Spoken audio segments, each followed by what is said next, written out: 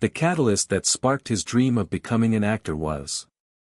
He recalled his first role, a simple tree in a kindergarten play, where adults' cheers made him feel extraordinary.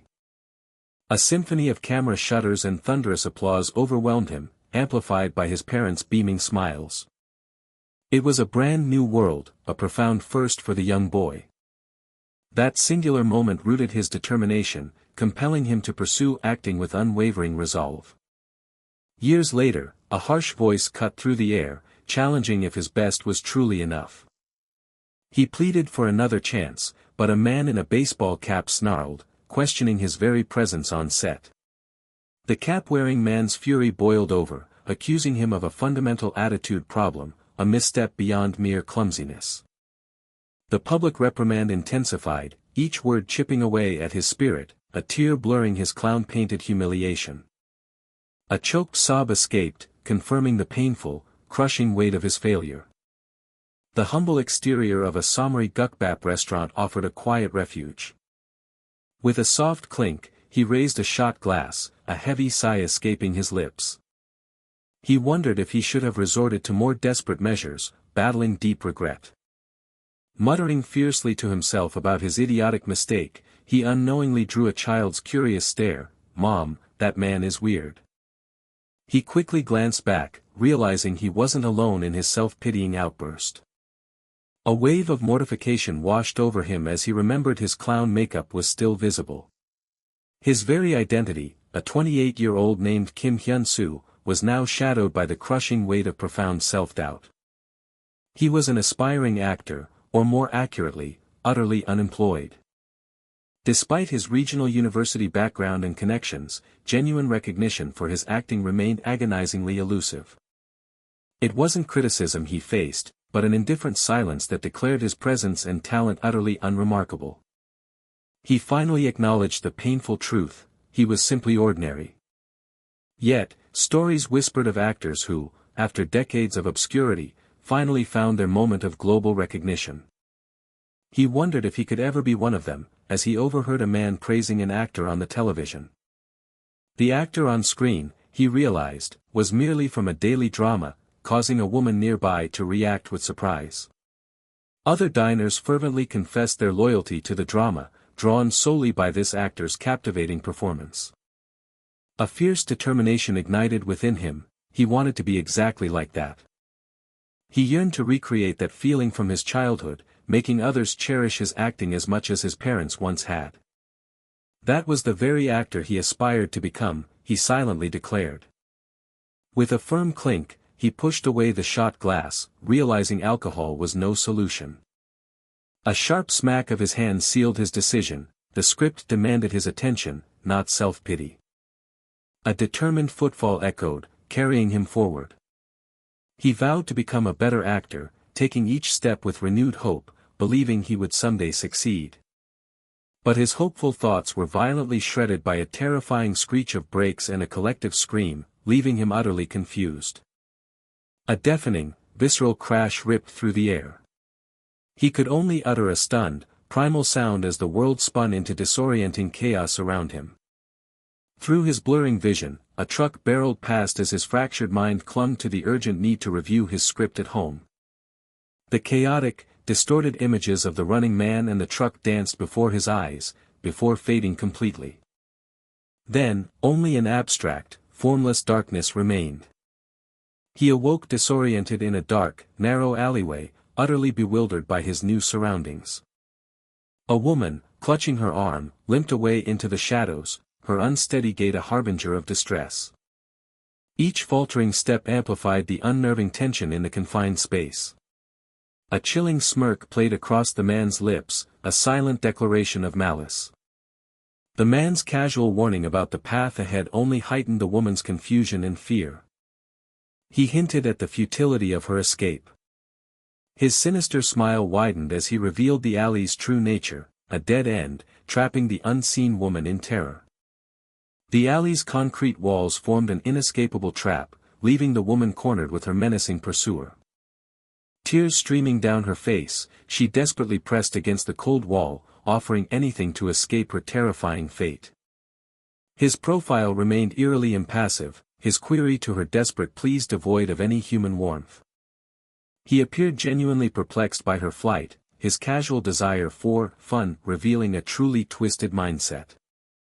She knelt, babbling apologies and promises of secrecy, as he mockingly played with her terror, feigning confusion. Her tearful face was a portrait of pure anguish, pleading for a mercy she knew might never come. Then, violent kicks echoed, forcing her to watch in horror at the unseen brutality.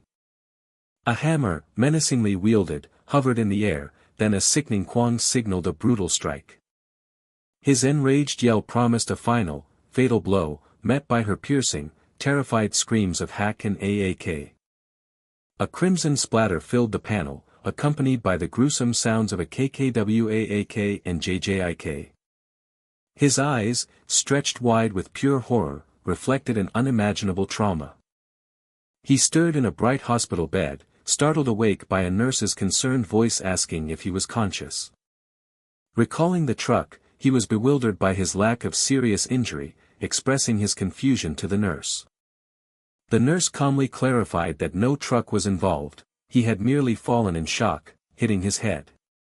He learned he'd suffered a concussion, unconscious for 2 full days, and was sternly advised to rest. He pondered his lucky escape from the sidewalk block, then wondered what horrors might have unfolded in his mind since. He murmured to himself, the chilling dream about that brazen, fun-seeking figure still haunting his thoughts. The nurse, startled, turned her head at his indistinct muttering. Startled, he asked what he'd said, but the nurse, claiming she'd been too busy, brushed off his words. The nurse informed him a professor would arrive soon, asking him to wait patiently. He simply stared ahead, his mind completely moang.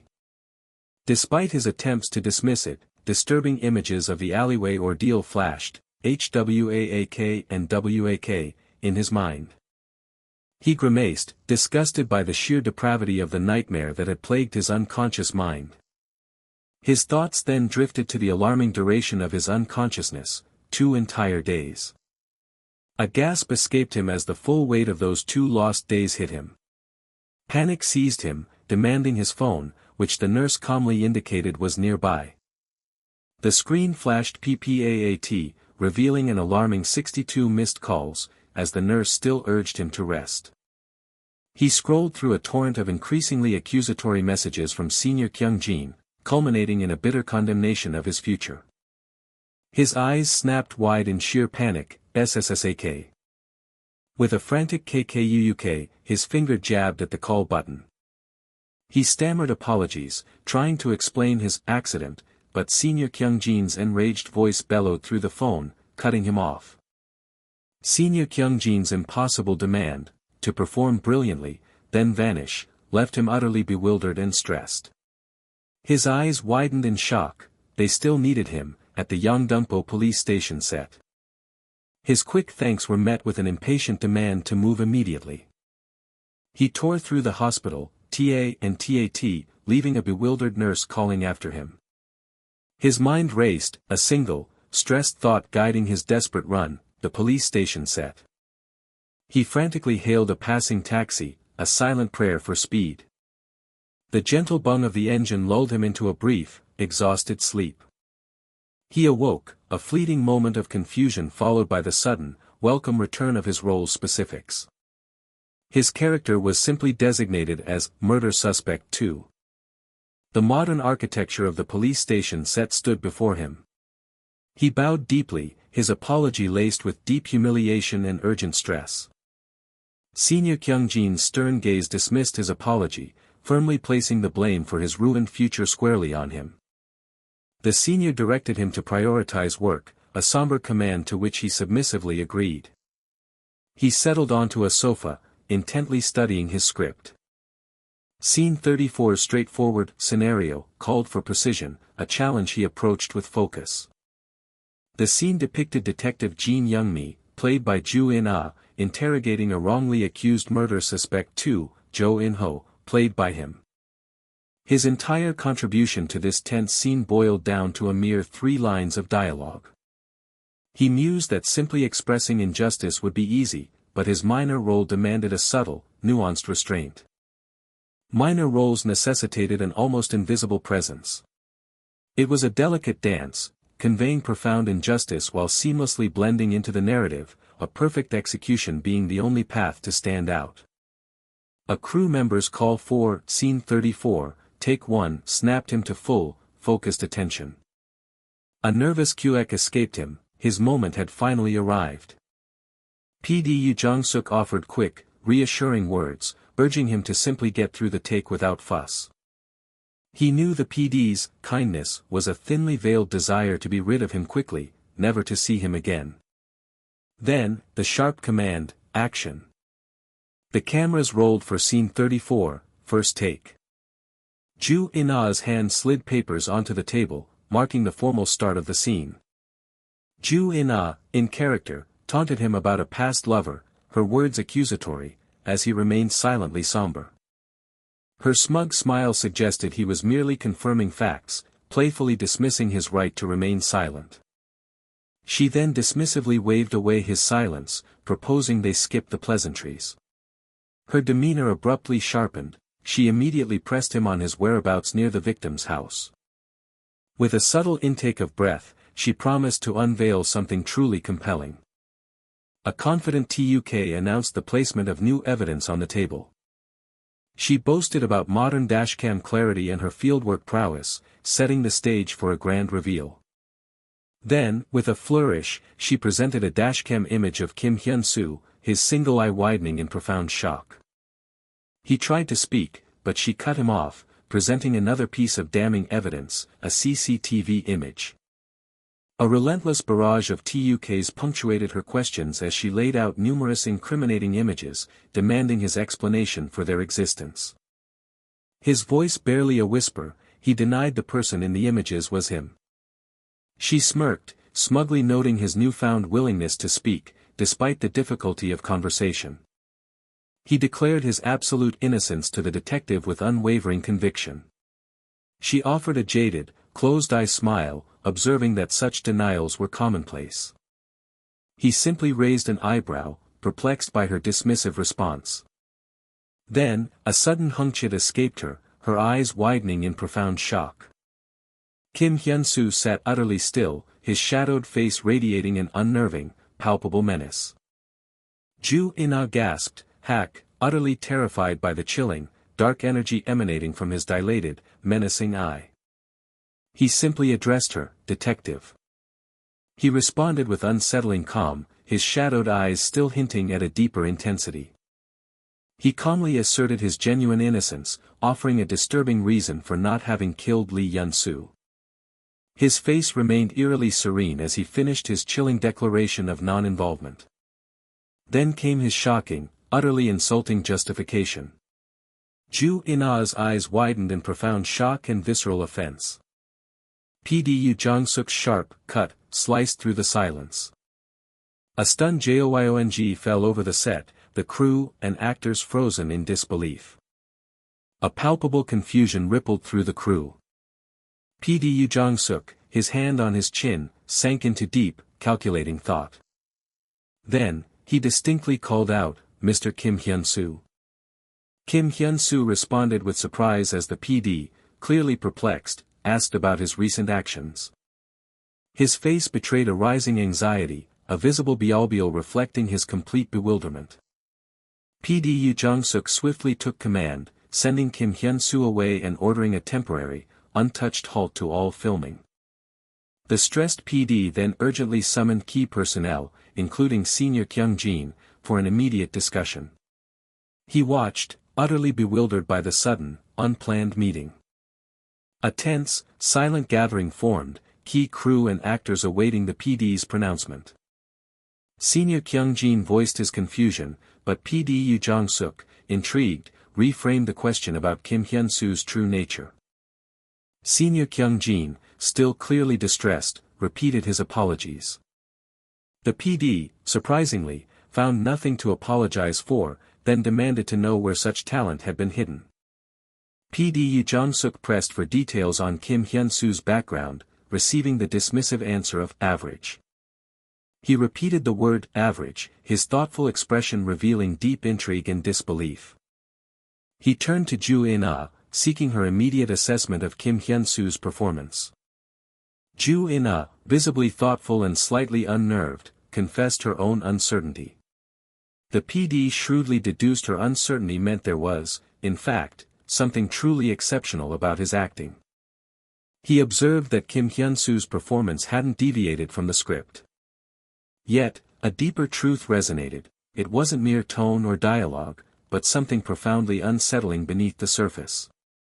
A sudden, crucial insight clicked into place.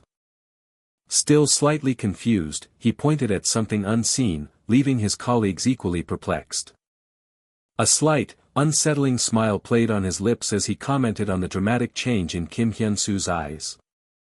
PD Yoo Jong-suk posed a rhetorical question to Senior Kyung-jin about the true appearance of human eyes in darkness.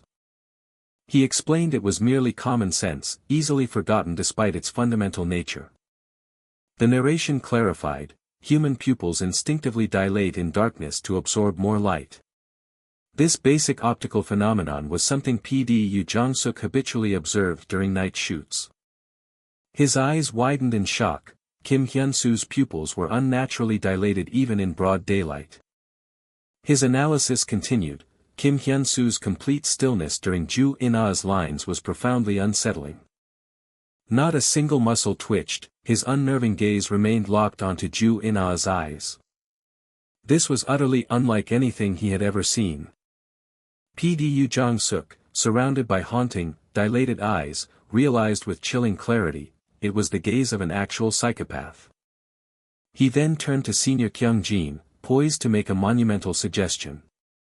PD Yoo Jong-suk declared they must send the footage they just shot to a specific, unnamed person. A phone vibrated with an insistent bururu, displaying an urgent call from PD Yoo Jong-suk. A busy woman at her desk answered the phone, her focus clearly elsewhere.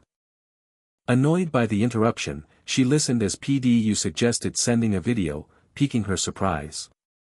Her eyes widened in genuine astonishment at the mention of a video. Her single eye betrayed a mix of confusion and burgeoning intrigue. She demanded to know the nature of this mysterious footage. Slow, deliberate footsteps echoed through the eerie, darkened passage.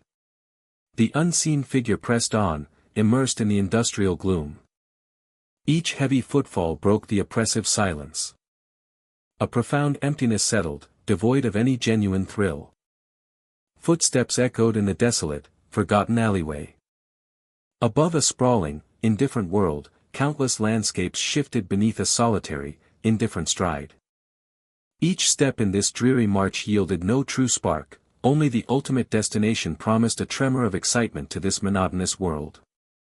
For genuine thrills, only two chilling elements truly mattered. A sharp edge met fragile flesh with a sickening quagic, erupting in a violent crimson spray. Amidst the violent crimson, the raw, guttural uique of anguish delivered a disturbing, exquisite pleasure. A chilling, predatory smile stretched wide, as the architect of violence finally felt a perverse sense of relief, a moment to breathe.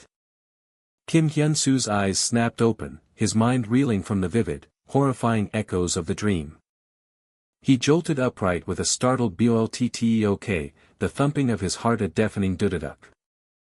Go Eun-ju's voice cut through Kim Hyunsu's lingering disorientation, asking if he had suffered a nightmare.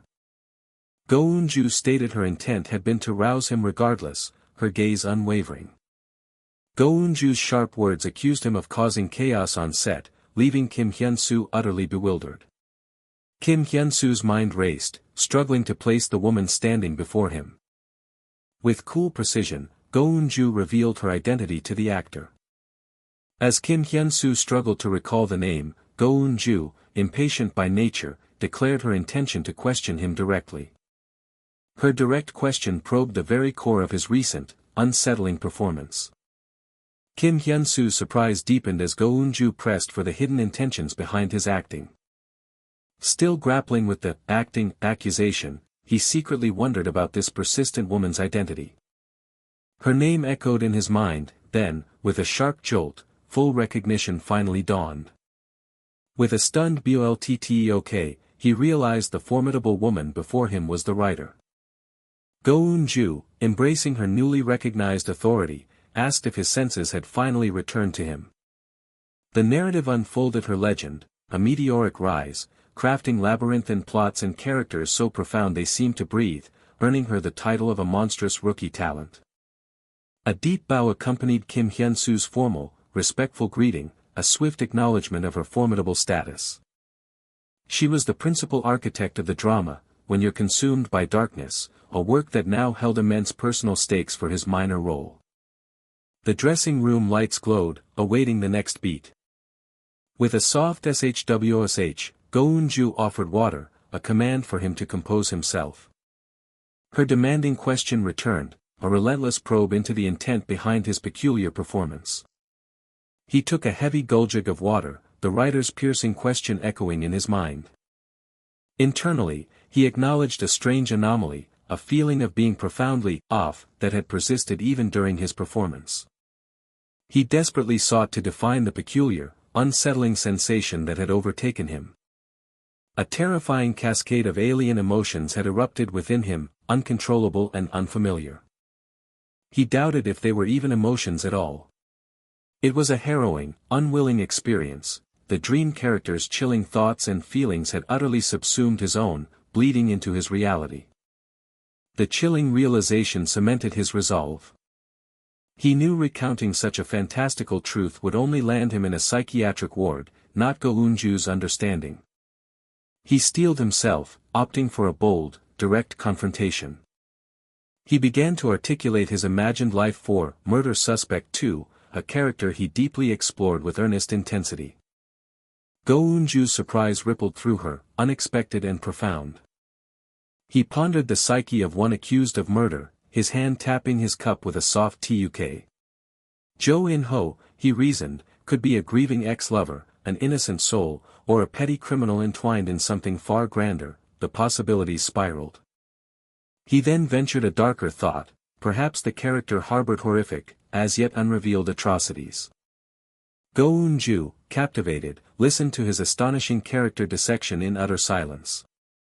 A tiny hup of surprise escaped her lips. Go Eun-ju burst into laughter, finding his fresh approach amusing, but a heavy, but hung in the air. A dismissive jjok sound punctuated her amusement. Her sharp, accusing gaze landed on him. Are you the writer? Kim Hyunsu, visibly ed, caught off guard. She unleashed the full force of her accusation. He had unilaterally shaped the character, utterly disregarding the writer's original vision, leaving him speechless. Surprisingly, he admitted his transgressions with blunt honesty. Go Eun-ju was momentarily stunned by his candor. He reasoned that clumsy lies would only worsen the situation. Direct acknowledgement was his only viable, honest path forward. With a wry smirk, she feigned exasperation at his unexpected, brazen honesty. After a contemplative pause, Go Eun-ju conceded, signaling a shift in her strategy. She delivered the blunt verdict: his earlier scene would be discarded, stunning Kim Hyun-soo anew. He resigned himself to the harsh reality. A minor actor daring to challenge the writer inevitably faced such an absolute, crushing defeat. His apprehension grew as Go Eun-ju addressed an unseen PD, confirming their conversation. Just then, PD Yoo Jong-suk, an amiable observer with a knowing smile, emerged from the doorway, having witnessed the exchange. A silent shwsh accompanied PD Yoo Jong-suk's amused nod. Go Eun-ju ordered the scene cut and actor replaced, while PD Yoo Jong-suk, mid-phone call, casually inquired about an immediate camera test. The mention of a camera test utterly confused Kim Hyun-soo, while Go Eun-ju forcefully demanded its immediate feasibility. PD Yoo Jong-suk, with feigned resignation, acknowledged the unprecedented request, claiming this powerless PD had no choice but to obey writer Go.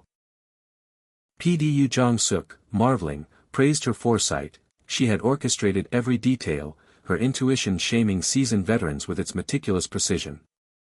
Kim Hyun-soo, bewildered, could only wonder about the camera test, convinced he was being fired, while Go Eun-ju shared his surprise. Go Eun-ju, with a sarcastic flourish, dismissed the absurdity of her firing a minor actor, only deepening Kim Hyun-soo's confusion. She clarified, he was indeed dismissed, but only from his current, specific role as murder suspect 2. Go Eun-ju's direct address drew a nervous, attenuated, yes, from him. She unleashed her scorn, declaring her intolerance for those who selfishly prioritize personal glory over collaborative effort. Yet, with a surprising twist, she admitted a peculiar tolerance for such annoying individuals. As Kim Hyunsu sought clarification, Go Eun-ju abruptly introduced the drama's protagonist, Jin Mi-young. Go Eun-ju then posed an intriguing question, asking if he knew the profound, driven inspiration behind the relentless detective, Jin Mi-young. The shocking truth emerged: Go Eun-ju herself was the protagonist's inspiration, leaving Kim Hyunsu speechless. Go Eun-ju clarified her self-reference, not to the protagonist's righteousness, but to a mysterious other side, prompting his eager query. Her confident smirk revealed it, a fierce, fighting spirit that never shied from confrontation. Kim Hyunsu watched, startled, as she proposed they see this fight through to its bitter end. Her eye blazed with an unyielding resolve to confirm everything. She sought to verify the elusive something within Kim Hyunsu, an intangible quality she couldn't discern from digital footage. A soft SUK accompanied the pulling of a new script. She presented him with an exclusive, unreleased first draft, bewildering Kim Hyunsu with its unprecedented significance. Holding the script aloft, she challenged him, "Convince me with this." With a confident smirk, she demanded he unveil his true acting prowess. He was utterly stunned by the unexpected, colossal challenge. The bright mirror light stood sentinel, awaiting resolution. Alone, Kim Hyunsu immersed himself in the challenging new script. He let out a deep phew, processing the immense challenge. With unyielding resolve, he accepted the audacious challenge. He turned the script pages with a soft palate, absorbed in its depths. A sudden, puzzled "huh" escaped his lips. Profound shock washed over him, the script's words delivering an unbelievable revelation. A wave of pure frustration washed over the woman with glasses and brown hair. The woman with glasses and brown hair sought answers about the writer's abrupt exit, puzzled by the mention of a mysterious manuscript. It was a script for Lee Ji-woon's introduction, supposedly completed just hours before. A casual yawn prefaced a sudden, troubling thought from the woman with glasses and brown hair. A chilling realization struck her: the manuscript was far from complete, stunning them both. Panicked, the woman with short brown hair demanded to know why she had been told it was finished. The woman with glasses and brown hair frantically clarified her intention, not the actual completion. A sickening realization dawned as the finished script was exposed as merely a printer test page. The dire truth settled upon them: they were utterly screwed. The woman with glasses and brown hair frantically ordered a desperate call to the writer. The writer was unreachable, deepening their plight, so the woman with glasses and brown hair demanded the set's location, preparing to take action herself. With unyielding resolve, she declared herself the only one capable of fixing this mess. Amidst the bright industrial set, a voice announced camera tests were imminent, urging readiness. Kim Hyunsu stood in poised silence, the quiet tension of the set building around him. A flicker of doubt crossed Kim Hyunsu's mind. Utter bewilderment settled in as he pondered the blank manuscript. The mostly blank script left him with an uneasy question: was he meant to improvise entirely? A sudden jolt of awareness struck Kim Hyunsu as he felt the intense, expectant gaze of the assembled crew. Among the scrutinizing faces were the woman with brown hair and Go Eun-ju, both poised to judge. PD Jong-suk, their leader, watched with critical intent. Every single eye pierced him, an overwhelming, singular focus. Their collective gaze demanded his performance. Whatever their expectations, Kim Hyunsu resolved to deliver, declaring himself already beyond readiness. Every past effort culminated in this very moment: he was, in truth, ready. A quiet nod affirmed his declaration of readiness. The crisp commands of "stand by," "action," sliced the silence. Kim Hyunsu held himself in focused suspension, awaiting the unfolding scene. An eerie coincidence struck him, the scant stage directions echoed a dream he'd just experienced. A man moved through an engulfing darkness, heading toward an unknown destination. His solitary journey continued through the profound gloom. Each step fell with a weighty, deliberate purpose. A resonant jiabeek marked another measured step forward. He pressed on, his thoughts etched in grim contemplation. The steady jiabeek continued, deliberate and unwavering. He succumbed entirely to an unnamed emotion, an irresistible current pulling his every step. From his core surged an unfamiliar sensation, neither interest nor exhilaration, perhaps a yearning, or something beyond mere emotion, a nascent, pure, unadulterated instinct. Yes, it was primal instinct, a profound realization that cleaved his world from theirs, shaping every movement and breath. The profound truth dawned, this was the unyielding instinct to simply survive. Born inherently different, his very existence was a constant, arduous struggle to prove his place. Another determined jiabeek was punctuated by a stark, silent question, was anyone watching? The rhythm of jiabeek continued, bearing the same piercing query, could they truly see him? Father, a deeply personal question resonated, were you truly witnessing his every move? An entire universe of raw intensity burned within his gaze. His world's very existence hinged on two crucial components. Awaiting his touch were both something razor-sharp and something terribly fragile. A decisive, menacing grip seized the blade. A precise hand held the instrument of delicate incision. The man with dark hair courteously returned Go Eunju's forgotten pen, catching her off guard. A blinding Byeonjik revealed an impossibly sharp pen, making Go Eunju audibly kulkik. She pondered when she could have possibly dropped it. Her mind drifted back to Kim Hyunsu's performance, still vivid and unsettling. An inexplicable creepiness had settled over her during his act. It transcended mere creepiness, becoming a profound revulsion, making her question, could such a raw display even be called acting? He merely walked, yet an undeniable, overwhelming force emanated from him with every approaching step. His performance defied all her established notions, standing distinct from any acting she'd ever witnessed. PDU Jong-suk initiated a serious inquiry, directing his gaze toward Go Eunju. He probed for the underlying reason behind the script's deliberate lack of dialogue. A stunned man with dark hair awkwardly confessed that the manuscript provided had no dialogue from the start. Go Eunju voiced her disbelief as the sook of pages confirmed the horrifying truth of the blank script. A frantic cry of "Writer" erupted as the woman with glasses and brown hair burst in, distraught. Kim Hyunsu, surprised, questioned Yoonmi's sudden, shocked appearance. As Kim Hyunsu questioned the script, Yoonmi frantically accused him of taking the wrong one. Go Eunju's incredulity mounted, struggling to comprehend the notion of a wrong script. A sudden pot of realization slammed into Go Eunju, utterly shocking her. A horrifying realization dawned, the script was entirely devoid of dialogue. Her mind reeled, he had delivered that entire powerful performance from mere stage directions. In profound awe, Go Eunju demanded to know his true nature, utterly bewildered by his talent. With quiet confidence, he simply affirmed, I'm an actor. The professional studio setting hummed with quiet efficiency. An off-panel voice prompted the team to share their assessments of the extraordinary performance. PDU Jong-suk deemed it raw, yet undeniably compelling.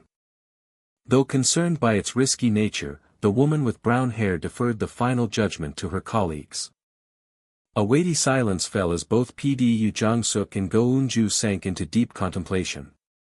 Her analysis concluded it was far beyond simple imitation.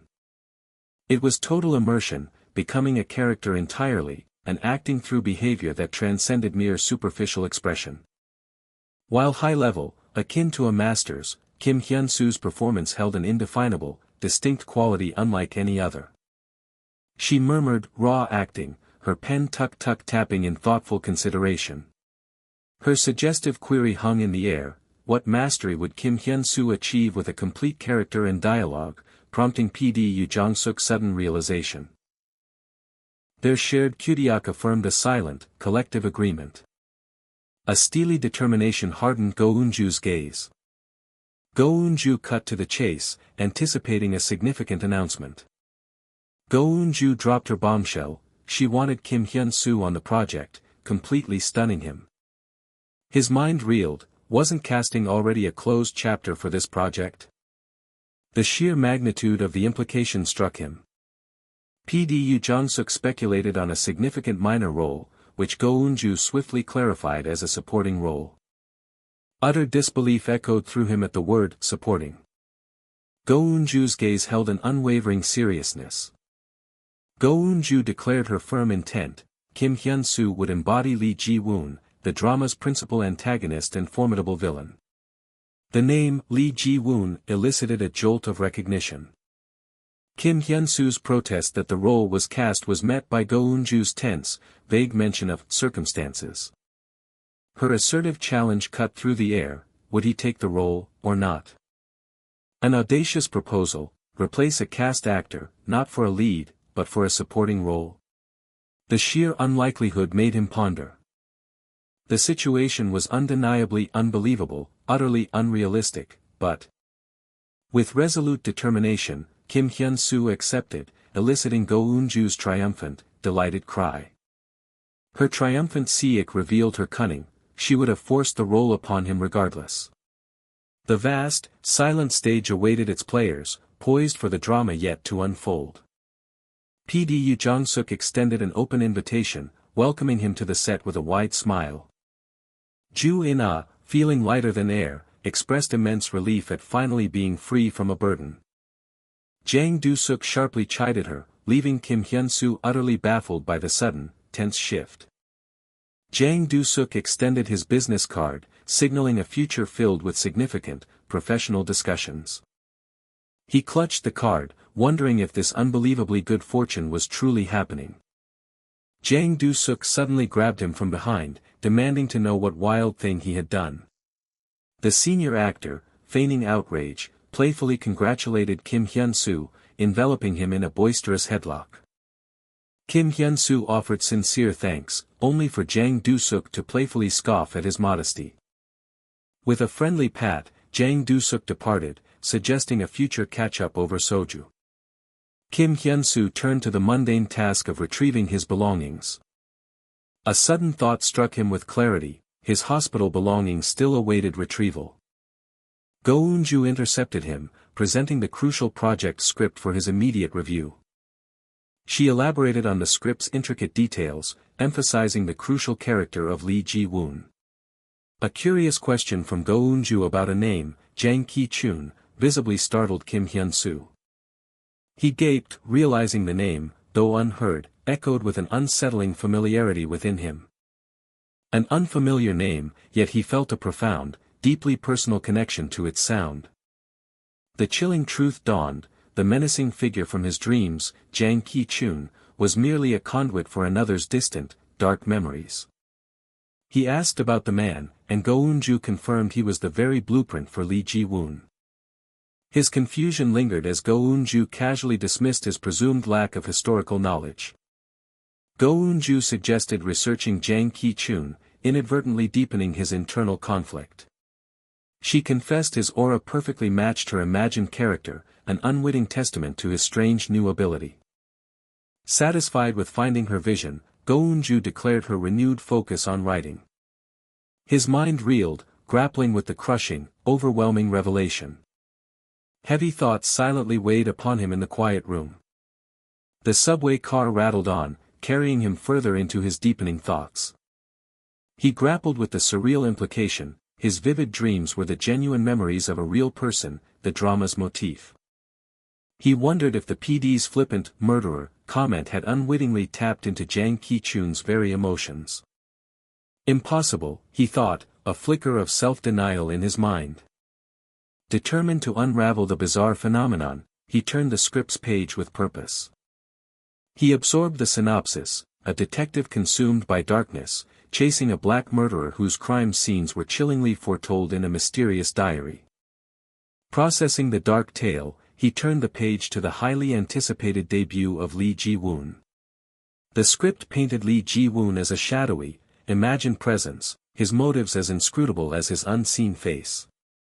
A chilling realization struck him: the desolate scenes described on the page mirrored the haunting landscapes of his dreams. Driven by a sudden, urgent need for answers, he pulled out his phone. A shocking discovery jolted him to his core, widening his eyes. The headline screamed, "Shadow Murderer," revealing Jang Ki-chun's horrific identity to him. A stark title card announced the chilling 1992 investigation files of the Shadow Murderer. He absorbed the grim details of numerous murders, the killer's unknown true identity, and the unsettling alias designed to thwart investigators. Fear etched itself onto his face as the gravity of the shocking details settled. He died by his own hand, erasing his identity in flames, forever becoming the indelible stain on police history, the Shadow Murderer. The chilling thought that the Shadow Murderer might still lurk, an unseen presence, plagued his mind. He processed the gruesome fact: the murderer had taken his own life, evading capture. This anonymous killer from 3 decades past, whose identity was a mystery, was now invading his most private dreams. The horrifying, undeniable conclusion became terrifyingly clear. The absolute horror of his situation solidified: he was living the very dreams, the memories, of a dead, infamous murderer. The subway rattled on, oblivious to the profound, secret torment within him. The why remained elusive, yet one thing was undeniably clear about this bizarre phenomenon. This surreal ability was profoundly impacting his performance, shaping his craft in unexpected ways. He rationalized it as a twisted form of method acting, a deep emotional synchronization. Yet, this strange gift was a double-edged sword, fraught with unseen peril. He remembered a scene where Jang Ki-chun's emotions usurped his own, effective yet, from an actor's core, an absolute failure. The chilling thought arose: what if Jang Ki-chun's emotions continued to hijack his performances, crippling his career? A fierce resolve hardened his grip into a tight fist. He swore he would master this phenomenon, lest the deceased murderer's memories utterly consume his very essence. After a day's necessary rest, he returned to the quiet of his home. Though physically recovered, his nights remained haunted by Jang Ki-chun's incessant, vivid dreams. Each waking moment was a battle to suppress the raw, surging hostility, anger, and hunger. The most terrifying surge was a vicious, unyielding murderous intent. Fortunately, as mere dream echoes, he managed to shunt these emotions into his unconscious, clinging precariously to sanity. He mused on the precise moment to unleash these potent, borrowed emotions for his craft. Go Eun-ju quietly reflected on his captivatingly raw acting. He determined a specific training method was necessary to balance Jang Ki-chun's influence with his own self. The answer, he realized with stark clarity, lay in acting itself. Through his performances, he would draw a clear, unyielding line between dream and harsh reality. He resolved to channel and modulate the dreams, shaping them through his acting. It was a protracted, difficult battle, a 2-week struggle to carve out his own personality from Jang Ki-chun's encroaching experiences. The long-awaited call finally arrived, the speaker apologizing for production company delays. As he listened, the voice on the other end smoothly shifted the conversation, taking an unexpected turn. An unexpected question about his agency status caught Kim Hyunsu by complete surprise. An exasperated voice on the phone vented frustration over an actor's image concerns demanding more money. The voice exploded in fury, vowing to change his surname before ever working with those impact bastards again. The exasperated voice shifted, fumbling to recall the substitute actor's name Go Eun-ju had put forward. Production director Ju Chang-suk read the name, Kim Hyun-soo, expressing genuine surprise at the unfamiliarity. The vast, clear sky stretched endlessly above a verdant forest. Ju Chang-suk introduced himself, the production director behind the drama When You're Consumed by Darkness. He held a specific, undisclosed purpose for visiting the set this time.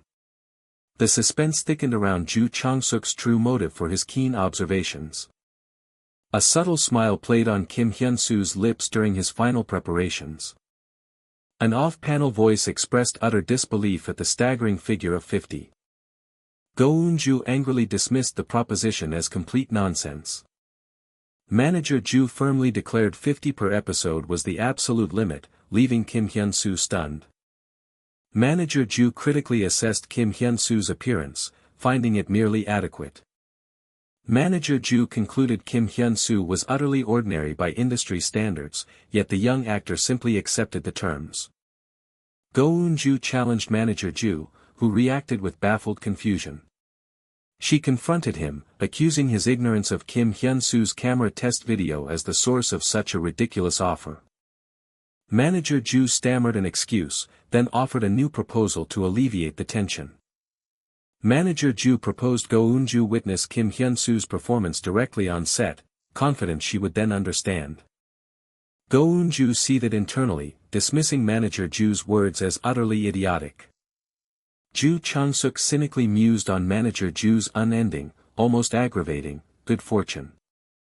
Manager Ju registered surprise as PD Yu Jong-suk playfully remarked on his knack for always finding himself amidst interesting spectacles. Manager Ju puzzled over the word spectacle, as PD Yu Jong-suk energetically called for immediate standby, confirmed by the crew. Go Eun-ju signaled Kim Hyunsu, preparing for their discussion. She informed Kim Hyunsu that today's scene would be an extension of his previous camera test. Kim Hyunsu nodded, his subtle smile betraying confident understanding. The scenario unfolded: a man, consumed by darkness, wandered a shadowed forest, imagining the haunting first page of Jin Mi-young's diary. Go Eun-ju explained her script revisions, removing detailed actions to better suit Kim Hyunsu's unique acting style. Kim Hyunsu's unexpected question about a tool left Go Eun-ju bewildered. Kim Hyunsu clarified he meant a tool for murder, to which Go Eun-ju suggested weapon, and he readily agreed. Metal tools rattled within the open white toolbox. Go Eun-ju presented an industrial screwdriver, revealing it as Lee Ji-woon's primary weapon, also the instrument of his childhood abuse. Kim Hyunsu pondered the details, prompting an observing Ju Chang-suk to inquire if something was amiss. He boldly asked to incorporate other tools from the box. Ju Chang-suk recoiled in utter disbelief at the unknown actor's brazen audacity. Kim Hyunsu analytically countered that a screwdriver was hardly a rational killing tool.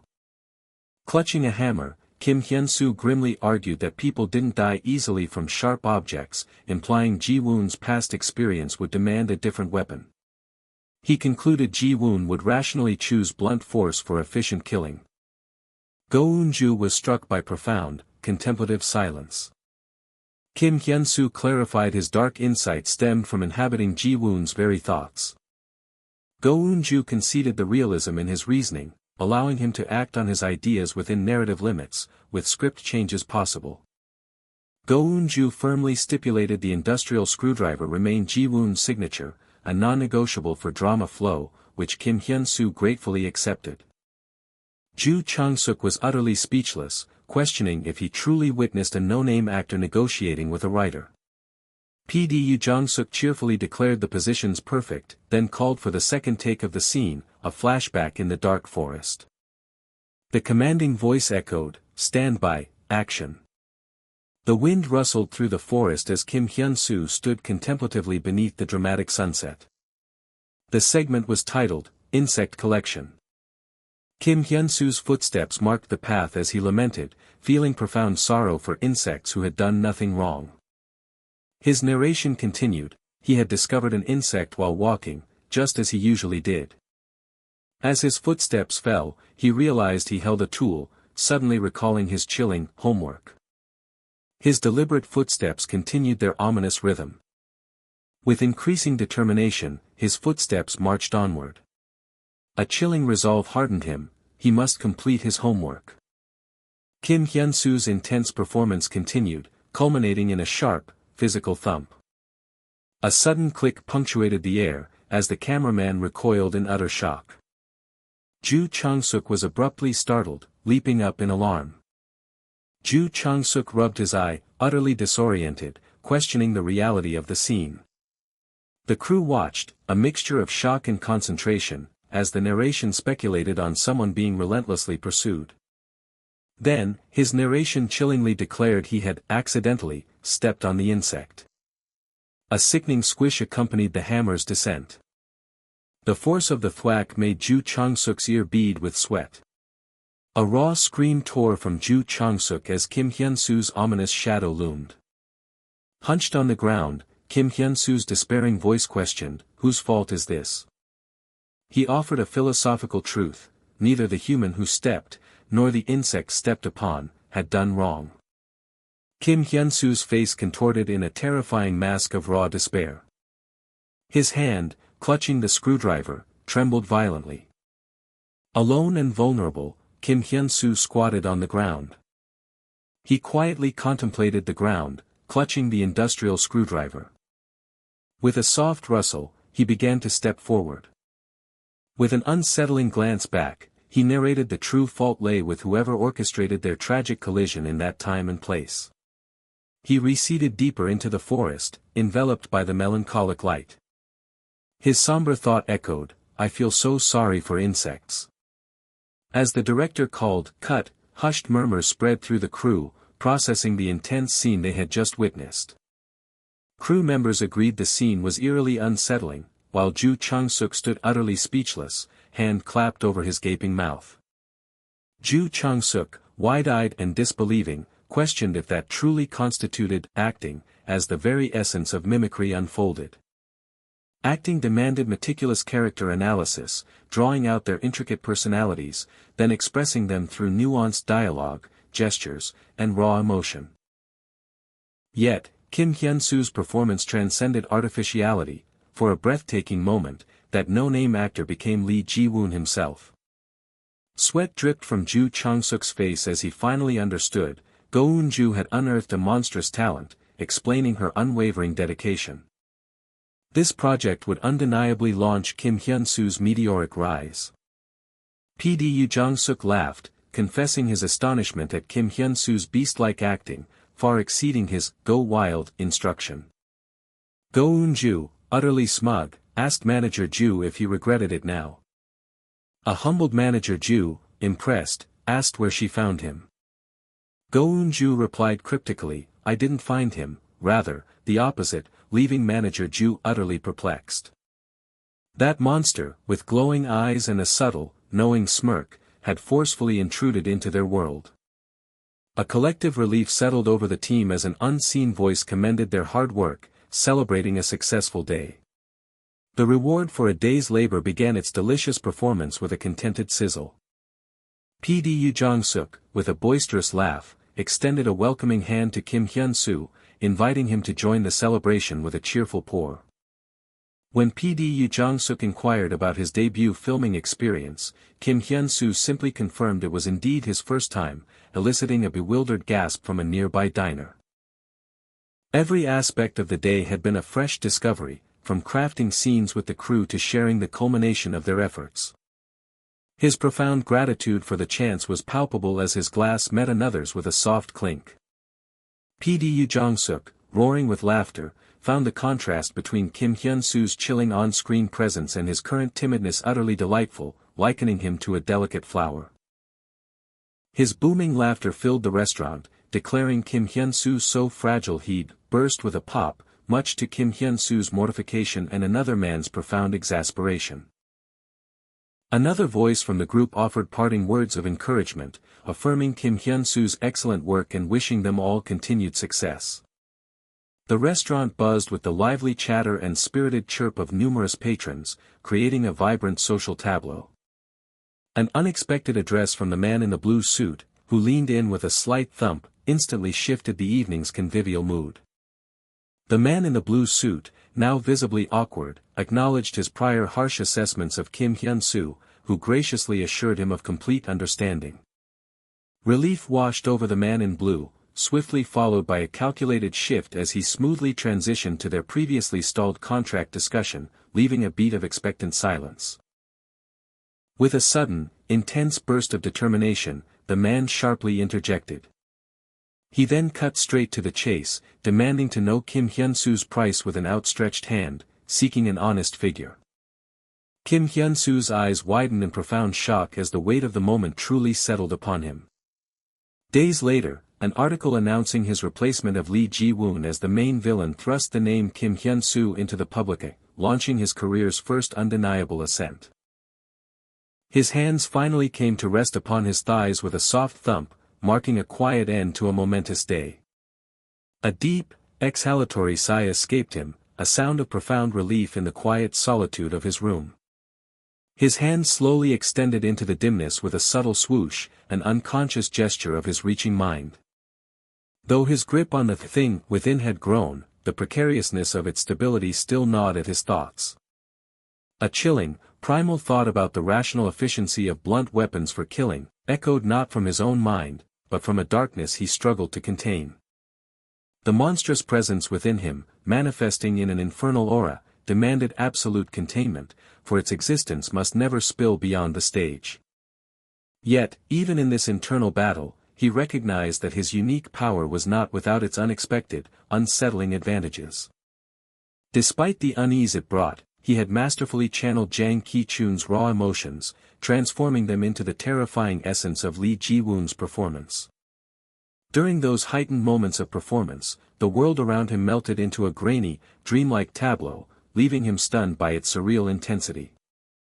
Staring back from his reflection, he acknowledged the stark truth: this potent gift was undeniably a dangerous, double-edged sword. His current acting prowess, he realized, was best suited only for solitary scenes, a powerful tool with inherent limitations. When faced with the nuanced give-and-take of interacting with other actors, he feared his unique strengths might instead become a toxic detriment, poisoning the very scene. A single, stark truth emerged. He had to seize absolute control over the monster within, for anything less risked devastation. The director's decisive call of "cut" brought the demanding scene to its immediate conclusion. PDU Jong-suk mused, confirming with Kim Hyunsu whether the early solo scenes were now finally in the can. The time had come, PDU Jong-suk explained, for coordination with the wider cast, a new challenge for Kim Hyunsu who had only interacted with the lead actor thus far. Therefore, he proposed an intermediate script reading, an opportunity for early collaboration, and sought Kim Hyunsu's thoughts on the idea. Kim Hyunsu gasped in a silent burst of profound surprise. The concept was simple, a script reading. It was a crucial phase before full-scale filming, a time for actors to gather, immerse themselves in the script, and begin to align their performances. The initial script reading for the drama had, in fact, concluded a month prior. This intermediate reading was highly unusual, and Kim Hyunsu worried about the burden of inconvenience it might place upon the other actors. PDU Jong-suk waved off Kim Hyunsu's concerns, explaining that due to scheduling conflicts, only Jang Do-suk and Ju In-ah, his primary scene partners, would attend a simplified reading. His eye widened dramatically, the name Jang Do-suk struck him like a bolt. For anyone familiar with dramas, Jang Do-suk was a titan, the consummate supporting actor whom Kim Hyunsu had revered since childhood, watching his iconic performances. Kim Hyunsu, brimming with eagerness, declared his absolute willingness if the seniors agreed, and a pleased PDU Jong-suk confirmed he would make the arrangements. A quick tap on the screen set the wheels in motion. Jang Do-suk, surprisingly eager, desired a meeting tomorrow, PDU Jong-suk relayed, proposing an early gathering with Ju In-ah as well. Kim Hyunsu's eyes widened, a bead of sweat forming, as the reality of the swift opportunity set in. The following day found PDU Jong-suk and Jang Do-suk already settled into the bright, modern expanse of a cafe. His heart pounded a frantic thump-thump, betraying his profound nervousness for the impending encounter. An overwhelming wave of anxiety choked him, making him grasp his shirt with a sharp slam. With a knowing smirk, Jang Do-suk directly assessed Kim Hyunsu, questioning if he was indeed the much-talked-about, interesting guy. Kim Hyunsu bowed deeply, introducing himself with unwavering respect, while Jang Do-suk, acknowledging his apparent ordinariness, nevertheless hinted at whispers of his remarkable acting talent. Kim Hyunsu blinked in confusion, but Jang Do-suk simply gestured toward a surprisingly easygoing PDU Jong-suk, noting his uncharacteristic approval with an emphatic "okay" sign.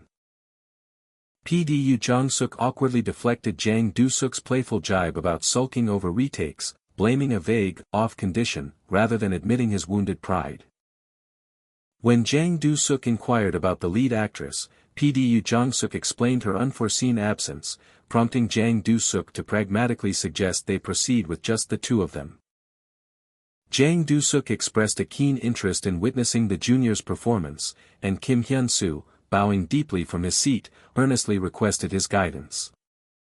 Jang Do-suk, impatient with the prolonged bowing, urged them to begin, but PDU Jong-suk tried to gently steer them towards more coffee and conversation first. With a sharp, challenging glance, Jang Do-suk implied PDU Jong-suk had spoken too soon, betraying his lack of attention. Kim Hyun-soo sat utterly absorbed, his face shadowed by intense concentration as he delved into the script. A profound shift ignited within him, a silent, powerful woe resounding in his mind. Jang Do-suk, ever observant, saw Kim Hyun-soo's intense readiness and playfully chided PDU Jong-suk for his casual coffee drinking while such a junior waited. His gaze sharpened into a penetrating glance, taking in every nuance. Jang Man-ho, the role embodied by Jang Do-suk, was a former organized crime figure who ran a prostitution service, a character who would clash with Lee Ji-woon and later Jin Young-mi, even detecting the black murderer before anyone else. Though initially an antagonist to protagonist Jin Young-mi, he ultimately became a crucial ally, arguably the most pivotal supporting character in the entire drama. PDU Jong-suk officially commenced the reading, cueing the first scene, first encounter in front of the police station. At the main entrance of the police station, Jang Man-ho's cool yet commanding voice cut through the air, halting Lee Ji-woon's confident advance. Jang Do-suk's character uttered his first challenging words, instantly causing an internal, questioning jolt through Kim Hyun-soo. Jang Do-suk's portrayal grew, his words dripping with a menacing taunt, challenging Lee Ji-woon to reveal his true nature with a sinister grin that promised confrontation. Kim Hyun-soo stood utterly stunned, frozen by the sheer force of the performance. His leg instinctively recoiled, taking an involuntary stumble backward.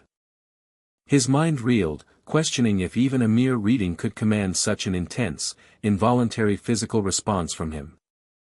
With a quiet, determined thump, Kim Hyun-soo placed his script onto the table. Jang Do-suk registered Kim Hyun-soo's unexpected action with a flash of surprise, quickly followed by intrigued curiosity.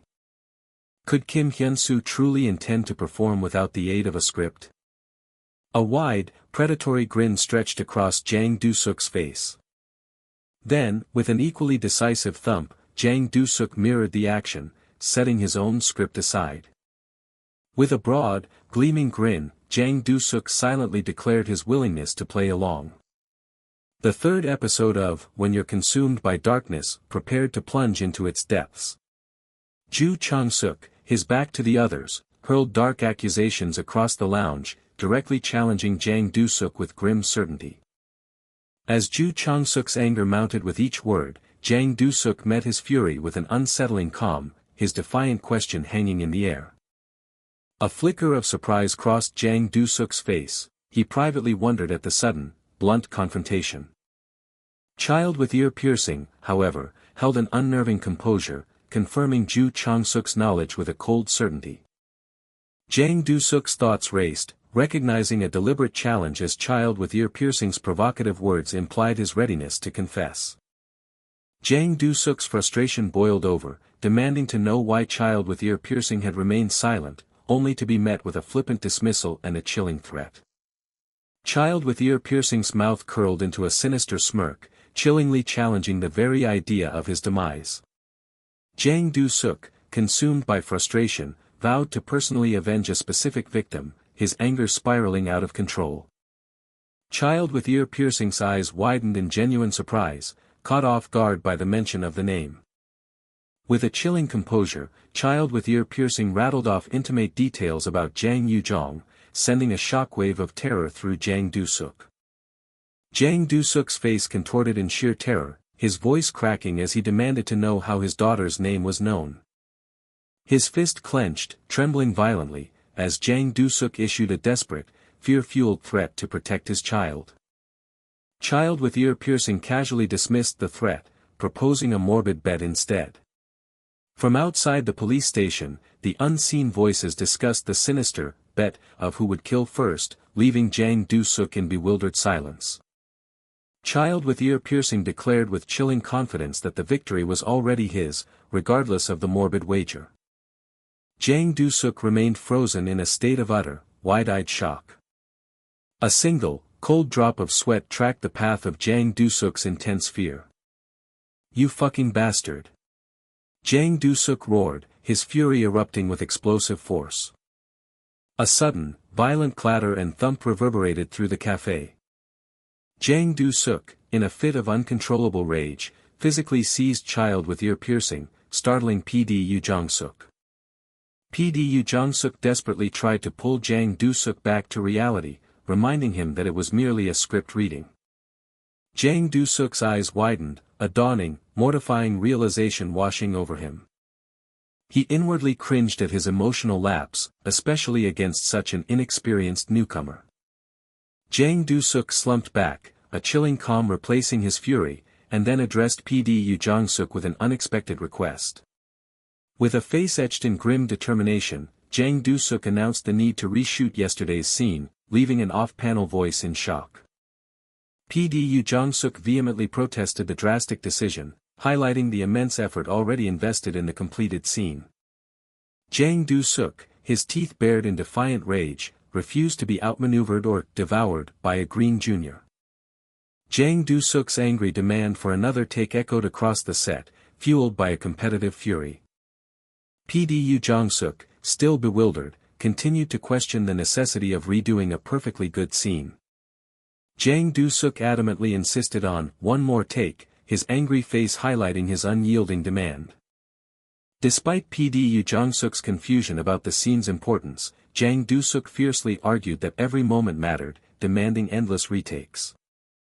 Go Eun-ju observed the unusual shift in atmosphere, sensing a new, intense energy emanating from Jang Du-suk. From a distance, Go Eun-ju quietly watched as three men conversed in front of the police station.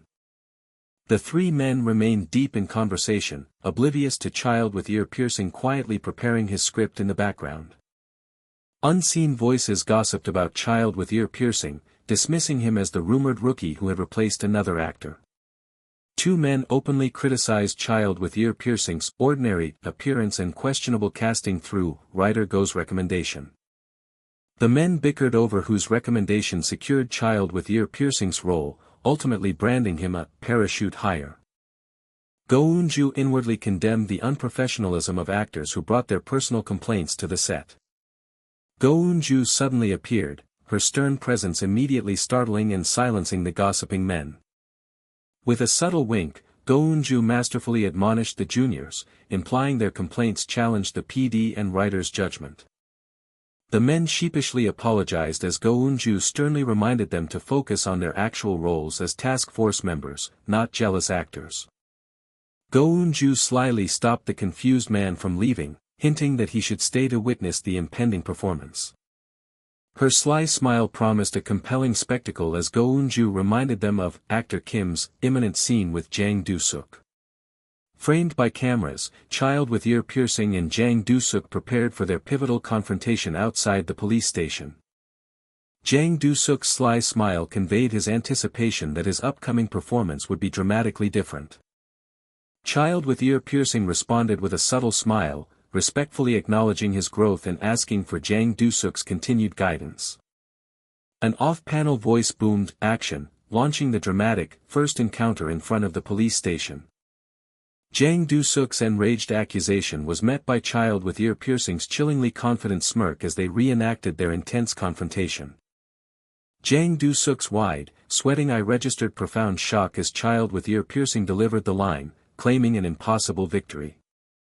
Jang Du-suk, fully immersed, roared in fury and grabbed child with ear piercing, who remained unnervingly calm. "Okay," an off-panel voice called, signaling the abrupt end of the intense scene. The onlookers reacted with wide-eyed shock, immediately retracting their earlier dismissals and questioning their judgment of child with ear piercing. Go Eun-ju's eye widened, her forehead glistening with sweat, as she processed the sheer sophistication of child with ear piercing's acting. She marveled internally at child with ear piercing's astonishing ability to embody such a complex role in mere days. Go Eun-ju swallowed hard, a nervous gulp acknowledging the unexpected shift in power dynamics. Observing child with ear piercing's confident retreat, Go Eun-ju realized that her own standing might now be in jeopardy. Child with ear piercing, script in hand, looked expectantly off-panel, eager for feedback on his performance. Jang Do-suk candidly admitted his astonishment at child with ear piercing's transformed performance, recognizing it as acting perfectly matched to the junior's tone.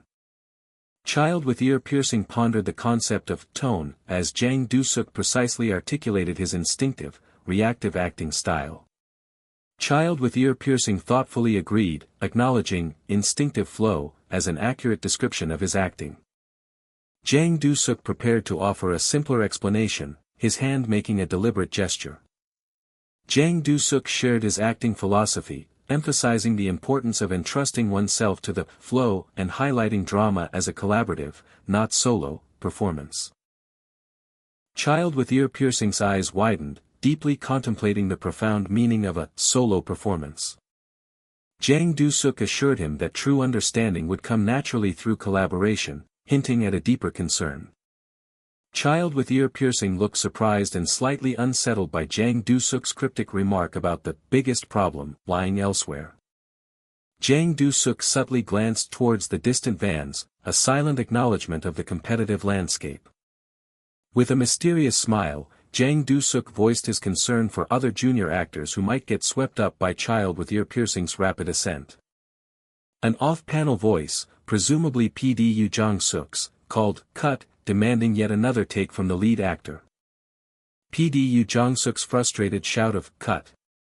NG echoed, expressing his dissatisfaction with the take. Repeated off-panel calls of, "Cut," and NG, punctuated the exhausting struggle to perfect the scene. The relentless demands of, "Again! Again! Again," pushed everyone to their limits. PD Yoo Jong-suk, visibly worried, asked if the lead actor was alright after the grueling retakes. Go Eun-ju anxiously scanned her surroundings, her worried expression reflecting the mounting tension. Go Eun-ju's eyes widened in intense, sweating shock, reacting to an unseen, alarming development. Lee Jae-woon, the man with dark hair roared, his frustration boiling over. He then fell backward with a visceral, thump, clatter, grimacing in pain as he hit the ground.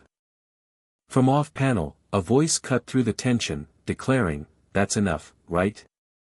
In front of a police station, the woman with brown hair stood sternly, observing the agitated man with dark hair. Her eyes narrowed with fierce determination, she voiced her indignation, "How dare you lay hands on a detective in front of a police station, though it makes it easy to catch you." The man with dark hair reacted with wide-eyed shock, questioning, "Lay hands on a detective?" A dawning realization spread across his face as he confronted the man with short haircut, "So, you weren't going to turn yourself in." The man with short haircut pondered the situation, his hand thoughtfully resting on his chin. Utter terror contorted the man with dark hair's face as the shocking truth dawned, "You were a cop." "Hey, you bastard," he screamed as his wrists were secured with a sharp click, protesting that this was not a surrender but a flagrant arrest.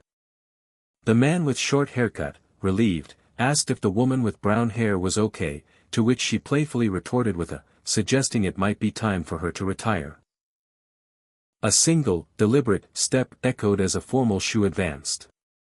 Jang Do-suk, with a thoughtful, knowing smile, spoke softly to the man with short haircut, sharing a quiet, about fewer mouths to feed in a downturn.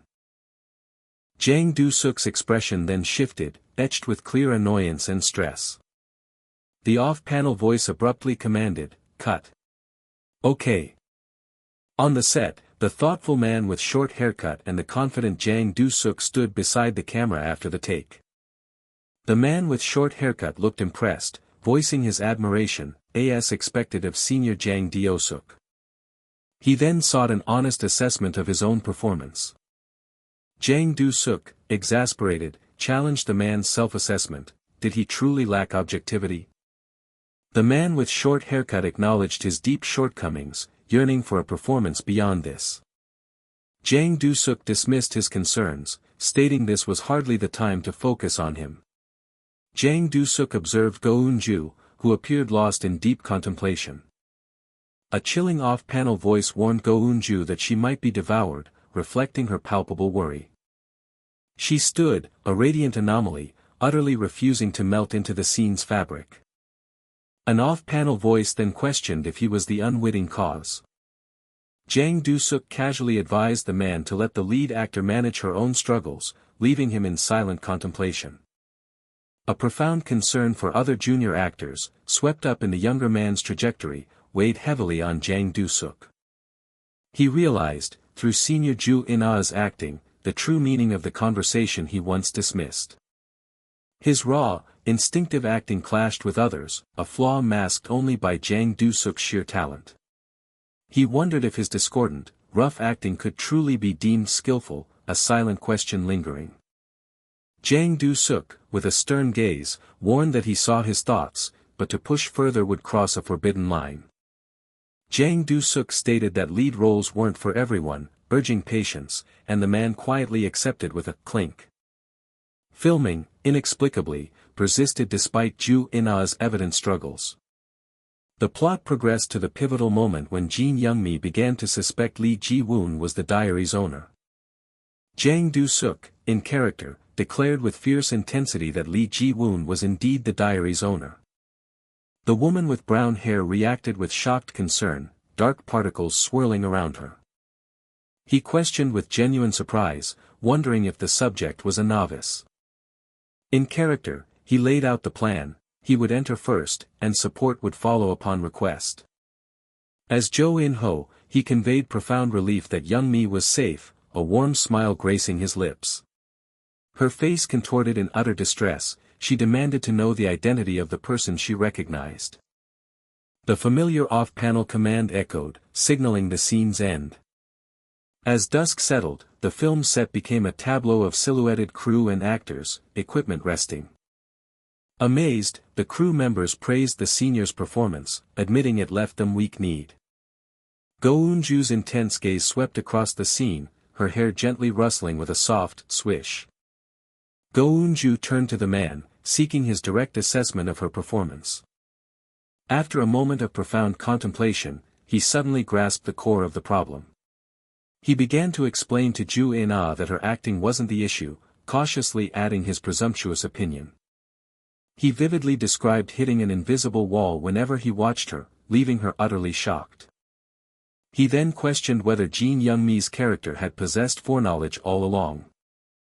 Amidst a sky ablaze with golden hues, he declared he could see something profound about Ju In-ah, or rather, Jin Young-mi. He proclaimed her character was being consumed by an insidious darkness, eliciting a sharp gasp of realization from her. A narrative unspooled, Jin Young-mi's spirited core eroded, drawn into Lee Ji-woon's insidious shadow until she was utterly consumed. Perhaps a quiet corner of Jin Young-mi's soul had always known Lee Ji-woon's inherent incompleteness. But her heart's burgeoning suspicions were repeatedly crushed by the sheer malevolence Jang Man-ho exuded. Layered denials birthed an abyss of despair, revealing the true, unsettling nature of Ju In-ah's recent helplessness. Only by truly inhabiting the script's universe could an actor authentically bring its characters to life. Unaware, Ju In-ah had fully plunged into that world, mistaking her character's deep immersion for mere ill health. Such unconscious, profound immersion spoke volumes, a rare testament to sheer, natural genius. He articulated how her performance's raw instability transcended acting, making him see Jin Young-mi herself.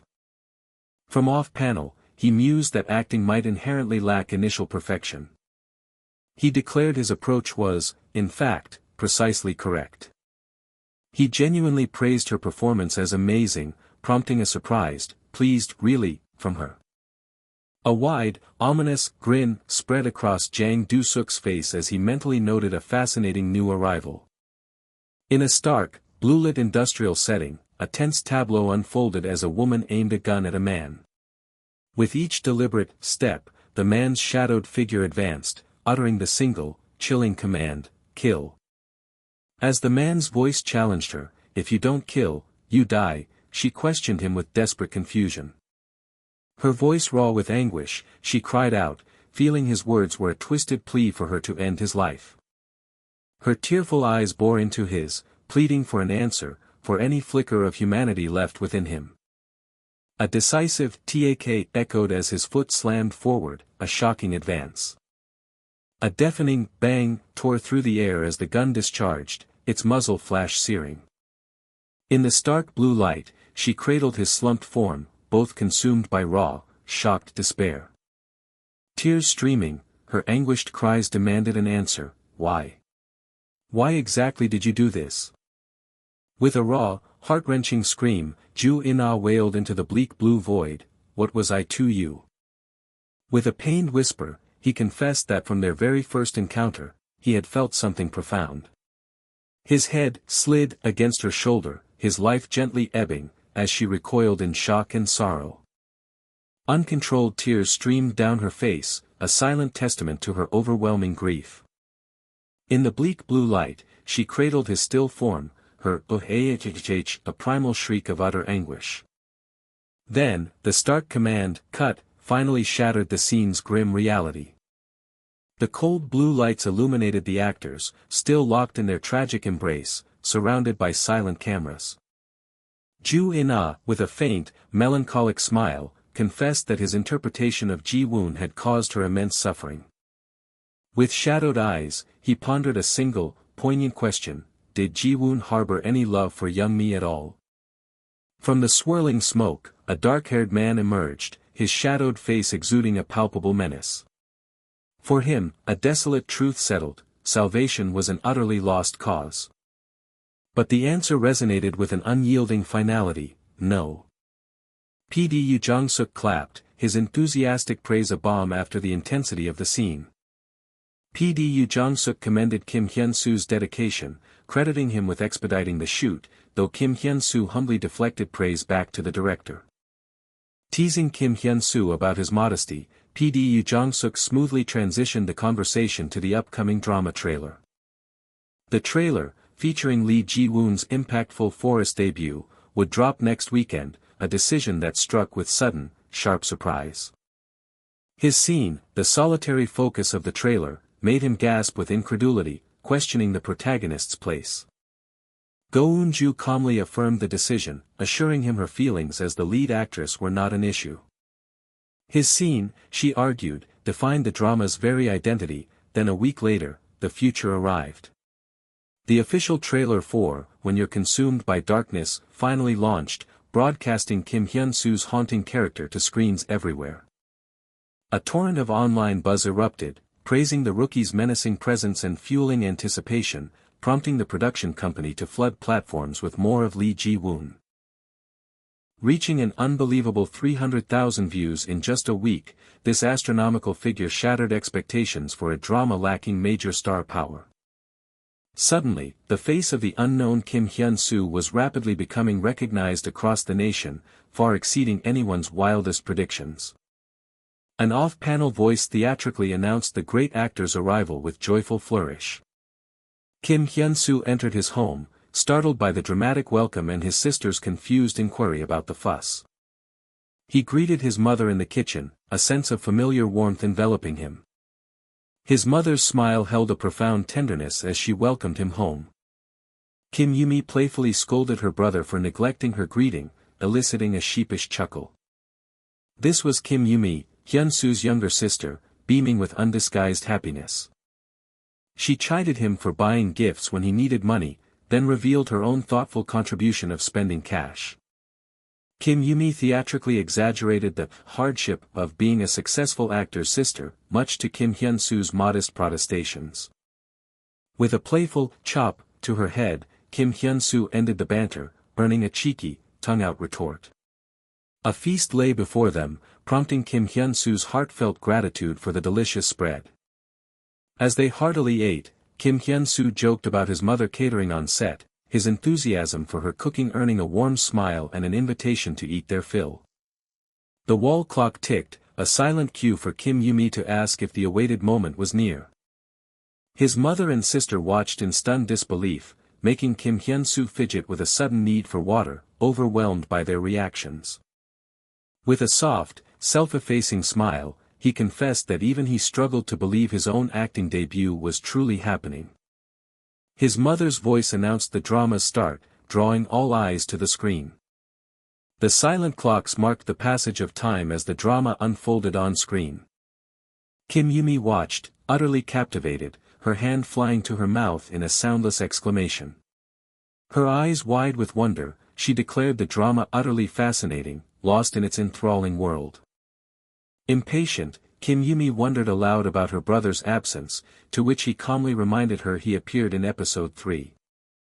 Kim Yumi cheekily suggested Kim Hyunsu only return next week, prompting their mother to tease her about orchestrating another gift-bearing visit. Her defensive denial was followed by a strategic clarification: his presence was only truly beneficial when he was actually gracing the television. Kim Hyunsu's voice broke the light-hearted tension, and his mother turned, expectant. He declared his truth, a simple yet powerful statement: he had become an actor. His mother's face contorted in an expression of pure, stunned disbelief. Her eyes closed in gentle remembrance. She responded that he had always been an actor in their hearts, even his father's. She mused wistfully, imagining his father's immense joy if he could witness this moment. Kim Hyunsu whispered her name, his voice thick with unspoken emotion. The sentimental moment shattered as his mother abruptly demanded, "So, the spending money," catching him completely off guard. After his sister confirmed the money had already been sent, his mother's powerful encouragement to become an even better actor ignited a fierce, silent promise within him. Suddenly, with an ironic, a phone began to vibrate, pulling him sharply from his thoughts. PDU Jong-suk's booming, cheerful voice was quickly overshadowed by Go Eun-ju's exasperation and manager Ju's questioning, making the call a chaotic cacophony. Kim Hyunsu, slightly flustered, confirmed he had indeed been watching the successful drama premiere with his family. PDU Jong-suk probed about the viewership, then, sensing his ignorance, urgently warned him to brace for a significant, shocking revelation. 11.8%. PDU Jong-suk shrieked, an unimaginable number that caused Kim Hyunsu to explode with a shocked, disbelieving "Waah." Pop. A double-digit debut was an unheard-of jackpot, catapulting Your Darkness into 2025's blockbuster status, dominating weekend nights and already igniting a media firestorm. Yet, the true breadth of his acting prowess was still waiting, poised for an even greater unveiling. PDU Jong-suk continued to marvel, astonished by the drama's success even before Kim Hyunsu's character had officially appeared. He realized he had stumbled into a phenomenon, a drama whose unexpected success promised unforeseen opportunities. The success meant he might soon be drowning in scripts, even if he did absolutely nothing at all. A soft smile touched his lips as Kim Hyunsu noted how long it had been since his last visit to the familiar bar. As Kim Hyunsu waved, Ju In-ah turned, a subtle surprise coloring her expression. PDU Jong-suk loudly heralded Kim Hyunsu's arrival, which was met with enthusiastic cheers and shouts of from the lively crowd. PDU Jong-suk and manager Ju enthusiastically declared it a night of lavish celebration, acknowledging Kim Hyunsu's soon-to-be overwhelming schedule. Kim Hyunsu's eyes crinkled in genuine, happy agreement. His clenched fist shot up, declaring multiple rounds would be on him, met with roaring cheers. Menu items for chicken omelette, tender, and steak were displayed casually on the wall. Mugs clinked together with a resounding, toasting Kim Hyunsu's hopeful journey toward a rookie award. PDU Jong-suk pressed about his next project, but Kim Hyunsu dismissed it as premature, noting only a week had passed since airing. PDU Jong-suk's wide-eyed conviction struck Kim Hyunsu, eliciting a surprised, "What?" PD Yoo Jong-suk confidently asserted that Lee Ji-woon's imminent appearance this weekend would undoubtedly trigger another explosion of popularity. Kim Hyun-soo's skepticism was met with PD Yoo Jong-suk's unwavering confidence, a warning to prepare for a phone that would surely catch fire. Suddenly, with an ironic, a phone began to vibrate, fulfilling the prophecy. Both PD Yoo Jong-suk and Kim Hyun-soo stared, wide-eyed, as the phone vibrated even more intensely, between them. Kim Hyun-soo jokingly questioned PD Yoo Jong-suk's divine foresight, but the director frantically urged him to answer, fearing a crucial industry call. Still holding the vibrating phone, Kim Hyun-soo muttered, dismissing the situation as sheer nonsense. The phone screen flashed, "Ina Nuna," prompting manager Ju to wonder why she was calling at such a late hour. Manager Ju gaped in shock, pointing a finger as he marveled at Kim Hyun-soo's sudden familiarity with top actresses.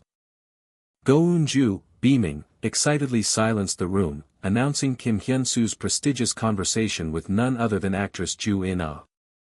With an awkward ahem, Kim Hyun-soo answered the phone, only for Ju In-ah's voice to immediately demand his current location. His admission of being in Daehangno sent Ju In-ah into an excited frenzy, surprised by his muted reaction as she pressed for his exact whereabouts and activities. Kim Hyun-soo explained he was out with friends, which prompted Ju In-ah to connect the dots thoughtfully, a new idea brewing. Her next words landed with explosive impact, a blunt exclamation point, as she asked if she could simply join them. Ju In-ah stood brightly in the doorway, introducing herself with cheerful confidence, yet also a polite concern about being an imposition. A bewildered Kim Hyun-soo questioned her unexpected presence, but Ju In-ah confidently asserted her visit was merely strategic drama promotion. He responded with a soft, his finger pressed to his chin in thoughtful, lingering confusion. Ju In-ah offered a sly and a quiet, her smirk hinting at a much deeper, more mischievous reason for her visit. As Ju In-ah departed, two men called out, their voices laced with an eager hope for a future encounter. Ju In-ah, with a playful jab, then confidently declared her unwavering closeness to Hyun-soo. Kim Hyun-soo observed the fervent shouts, a curious smugness settling on his face as the crowd pledged its undying live viewership. Off-panel voices expressed gratitude for the fun night, deciding to prolong their pleasant conversation with a walk.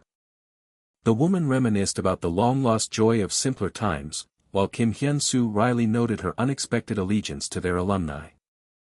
She confessed the isolating cost of her intense acting career, a growing distance from cherished old connections. She playfully jabbed at his acting prowess, claiming it contributed to her professional ostracism, to which he remained perfectly silent. Hyun-soo's abrupt invitation hung in the night air, leaving her momentarily stunned by his unexpected candor. He then gently clarified, dispelling any lingering doubts about her welcome anytime in the future. Her confusion deepened, causing Hyun-soo to tentatively call out her name. She merely offered a sly, knowing smirk at his bewilderment, "Puk." The playful charade finally broke as her bright laughter echoed, leaving Hyun-soo utterly flummoxed. She playfully wondered aloud about her acting, eliciting Hyun-soo's flat declaration that it was indeed not funny, cook. The light-heartedness stopped abruptly, "Myamchit." Her playful facade dropped, revealing a sudden, intense seriousness that left Hyun-soo questioning her true motives. Her true intention, a desire to work alongside Hyun-soo, was finally laid bare. Hyun-soo, clearly flustered by the unexpected offer, became the target of her knowing, playful jab. Her hand gently gestured, "Suk," beckoning him toward an unseen revelation. She stood bathed in an ethereal glow, arms outstretched, as if embracing an unspoken secret within the city's vibrant embrace. The building's name, Pure Orium, stood stark and illuminated, a silent testament to the powerful connection she represented. Hyun-soo questioned her unexpected role in recruitment, but she confidently dismissed his assumptions, her smirk hinting at deeper involvement. She then revealed the CEO's direct command, to forge a crucial connection with Hyun-soo himself. His disbelief was palpable. How could a CEO already know of his acting? The woman detailed the CEO's long-standing interest, a watchful presence since Hyunsu's first camera test and numerous set visits. Her formal request, to meet the very CEO who watched him, sent a fresh jolt of pure shock through Hyunsu. In the bright cafe, Hyunsu sat, absorbed in his phone, a quiet moment of anticipation before the promised meeting. His thoughts were abruptly broken by a greeting, pulling him into immediate, curious alertness. This was Woo Ji-yoon, the formidable CEO of Pure Orium Entertainment, making her formal, impactful entrance. Hyunsu internally reeled, her youthful appearance defying all his preconceived notions of an entertainment CEO. Her uncanny insight, Hyunchit, startled him into playfully asking if she were a ghost, which she calmly denied. She explained her own humble beginnings as a road manager, a testament to her philosophy of never losing sight of one's initial purpose. Hyunsu, still slightly unnerved, wryly maintained his ghost theory, as she casually shifted to company dress codes. She courteously apologized for any wait, but Hyunsu quickly assured her that his early arrival was by his own choice. With a smooth motion, Suk, a business card slid across the polished table toward him. The card prominently displayed the name, Pure Orium Entertainment. Pure Orium, a burgeoning powerhouse led by Ju In-ah, had already forged a formidable reputation for nurturing rising stars into industry heavyweights. She emphasized Pure Orium's unique expertise, having consistently fostered rookie careers and unlocked their true potential. Hyunsu listened, his gaze unblinking, absorbing every word. His surprise ignited into a sharp question, demanding why they had waited so long despite their prior knowledge. Woo Ji-yoon calmly explained her calculated delay, unwilling to disrupt his natural acting development during its crucial nascent phase. She spoke with disarming honesty, predicting a deluge of future offers due to his undeniable acting potential. Her conviction was absolute, his raw talent would inevitably flourish, regardless of which company he ultimately chose. He absorbed her profound words, a quiet contemplation settling within him. She admitted their limitations, but promised one unwavering commitment, instantly piquing his deep curiosity. Her voice rang with absolute conviction, pledging to empower actors to pursue their authentic artistic desires, no matter the obstacle. Her words struck a profound chord, leaving him utterly transfixed by their power. She clarified this meeting was merely to present their vision, not to extract an immediate decision, a sentiment Hyunsu readily echoed. With a promise from Hyunsu to deliberate and contact her, Woo Ji-yoon expressed anticipation for his favorable response. The narrative then shifted to the events of that very weekend. The drama featuring Lee Ji-woon aired its anticipated third and fourth episodes. Whispers of Lee Ji-woon's performance filled the air, with some finding strange charm in his blankness, others questioning such taste. Online, the speculation spiraled, wildly suggesting his realism stemmed from a genuine criminal past, a punchline for the internet's dark humor. The digital world, too, buzzed with fervent discussion. Media headlines screamed of triumphant actor replacement, Go Eun-ju's strategic genius, and Lee Ji-woon's debut breaking 13% viewership. The public's reaction to Hyunsu was nothing short of explosive. Soon, industry professionals began to turn their discerning eyes toward Hyunsu. His brief, potent performances and the public's roaring approval spurred influential figures to quickly recognize and act on his undeniable potential. Just as predicted, Hyunsu found himself overwhelmed by a flood of calls, his contact information now a coveted prize among management companies. The companies vying for Hyunsu's talent proved remarkably diverse. A representative from a network company boasted of their vast script library, promising uninterrupted project flow for his career. Next came the seasoned, all-around entertainment companies. An all-around company stressed the invaluable prestige of their long-standing reputation, crucial for building an actor's recognition. And finally, there was the last, most influential contender. Impact, a formidable, power-type company wielding Korea's largest capital and network, also made its imposing overture. PDU Jong-suk from Impact offered a surprisingly favorable profit split, asserting their unparalleled support far exceeded mere financial terms. He painted a picture of luxury, dedicated staff, a personal van, and a road manager, all culminating in an invitation to join Impact. In the quiet of his room, Hyunsu weighed the multitude of compelling offers. He acknowledged the very real, practical concerns that swirled beneath the surface of each proposal. The faces and promises of each offer floated before him, a kaleidoscopic mental tug-of-war for his career's trajectory. Yet, one promise resonated most profoundly: the unwavering commitment to actors' artistic autonomy. His eyes snapped open, blazing with the clear resolve of a momentous decision. His hand firmly gripped the phone, poised for the decisive call. Woo Ji-yoon, on the other end, reacted with a sharp, surprised gasp, hook, at his definitive pronouncement. With a confident smile, she then assured him he would never regret becoming part of their family. The dawn of the very next day brought new beginnings. Hyunsu sat listening as the manager detailed the contract's terms, a 3-year commitment and a favorable 7:3 profit split.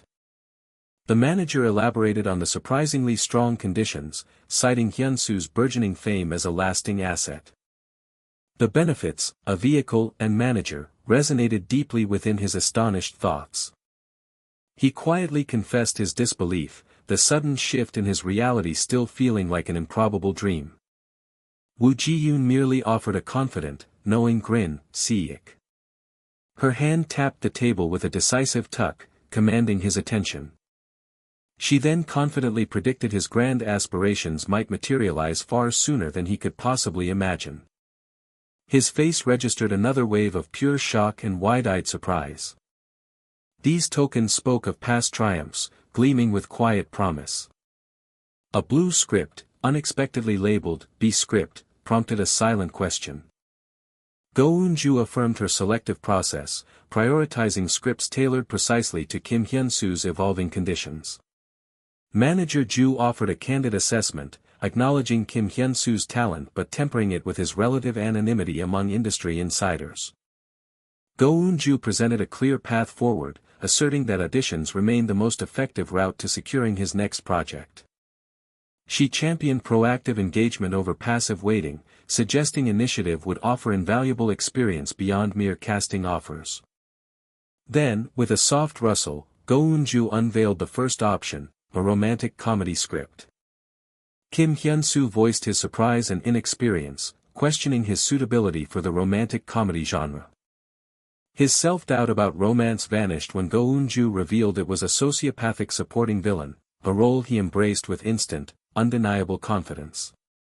Go Eun-ju highlighted the script's popular appeal and a promising writer, positioning it as a strategically stable choice for Kim Hyun-su. Go Eun-ju explained the industry's harsh truth: audience expectations often predetermine an actor's image, making familiar roles a safe, if limiting, choice. Then, with a soft rustle, she presented a second option, declaring it the complete opposite of the first. Kim Hyun-su's wide eyes burned with sudden, stark shock. The credits revealed an esteemed creative team, with Yoo Hee-soo as the scriptwriter. The revered Yoo Hee-soo, a true master of human dramas infused with social messages, dominated the screen. She possessed a rare gift for crafting narratives that profoundly resonated with audiences. Go Eun-ju explained the writer's unusual departure from her norm, emphasizing the rarity of Yoo Hee-soo holding auditions for newcomers. Go Eun-ju stressed the exceptional nature of the opportunity, a lucky opening secured due to the writer's existing goodwill towards their agency's talent. The synopsis unfolded a poignant tale of shared loss and communal healing, instantly seizing Kim Hyun-su's attention. Kim Hyun-soo observed the drama's vastly different atmosphere, prompting Go Eun-ju to emphasize the complete character transformation it demanded. Still, Kim Hyun-soo furrowed his brow, unable to deduce the drama's full scope or his potential part from the fragments he had. Go Eun-ju revealed the writer's extraordinary method, revising scripts dynamically, adapting to the live performance and unfolding atmosphere. She acknowledged the script's preliminary state and the uncertainty of his role, but her personal inclination sparked Kim Hyun-soo's curiosity. Go Eun-ju urged him to embrace the challenge, believing it could cement his reputation as a serious actor, despite its subtle nature. Kim Hyunsu absorbed her words, a thoughtful silence settling over him. Go Eun-ju reassured him, explaining his growing value as an actor removed any need for haste, prompting a subtle flinch of realization. Kim Hyun-soo expressed gratitude, and Go Eun-ju assured him of the company's unwavering support for his eventual decision. A monstrous ship plunged into the fiery abyss of the ocean, its immense mass groaning as two small figures watched from a rescue boat, dwarfed by the catastrophe. The turbulent water slapped against the boat, echoing the chaos. Inside the dark confines, one man struggled to breathe, his hacking coughs ripping through the air as others knelt helplessly beside him.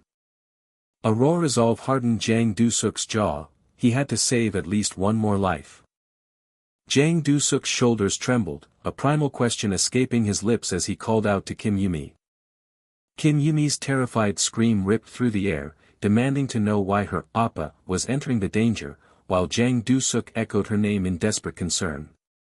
Tears streamed down Kim Yumi's face as she pleaded for appa to wait, promising rescue was imminent, her voice cracking with a fragile hope.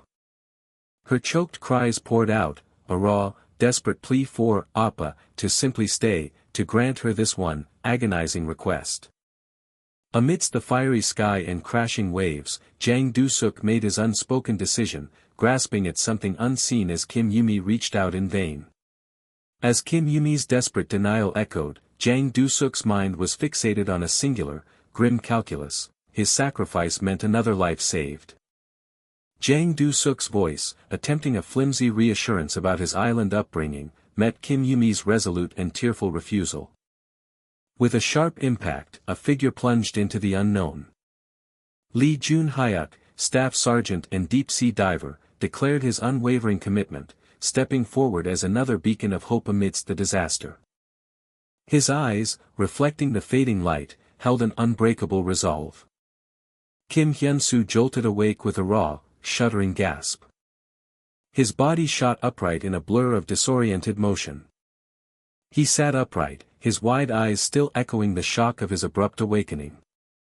A profound disorientation lingered, prompting him to question his very existence. But then, a shocking thought pierced through the haze: the very content of his recurring dream had inexplicably, fundamentally changed. Later, he sat calmly, absorbed in the pink script, seeking answers within its pages. A profound question arose within him: could a new project offer truly manifest itself as a dramatically different dream? A sudden realization sparked, his eyes widening in alarm.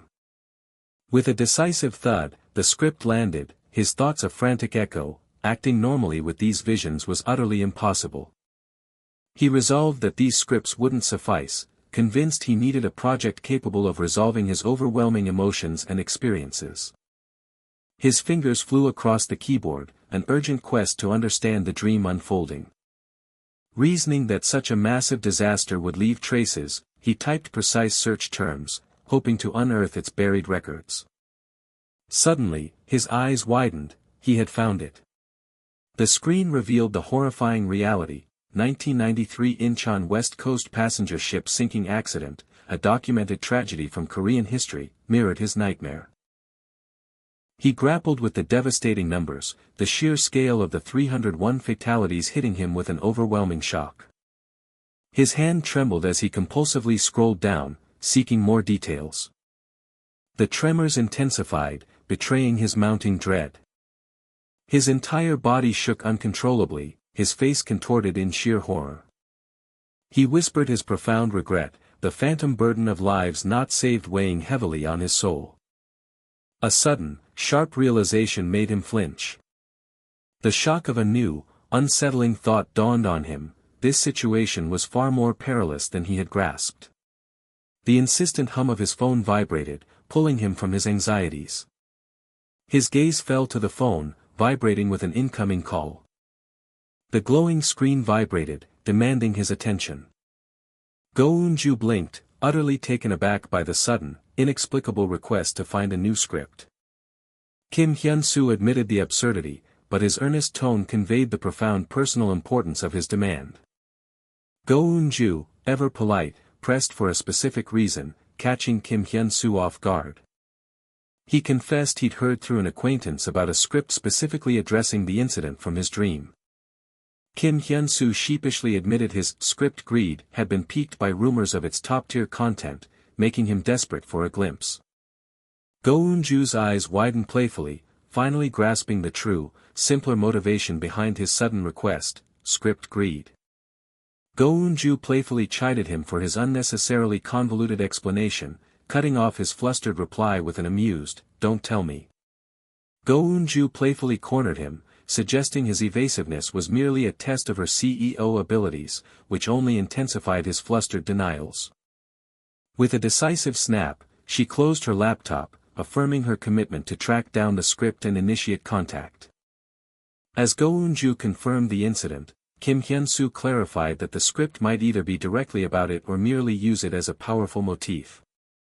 But before they could proceed, Go Eun-ju interjected gravely, revealing a crucial task Kim Hyun-soo needed to accomplish first. A confident smirk spread across her face as she casually inquired about his schedule for tomorrow. The company's future felt as bright and clear as the sky above its modern facade. With a broad smile and bright eagerness, manager Go Ji-yeon declared his new partnership with Kim Hyun-soo, asking for a welcoming reception. Manager Ju proudly unveiled a seasoned colleague, one who had been with the agency since its inception, to join their efforts for Kim Hyun-soo. Manager Ju confidently boasted of his Midas touch with successful actors, a sly wink accompanying his words, much to manager Go Ji-yeon's off-panel bewilderment. Kim Hyun-soo offered a deep, earnest bow, expressing his unwavering commitment to hard work.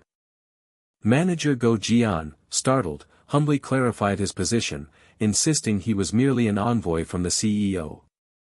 Manager Ju, with a knowing wink, observed Kim Hyun-soo's untainted innocence, despite his rapid ascent to stardom.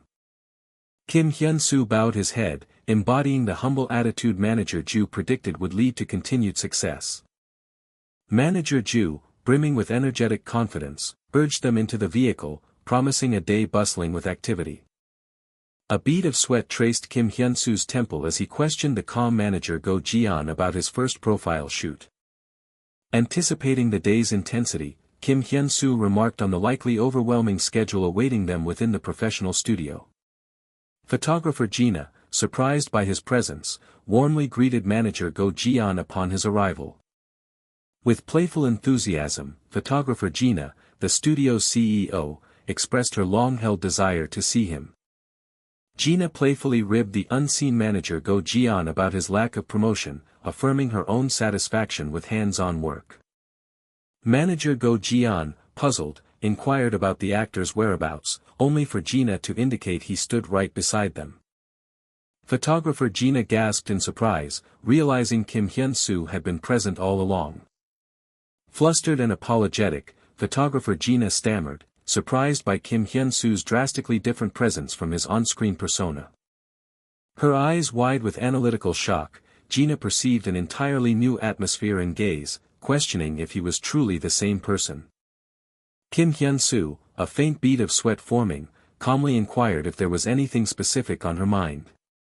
Photographer Gina, visibly flustered, quickly pivoted to inquire about his previous profile shoot experience, which he humbly confirmed was self-managed.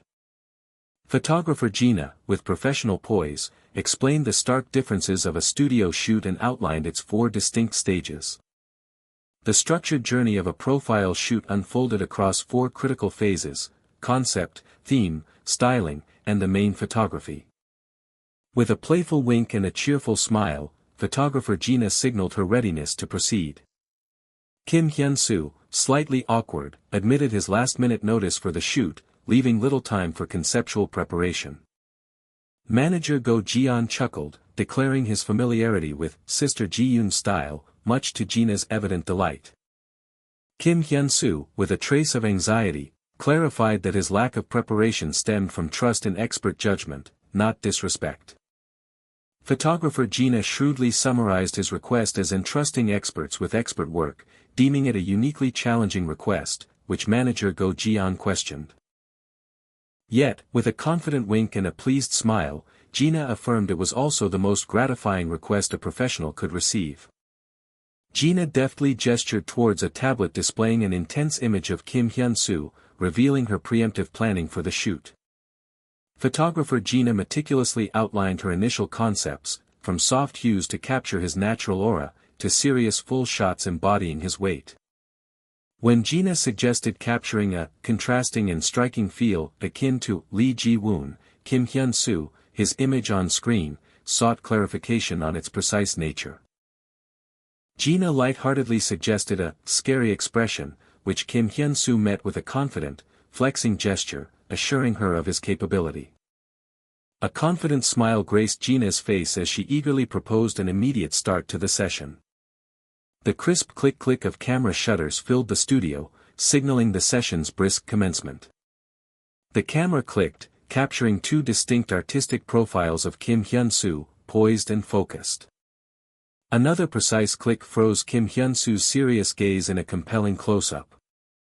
Photographer Gina, peering through her lens, marveled at his thousand expressions, wondering how such chilling acting emanated from an ordinary face. Kim Hyun-soo, a faint bead of sweat at his temple, held a neutral yet observant gaze for the camera. A bead of sweat traced Gina's furrowed brow as a profound, "But why?" echoed in her thoughts. Her mind reeled with bewilderment, unable to reconcile how he transformed into a different person with every click. Photographer Gina, camera still in hand, hesitated, her posture suggesting a need for pause. With a concerned pout and a questioning gaze, Gina suggested they take a moment to regroup. Gina sat immersed in the cool glow of multiple monitors, meticulously reviewing the captured images. A sudden, sharp realization dawned on Gina, her eyes widening as she whispered, "Eyes." Gina observed the surprising truth, each photograph revealed a completely different depth in Kim Hyun-soo's eyes. Gina, her tone earnest, turned to address Kim Hyun-soo, requesting a private conversation. Gina presented two photos, challenging Kim Hyun-soo to discern their subtle differences. Kim Hyun-soo found no distinction, prompting Gina to insist he scrutinize them more closely. Gina noted that one specific photo channeled a sensibility reminiscent of Lee Ji-woon's. In contrast, Gina pointed out how another photo captured the authentic essence of Kim Hyun-soo himself. A flicker of surprise crossed Kim Hyun-soo's face as he realized the subtle variations extended beyond just those two images. Manager Go Ji-an and the other woman, both confused, challenged Gina, claiming the photos appeared identical and well taken to them. With unwavering conviction, Kim Hyun-soo, his eye now sharply focused, confirmed the undeniable existence of differences. Kim Hyun-soo, resolute, declared he would pay closer attention, his sudden seriousness surprising Gina. Manager Go Ji-an was shocked when Gina, still somewhat confused, vaguely affirmed the existence of a difference. A faint smile touched Gina's lips as she began to outline an adjusted plan, asserting that no corrections were needed. Gina proposed an innovative combination of concepts, piquing Kim Hyun-soo's curious surprise. Gina elaborated on merging the contrasting concepts, seeking to capture both Kim Hyun-soo's inherent goodness and Lee Ji-woon's darkness in a single facial expression. With an insightful wink and a confident glow, Gina proposed a Janice-like duality for the profile. Kim Hyun-soo, surprised, yet resolute, agreed to attempt the challenging concept, prompting Gina to await his readiness. Kim Hyun-soo stood poised and serious on the minimalist white set, awaiting the camera's gaze. While the young genius photographer Gina observed, she remained unaware of a crucial truth about Kim Hyun-soo. The profound reality was that neither of the contrasting atmospheres she perceived truly belonged to him. The disparate images, a distressed man in a forest, a figure near a submarine, and Kim Hyun-soo himself, all hinted at the varied influences residing within him. Kim Hyun-soo's eyes snapped open wide, reflecting a sudden, intense revelation. A deafening quang reverberated, filling the stark blackness. The magnificent Pier Orium building stood proudly against a vivid blue sky, a symbol of professional ambition. The woman with long black hair, a smirk playing on her lips, questioned the fuss an artist was making after a single successful work. Manager Go Ji-an, curious, asked what transpired to ignite writer Ji's fervor, mentioning her unusual offer of free services.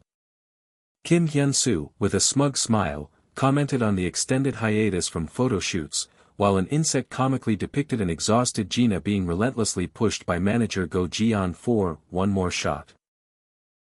The woman with long black hair reached for a photo of Kim Hyunsu, asserting that it illuminated the recent events. The woman's voice resonated through the formal room, preparing to reveal the true purpose behind Kim Hyunsu's summons. A soft tuck signaled a script landing on the table, and Kim Hyunsu's gasp of surprise confirmed its profound significance. Kim Hyunsu's eye widened, shining with an intense mix of surprise and excitement as he grasped the script's importance. The woman explained she had discovered the script a week prior, its presentation delayed by necessary confirmations, now ready to state her conclusion. With resolute seriousness, the woman declared her opposition to the project, leaving Kim Hyunsu stunned. The off-panel voice, later identified as manager Go Ji-yeon, demanded clarification, her tone echoing the formal setting as she questioned the stated opposition. Despite the project's seemingly sound foundation and Kim Hyunsu's praise for the script, manager Go Ji-yeon calmly outlined the critical problems still plaguing its development. Manager Go Ji-yeon began enumerating the project's flaws, asserting with a definitive that its scale remained stubbornly modest. Her voice, grave and precise, highlighted the director's inexperience with commercial ventures, deeming his indie background a significant hurdle. Having researched his past, manager Go Ji-yeon found the director's previous works laden with strong auteur tendencies, hinting at inevitable artistic compromises. A sudden realization dawned on Kim Hyunsu: the project's artistic bent made any expectation of profitability an unlikely dream. Manager Go Ji-yeon offered a quiet, confirming his sharp assessment. Manager Go Ji-yeon confessed her initial misjudgment, explaining she had assumed a disaster movie, before tapping the script for Torso on the Blue with a soft. The title, Torso on the Blue, promised a different kind of story. The film centered on Yoo, a woman haunted by the coastal accident that claimed her beloved Ji-yeon-hoo a decade prior. 10 years later, a trip with friends pulled her back to that fateful beach, the very spot where their last farewell echoed under the star-strewn sky. Amidst the mournful tides, she stumbled upon an ethereal ice statue, an uncanny resemblance to her lost love, shimmering under the pale moonlight. The film plunged into fantasy as the ice statue of Ji-yeon-hoo, impossibly, began to speak, shattering Yoo world with its chilling voice. Kim Hyunsu, script in hand, grasped the genre's fantastical core, labeling it a curious blend of romance and fantasy. Manager Go Ji-yeon explained the limited scope for supporting roles in romance films, setting the stage for Kim Hyunsu's potential involvement. Manager Go Ji-yeon implied he could only play the protagonist, a notion Kim Hyunsu acknowledged with a thoughtful hesitation, questioning the necessity of such a path. Manager Go Ji-yeon highlighted the low budget would complicate a satisfactory lead role fee, then directly challenged Kim Hyunsu: would he still proceed? Yes, Kim Hyunsu declared, recalling the original contract's unspoken promise, a determination that widened manager Go Ji-yeon's eyes in surprise.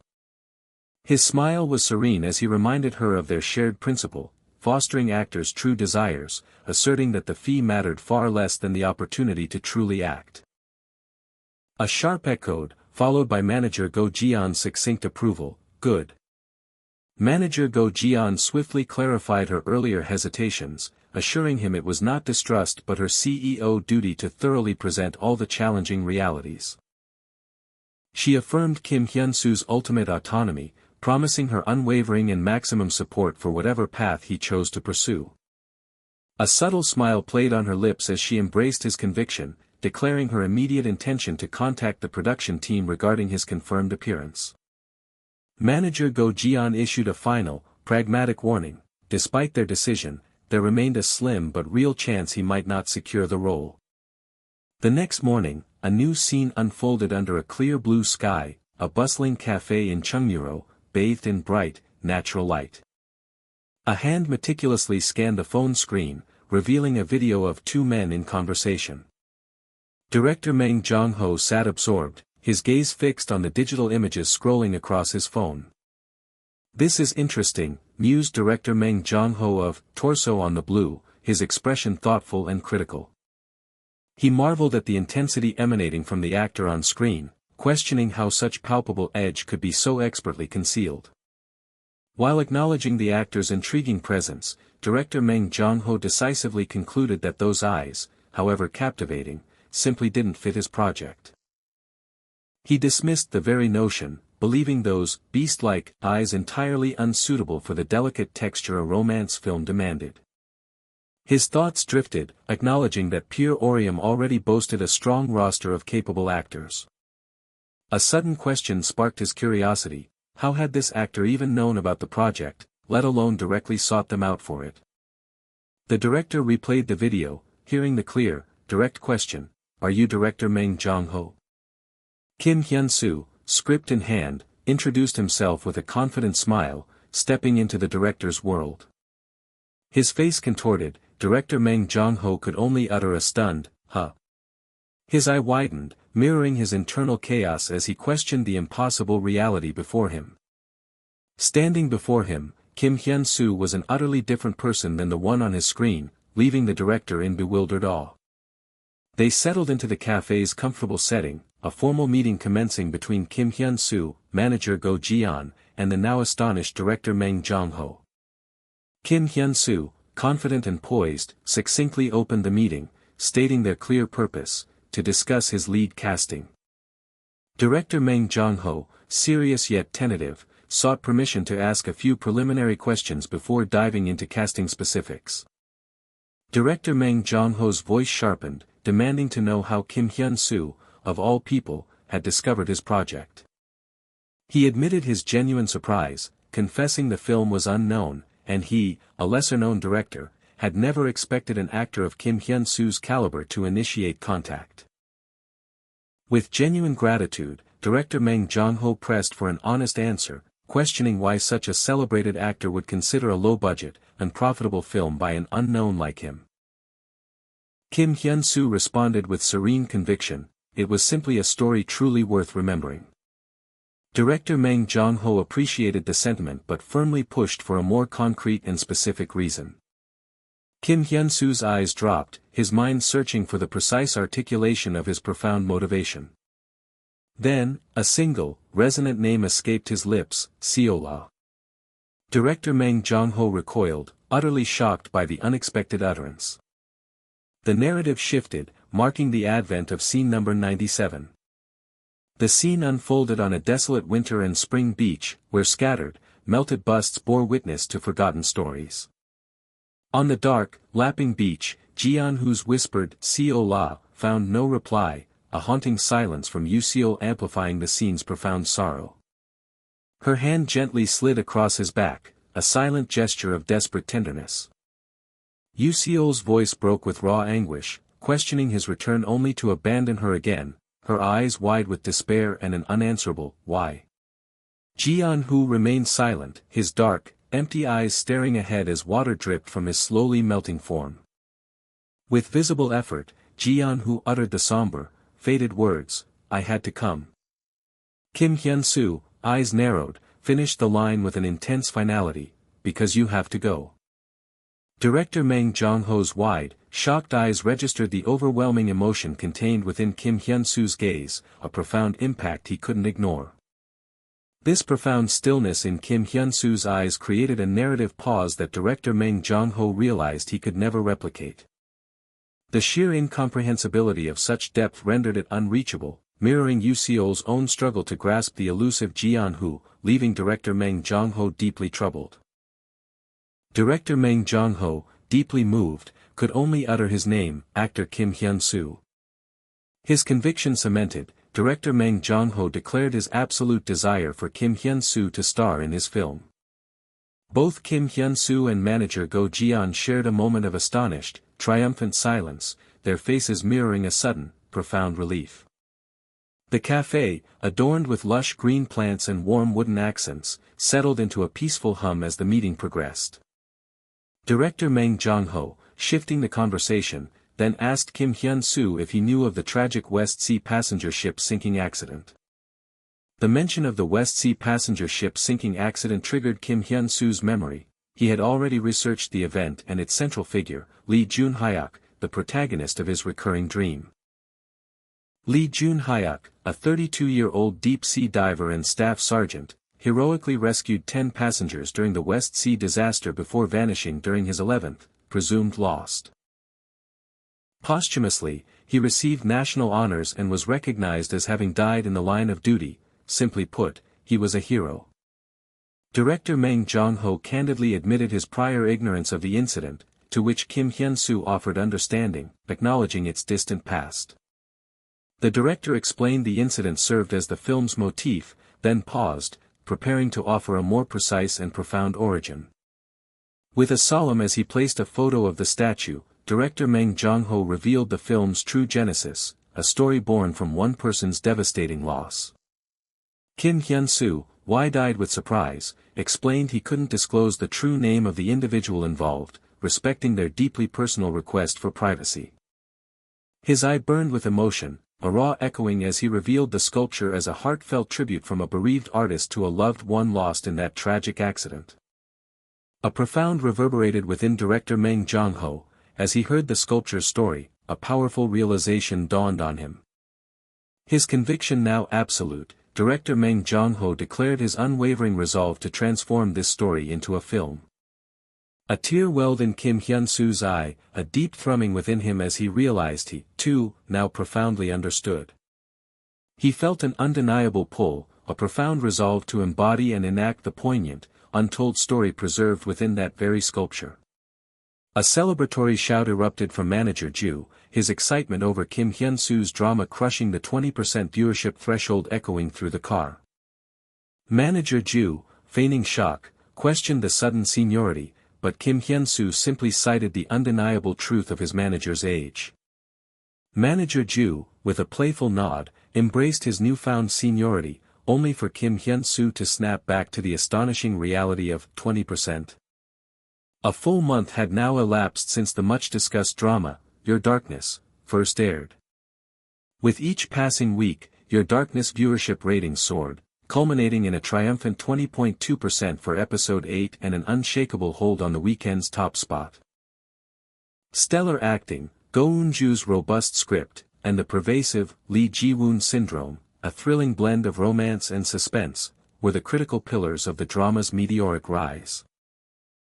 With the drama now in full swing, a special interview confirmed its surging relevance, and Kim Hyun-soo then steered the conversation toward its details. Manager Ju admitted to having the interview script in hand, yet mused that its contents would likely prove negligible once the spontaneous reality of the broadcast took hold. Kim Hyun-soo lightly reminded manager Ju it was only recorded, but a telltale, pulsed beneath his manager's suddenly uneasy facade. Yet, an insidious problem was already festering beneath the surface. The grand, glass-clad TVM broadcasting station, a hub of media activity, awaited. With a soft, Kim Hyun-soo hesitantly approached the threshold. A surge of surprise struck Kim Hyun-soo as he recognized an unexpected presence. Senior Ji-woon, are you here? Go Eun-ju exuded serene elegance as she awaited her unseen guest. Her presence shimmered with a captivating, almost ethereal glamour. Utterly, dazed, Kim Hyun-soo stammered an awkward greeting, completely overwhelmed. Go Eun-ju playfully chided his stiff formality, prompting Kim Hyun-soo to sheepishly suggest the passage of time as his only defense. Kim Hyun-soo's unexpected declaration of her beauty jolted Go Eun-ju, leaving her breathless with surprise. Go Eun-ju's nervous hung in the air, questioning her makeup as Kim Hyun-soo offered only profound silence. Dismissing her momentary fluster, Go Eun-ju proudly reminded him, I'll have you know, I'm an actress. Kim Hyun-soo acknowledged her truth, but Go Eun-ju, with a light, playfully pressed for the unspoken thoughts he had held until that moment. A sudden, restrictive tightened around Kim Hyun-soo's shoulder, a warning in its grip. A menacing smirk stretched across Jang Do-suk's face as he uttered a deceptively cordial inquiry about Kim Hyun-soo's well-being. Jang Do-suk's arm draped over Kim Hyun-soo, his words a thinly veiled jab about Kim Hyunsu's newfound unavailability and presumed independence from old fogey advice.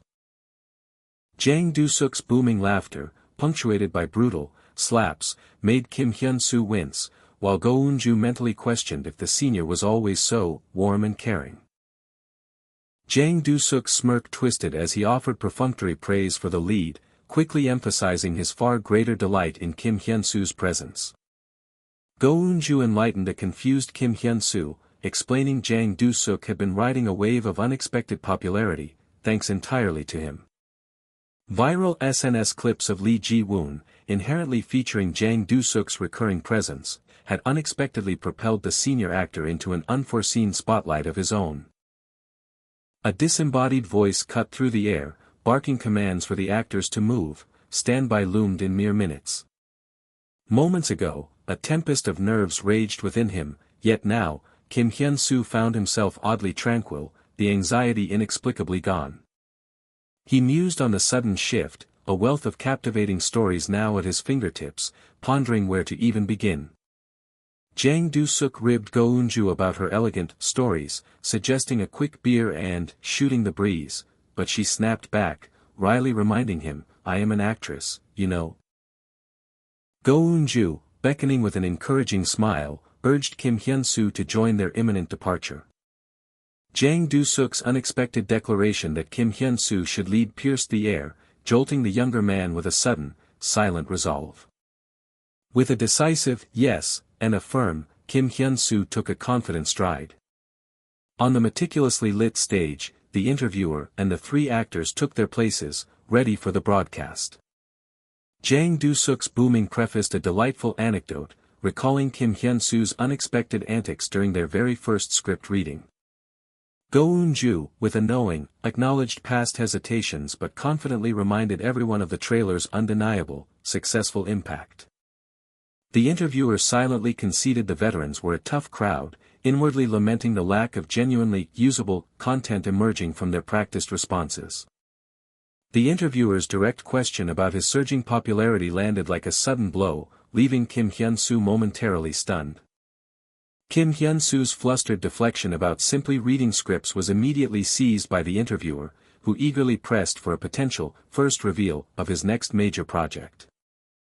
Kim Hyun-soo's trailing words instantly triggered a wave of desperate, unspoken panic among his handlers. A frantic, from manager Ju urgently signaled immediate cessation. The next project, Kim Hyun-soo stated, the interviewer's voice echoing the expectant query. Kim Hyun-soo, with a subtle smirk, expressed his fervent hope for Your Darkness Season 2.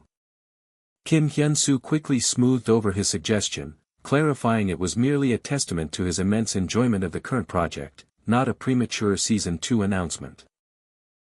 A relieved escaped the interviewer as he mentally stamped Kim Hyun-soo's response as usable, a sentiment echoed by PD Yoo Jong-suk's approving clap. The interviewer then introduced a final, overarching question directed at all three prominent actors. With a piercing gaze, the interviewer posed the profound question, "What is your darkness?" Go Eun-ju mused, identifying it as a profoundly grateful project that had powerfully reinforced the crucial importance of colleague chemistry. Jang Do-suk, with a contemplative smile, proclaimed the project had unveiled the boundless, endless nature of the acting craft. Kim Hyun-soo spoke with deep sentiment, describing Your Darkness as the initial, life-changing hand extended to him. To him, it was nothing less than a potent, guiding ray of light. The following day ushered in a serene visit to a renowned Korean fine dining establishment. Settling in, manager Ju cordially inquired about the interview's success, having heard glowing reports from manager Go Ji-yeon. Manager Go Ji-yeon effusively championed Kim Hyun-soo's flawless professionalism, playfully suggesting his immediate readiness for variety show stardom.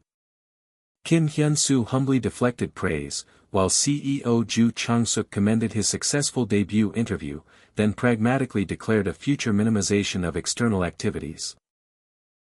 With a measured, CEO Ju Chang-suk unveiled the meeting's true purpose, a crucial discussion regarding the imminent progress of Kim Hyun-soo's next undertaking. Kim Hyun-soo probed for a potential problem, only for manager Go Jian to offer a nebulous, "not quite a problem," leaving him to press for more. Manager Go Jian, her expression grave, finally revealed the initial, significant piece of news: the female lead for the upcoming project was confirmed. Kim Hyunsu's eager query about his co-star was met with manager Go Jian's reluctant, drawn-out hesitation.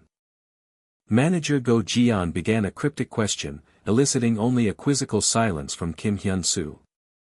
With piercing directness, manager Go Jian asked, "Heard of Guardian Girls?" Kim Hyunsu gave an abrupt, his confusion tinged with annoyance at the baffling name, Guardian Girls. With a quiet, manager Go Jian resignedly assumed Kim Hyunsu's unfamiliarity with the group. Manager Go Jian calmly explained the group's obscurity, while Kim Hyunsu remained disturbingly silent. Manager Go Jian meticulously detailed the Guardian Girls' tragic trajectory, a band concept group that vanished, then a dance unit that still couldn't escape oblivion. Their second album met a devastating failure, dragging their small agency into bankruptcy, scattering the members to unknown fates across the industry's forgotten corners. Manager Go Jian's stark assessment, too embarrassing to even call washed up, made Kim Hyunsu, echoing the term in disbelief. Manager Go Jian labeled them a nameless idol group, and Kim Hyunsu, his disbelief echoing the chilling phrase. Sensing Kim Hyunsu's strange silence, manager Go Jian paused, asserting the issue wasn't merely a failed idol casting, but rather something far more profound and problematic. "I know," Kim Hyunsu stated with unwavering intensity, utterly bewildering manager Go Jian. Kim Hyunsu defiantly asserted his intimate knowledge, questioning if any Korean remained ignorant of Guardian Girls, much to the CEO's utter bewilderment. Kim Hyunsu, with fervent conviction, declared, "Your dreams will fly to the far end of the universe on our voices," leaving manager Go Jian utterly mystified. Manager Go Jian watched in stunned silence as Kim Hyunsu recited evocative lines, prompting her concerned question about his sobriety. Kim Hyunsu, with burning conviction, revealed the lines were from Dreaming Star, Guardian Girls' debut album masterpiece, highlighting Seori's solo performance. Manager Go Jian's mind reeled, her attempt to grasp the implication of Guardian Girls faltering into sheer bewilderment. With tears welling, Kim Hyunsu confessed, "The angels who helped me endure my long military service." Manager Go Jian and CEO Ju Chang-suk were left absolutely speechless, utterly dumbfounded by the sheer absurdity. Ju Chang-suk grandly declared their voices would send dreams soaring through the universe, leaving Kim Hyunsu utterly bewildered.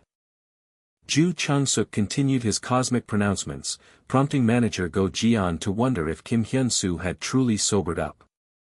Ju Chang-suk, with a clenched fist, passionately revealed the grand lyrics were from Dreaming Star, Guardian Girls' debut masterpiece, highlighting Seori's solo. Manager Go Jian, a sweat drop forming, grappled with the confounding mention of Guardian Girls. With tears welling, Kim Hyunsu confessed they were the angels who sustained him through his agonizingly long military service. Manager Go Jian and manager Ju stood utterly speechless, processing the astonishing confession. Ju Chang-suk, eyes wide, realized Kim Hyunsu harbored an entirely unexpected depth. Kim Hyunsu, quietly addressing Ju Chang-suk, hinted at a new direction. Ju Chang-suk pieced together the identity of the co-star. Ju Chang-suk triumphantly revealed Seori, Guardian Girls' former leader, was cast as Yoo Seol, the film's female protagonist, leaving manager Go Jian stunned. Woo Ji-yoon confirmed the leads were cast and script readings imminent, officially commencing Torso on the Blues production preparations. The script reading schedule was swiftly finalized, just as promised. Chungryong film production stood ready under a clear sky. Kim Hyunsu immersed himself in his script, diligently preparing in solitude. Manager Ju noted Kim Hyunsu's unexpected early arrival, catching him slightly off guard. Director Meng Jong-ho voiced amused surprise at the lead actor's unmatched punctuality. Kim Hyunsu offered an enthusiastic greeting, which director Meng Jong-ho playfully dismissed as premature. Director Mang Jong-ho discovered Kim Hyunsu's meticulously annotated script, realizing his intuitive facade concealed profound, diligent research. Director Mang Jong-ho insisted Kim Hyunsu take a new script, then comically reversed roles, claiming he owed the gratitude. The director remained momentarily dumbfounded by such unexpected deference. Director Mang Jong-ho greeted Senior Kyung-jin with concerned surprise, which she gently brushed aside, assuring him of her slow bus journey. Kim Hyunsu's booming introduction startled Senior Kyung-jin, who joked he'd make her ears fall off. Kim Hyunsu greeted Senior Kyung-jin by her character name, then warmly complimented her genuine kindness, contrasting her TV persona. Senior Kyung-jin was a revered veteran, deeply rooted in theater, acclaimed with awards for her remarkable performances in independent films. Yet, there was even more to her story. Bae Ji-sik offered a confident greeting to the director. Young Ji-hoon greeted everyone with spirited surprise at Senior Kyung-jin's promptness. Oh Min-ji apologized, chagrined to discover her perceived punctuality was actually tardiness. Bae Ji-sik, Young Ji-hoon, Oh Min-ji, and others comprised a formidable supporting cast, respected in theater and independent film circles. The ensemble gathered at the large table, ready to begin the collaborative script reading. Oh Min-ji complimented Kim Hyunsu's drama, then tentatively requested an autograph, eliciting his genuine surprise. Director Mang Jong-ho and Senior Kyung-jin piled on, adding to the autograph requests, leaving Kim Hyunsu utterly flustered. Kim Hyunsu stammered, overwhelmed, then snapped to an expression of intense, wide-eyed shock. John Ico tumbled forward in a dramatic, apologetic heap, landing with a resounding crash that echoed through the room. John Ico lay sprawled amidst scattered papers, a spectacle for the stunned onlookers. A soft groan escaped John Ico, acknowledging her fall's impact. In an instant, John Ico recovered, offering a dazzling, disarming wink. John Ico introduced herself with an earnest, deeply bowed plea for support. Kim Hyunsu extended a helping hand, a silent offer of assistance. His quiet voice conveyed genuine concern, asking if she was truly all right. The quiet room awaited the continuation of their collective work. The script painted Yoo ethereal as the beach, walking precariously toward a longed-for horizon, a silent yearning for reunion. Overhead, the elegant slatted ceiling oversaw the quiet proceedings. John Ico, now collected, confidently proclaimed her role as Yoo and vowed unmatched dedication, seeking everyone's cooperation. With a smooth swoosh, John Ico settled into her seat. Senior Kyung-jin acknowledged John Ico's undeniable gravitas. Director Meng wouldn't cast the film's destined protagonist carelessly. Senior Kyung-jin mentally observed Kim Hyunsu, intuiting the difficult path ahead for him. Kim Hyunsu's expression hinted at a profound, quiet tension. Senior Kyung-jin shrewdly saw him as a wild beast, merely biding its time. Internally amused by the coming spectacle, Senior Kyung-jin then formally offered collaboration as Seo Yeo-ok. The remaining ensemble offered their concise introductions, each actor sharing their name and specific role.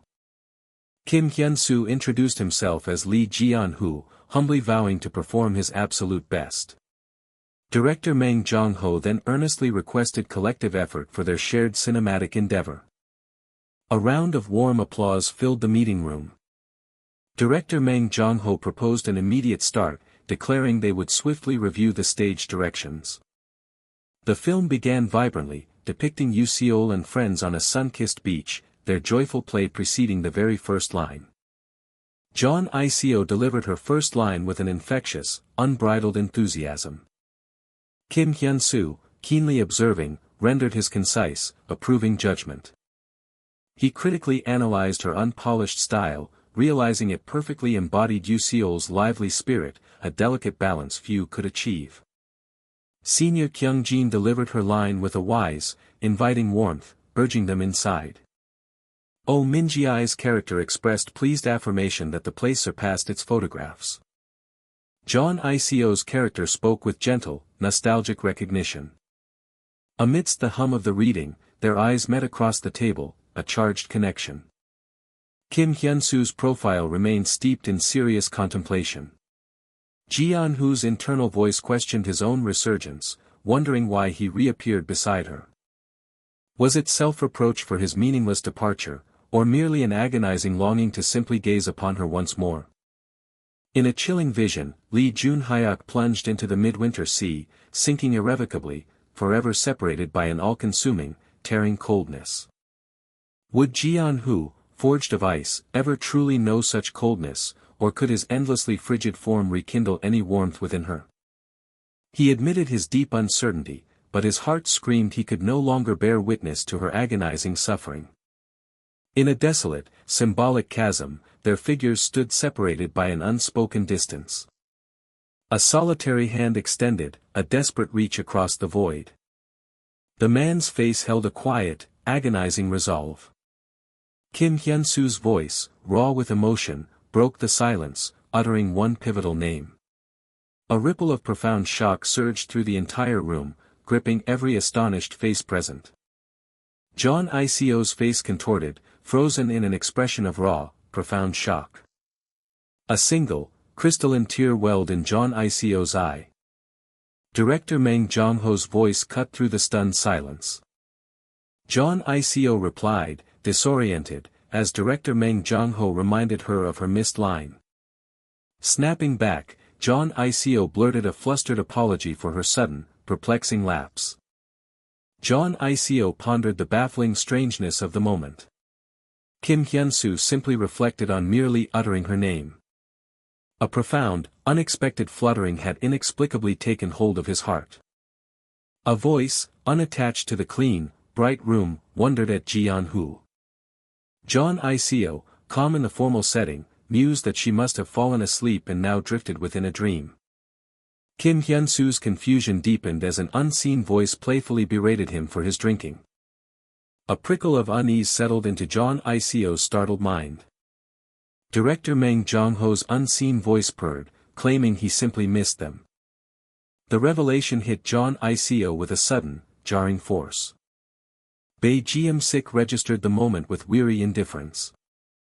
Young Ji-hoon's surprise was immediate and profound. Oh Min-ji remained pointedly unamused. An unseen presence felt an irresistible pull towards the light. From that instant, the script reading's entire atmosphere irrevocably shifted. Go Eun-ju railed, her voice rising in furious disbelief at someone's reckless disregard for life. Bae Ji-sik, utterly bewildered, interrogated the purpose of such a strange demand for briquettes. Senior Kyung-jin's cheerful voice insisted on a particular spot, declaring it the trip's grand finale. Director Mang Jong-ho, too, weighed in. Director Mang Jong-ho, leaning in with intense focus, offered precise feedback for the performance.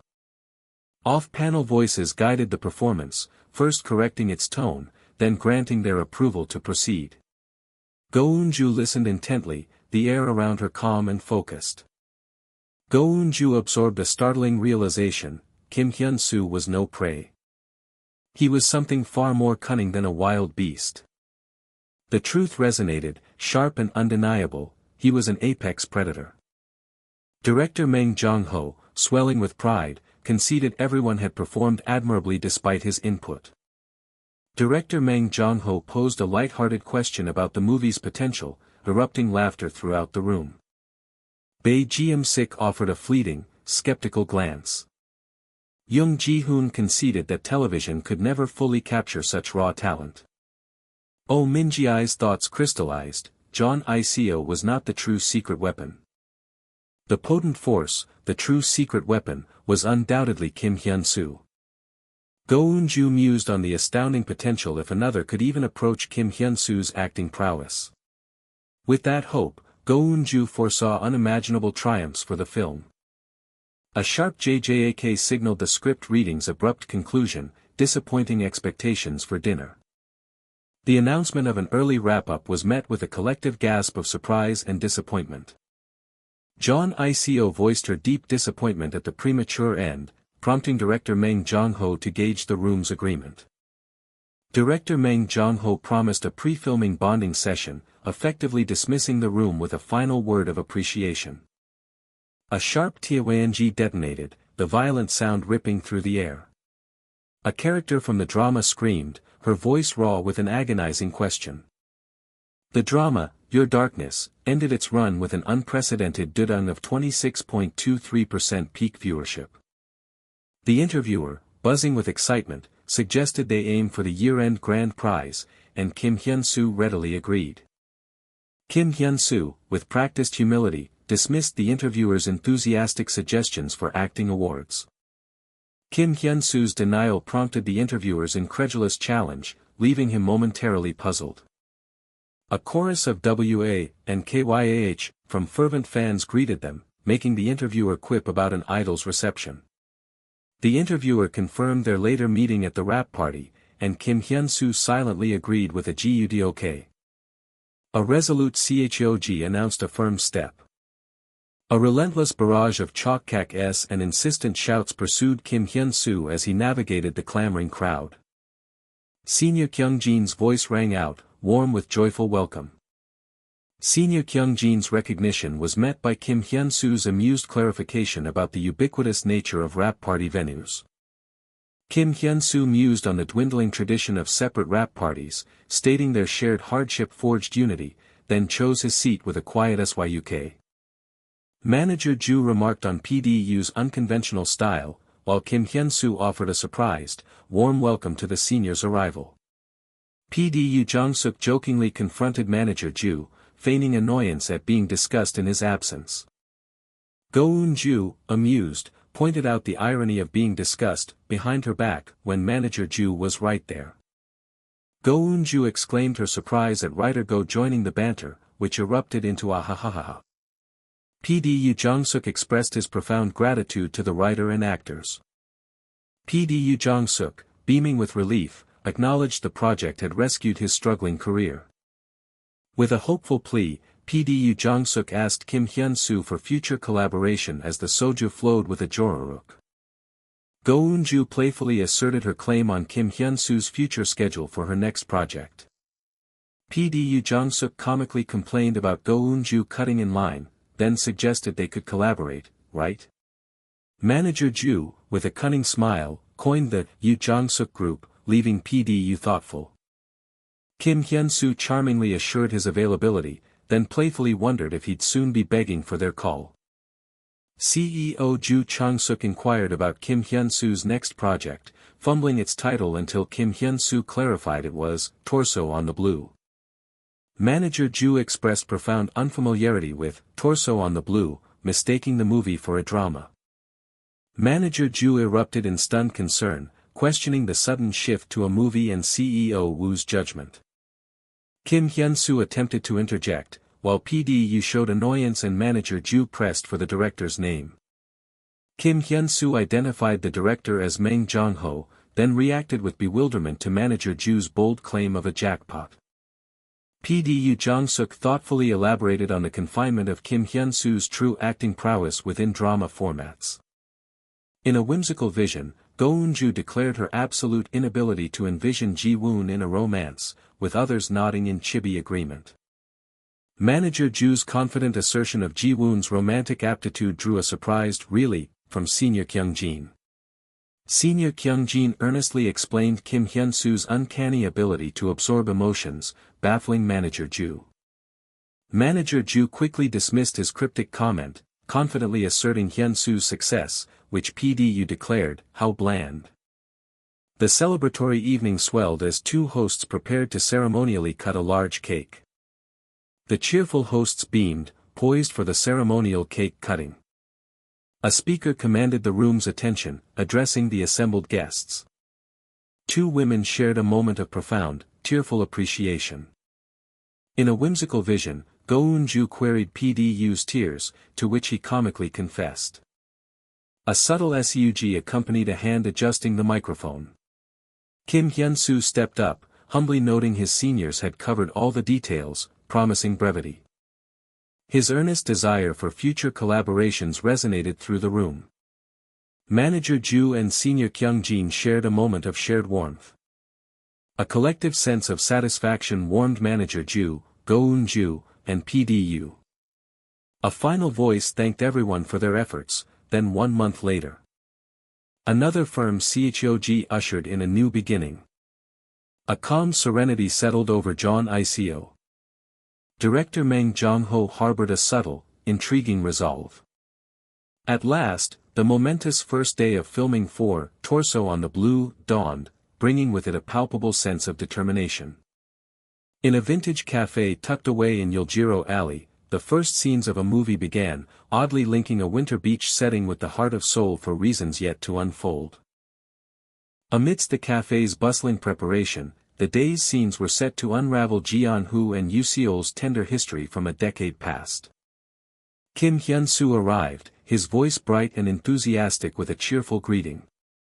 Director Meng Jong-ho acknowledged his presence with an observant smirk.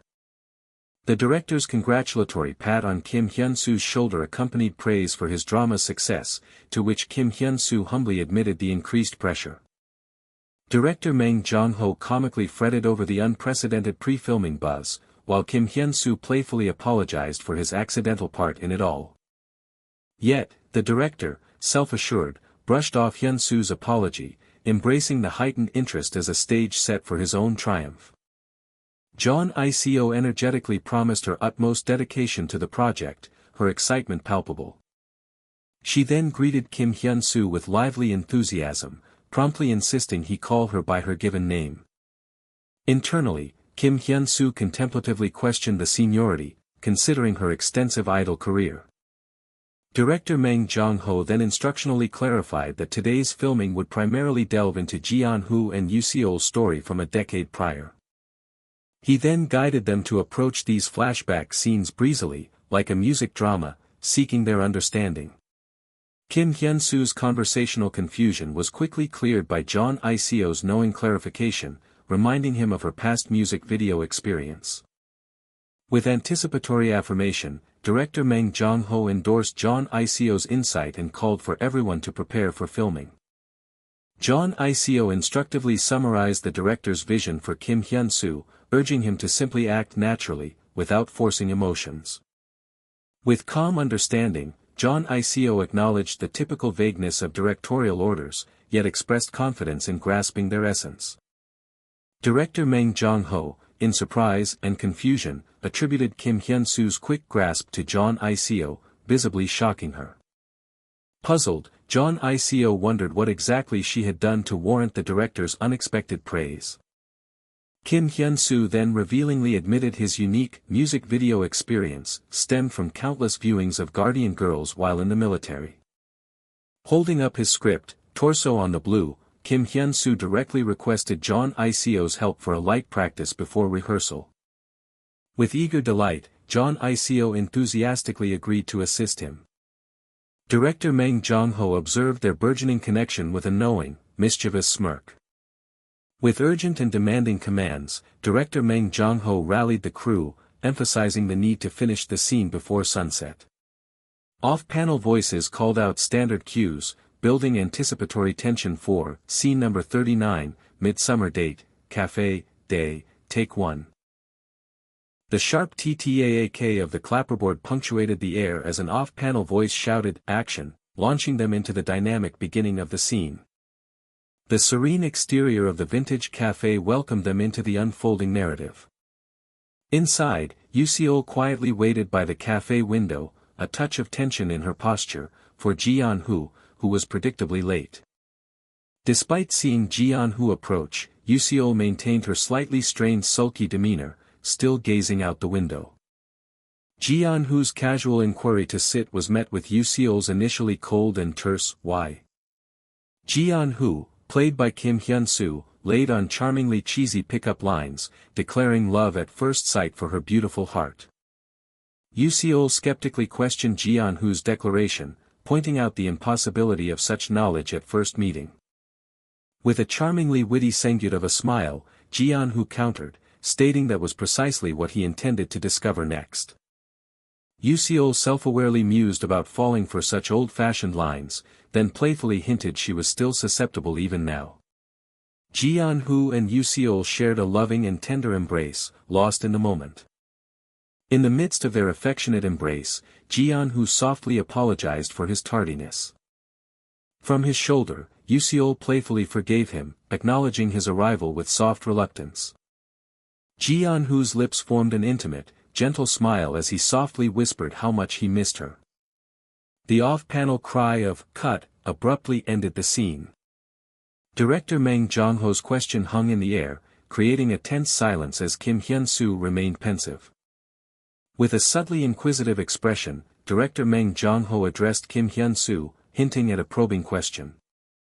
Director Mang Jong-ho's probing question about Kim Hyun-soo's prior acquaintance with John Iseo caught the actor completely off guard. Director Mang Jong-ho energetically and accusingly pressed Kim Hyun-soo, demanding how he could have delivered such a convincing first scene without prior knowledge. John Iseo remained contemplative, seemingly reflecting on the recent exchange or the scene itself. Kim Hyun-soo, still puzzled, questioned the preceding events while John Iseo observed him with a thoughtful expression. John Iseo's introspective thoughts revealed a subtle anxiety as she noted Kim Hyun-soo's acting sparked the same, fluttering, sensation as the script reading, wondering if all seasoned actors possessed such power. She reflectively realized that despite her various theater stages, she had never before encountered such a profound emotional resonance. John Iseo analytically concluded that Kim Hyun-soo possessed a truly unique quality as an actor. Kim Hyun-soo reacted with confusion, puzzled by John Iseo's intense, unblinking stare. Kim Hyun-soo, immersed in self-critical frustration, inwardly questioned if his current acting still wasn't enough to meet the scene's demands. Director Mang Jong-ho inquired if Kim Hyun-soo was unsatisfied with something, prompting Kim Hyun-soo to begin his response. Kim Hyun-soo reflected critically, concluding that his performance had been over the top. Director Mang Jong-ho, puzzled, questioned Kim Hyun-soo's self-assessment of being over the top. Then, with a sudden jolt, Director Mang Jong-ho had a dawning understanding. Director Mang Jong-ho exclaimed in a moment of surprised revelation as he witnessed the scene playback on the monitor. Director Mang Jong-ho candidly agreed with Kim Hyun-soo's observation, admitting his own haste and the scene's inherent awkwardness. The director, appreciative of Kim Hyun-soo's insight, praised his contribution, joked about his own role, and admitted the actor's input averted potential problems. John Iseo, still questioning the situation, sought clarification from the director, who then instructed her to look at something specific. Director Mang Jong-ho analytically asked John Iseo to determine the scene's true protagonist based on the visual composition and prop arrangement. John Iseo let out a visceral gasp, her eyes widening in intense realization. Director Mang Jong-ho analytically explained the scene was designed to highlight Yoo Se-ol, but implied a problem in its execution. Director Mang Jong-ho critically stated that Kim Hyun-soo's acting had completely overshadowed the directorial efforts to highlight Yoo Se-ol. John Iseo reacted with profound shock and a dawning, intense realization. Kim Hyun-soo, reflective and discerning, internally concluded that his portrayal had carried the wrong emotional tension. In an intense and revelatory moment, Kim Hyun-soo realized that he had not been the one leading his own acting, either during the script reading or the recent filming. Kim Hyun-soo identified Lee Jun-hyuk as the mysterious influence, questioning if there was a deeper, unsettling reason behind his formerly quiet demeanor. It became chillingly clear what compelled Lee Jun-hyuk's dreams to surface into conscious reality. The unsettling truth revealed that Lee Jun-hyuk was recognizing John Iseo's character, Yoo Se-ol, as Ha-young, hinting at a past connection that transcended the script. Narration underscored that this current situation was markedly different from Jang Ki-chun's past influence. Jang Ki-chun's emotions, eerie and detached, were described as inherently colorless and odorless, an alien quietness pervading his being. In stark contrast, Lee Jun-hyuk's emotions felt intensely vivid and unsettlingly overwhelming. The alarming warning rang clear: if Lee Jun-hyuk's emotional grip persisted, Kim Hyun-soo, and perhaps, Torso on the Blue, entirely, could become ominously imprisoned by the dream's true protagonist. The mysterious Lee Jun-hyuk, his face obscured, unsettlingly extended an invitation for a drink to an unemployed senior. The mundane apartment building stood under a clear blue sky, signaling a return to reality. Within his quiet and domestic bedroom, Kim Hyunsu peacefully read a book on his bed. Suddenly, his phone vibrated with a loud woong, announcing a sudden interruption. On the phone, Kim Hyunsu expressed surprise at a query about filming, then made a condescending remark about his junior's inexperience. Kim Hyunsu casually continued, boastfully remarking on the precarious employment of actors and revealing he had been about to contact the senior himself. Oh Min-ji, on the other end, confidently stated he knew the call's knowing topic without being asked. Oh Min-ji confirmed his self-assured assumption that the conversation was indeed about acting, sealed with a confident smirk. The urban landscape stretched under a brilliant, unblemished sky, signaling a clear new beginning. In the quiet domesticity of her living room, Jeon Iseo stretched with focused dedication, her body a testament to silent resolve. A contemplative silence followed the director's off-panel query about actor Kim's serious face, leaving Jeon Iseo to ponder its true meaning for her. Kim Hyunsu voiced a nascent concern for Iseo, only for the director's unseen presence to swiftly reassure him of her seasoned endurance. Director Mang Jong-ho's smirk carried an assertive confidence, dismissing any worry about Jeon Iseo as an actress beyond their scope. Jeon Iseo absorbed the director's counsel to let actor Kim just do actor Kim's acting, a pensive stillness settling over her. Stretching into the soft light of her home, Jeon Iseo wrestled with a single, reflective question: what, truly, did the director expect of her? A deep introspection settled over her, questioning if the esteemed title of not an easy actor could genuinely describe her current standing. The director's compliment about her camera-captivating charm resonated hollowly, punctuated by a decisive PPAAK as she held the remote, a mere technique in her thoughtful mind. Her critical gaze fell upon the screen, dismissing what she saw as mere technique masquerading as genuine acting. With a quiet, internal interjection, her mind momentarily paused its reflective churn, only to delve back into thought. Melancholic sepia tones washed over old photographs, conjuring distant memories of Kim Hyun-soo and a forgotten embrace. Her gaze sharpened, fixed with an unwavering, tense determination that spoke of a new, internal resolve.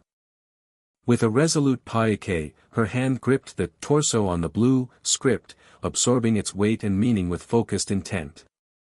The inviting glow of Manzeon pub emerged against a vibrant, dusky sky, promising a lively gathering within its walls. Jang Do-suk boasted of his overwhelming demand for projects, only for Kim Hyun-soo's off-panel voice to sharply challenge his motives. Senior Kyung-jin feigned humility with a playful wink, lightly deflecting the jab about his ostentatious pride. Senior Kyung-jin's eagerness to leave clashed with Jang Do-suk's insistent demand to tell one more story, creating an undercurrent of tension. Her disbelief about more bragging rights quickly shifted to surprise as Jang Do-suk declared the next tale was not his, but Kim Hyun-soo's. Kim Hyun-soo registered the sudden, uncomfortable spotlight, a silent acknowledgement of the impending discussion. With a visible tremor of anxiety, Kim Hyun-soo began to speak, his actually hanging heavy in the air. The restaurant's ceiling, adorned with familiar lights and countless scribbled memories, silently bore witness to their tense conversation. The soft tack of a glass setting down punctuated Jang Do-suk's off-panel certainty. Senior Kyung-jin insightfully explained how Kim Hyun-soo's idle background made his untrained, raw acting particularly unsettling for co-stars. Jang Do-suk, deep in contemplation, understood how Kim Hyun-soo's visceral sway over his co-stars' emotions would naturally spark concern for the project. Kim Hyun-soo attempted to distill the criticism into over the top, but Jang Do-suk precisely clarified it as a lack of emotional control. Jang Do-suk recoiled with a visceral shock as Kim Hyun-soo's off-panel voice landed a revealing blow, probing into his own past struggles. Jang Do-suk reiterated his familiar acting philosophy, acknowledging Kim Hyun-soo's attentive memory of his past counsel. Kim Hyun-soo tentatively inquired if the conversation was complete, and Jang Do-suk confirmed it with a definitive kulkiak. Senior Kyung-jin confronted Kim Hyun-soo with a stark truth: his worries, she declared, were an actor's profound luxury. Her assertive voice resonated with the undeniable truth: few possessed Kim Hyunsu's rare talent for instantaneous, explosive emotional immersion. A chilling realization washed over both men as Senior Kyung-jin's off-panel words painted a vivid picture of the hell Kim Hyunsu's co-stars endured.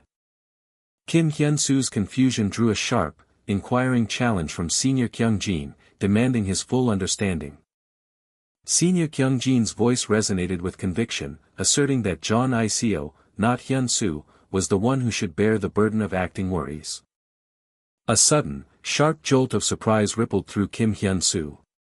Jang Do-suk gently steered Kim Hyunsu, telling him he was overlooking the most crucial element, prompting Kim Hyunsu to question what it was. With profound emphasis, Jang Do-suk proclaimed enjoyment as the absolute cornerstone of all acting, regardless of external opinion. A powerful, wide-eyed understanding dawned on Kim Hyunsu as Jang Do-suk's off-panel voice underscored the fundamental joy that acting should embody. Jang Do-suk's off-panel voice offered steady guidance, directing Kim Hyunsu to shed all other thoughts and simply focus on the pure act of acting. 3 glasses clinked together with a celebratory jan, marking a moment of shared understanding and renewed purpose. The stark, impactful phrase, "enjoy acting," filled the space, a resonant echo of profound advice. Kim Hyunsu and John Iseo sat across from each other in the cafe, a fragile calm settled between them. John Iseo's slight frustration was clear in her voice, weary of Kim Hyunsu's predictable nature. Kim Hyunsu, genuinely perplexed, asked for clarification, his confusion setting a precarious stage. Their words sharpened into a heated exchange, an argument escalating with accusations of wrong conversation and formulas, threatening to shatter their connection. With a frustrated Duruyuruk, a hand slammed the table, unleashing a torrent of anger over her elusive definition of "like that." His voice edged with desperate frustration, Kim Hyunsu challenged John Iseo to take one more step, knowing it could mean the end. A wave of regret washed over Kim Hyunsu as he realized the irreversible finality of his actions. A tense silence hung between them, punctuated only by a soft ha, as Kim Hyunsu turned away from their unresolved conflict. A quiet whing accompanied Kim Hyunsu's somber retreat, his posture conveying a deep, lingering sadness.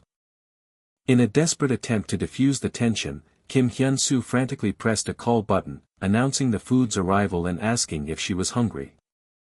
John Iseo registered a ripple of surprise as Kim Hyunsu's off-panel voice suddenly inquired about her hunger. With a reluctant pout, John Iseo conceded her hunger, deciding they could still eat even while fighting. A soft poop escaped her lips as her blush deepened, accompanied by the amused cook and warrioryu of patrons laughing at their public dispute. Kim Hyunsu, a confident smirk playing on his lips, hinted at a cunning reconciliation plan that left John Iseo utterly confused. His voice firm with romantic determination, Kim Hyunsu declared his explicit intention to make amends. John Iseo's cheeks flushed, her wide eyes reflecting an overwhelming blend of surprise and flattery. The scene abruptly shattered with an off-panel cut, signaling the return to reality. Director Meng Jong-ho's cheerful "okay" confirmed his satisfaction with the take, radiating positive energy through the set. John Iseo, script in hand, eagerly sought feedback on her performance, her anticipation palpable. Kim Hyunsu playfully teased John Iseo about her repeated questions and nervousness, while she confessed her anxiety. Pointing to her script, John Iseo meticulously inquired about every nuance of her performance, her analytical mind dissecting tension and rhythm. Kim Hyunsu's sheepish embarrassment was met by the director's halcyon glance and the infectious KKK of crew members' laughter. John Iseo earnestly explained her tireless practice, striving to match Kim Hyunsu's raw talent, leaving him intrigued. A bright, optimistic smile lit her face as John Iseo confidently suggested their next take would surely be better. A sudden, intense realization caused Kim Hyunsu's eyes to widen, a profound understanding dawning. The memory of Jang Do-suk's profound advice, "enjoy acting," resonated within him, solidifying his new perspective. A warm smile touched Kim Hyunsu's lips as he gently called out John Ico's name. John Ico's surprise was evident as Kim Hyunsu playfully turned her own question back on her, asking about his acting. John Ico paused, her thoughtful expression searching for the perfect words to describe Kim Hyunsu's performance. With unbridled enthusiasm, John Ico beamed and gave a thumbs up, declaring his acting totally amazing. A soft poop escaped Kim Hyunsu's lips as he chuckled at her exaggerated praise, making John Ico blush in amusement. He apologized through his laughter, confessing internally that he simply could not overcome his feelings in that moment. Kim Hyunsu reflected on a profound truth, realizing that dreams were not meant to be conquered, but to be tenderly carried forward. With a loving gaze, Kim Hyunsu concluded his insightful reflection, recognizing John Ico as the embodiment of his cherished, living dream. From the outset, expectations had been deliberately modest. Despite their budding talent, they were, in essence, novices embarking on their cinematic journey. Their limited stage experience underscored their undeniable status as true newcomers to the world of film. He knew better than to demand perfection, having anticipated a deviation from his initial vision, hoping instead to simply document their burgeoning potential. Yet, something profound had begun to shift. The entire landscape of his expectations had irrevocably altered. A subtle, indefinable transformation had taken hold of both actors since their last encounter. The scene glowed with an unburdened happiness, a testament to their newfound ease. A playful, almost domestic intimacy permeated the otherwise ordinary moment. Their playful grimaces echoed a newfound, joyful irreverence. John Ico's burgeoning confidence now commanded the very atmosphere, a striking presence that even Kim Hyunsu could no longer overshadow. The spark for this transformation, a few seemingly innocuous words of advice, had somehow catalyzed an astonishing evolutionary leap in both actors. His instinctive mastery of emotional transference at such a young age was utterly breathtaking, an almost monstrous display of raw talent. Under the painterly hues of the sunset, a moment of profound romantic destiny unfolded, destined to be captured forever on screen. With an open heart and an iconic request, he pledged his deepest hopes. Her heartfelt, single word carried the weight of profound acceptance. A knowing, satisfied smirk played across his lips. The dramatic sunset was abruptly punctuated by the director's decisive command. The polished facade of the agency building gleamed under the midday sun. Manager Go Ji-yeon inquired, her pleasant demeanor belying a deeper professional interest. Kim Hyunsu found the filming enjoyable, while manager Go Ji-yeon expressed her regret for missing his debut and promised her presence at the next production in fall. Manager Go Ji-yeon confirmed his availability until mid-September, a detail Kim Hyunsu readily affirmed. His next project, Torso on the Blue, was a poignant tale set against melancholic autumn and winter beaches, scheduled for filming to begin with the season. Manager Go Ji-yeon then delivered surprising news. Numerous commercial film offers had poured in during his movie shoot, leaving Kim Hyunsu momentarily dumbfounded. A swift rustle of papers revealed not one, but 3 distinct proposals, leaving Kim Hyunsu utterly speechless.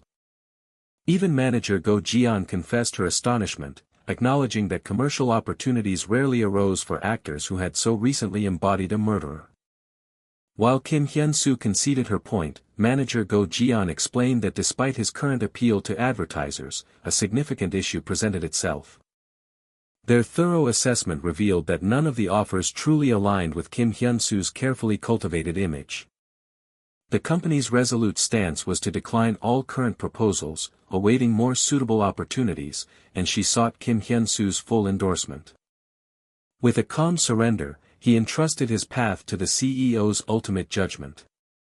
Manager Go Ji-yeon, confident in their trajectory, reassured him that patience would yield far more appropriate and prestigious endeavors. Manager Go Ji-yeon then pivoted, presenting an alternative schedule she had personally curated, sparking Kim Hyunsu's curious inquiry. With a flourish, she unveiled a new proposal, asking for his immediate thoughts.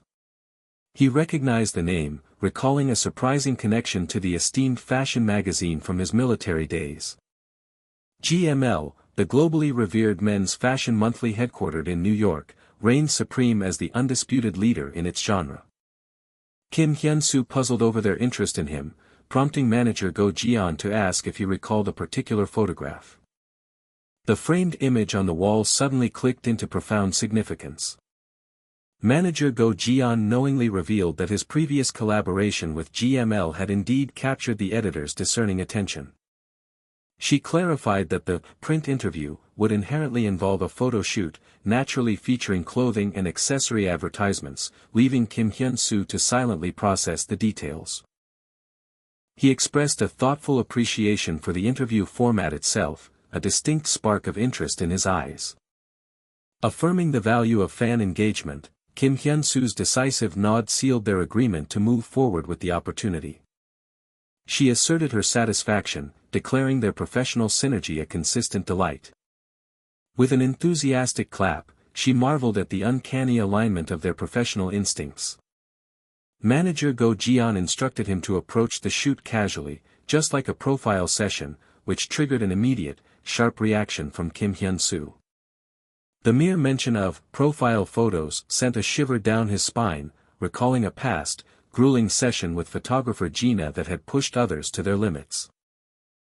Manager Go Jian then added a significant detail: the interview would be a duo, with Choi Joo-mi joining him, eliciting a surprised question from Kim Hyun-soo. Kim Hyun-soo struggled to place the name, prompting manager Go Jian to playfully question how an idol expert like him could seem so utterly perplexed. Manager Go Jian triumphantly revealed Choi Joo-mi as the acclaimed lead of Princess in the Palace, a fellow idol-turned-actress, before playfully observing Kim Hyun-soo's surprising affinity for idols. 7 days had quietly slipped into the past. His gaze was fixed on a tender scene from the drama, Princess in the Palace. The enchanting romantic comedy, detailing the whimsical escapades of a hotel heir and a parade-loving student, was currently captivating audiences everywhere. Manager Ju, noticing the screen, playfully remarked on the drama's surprising popularity and enthusiastically praised Choi Joo-mi's delightful portrayal. Kim Hyun-soo inwardly assessed the drama's respectable ratings, his mind already dissecting the unseen forces behind its popular appeal. Unquestionably, the drama's meteoric success stemmed from Choi Joo-mi's captivating charm and undeniable radiance. As the drama unfolded, the missing pieces of his memory regarding Choi Joo-mi finally clicked into place. A furious, disembodied voice roared, demanding to know who had dared to bring that brat into their midst. Prior to her supporting role in Your Darkness, she had faced an abrupt dismissal from a lead part, her acting journey marked by the ignominy of PRO3. Despite their shared idol-to-actress trajectory, Choi Joo-mi's professional journey had diverged sharply from John Iseo's, carving an entirely antithetical path.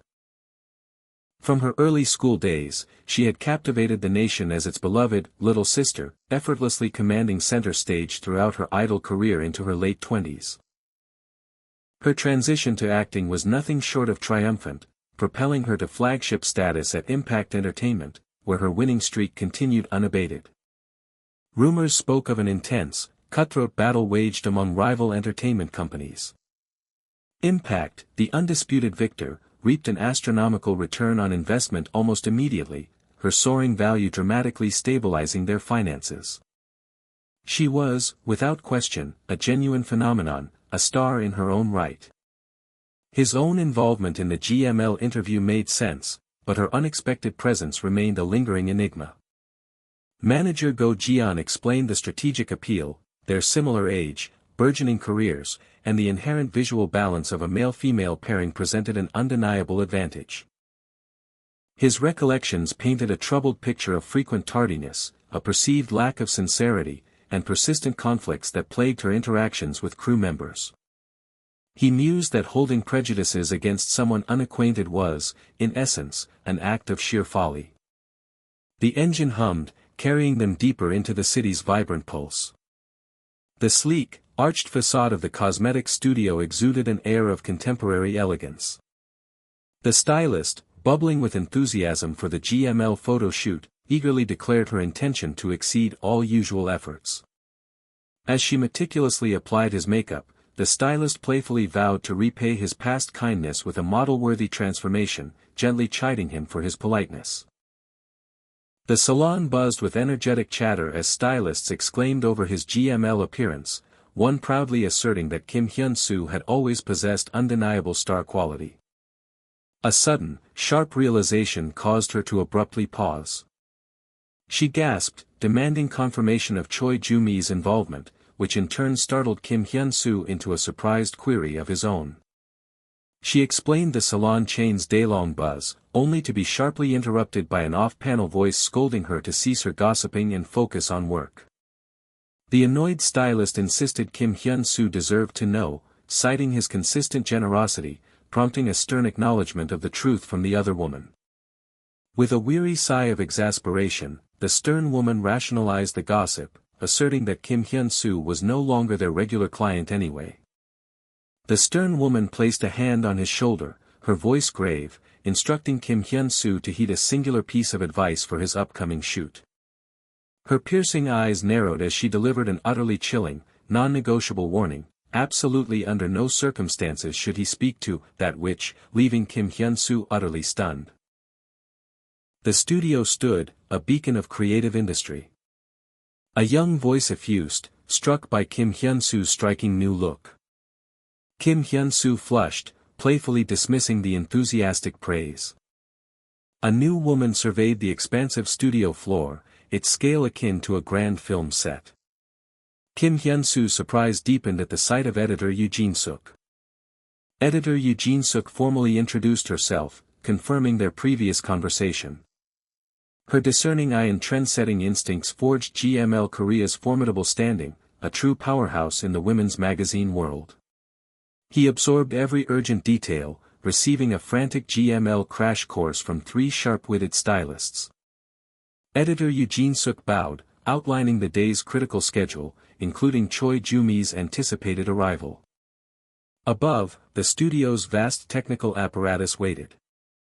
Choi Hyung-wook offered a polite introduction, though an undercurrent of unease rippled beneath his smile. Manager Joo voiced his surprise at Choi Joo-mi's early arrival, questioning persistent rumors.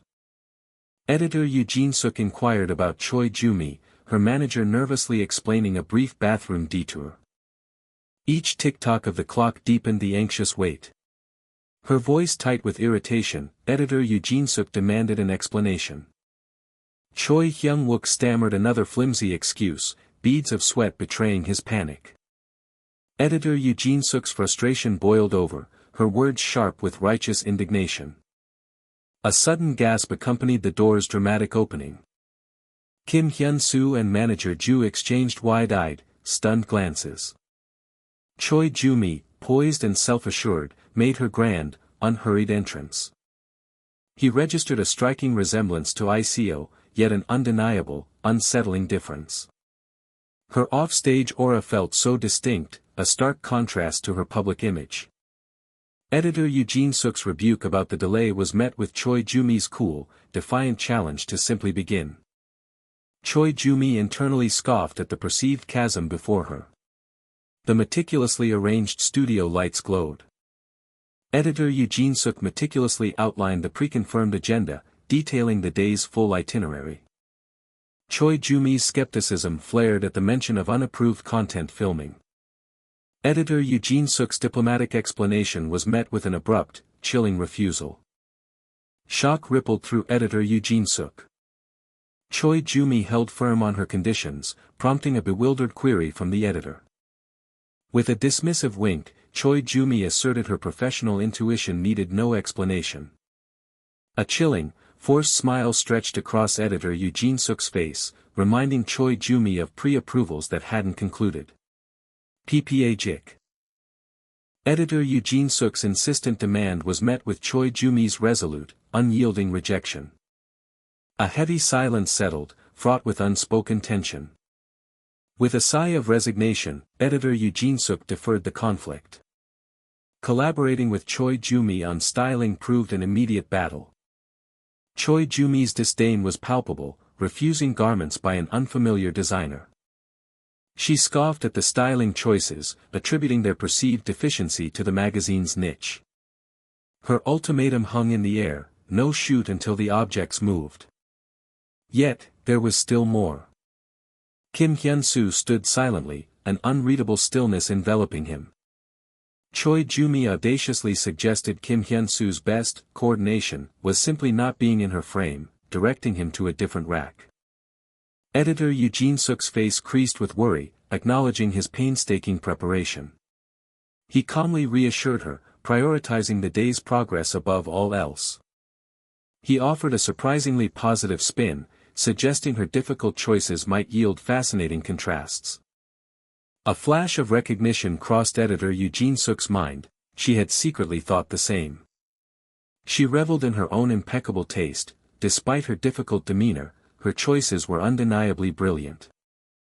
Editor Eugene Suk's admiration shone through, promising to remember Kim Hyunsu's insightful contribution today. The powerful lights awaited their moment. The camera's first chokak signaled the beginning. Chokak, chokak, both models struck confident poses under the lens. Choi Joo-mi bluntly critiqued Kim Hyunsu's pose, then precisely instructed his adjustments. The rapid chokak, filled the air. The crew gathered, intently scrutinizing the monitor's playback.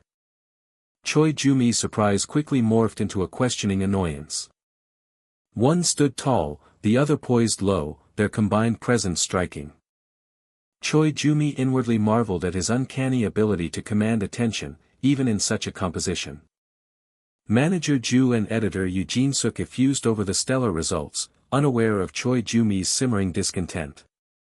Deep within, Choi Joo-mi registered a profound dissatisfaction. Choi Hyung-wook, perplexed, questioned the source of her renewed displeasure. Choi Joo-mi declared her intention to shoot alone, blindsiding everyone. A wave of profound shock washed over both Kim Hyun-soo and editor Eugene Suk. Choi Joo-mi's defiant declaration sent a palpable shock through editor Eugene Suk. The crew watched on, absorbed in the unfolding drama. Editor Eugene Suk, now resolute, questioned if she could drop formalities. Choi Joo-mi arrogantly commanded silence, demanding only that the editor listen. Editor Eugene Suk challenged her on basic professional courtesy, which Choi Joo-mi scoffed at. Editor Eugene Suk's frustration boiled over, demanding mutual respect, reciprocity, and a halt to the outrageous demands. Choi Joo-mi lowered her gaze, offering a soft, insincere apology. With a sly, manipulative smirk, she suggested her departure. The studio lights reflected the tense quiet. Editor Eugene Suk met the challenge with firm, unyielding resolve. Choi Joo-mi smirked, praising the quick feedback and her apparent victory. Editor Eugene Suk turned to Kim Hyun-soo, offering a sincere apology for the disruption. He calmly accepted the twist, recognizing that events had played squarely into Choi Joo-mi's hands.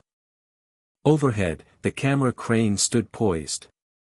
Editor Eugene Suk, with steely resolve, declared the photo shoot would now proceed with Kim Hyun-soo solo, stunning Choi Joo-mi. Choi Joo-mi's eyes widened in utter, speechless shock. Following Choi Joo-mi's demands, the studio's bright, industrial expanse awaited a changed plan. The stark announcement sliced through the air, the photo shoot would proceed with Kim Hyun-soo as the sole star. Choi Joo-mi's world abruptly halted, her mind struggling to process the impossible declaration.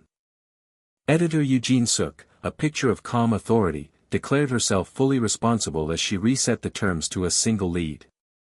She urged the crew to swift action, completely ignoring Choi Joo-mi's simmering annoyance. With a casual glance over her shoulder, editor Eugene Suk subtly questioned Choi Joo-mi's lingering presence, a silent dismissal. Bae Ji-sik, flustered, wondered if editor Eugene Suk understood the potential ramifications of her bold stance.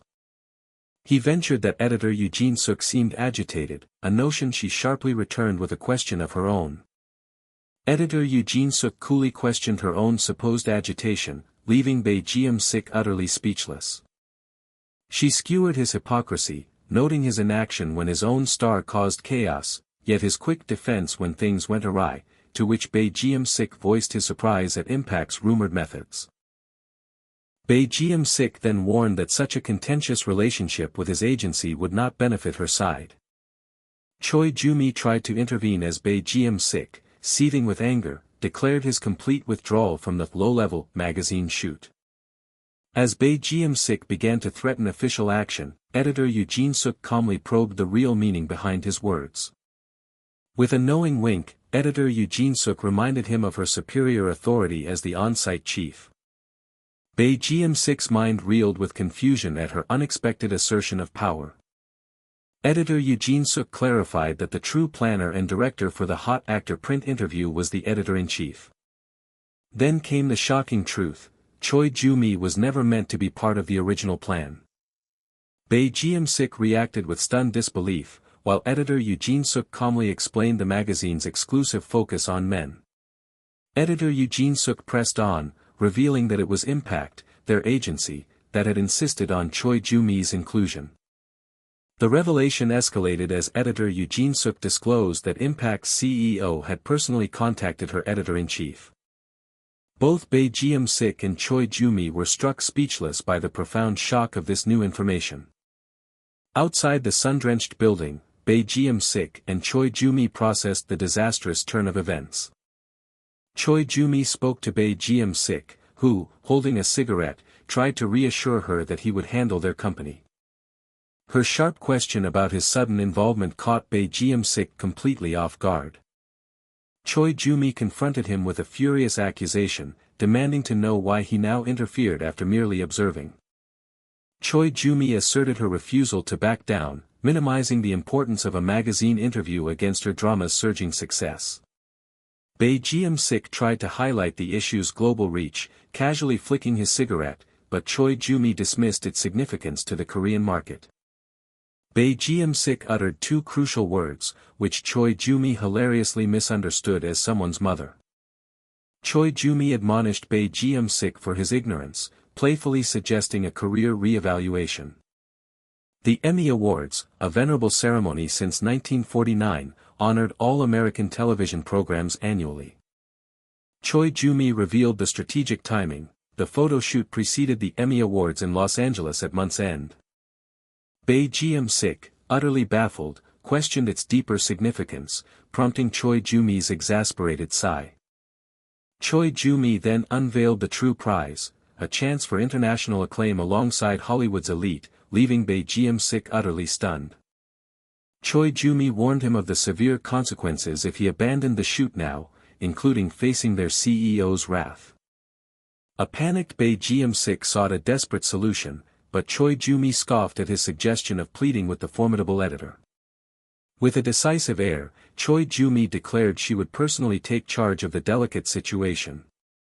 Above, the clouds drifted lazily, a tranquil sky before the impending storm. Choi Joo-mi offered an apology for her previous behavior, her demeanor seemingly contrite. Kim Hyunsu watched her with a calm, discerning gaze, a bead of sweat betraying a subtle tension. Choi Joo-mi realized Kim Hyunsu was the true centerpiece, the silent pivot of the entire project. His unique photographic presence, she mused, surely had captured the attention of someone significant at GML. Editor Yoo Jin-suk's apparent fondness for him offered a new tactic: she could reluctantly concede if Kim Hyun-soo, the beloved feature, spoke up. Thinking she could easily manipulate an inexperienced rookie, Choi Joo-mi then addressed Kim Hyun-soo about a supposed misunderstanding. Choi Joo-mi began to explain her solo demands, but Kim Hyun-soo curtly interrupted, stating he already knew. Her face registered profound surprise: he knew. Kim Hyun-soo calmly elaborated that her working style and previous results made her strategy clear, she preferred separate shots for better impact. Choi Joo-mi was left speechless, her calculated plan now fully exposed. Taking control, Kim Hyun-soo suggested she simply inform the editor of a misunderstanding and her renewed desire to collaborate. Choi Joo-mi challenged him directly, demanding a compelling reason to assist him. She reiterated her genuine curiosity, pressing him for a clear justification. Kim Hyun-soo began his reply, a flicker of surprise in his eyes.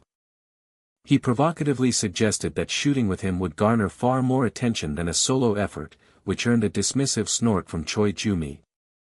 Choi Joo-mi, annoyed, demanded to know why he laughed, to which he quickly offered a polite apology.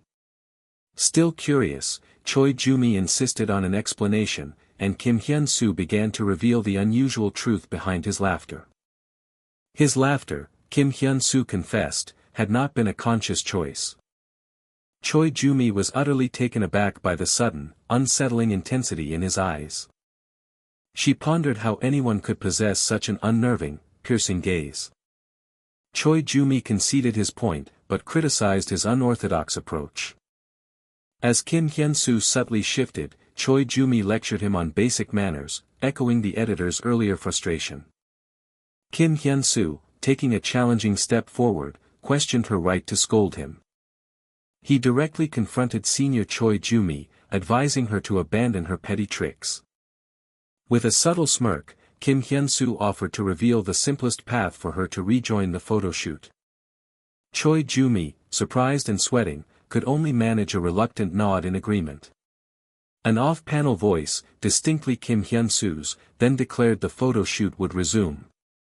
Editor Eugene Suk looked surprised to see Kim Hyun-soo and Choi Joo-mi still standing there.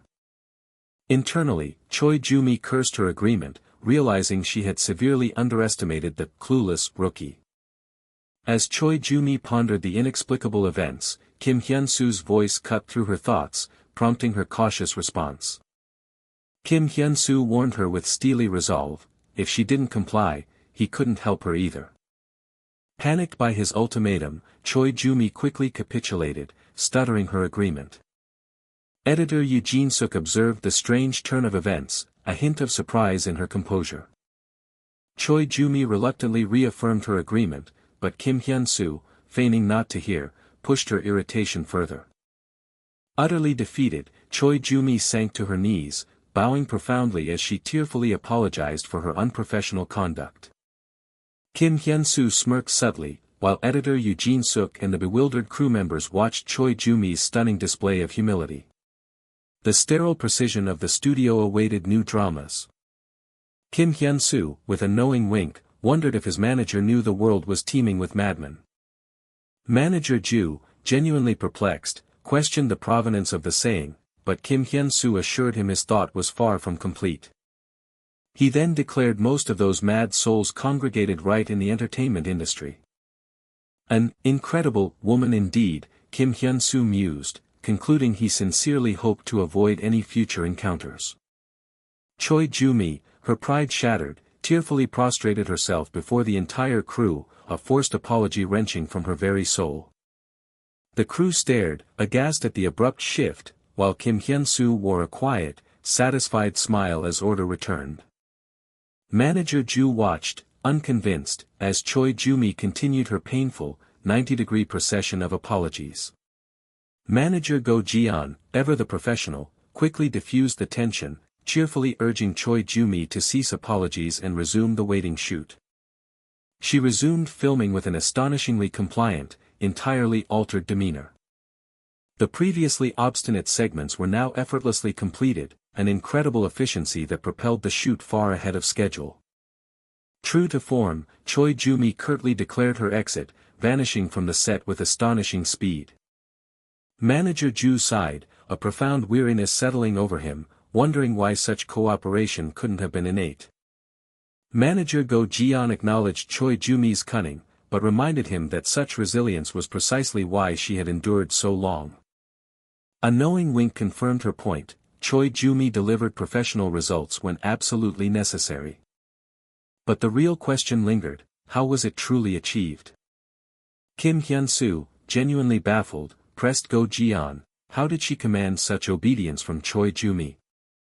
Obedient, he mused, a droplet of sweat betraying his own uneasy realization, he hadn't truly willed it. Jang Ki-chun's jaw tightened, seething at the impudent brat. Jang Ki-chun's volatile emotions, though fleeting, reacted intensely to Choi Joo-mi's surprising capitulation. He grappled with a startling escalation, his dreamborn emotions now possessed an undeniable, unsettling power to command others' actions. His internal vow to meticulously observe this burgeoning power was abruptly interrupted by manager Go Jian's call. Manager Go Jian claimed Choi Ju-mi initiated the apology, a notion Kim Hyun-soo found utterly incredible given her known temperament. Manager Go Jian playfully accused him of unexpected loyalty, a claim Kim Hyun-soo quickly dismissed as merely a casual remark. With warm gratitude, manager Go Jian profusely thanked Kim Hyun-soo for, somehow, ensuring the day's schedule concluded flawlessly. A staff member pitched promotional content for his movie, and manager Ju, ever the opportunist, eagerly accepted the editor's offer. Manager Go Jian promised fervent promotion, while manager Ju, ever networking, voiced hopes for future collaborations. Through the city, the van hummed with a low bung, as manager Ju broke the silence. Manager Ju, still baffled, questioned Choi Ju-mi's strange decision to volunteer her phone number. Kim Hyun-soo, with a sly, closed-eyed smile, found manager Ju's revenge theory entirely plausible. The van continued its journey with a low bung. Home awaited, a silent brick edifice beneath a clear sky. The GML shoot concluded, Kim Hyun-soo dedicated himself to intense script preparation for the impending Torso on the Blue filming. Confined to his room, he rigorously practiced, resolute in his vow to never repeat past missteps. He would master those excessive emotions, bending them entirely to his will. He sought to devour the dream whole, standing firm as the ominous shadow of Jang Ki-chun, his source of power, solidified behind him. A sudden womb vibrated, shattering the quiet. Startled, Kim Hyun-soo answered, recognizing the urgent voice of his CEO. The CEO's frantic voice demanded answers about the GML shoot, particularly why they were crazy, to Kim Hyun-soo's feigned surprise. The CEO excitedly revealed GML's global plans for the photo shoot, a detail Kim Hyun-soo calmly confirmed he already knew. The CEO then asked about solo shots, and Kim Hyun-soo confirmed he took test photos before Ju-mi's return. Then came the bombshell. American GML was eyeing Kim Hyun-soo's photos for an Emmy Award special, a decision almost confirmed. Kim Hyun-soo, absorbing the monumental news of American GML's interest, furiously calculated the immense implications for his movie release. The imposing facade of the Impact building gleamed under the midday sun. Inside, the CEO's office awaited. Manager Ju stood, visibly trembling, under the harsh scrutiny of the CEO's office. CEO Lim Jin-sil sternly challenged manager Ju's intervention, dismissing his protestations of a problem-free schedule. A fierce tang punctuated CEO Lim Jin-sil's furious dismissal, mocking his "no problems" claim. She seethed, demanding to know why their Ju-mi had been relegated to a mere supporting role. Her gaze burning with fury, CEO Lim Jin-sil accused him of undermining her meticulously brokered deal, a charge he stammeringly denied. The CEO's voice dripped with icy sarcasm, dismantling manager Ju's flimsy excuses and spotlighting his managerial failings. Defeated, manager Ju offered a meager apology. CEO Lim Jin-sil's sharp query cut deep, accusing him of arrogance, bolstered by his sister's influence. Manager Ju stammered, panic-stricken, desperately trying to refute the CEO's accurate accusation. For his sister's sake, she offered a final grace, but flatly declared Ju-mi too valuable for his perceived incompetence, leaving him aghast. Manager Ju's shock was palpable as CEO Lim Jin-sil coolly reassigned him to Jang Kyung-hoon. Manager Ju's hesitant protest about manager Kyung-hoon's frayed nerves met the CEO's sharp, unyielding retort. With a final, crushing statement, the CEO departed, leaving manager Ju in stunned, silent defeat. A decisive tack echoed, sealing the confrontation. Alone at her expansive desk, CEO Lim Jin-sil settled into a pensive silence. Kim Hyun-soo's name surfaced in her thoughts, suddenly connecting him to Jang Kyung-hoon's recent, simmering rage. Jang Ki-chun's furious scream echoed in her mind, an unknown usurper had shamelessly stolen his rightful role. She scoffed at his short-sighted pride, calculating his career's swift demise after foolishly rejecting opportunities for image management. Yet, Choi Joo-mi, a fiery star in her own right, possessed undeniable talent, a potent force capable of sustaining her career for another cosmic decade. Her thoughts returned to Kim Hyunsu. How did a rookie manage to subdue the formidable Choi Joo-mi? A chilling realization dawned: Kim Hyunsu was the singular catalyst, pushing Jang Kyung-hoon into despair and humiliating Choi Joo-mi. And then, another truth emerged. He was also the one who audaciously rebuffed Impact's unparalleled offer, a final, startling piece of her puzzle. Her mind churned, absorbing the implications. A soft talk accompanied her deep contemplation. Ji-yoon, she mused, had indeed unearthed an intriguing gem. Her discerning eye for talent had never failed. For her, collecting such rare gems was a sacred art. Once her gaze fell upon one, it was hers, undeniably and forever. Even if that treasure already belonged to another. A stark announcement shattered the quiet, demanding immediate attention. The newscaster gravely reported 327 missing, their fates tragically sealed by the unforgiving sea. In the dim room, the woman absorbed the chilling update about the missing rescue member, a shadow of dread deepening around her. Each confirmed death struck a fresh, raw blow, twisting her features into a grimace of profound sorrow. Then, silence descended as the screen went utterly, ominously black. Huddled on the floor, she bore the crushing weight of the news in mournful solitude. His voice, urgent yet comforting, had promised a swift return, a safeguard against worry. The doctor's diagnosis, stark and clinical, named the unseen trauma haunting her. A small, pink pill materialized, a fragile promise of overcoming the internal battle. John Iseo, embodying Yu Seol, held her hand up, a silent but firm signal of conviction. A knowing smile played on John Iseo's lips, pleased with the wisdom of a choice made. The narration laid bare the raw process, deliberately confronting the agonizing memories of a past catastrophe. An endless, serene expanse of ocean reflected a quiet metaphor for remembrance. Healing, the scene implied, could be found in courageously facing the vast, open wounds of the past. From the depths, spectral figures rose, haunting echoes of the lost, their presence ethereal and chilling. John Iseo, stepping into Yu Seol's persona, greeted an unseen presence with a warm, open inquiry. The old woman, startled by the unexpected trio, voiced her surprise at their arrival. Her curiosity sharpened as she questioned the peculiar choice of a winter beach visit. Yu Seol's profile hinted at a deepening resolve, her gaze fixed on a path known only to her. The director's sharp, definitive call of "cut" marked the end of the take. John Iseo, radiant and eager, enthusiastically called out to her senior. Kim Hyunsu, as Ji-yeon-hoo, returned her enthusiasm with a friendly, welcoming wave. His gaze held a quiet appreciation for the rapid growth he observed in her craft. Yu Seol, overflowing with exhilaration from her flawless take, wondered aloud if she too possessed a touch of genius. A sudden realization dawned on John Iseo, prompting a surprised question about his unexpected presence on his day off. Ji-yeon-hoo revealed his intention, to observe Yu Seol's nuanced portrayal when she was separate from his character. John Iseo's mind raced, a thrilling suspicion forming that he had been an astute observer all along. Her thought depicted a poignant, solitary encounter between Yu Seol and Ji-yeon-hoo on a mist-shrouded beach. Ji-yeon-hoo thoughtfully explained his character's return was rooted in understanding Yu Seol's isolated journey. John Iseo's response was a surprised, flustered sound, processing his insightful words.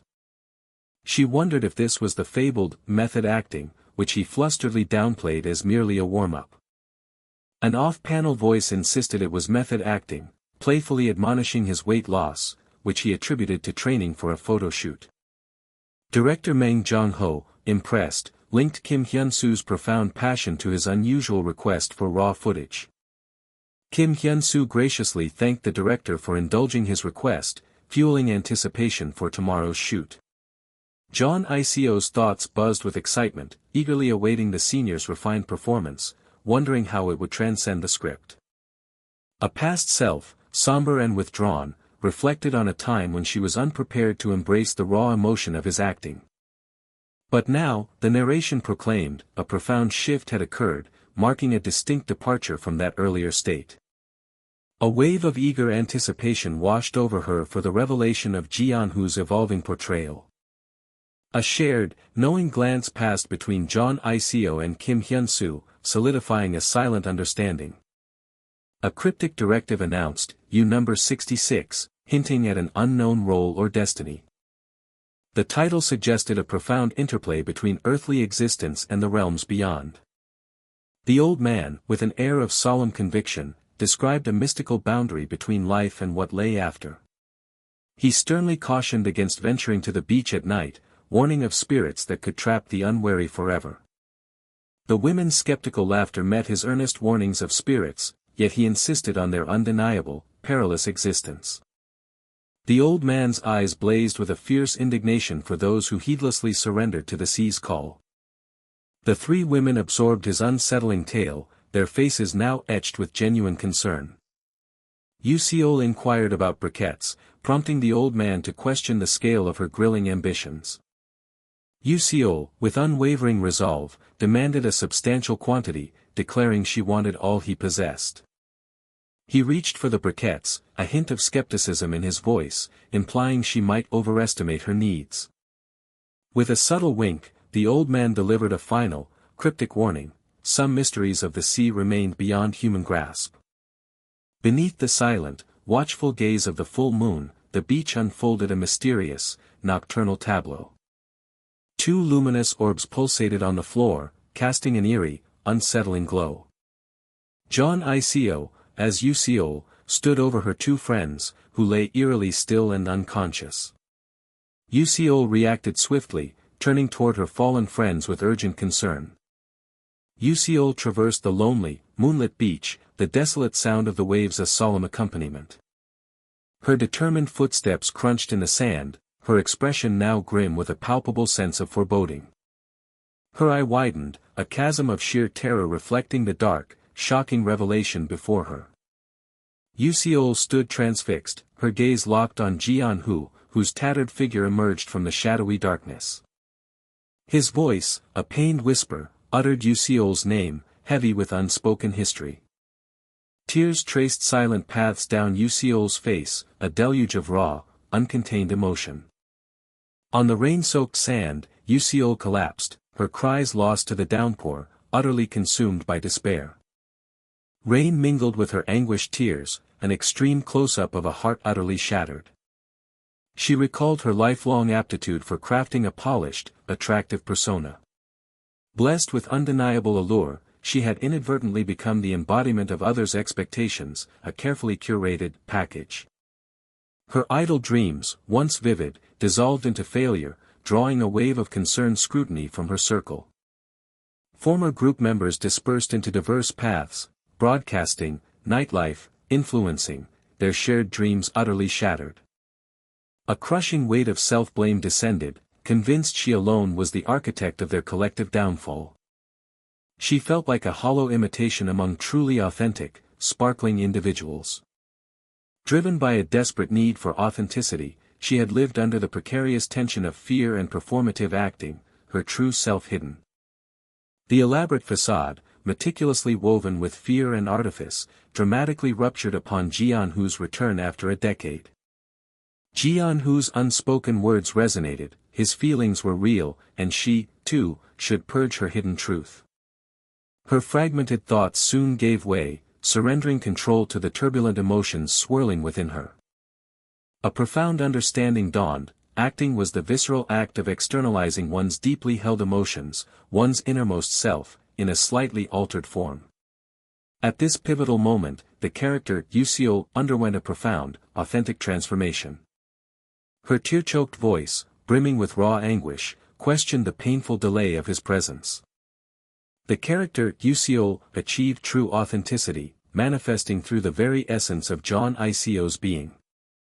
The director's sharp, decisive cut punctuated the climactic end of the scene.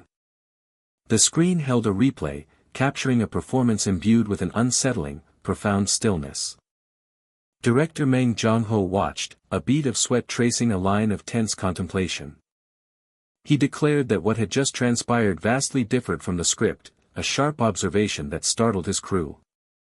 The script explicitly called for dialogue between Ji-yeon-ho and Yoo-seo, yet Kim Hyun-soo and Jeon I-seo had performed the scene with a jarring, absolute silence. This was no mere ad-lib, it echoed a profound truth, recalling the words of a master who defined the very essence of acting itself. An actor must naturally evoke emotions through truthful actions, the solemn portrait seemed to declare.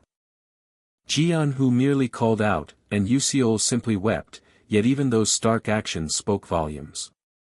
The truth resonated, striking director Mang Jong-ho with an undeniable force that made him cover his mouth in shock. He found himself questioning if any further direction could possibly enhance such raw honesty. Kim Hyun-soo's influence extended far beyond his co-star, subtly altering even the director's established world. He had to acknowledge his own inadequacies, resolving to fully grasp their profound impact before the film's completion. He vowed to precisely capture the unique essence they possessed and manifest it flawlessly on screen. Above the quiet set, the serene night sky shimmered with scattered clouds and visible stars.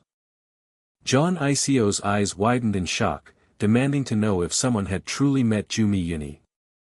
Kim Hyun-soo expressed surprise at her connection to Choi Joo-mi, while Jeon I-seo fondly recounted their shared training days. Jeon I-seo described Joo-mi as a kind, tender, and good soul, while Kim Hyun-soo looked on, a hint of confusion crossing his face. She fondly recalled Joo-mi as an angel who magically appeared with snacks during tough dance practices, unaware of the subtle shift in Kim Hyun-soo's expression. Jeon I-seo optimistically declared her happiness at Joo-mi's success, vowing to one day become an actress just like her, while Kim Hyun-soo silently pondered the unspoken passage of time. Kim Hyun-soo offered a gentle, knowing smile, silently supporting her aspirational vow. Jeon I-seo laughed brightly, earnestly insisting her praise was genuine and not mere flattery. She explained that her admiration stemmed directly from witnessing his profound acting earlier that day. A sudden thought brought a flush to Jeon I-seo's cheeks, her wide eyes betraying a nervous surprise. Despite the compliments, a lingering doubt prompted Jeon I-seo to question if their scene truly went well. Her self-blame escalated as she worried the director's mood stemmed from her supposed flubbed lines. Kim Hyun-soo chuckled, reassuring her that the scene was approved, and her worries were needless. Bae Ji-sik confidently affirmed that, from his perspective, the performance had been perfectly fine. He then winked conspiratorially, playfully trying to enlist Kim Hyun-soo's agreement about Jeon I-seo's exceptional acting. Kim Hyun-soo responded with a warm, sincere smile, affirming that Jeon I-seo's acting that day was truly the best. Jeon I-seo gasped in surprise, a blush rising as she grappled with the unexpected, overwhelming praise. From off-panel, Bae Ji-sik's hand appeared, thrusting a shot glass forward, urging them to relax and drink. Bae Ji-sik passionately declared that actors must continually learn about the world to earn their title. Grinning widely, Bae Ji-sik boisterously invited everyone to partake in an exclusive actor's toast, shouting for one shot. Director Mang Jong-ho interjected, questioning Bae Ji-sik's nonsensical toast, which Kim Hyun-soo echoed with feigned confusion. Eyes closed in contemplation, director Mang Jong-ho spoke with profound conviction, revealing the next truth. He then sharply clinked a shot glass, declaring that continuous learning applied equally to directors. Director Mang Jong-ho addressed Kim Hyun-soo and Jeon I-seo, who both responded with immediate respect. With a confident smirk, director Mang Jong-ho simply instructed them to continue acting as they had that day. Director Mang Jong-ho turned his intense gaze toward Jeon I-seo, who looked back with curious apprehension.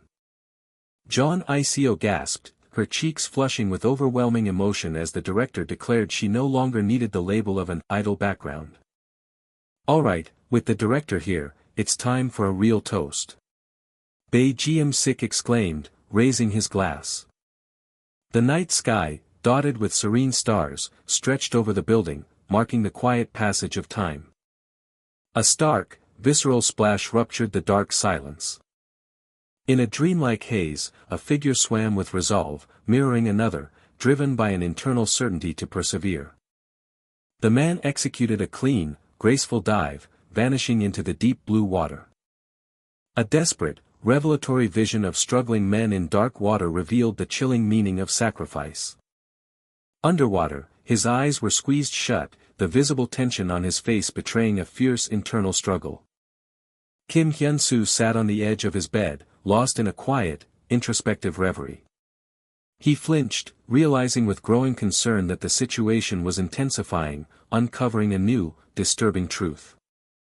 He pondered that dreams extended their influence beyond personality, emotions, and temperament. His hand opened, palm upwards, as he focused on the tangible impact dreams had on raw sensations. A bead of sweat traced his cheek as Kim Hyun-soo grimaced, recognizing the gravity of this newfound problem. Filming was set to recommence at the urgent break of dawn tomorrow. As dawn broke over the tranquil beach, the narration announced scene 68, with Kim Hyun-soo and John Iseo standing together. John Iseo gasped, suddenly noticing Kim Hyun-soo's thin attire, her concern palpable. Kim Hyun-soo casually dismissed her worry, citing his special forces background, much to John Iseo's weary exasperation. John Iseo's worry intensified, her voice urgent as she demanded he stop his nonsense and come inside. Kim Hyun-soo asked where they should go, catching John Iseo off guard, leaving her momentarily uncertain. Her eyes widened in horror as she was struck by a chilling vision of indistinct figures lying in distress on a cold, desolate surface. John Iseo spun around, frantically instructing Kim Hyun-soo to wait without moving an inch, her hand outstretched in desperate warning. As John Iseo ran away along the shore, the rhythmic sound of crashing waves accompanied Kim Hyun-soo's silent, bewildered gaze. Kim Hyun-soo reflected on her inexplicable flight, questioning her intended destination. The director's voice boomed, sharply calling, "Cut," to signify the scene's energetic conclusion. The beach set buzzed with crew members and equipment, a return to the organized chaos of filmmaking. Director Meng Jong-ho addressed a thoughtful Kim Hyun-soo, pondering the unexpected influence at play. Director Meng Jong-ho fixed his gaze on Kim Hyun-soo, preparing to ask a serious question. Kim Hyun-soo gasped, his eyes wide with sudden panic as he questioned if his actions were merely the aftereffects of a dream. Director Meng Jong-ho pressed on, demanding to know the true intent behind his recent, compelling performance. Kim Hyun-soo's wide, slightly panicked eyes stared intently, betraying the intense turmoil within. The sky painted a tranquil canvas of soft, fading light.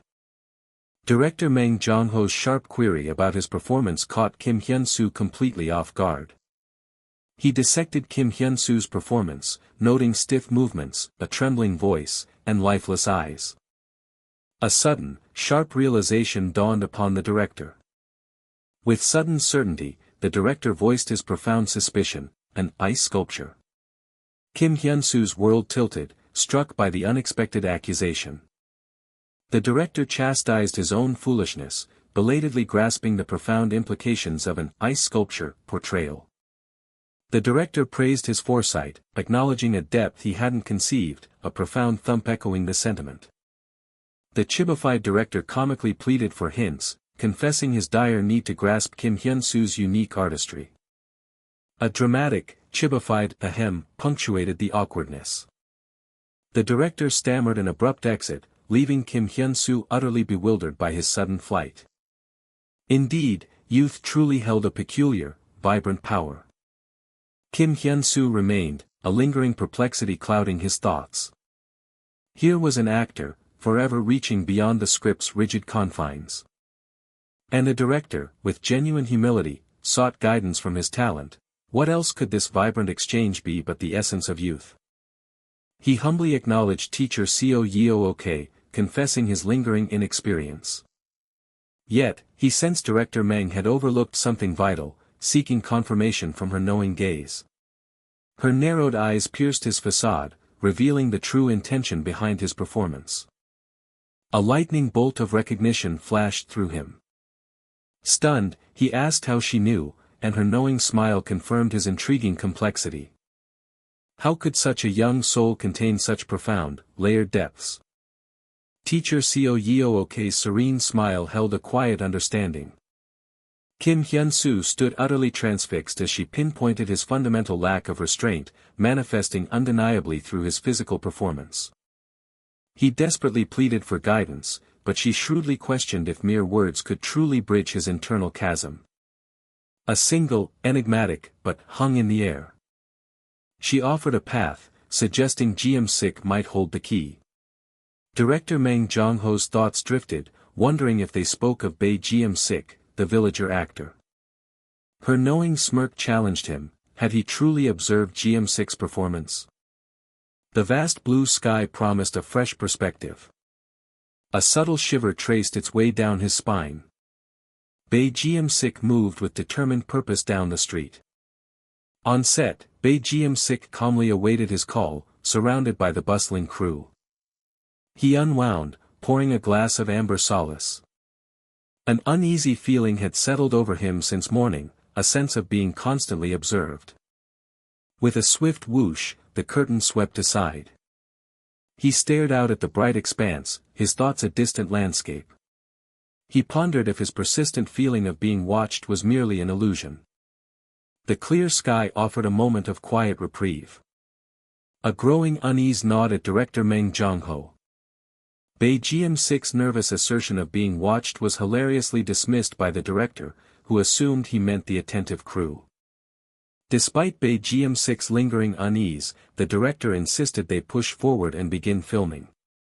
Scene 70, the villager stared blankly at the vast, indifferent sea. The rhythmic swish of the sea accompanied the villager's vacant, mournful gaze. In character, he lamented a warning unheeded, a destined encounter. A subtle swish marked the movement of his hand. His deliberate steps carried him off, the scene fading behind him. A hand reached, a soft flick accompanying its quest.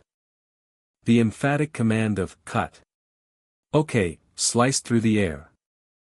Bae Sik listened as crew members finalized preparations for teacher Seo Yeook's upcoming scenes. Kim Hyunsu's gaze was deep, absorbed in thoughtful observation. He realized the scene's swift completion spoke volumes, an indication of Senior Bae's clean, efficient, and utterly precise performance. He wondered if this precise efficiency was the special quality Senior Bae possessed. A gentle swish accompanied his stretching motions. A crisp tap, then a smooth rub, marked the tactile gesture. A sudden, profound understanding seized him. A low growl emanated from the powerful, red-tinged aura surrounding him. Kim Hyunsu's mind reeled, a single, stunned thought echoing, "Wait. Could it possibly be, this astounding truth?" A profound revelation left Kim Hyunsu reeling, watching Bae Sik calmly walk away. The open sky stretched, vast and unchanging. Director Mang Jong-ho efficiently dismissed his team, directing the art department to finish while the rest relocated. Bae Sik's serious voice cut through the departing buzz. He cautiously confirmed with the director if all his scenes for the day were truly finished. He comically offered more, boasting his ability to excel in anything, given the chance. The director, with exasperated humor, questioned his dramatic antics, reminding him of their established working style. He nervously conceded the point. His thoughts immediately drifted to the comedic allure of day drinking, his steps light. Kim Hyunsu offered congratulations, catching Bae Sik off guard by his unexpected presence. He clarified his absence, explaining the schedule was dedicated to teacher Seo Yeook. Bae Sik's confusion mounted when Kim Hyunsu simply stated he had come there for him. As Kim Hyunsu began his explanation, a comical dawning horror seized Bae Sik. His follower had been the young actor all along. A triumphant smirk sealed the comedic revelation. The day waned, painting the sky in soft hues over the quiet restaurant. Suddenly, a hand slammed down, punctuating the silence with an emphatic thak, a clear signal that the quiet was over. Bae Jium-sik roared with laughter, playfully incredulous that Kim Hyun-soo would seek his acting wisdom even on his precious day off. He beamed, marveling at the young man's dedication, while Kim Hyun-soo listened, a silent student absorbing every word. Kim Hyun-soo mused, a deeper understanding of Bae Jium-sik's unique talent beginning to crystallize within him. He wondered how a body could so completely shed its own identity, reshaping itself with such profound physical mastery for a role. Bae Jium-sik then confessed his earlier oversight, acknowledging he hadn't fully recognized Kim Hyun-soo's rare gift until a respected teacher highlighted it. A flicker of surprise crossed Kim Hyun-soo's face. He pressed for specifics, eager to understand what made his craft so distinct.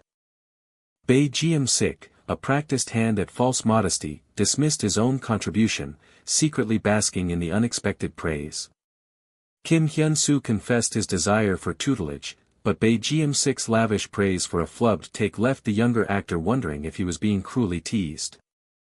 Bae Jium-sik began to explain the body's natural defenses in a fall, but the true brilliance was that in his broken take, his own formidable physicality had utterly vanished, replaced by the deep frailty of an old man.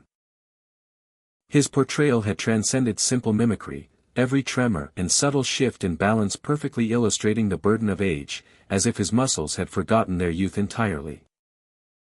Such profound control hinted at the relentless, unseen discipline of his daily routine, each morning a fresh commitment to mastering his own physical form. His initial humility dissolved into a triumphant smirk. Bae Jium-sik openly declared his unmatched prowess in physical acting, even among the stage's most formidable talents. The playful atmosphere instantly tightened as Bae Jium-sik demanded to know Kim Hyun-soo's artistic struggle, leaving the younger man visibly unnerved. Kim Hyun-soo confessed his body's rebellious emotional responses, a struggle Bae Jium-sik starkly dismissed as the most fundamental of acting challenges. Stunned, Kim Hyun-soo questioned the blunt assessment, but Bae Jium-sik simply reaffirmed that conscious control over instinctive physical reactions was, indeed, elementary. As Kim Hyun-soo wrestled with the definition of basic, Bae Jium-sik shifted, explaining how the demanding world of the stage shaped his foundational principles. He gesticulated with fervor, illustrating how the unforgiving scrutiny of a live audience demanded absolute mastery over every nuance, every tremor. Bae Jium-sik conceded to take on a student so dedicated, but the ominous, but hung in the air, stirring Kim Hyun-soo's apprehension. With a glint in his eye, Bae Jium-sik declared his tutelage would demand a steep, unnamed price, his smirk promising a peculiar cost. Kim Hyun-soo swallowed, a nervous gulp escaping him as he braced for the true cost, while Bae Jium-sik casually mentioned his imminent unemployment. He confessed his ingenious plan to extend his stay, avoiding his wife's familiar nagging by simply never returning home. Then, with a wide, mischievous smile, he unveiled his true price, the younger man's companionship as a devoted drinking buddy. The ludicrous request instantly whisked Kim Hyun-soo's thoughts back to Jang Do-suk, recognizing a familiar, audacious charm.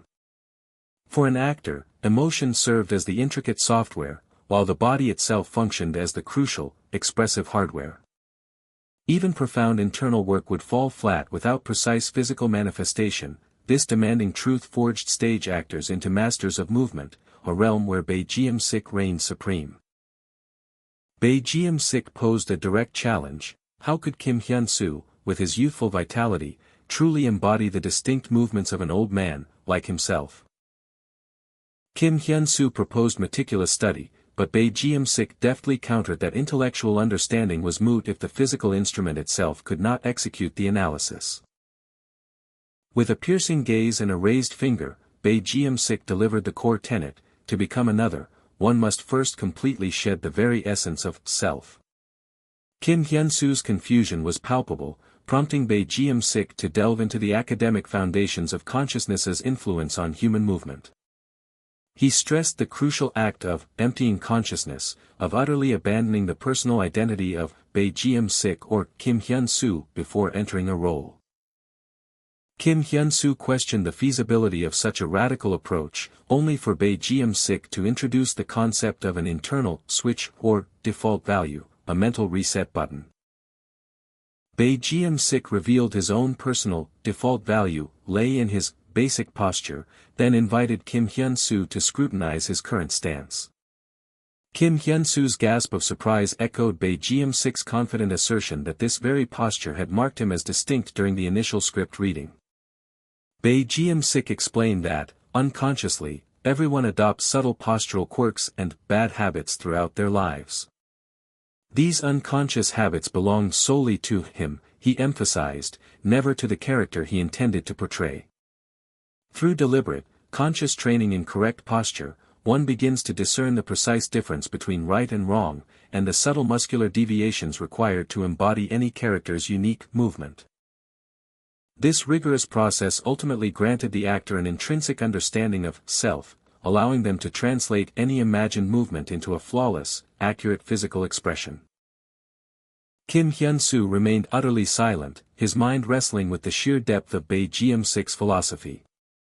Awestruck, Kim Hyunsu breathed out, recognizing the extraordinary, almost spiritual, level of Bae Jium-sik's craft. A single, profound thought echoed in his mind: was this man a veritable genius, truly? Then, a sudden spark of insight, as Kim Hyunsu declared his realization: every transformation in acting hinged on knowing one's true, original state. Bae Jium-sik's thoughtful expression melted into one of deep intrigue, marveling at Kim Hyunsu's uncanny ability to grasp the core concepts so swiftly. A wide, pleased smile spread across his face, a silent testament to his satisfaction. The prospect of teaching Kim Hyunsu now seemed genuinely delightful, even exciting, to Bae Jium-sik. Above, the vast, tranquil sky stretched, a silent witness to a new, promising beginning. This was the new focus, the meticulous refinement of Kim Hyunsu's own posture.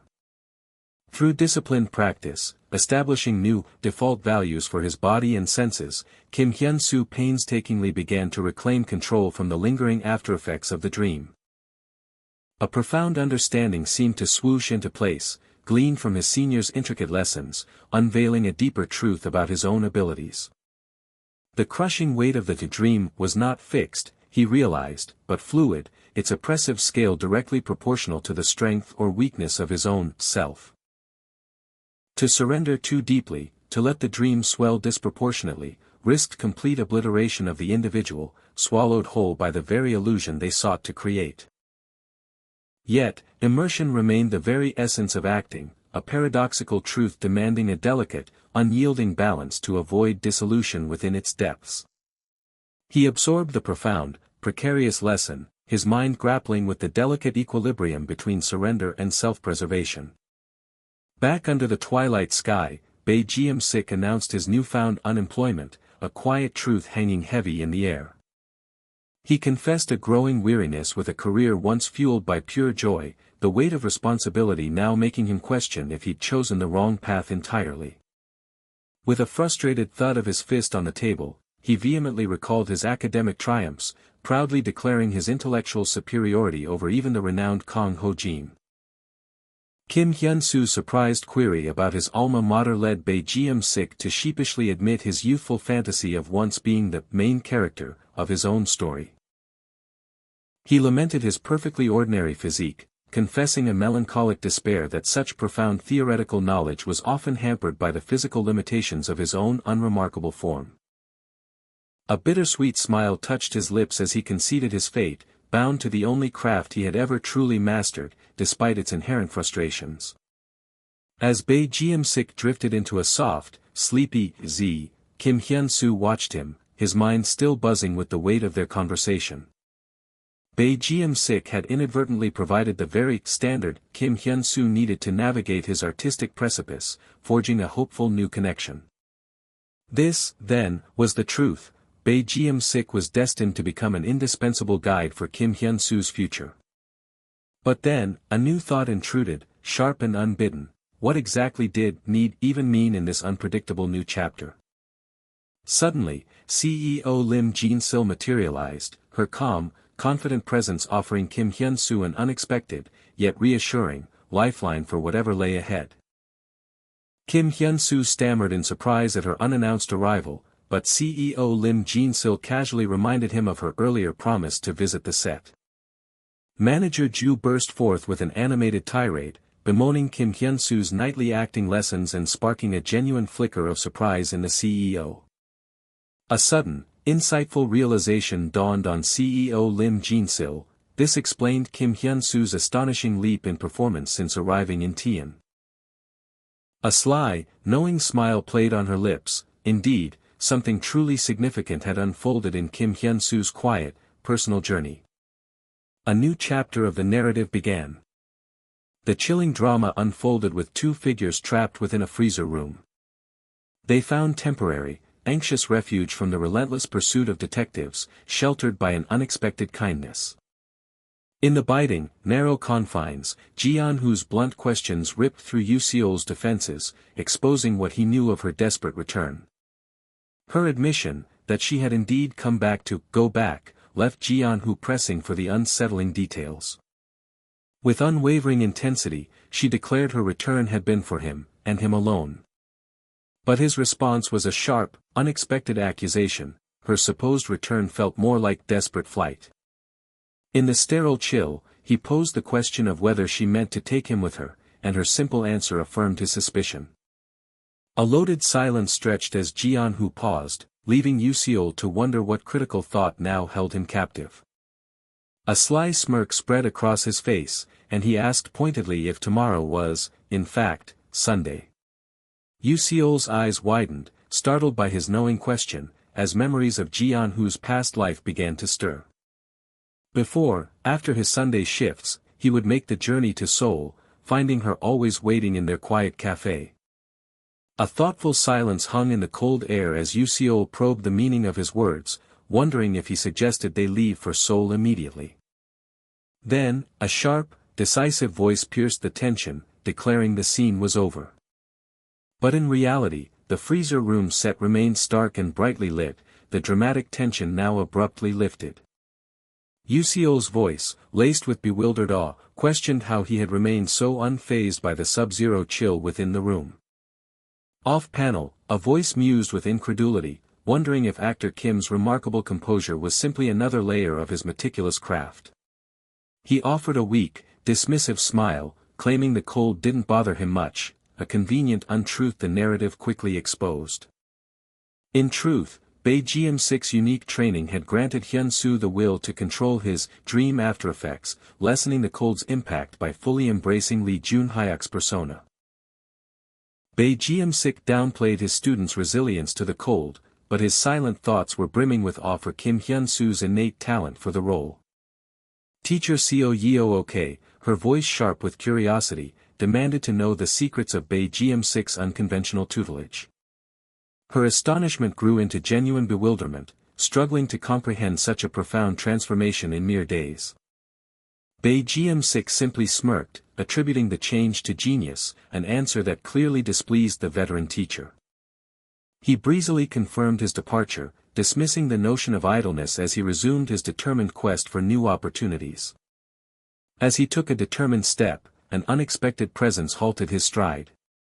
A polite inquiry broke his thoughts as manager Go Ji-yeon confirmed his identity, paving the way for an unexpected introduction.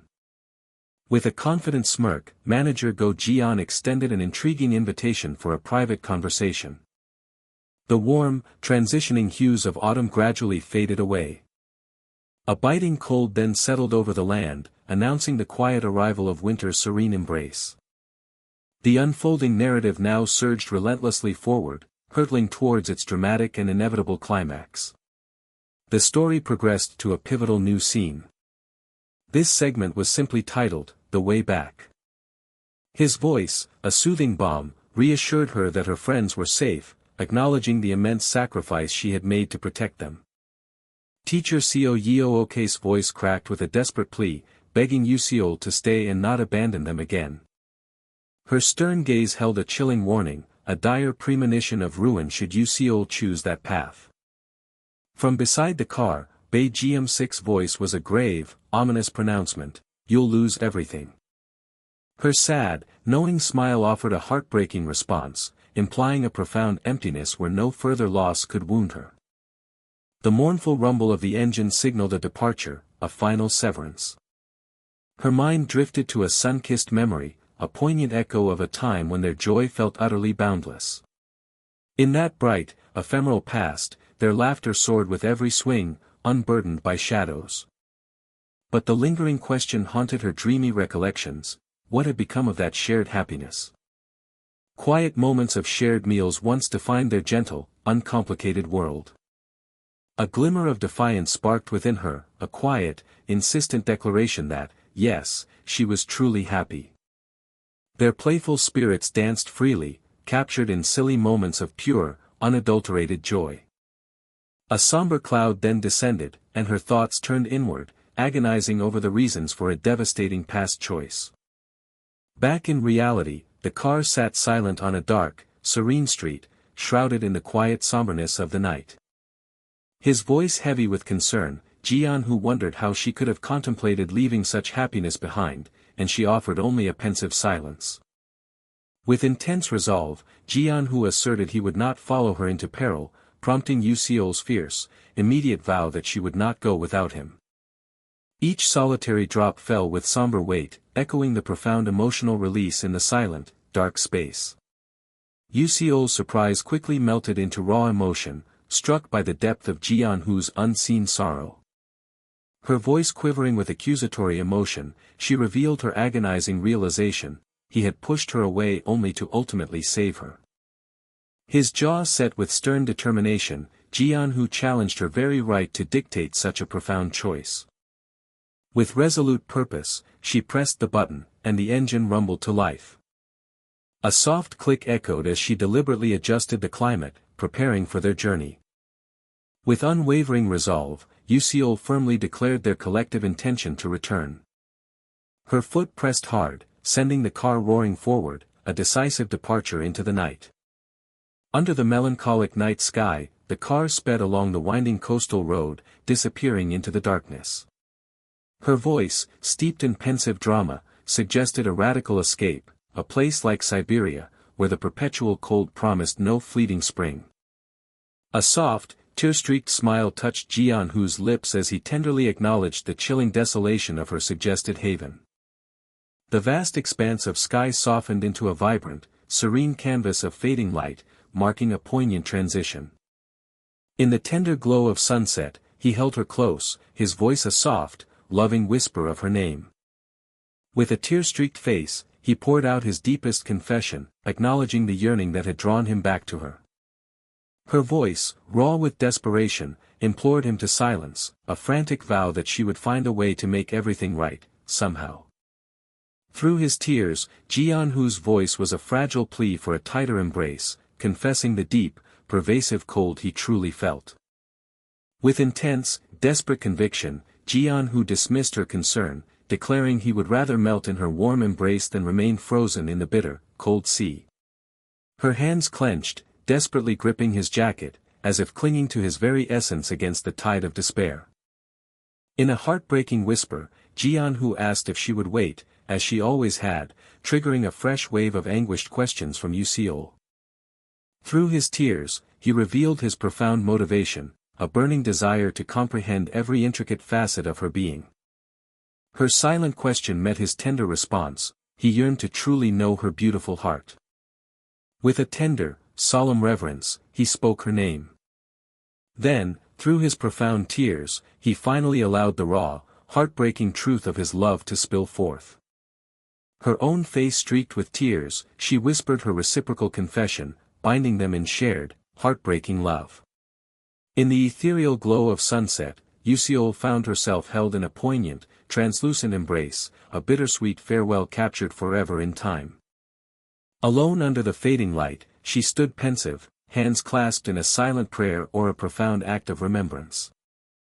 Bathed in the bright, solitary sunlight, she knelt on the vast, empty beach, a figure of profound melancholy. Still kneeling, her gaze swept across the horizon, a solitary figure yearning for something unseen. The coarse sand yielded beneath her, a silent witness to her prolonged, pensive stillness. A soft shuffle of her foot broke the silence, a subtle signal of an impending shift. She walked away then, a solitary figure dwarfed by the serene expanse of the beach, carving a new path. The wind whispered past, carrying her pensive thoughts as she gazed out at the vast, serene ocean. A thoughtful melancholy etched itself across her features, a quiet reflection of battles won and losses mourned. An energetic voice broke through, signaling the successful completion of the powerful scene. A sharp okay sliced through the silence, signaling a decisive new beginning. A weary Teol Suk echoed as someone slumped to the ground, heavy with exertion. In that moment, Kim Hyunsu absorbed the profound, visceral truth of what acting truly demanded. He offered her a silent comfort, a shared understanding settling between them after the intense shared experience. John Ico offered a soft appreciation, her words carrying the warmth of their collective effort. Kim Hyunsu returned the gratitude, acknowledging the demanding journey they had just shared. Amidst the golden afternoon light, the crew began to pack away the remnants of a completed endeavor.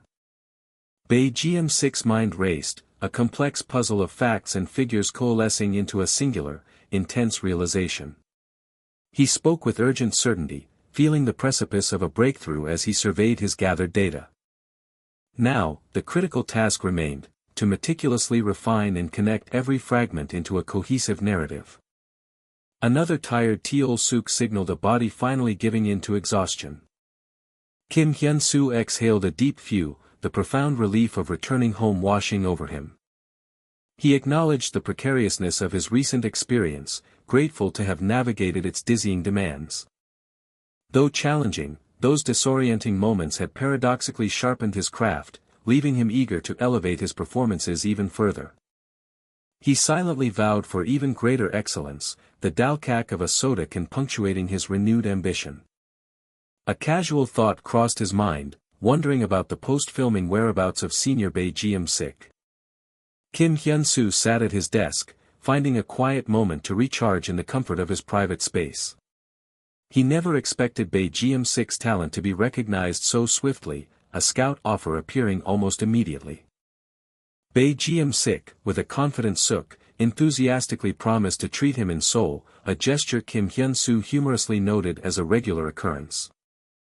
Then, a startling escaped him as a new realization, followed by a vibrating Suk, pulled him to his phone. He observed with an internal, that John Ico had already beaten him to sending a thank you message. John Ico's follow-up message sparked a forgotten detail, something Kim Hyunsu had promised to give her. He suddenly remembered the autograph, but his thoughts were abruptly cut short by an incoming call, bringing a flustered and a pink polka dot swirl. With a focused jock, his finger hovered, ready to accept the unexpected call. A disembodied voice emerged from the silence, a simple hello, hanging in the air. Kim Hyunsu's surprise registered sharply as the voice addressed him directly, its familiarity unsettling. Lee Dong-gun, a ghost from the past, extended a casual invitation for a drink, his tone suggesting a sudden, nostalgic impulse. Narration unfurled Lee Dong-gun's identity, a once inseparable friend whose bond with Kim Hyunsu fractured after an early 20s dispute, leading to years of silence. Manager Go Jian declared with utter certainty, his prediction hanging heavy in the air. Kim Hyunsu asked for clarification, only for manager Go Jian to reveal his cynical forecast, a request for money, warning of its insidious mental drain. Kim Hyunsu defended his friend's character, but manager Go Jian countered, highlighting the transformative power of a decade apart. Woo Ji-yoon interjected calmly, suggesting that external pressures were often the true catalysts of change. Her words were direct and piercing, it was circumstances that truly altered paths. Woo Ji-yoon warned Kim Hyunsu that his burgeoning career would inevitably create distance with old friends, her foresight leaving him stunned. Before the award season began, the trio embarked on a weekend drive, heading toward Kim Hyunsu's family home for a shared lunch. Manager Go Jian reflected on Kim Hyunsu's unusual openness, deducing the depth of the friendship that made him confide so easily. Kim Hyunsu recounted a tale of profound loyalty, his friend's unwavering vigil during his father's funeral echoing in his pensive words. Manager Go Jian expressed disbelief as Kim Hyunsu revealed his absence during his friend's profound loss. Kim Hyunsu confessed his shameful lapse, eliciting a truly incredulous response from manager Go Jian. A self-deprecating smirk touched Kim Hyunsu's lips, acknowledging his past failure with a stark honesty.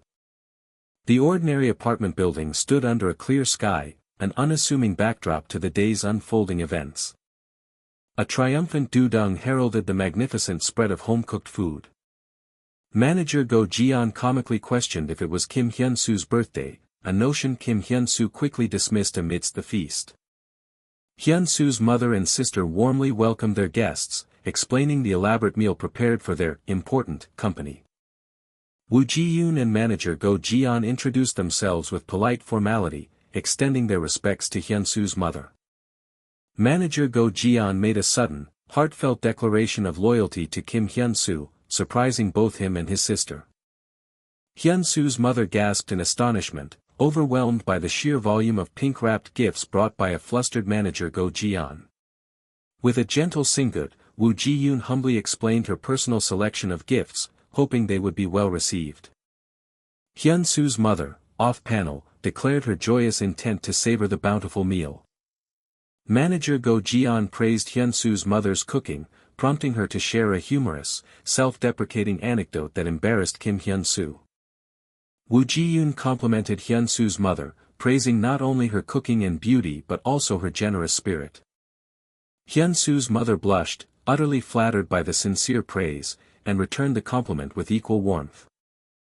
Woo Ji-yoon, with a gentle smile, suggested a more familiar address, offering ease to Hyunsu's mother. Hyunsu's mother politely declined, finding comfort in the formal title. Woo Ji-yoon playfully threatened a casual address, teasing Hyunsu's mother about her continued formality. Hyunsu's mother laughed heartily, finding the playful suggestion of uni both amusing and a little strange. Woo Ji-yoon and Hyunsu's mother exchanged light-hearted flattery, their ho-ho-ho-s filling the room as Kim Hyunsu and Yumi watched with amusement. Hyunsu's mother, her expression subtly laced with concern, asked Woo Ji-yoon about her son's well-being. Woo Ji-yoon reassured Hyunsu's mother with confident warmth, extolling Kim Hyunsu's unwavering dedication to his craft. Hyunsu's mother, her eyes distant, shared her long-held worries about Kim Hyunsu's guarded nature, recalling his difficult past. Kim Hyunsu and his sister gasped, caught off guard by their mother's dramatic recounting, while Woo Ji-yoon mentally noted the familiar, tear-jerking ending tactic. Kim Hyunsu swiftly challenged his mother's emotional narrative, reminding her of her active role in his acting career. Flustered, Hyunsu's mother cleared her throat, quickly redirecting the conversation to ask for continued care for her son. Woo Ji-yoon confidently reassured Hyunsu's mother, affirming Kim Hyunsu's current prosperity and hard work. She pledged unwavering support, promising to guide Kim Hyunsu towards universal recognition, asking for his mother's trust in their journey. Hyunsu's mother breathed a sigh of profound relief, finding immense comfort in the CEO's direct and reassuring words. Peals of ha-ha-ha and ho-ho-ho laughter echoed through the cheerful kitchen, marking a moment of genuine warmth. As they prepared to leave, Woo Ji-yoon pondered the profound difficulty and immense value of being ordinary in both life and performance.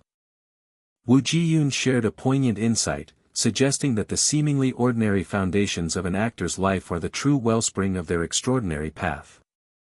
She gently urged Kim Hyunsu to reconnect with a cherished figure from his past, regardless of the unknown circumstances. Woo Ji-yoon suggested a surprisingly simple resolution to his hidden burdens, leaving Kim Hyunsu startled by her perceptive words. Kim Hyunsu expressed his genuine gratitude for her words of wisdom, and Woo Ji-yoon bid him farewell until their return to Seoul. As the van departed with a soft buang, Kim Hyunsu stood in quiet contemplation, Woo Ji-yoon's words echoing in his mind. His hand moved with a subtle suk, reaching for his phone. His finger hovered, poised with a purposeful jock over the call icon. Narration asserted that amidst life's ceaseless changes, one immutable truth endures. The Hangover Soup restaurant glowed softly under the vibrant hues of twilight, a beacon for lingering memories. A quiet kick announced Kim Hyunsu's arrival, the sound of the door closing behind him. Lee Dong-gun greeted him with a sly ssi and a knowing smirk, acknowledging his arrival. Kim Hyunsu returned the smile, his simple affirmation a bridge across years of silence. That unchanging truth, the narration concluded, was the unwavering fact of their enduring friendship. The Hangover Soup restaurant glowed softly, a welcoming beacon against the vibrant twilight, promising comfort and connection. Their glasses met with a celebratory clink, sealing the unspoken warmth of a reunion. Lee Dong-gun asked about Kim Hyunsu's well-being, acknowledging his televised success, before playfully dismissing his own company job as apprentice thievery. The table bore the marks of shared conviviality, stacked with soju bottles and a hearty dish of mussels. Mussels simmered on the burner, their gentle bubbling a testament to the meal's comforting warmth. Kim Hyunsu, sensing an ulterior motive, urged his friend to finally reveal the true reason for their long-awaited meeting. He knew, with a discerning smirk, that such a contact after so long must surely carry a specific purpose. Kim Hyunsu encouraged his friend to speak freely, reminding him they were past the age of hiding their true thoughts. Dong-gun, visibly uneasy and hesitant, began to confess, the words catching in his throat. Lee Dong-gun then revealed he had quit his stable job to work part-time at a convenience store, astonishing Kim Hyunsu with the sudden shift. Kim Hyunsu voiced his disbelief, pressing for an explanation behind his friend's surprising change in career. With a serious, determined gaze, Lee Dong-gun finally declared his new ambition, "I'm writing dramas." Kim Hyunsu let out a visceral gasp, utterly shocked by his friend's revelation. Incredulous, Kim Hyunsu questioned his friend's drastic career pivot, while Dong-gun, somewhat frustrated, admitted the decision was indeed unconventional.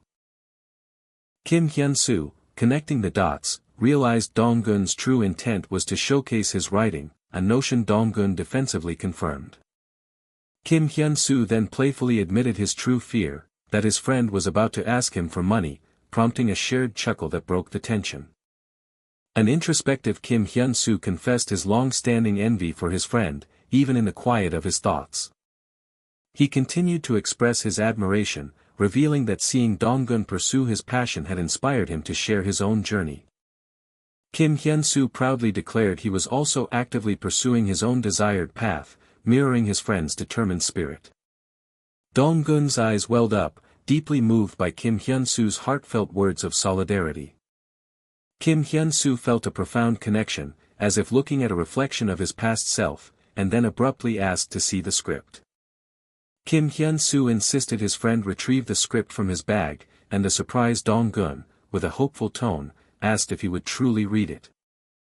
As their hands exchanged the folded script, Kim Hyunsu humbly clarified his role as an actor, not a professional evaluator, though his friend still praised him as an industry titan. Kim Hyunsu, dismissing the flattery, simply told him to let him read it, turning the pages with a decisive flip. Dong-gun watched, a knot of anxious anticipation tightening in his stomach as Kim Hyunsu began to read. Lost in thought, Dong-gun rubbed his ear, scrutinizing Kim Hyunsu's every subtle micro-expression for a reaction. Kim Hyunsu simply spoke Dong-gun's name, and his friend, startled, instantly assumed negative feedback before realizing the context. Kim Hyunsu encouraged his friend to keep writing, leaving Dong-gun wide-eyed and utterly confused by the unexpected praise. Kim Hyunsu, script in hand, began to offer his feedback, prefacing it by downplaying his own expertise in the craft. He urged Dong-gun to trust his gut and continue, professing a strong desire to read more, confirming his script definitely has something. His words were not mere platitudes, the script's thriller genre had truly stirred something deep within him. While reading, the sinister Jang Ki-chun, a chilling purple glow surrounding him, erupted within Kim Hyunsu, reacting viscerally to the script's dark potential. Kim Hyunsu had a profound realization, perhaps his intuitive actor's instinct was indeed a unique barometer for compelling narratives. Kim Hyunsu offered to connect Dong-gun with a PD, but his friend, shocked and proud, vehemently refused to shamelessly exploit their friendship for a shortcut. Kim Hyunsu calmly explained the cutthroat reality of the industry, reassuring his friend that a weak script wouldn't make it regardless, so there was no harm in trying. Dong-gun expressed his heartfelt gratitude, causing Kim Hyunsu to fluster slightly, confused by the strong show of emotion. Kim Hyunsu declared his unwavering support for his friend, and their shot glasses clinked in a shared affirmation. The beverage fridge stood silently in the corner, a cool sentinel to their rekindled camaraderie. With a quiet clink, Dong-gun placed his shot glass down, the sound echoing a shift in their conversation's tone. Dong-gun confessed his deep hurt from the past, and Kim Hyunsu, with profound empathy, validated his feelings. He explained the root of his pain, the profound loss he felt when his mother passed away. Kim Hyunsu recalled their fiery confrontation, acknowledging he had shouted everything he possibly could in his desperate attempt to reach his friend. Dong-gun expressed his lingering regret that Kim Hyunsu had never contacted him after that painful exchange. Kim Hyunsu, looking somber, admitted his own deep remorse was precisely why he couldn't bring himself to reach out. Dong-gun revealed he knew the truth. Kim Hyunsu had missed his mother's funeral because it was the day he finally passed an important audition for a renowned theater company. During a formal gathering, Kim Hyunsu urgently sought permission to leave, explaining he had somewhere critical to be. His senior, angered, questioned Kim Hyunsu's priorities, demanding to know what could be more important than being present at the theatrical event. Kim Hyunsu explained his friend's mother's funeral, which only further enraged the senior, who then bellowed about the importance of their welcoming party. Kim Hyunsu apologized again but defiantly insisted he had to go, even as his senior angrily tried to stop him. Kim Hyunsu, panting heavily from his desperate rush, finally arrived at the funeral hall, spotting Dong-gun standing solemnly at the entrance. Dong-gun, distraught and teary-eyed, unexpectedly told Kim Hyunsu to simply leave without a word. Back then, his senior furiously reprimanded the young actor for daring to abandon a drinking session with the director. The senior's enraged words forbade Kim Hyunsu from ever returning, and in that instant, he lost the role he had barely managed to secure. Since the theater director held significant sway, malicious rumors about Kim Hyunsu's supposed rude behavior rapidly spread throughout the theatrical world. Returning to the present, Dong-gun reflected, wondering if his past actions had been merely petty, but Kim Hyunsu immediately countered, insisting he was the short-sighted one. Dong-gun, unwavering, firmly stated that he was indeed the more petty of the two. Kim Hyunsu, with a playfully stubborn smirk, insisted that he had been the short-sighted one. Both simultaneously conceded, echoing, "I was." Chibi versions of the two friends chuckled, their shared laughter dissolving the lingering bitterness of the past. Kim Hyunsu sighed contentedly, reflecting on the sheer joy of meeting his friend again after so many years. A cheerful clink marked Kim Hyunsu's feeling of utter goodness at their reunion. The beverage fridge hummed softly, a constant backdrop to their mended bond. A crisp twang of an electric guitar echoed, signaling the vibrant start of a fantastical vision. The crowd roared, a wave of euphoric sound washing over the concert hall as light sticks pulsed. On stage, bathed in blinding spotlights, the musician was a muse, shining brighter than any star, his electrifying performance met with rapturous whoops from the crowd. Passion radiated from the singer, his mouth wide open, sweat glistening as he poured his soul into the microphone. He was a star, seizing every last ray of the world's adoration.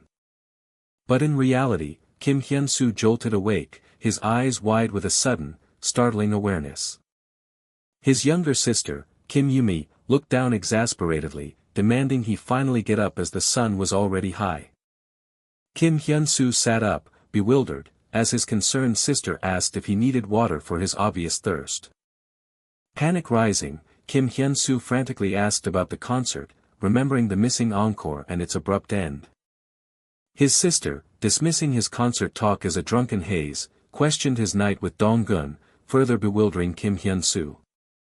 A door slammed shut, Kim Yumi's voice echoing loudly, urging him to shake off his hangover and eat his mother's dried pollock soup. Kim Hyunsu sat in resigned silence, the bittersweet realization dawning that his glorious concert was merely a dream. Instead of a rock star, his recent roles had cast him as a chilling murderer. Another role had him portraying a solemn soldier, far from the stage he'd dreamt of. Kim Hyun-soo wondered, a hopeful musician shimmering faintly behind him, if his next role might finally be that of a performer. A chilling voice declared him a killer, a dark premonition seeping into his subconscious. Then, a solemn echo named him a soldier, another role flickering through his dreamscape. Kim Hyun-soo, still weary, wondered if a musician was his next destined role, a fragile hope shimmering behind his eyes. He mused on the bizarre timing of his nascent dream, a new path emerging just as award season demanded his unwavering focus.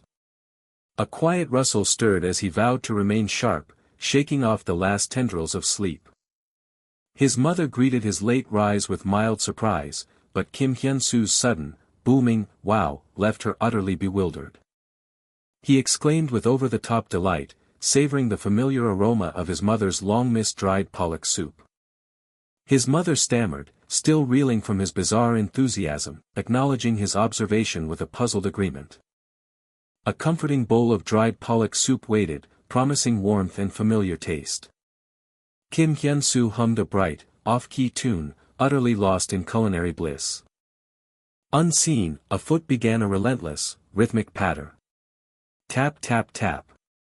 Kim Hyun-soo lauded his mother's skills with outrageous flattery, suggesting a culinary YouTube career, all while his foot hammered a frantic beat. Still beaming, he launched into another wildly inappropriate business proposal for his mother, directed at his long-suffering sister. Yumi, her patience frayed, snapped at her brother, cutting through his monologue with a sharp command to stop his infernal leg shaking. He feigned ignorance, yet his foot betrayed him with a defiant, self-incriminating tap tap tap, a rhythm Yumi quickly called out. Yumi, eyes narrowed with suspicion, probed his bizarre mood, wondering if last night's haze still clung to him.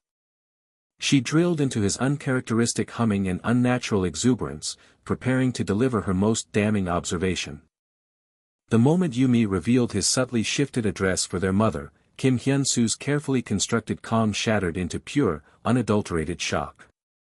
His mother dismissed Yumi's concerns, pleased by his brightness, but Yumi, exasperated, argued that his leg shaking and humming were anything but bright. Yumi delivered the final, devastating blow. He was acting like a completely different person, sending Kim Hyun-soo reeling in utter fluster. A duffel bag landed with a soft tuck, deepening Kim Hyun-soo's bewildered confusion. He stood, a heavy weariness settling over him, knowing this new dream would prove no less challenging than the last. With the awards ceremony looming, his thoughts turned strategic. He had to uncover the identity of his dream's protagonist to reclaim control. A grand stage pulsed with vibrant energy, a passionate performer captivating an eager crowd with a soaring, utterly alien melody. A single, burning resolve ignited within him: he needed to dream more. The next day dawned, revealing the towering, corporate facade of the TVM broadcast station. Within the pristine waiting room of Sangam TVM's variety studio, Kim Hyun-soo anticipated his interview for the Broadcasting Industry Report. An eager impatience gnawed at him. He yearned to be before the camera, to begin. He acutely felt the perilous edge of his own burgeoning ambition. He forced himself to focus, drawing upon Senior Bay GM6 lessons, yet an urgent sense of insufficient time gnawed at his resolve. A voice shattered his quiet contemplation, jolting him back to attention. This moment was his alone, a stage he owned completely. He steeled himself with a sharp intake of breath, addressing the unknown entity that stirred within. He mused on his own tireless efforts, a deep well of unseen preparation swirling within his mind. A single bead of sweat betrayed his frantic inner plea for just a little more time. The director, a man with glasses, commanded the crew to stand by, signaling the imminent start of recording. His surprise morphed into open confusion, his eyes widening at an unseen anomaly. The teleprompter remained stubbornly blank, a silent harbinger of impending chaos. Frustration flared as the man with long brown hair demanded answers about the blank teleprompter, the director flinching, knowing the rookie was responsible. The weight of her catastrophic mistake crushed her, leaving her utterly panicked and drenched in mortification. The man with long brown hair unleashed a furious reprimand on writer Kim for her oversight, while the seconds ticked ominously louder. The director stammered apologies for the teleprompter's failure, but Kim Hyunsu simply brushed it off with a calm "I'm fine," baffling the frantic crew.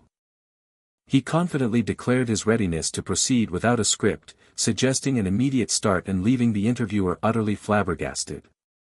He smoothly asserted his weariness of scripted lines, proposing a refreshingly natural, impromptu interview instead. Kim Hyun-soo announced, almost casually, that the chaos had actually settled his nerves, leaving the man with long brown hair completely dumbfounded. With a winning smile, he charmingly thanked the panicked writer for her blunder, claiming it had miraculously eased his pre-interview jitters. The flustered rookie mumbled about her blunder, but Kim Hyun-soo, with a soft voice, assured her that mistakes were a precious privilege only rookies could claim, stunning her into silence. A relieved writer Kim murmured her thanks as the director pushed to begin, while a stern colleague reminded her she owed her reprieve solely to actor Kim. The rookie bowed deeply, an overwhelming wave of gratitude washing over her for Kim Hyun-soo's unexpected kindness. A surprising calm washed over him, his pounding heart, once frantic, now beat steadily, saved by the very chaos he had just diffused. Fortunately, his dream remained dormant, and the interview proceeded smoothly, a professional facade holding firm. The true incident, however, would erupt during the promotional message for the TVM Drama Awards. Kim Hyun-soo thanked his hosts, confidently announcing his appearance at the TVM Drama Awards on December 31st. The interviewer, praising Kim Hyun-soo's upcoming awards appearance, playfully introduced a mischievous final question, to which Kim Hyun-soo eagerly assented. The interviewer then directly presented the widely held prediction of Kim Hyun-soo's Rookie Acting Award win, pressing him for his immediate thoughts. A sudden, visceral dugoon hammered in his chest, his world momentarily narrowed to the weight of that question. The very right to grasp that gleaming golden trophy, it felt impossibly heavy. His heart thundered, a relentless, resonant dugoon echoing his fierce ambition. It rightfully belonged to him, and him alone, it always had. The interviewer nervously chuckled, misinterpreting Kim Hyun-soo's pause as difficulty, while Kim Hyun-soo himself registered only confusion. He began, his voice imbued with a startling, quiet conviction, to speak his unvarnished truth. Two bewildered staff members exchanged stunned glances, caught off guard by his unexpected words. Even writer Kim stared, her eyes wide with uncomprehending shock. With eyes blazing, Kim Hyun-soo declared his absolute conviction: he was, without doubt, fully qualified for that award, leaving the interviewer aghast. The final week of December opened with a bright, professional report on TVM Broadcasting, kicking off a season of industry news. A hand meticulously stirred a drink, the soft clink of the spoon a mundane counterpoint to the impending drama.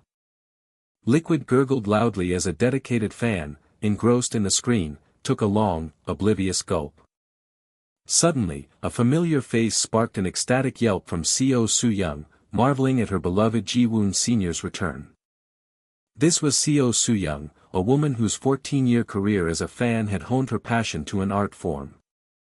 She had recognized Kim Hyun-soo's unique value early on during Your Darkness, even creating the devoted fan cafe, When Died in My Hyun-soo. Her face glowed with pure, unadulterated joy as the actor she adored finally appeared on screen. With obsessive delight, Seo Soo-young instantly analyzed his deadly gaze, already planning to immortalize his powerful aura in a GIF. Her anticipatory excitement quickly turned to indignation when the interviewer suggested Kim Hyun-soo might win the Rookie Award, clearly overlooking her Ji-woon Sr. But then Kim Hyun-soo's eyes flared, and his voice cut through the air with unsettling conviction, declaring his absolute qualification for the award. Seo Soo-young's world narrowed to a single, confused thought as a bead of sweat traced her shocked forehead. Behind the scenes, an older man voiced the immediate, unsettling doubt that echoed through the room. Had he misheard? Manager Go Jian's wide eyes reflected the sudden, dramatic shift in the actor's public image. A protective wave of anxiety washed over Seo Soo-young, a premonition that this defiant declaration boded ill for her beloved oppa. Online, the backlash was swift and brutal, with anonymous commentators questioning Kim Hyunsu's public support and accusing him of arrogance. Yet, a dissenting chorus emerged, with some voices defending his honesty and even appreciating the bold confidence he had displayed. A woman with short black hair sighed, pressing her hand to her forehead, overwhelmed by the public's instantaneous judgment. She reflected on the blatant manipulation, recalling Woo Ji-yoon's previous warning about a backstabbing in the industry. The narrative confirmed her suspicion. The entire controversy was a deliberate setup by the TVM Broadcasting Industry Report PD. His contentious statement, "I believe I'm fully qualified to receive that award," hung heavy in the air. Crucially, a vital segment of his declaration had been deliberately omitted, changing its entire meaning. Kim Hyunsu's full, unedited words revealed a humble gratitude for his colleagues, PD Yoo Jong-suk, writer Go Eun-ju, and the entire staff, who had together earned him such excessive love. She still couldn't believe they had resorted to such a low-quality trick, twisting his words with blatant disregard for ethics. Seeing Kim Hyunsu trending online, she cynically concluded the media couldn't resist manipulating a statement ripe for controversy. The manager apologized for his perceived failure to warn Kim Hyunsu, but manager Go Jian quickly dismissed his self-blame, condemning the malicious intent of their adversaries. Manager Go Jian, her resolve hardening, redirected the manager's focus from guilt to devising a strategy to navigate the treacherous situation ahead. The manager, caught off guard, responded with a nervous yes, as Go Jian's unexpected question about monitoring the interview hung in the air. Just as Go Jian assumed he hadn't, the manager delivered a surprising revelation. He had, in fact, recorded the entire interview as a precaution. Manager Go Jian's eyes widened in utter disbelief, demanding an explanation for his unforeseen foresight. A wave of euphoria washed over manager Go Jian as she showered manager Go with praise, his relief palpable in the office. With renewed determination, manager Go Jian confidently commanded the manager to send her the full, unedited video. The manager agreed nervously, his eye twitching with apprehension as he secretly hoped his boss's intentions weren't as reckless as he feared. Manager Go Jian's simple, mischievous affirmation confirmed his deepest anxieties with a disconcerting, "That's right." The manager's eye widened in shock as Go Jian explicitly stated that her plan was precisely what he had suspected. A dramatic burst of color underscored the manager's fervent rejection, but Go Jian's insistence cut through his pleas.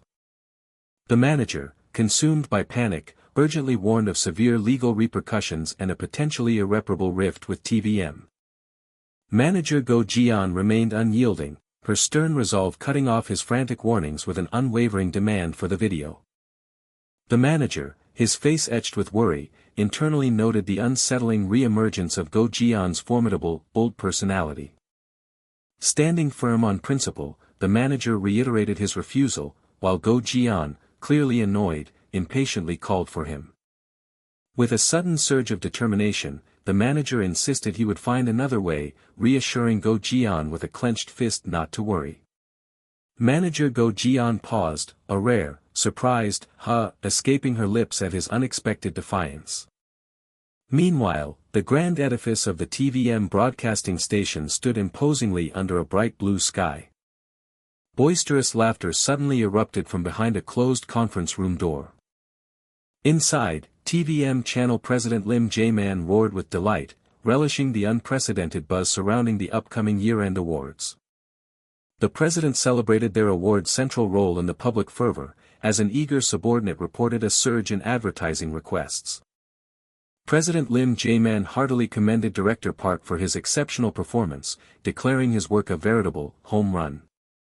Director Park, feigning modesty, humbly attributed the success to the hard-working PDs, downplaying his own crucial role. The president and another director playfully chastised his false humility, insisting he deserved the praise, eliciting an embarrassed laugh. President Lim Jae-man then proudly proclaimed Kim Hyun-soo a gift to TVM, playfully announcing his personal desire to award him the Rookie Award, as one man listened intently. The listening man offered a strained, awkward laugh in response to the president's self-congratulatory pronouncements. Director Park's cheerful demeanor shattered as Director On abruptly slid away from the conference table, sparking surprised confusion. Drama Division Director On Young-sik, his face etched with disapproval, silently noted everyone else's inappropriate good mood. Director On wheeled around, his voice sharp and confrontational, declaring he spoke precisely because the president was present, not despite it. His anger flared as he accused the entertainment division of celebrating while his drama department faced the imminent loss of a valuable actor. President Lim Jae-man's face twisted with confusion, sweat beading on his temple as he demanded an explanation for the talk of losing an actor. Director On pointed a damning finger at Director Park, directly questioning if Kim Hyun-soo's interview statement had, in fact, been edited. Director Park, sweating profusely and defensive, shrieked a justification of editing for narrative, dismissing the concern about losing an actor as a trivial fuss. Director On's voice was stern and unyielding as he challenged the flimsy excuse, questioning when an entertainment news program had devolved into a variety show. Director Park, annoyance radiating from him, accused Director On of jealousy, questioning his ill-timed scene at year-end. Then, Director On dropped a cryptic single word, "free," leaving Director Park utterly bewildered. Director On revealed the bombshell: 3 influential writers, including the celebrated Go Eun-ju, had already earmarked Kim Hyun-soo for lead roles in next year's dramas, shocking the room. Director Park and President Lim Jae-man stared in stunned confusion, speed lines conveying the magnitude of this unexpected revelation. Director On's voice sharpened with accusation, condemning the entertainment division for sabotaging an actor who had achieved such an impossible feat. His stern gaze swept the room, challenging everyone with the stark reminder of their collective responsibility for upcoming drama productions. Elsewhere, a grand, elegant building stood bathed in the bright light of a new day. A stylist, relieved, expressed her concern for Kim Hyun-soo, who calmly reassured her that he was perfectly fine despite the turmoil. Her worry was evident, manifesting as a chibi-style anxiety about the industry's destructive nature, but Kim Hyun-soo confidently promised he wouldn't succumb. Yet, in his thoughts, Kim Hyun-soo found himself pondering the surprisingly minimal damage the controversy had inflicted. He reflected on the dream presence within him, realizing it seemed to thrive on the very attention that others found so destructive. He questioned if these dreams, instead of merely confusing him, were conversely arming him, making him more formidable. Lost in thought, Kim Hyun-soo wrestled with a profound dilemma: should he embrace this strange power, or fear it? He contemplated the distinct qualities he had absorbed: Jang Ki-chun's numbness, Lee Jun-hyuk's nobility, the musician's electrifying aura. As dreams continued to gather within him, Kim Hyun-soo wondered what kind of actor he would become, or if such an existence could even be called human, as shadowy figures with glowing eyes loomed, mirroring his deepest, most primal distress. The TVM Drama Awards building stood, an elegant beacon promising a night of recognition and glamour under a soft, inviting sky. Outside, the street buzzed with a lively, expectant throng of reporters and photographers, their cameras poised for the stars about to arrive. Inside, Choi Hyung-wook looked surprised by the massive attention, while manager Go Ji-yeon calmly observed, noting how effectively that guy had stirred up the industry. Manager Go Ji-yeon's thoughts glowed with purple-red insight, sensing the raw charisma and powerful stance that transformed a mere statement into undeniable impact. As manager Go Ji-yeon hinted at the power of seeing it firsthand, Choi Hyung-wook gasped, confirming their subject's imminent, almost fated, arrival. Then, a flurry of clicks and excited shouts erupted as Kim Hyun-soo, radiating calm confidence, stepped onto the glamorous red carpet. Manager Go Ji-yeon probed Choi Hyung-wook for his in-person impression, who admitted a distinct, yet unidentifiable, difference from Kim Hyun-soo's screen presence. With a determined glint, manager Go Jian declared their job was now to pinpoint that unique quality, trusting the public's unerring instinct for true star power. For Kim Hyunsu possessed an undeniable difference from others. The grand hall awaited, bathed in soft light, an elegant setting for the evening's formal proceedings. Kim Hyunsu reacted with a jolt of surprise as a familiar voice called his name, pulling him further into the esteemed gathering. Go Eun-ju waved warmly, a calm Ju Chang-suk observing as Kim Hyun-soo approached, stepping into a network of established connections. Whispers rippled through the seated attendees, their murmurs focusing on the newcomer as he made his entrance. Kim Hyun-soo internally sighed, feeling like the reluctant main character in a story he hadn't asked to lead. Ju Chang-suk, ever the playful senior, teased Kim Hyun-soo about his sharp attire, questioning which junior he planned to outshine. Kim Hyun-soo, with a respectful smile, deflected the banter with a witty remark about Ju Chang-suk's indomitable spirit. Ju Chang-suk roared with hearty laughter, pleased by Kim Hyun-soo's improved social graces, then humbly explained his own outfit was merely his wife's choice. Go Eun-ju's words dripped with sarcastic envy, complimenting Ju Chang-suk's wife's artistic eye and then jokingly proposing a bromance project with Kim Hyun-soo. Kim Hyun-soo's serious agreement to the bromance idea stunned both Ju Chang-suk and Go Eun-ju into wide-eyed shock. Go Eun-ju leaned in, her voice a concerned whisper, asking Kim Hyun-soo if he was truly alright after hearing unsettling news from CEO Woo. Ju Chang-suk quickly apologized for his earlier teasing, then grinned, admitting he found Kim Hyun-soo's unexpected boldness quite refreshing. Go Eun-ju, slightly irritated, addressed Ju Chang-suk, whose eyes gleamed with amusement as he persisted in discussing Kim Hyun-soo's controversial interview. Go Eun-ju silenced Ju Chang-suk with a sharp thump, eliciting a startled and obedient, "Ah, why yeah." Kim Hyun-soo chuckled softly, genuinely reassuring them both that their worries were unfounded and he was perfectly fine. Kim Hyun-soo then revealed that the broadcast hadn't told the whole truth, leaving Ju Chang-suk confused and questioning. An off-panel voice exclaimed in disbelief, amplifying the shock of Kim Hyun-soo's revelation across the grand hall. Ju Chang-suk exploded with visceral fury, shaking the air as he accused the broadcast station of a malicious scheme. Go Eun-ju quickly interjected, her voice tinged with worry, cautioning Ju Chang-suk about his volume in their public setting. Ju Chang-suk defiantly declared he didn't care who overheard him, his anger fueled by discomfort over the persistent stares directed at Kim Hyun-soo. Kim Hyun-soo, with a subtle smile, began to explain his surprising change of heart, prompting Go Eun-ju to lean in for clarification. His calm admission of feeling better, despite the turmoil, completely bewildered Go Eun-ju, who questioned his seemingly irrational reaction.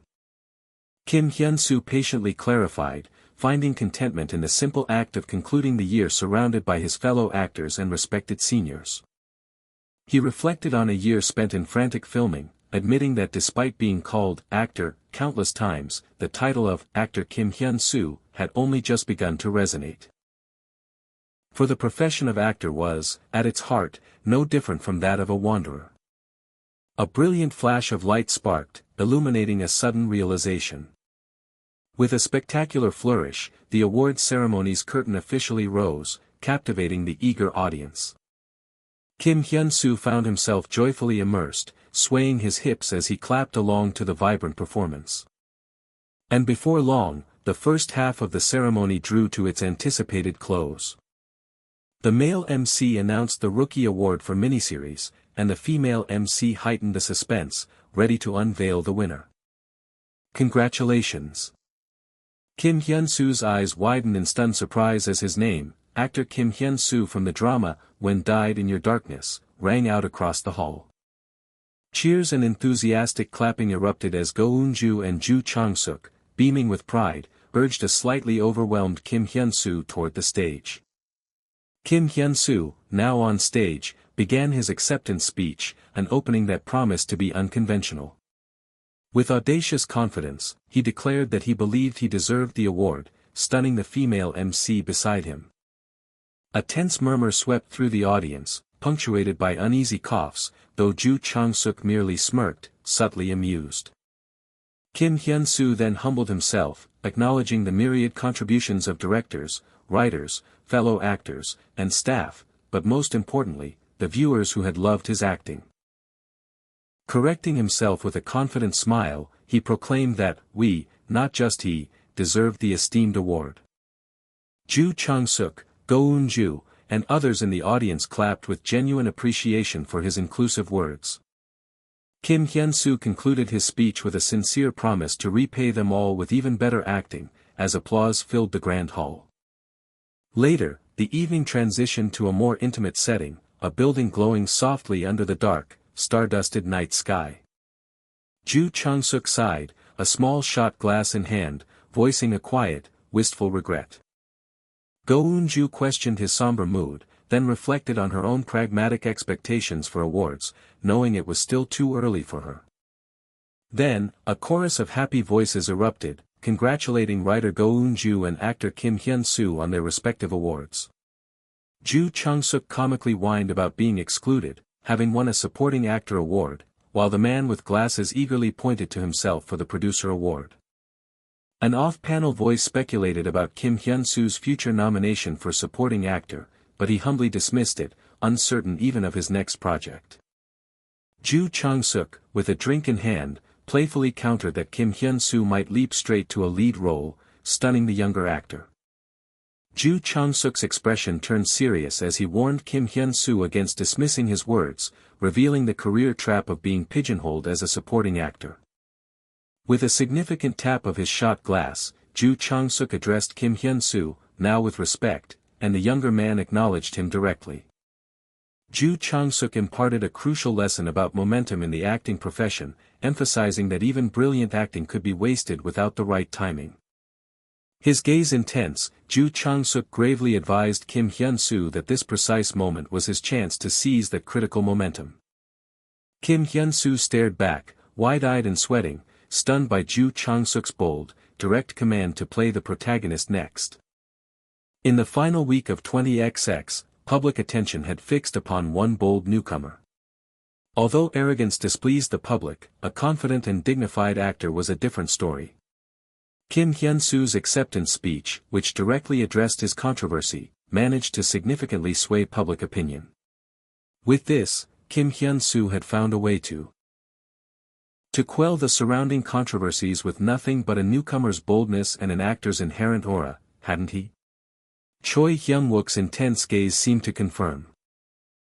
Manager Go Ji-yeon calmly asked if anything seemed strange, and Choi Hyung-wook, denying it, pressed her for more. Choi Hyung-wook then voiced his suspicion, questioning why reporter Choi had written such an uncharacteristically favorable article, one that seemed almost offensive. Manager Go Ji-yeon clarified with cool confidence that she wasn't defending, she was laying groundwork, a concept that puzzled Choi Hyung-wook. Her hand appeared, purposefully placing materials for a follow-up article. Choi Hyung-wook, surprised, questioned the immediate follow-up and its source, but manager Go Ji-yeon simply advised him to read it for himself. With a soft rustle, Choi Hyung-wook began to read the documents. His eyes widened in extreme shock, a bead of sweat forming, as the astonishing contents of the article revealed themselves. An anonymous online forum buzzed with fervent debate, questioning the truth behind Kim Hyun-soo's recent interview and labeling it "devil's editing." Amidst the digital clamor, filming site Proof emerged, offering an image presented as definitive evidence of the interview's deceptive manipulation. An older man with glasses and short spiky hair found the burgeoning chaos thoroughly entertaining. He explained that the detailed information had been sent directly to him, allowing him to preemptively draft numerous follow-up articles, while the woman beside him wondered who provided such precise content. The woman speculated that someone from under Woo Ji-yoon's command was behind it, prompting the man to cynically agree about the shared character traits. He acknowledged that TVM, a media giant, shouldn't be swayed by mere online negativity, but hung heavy in the air.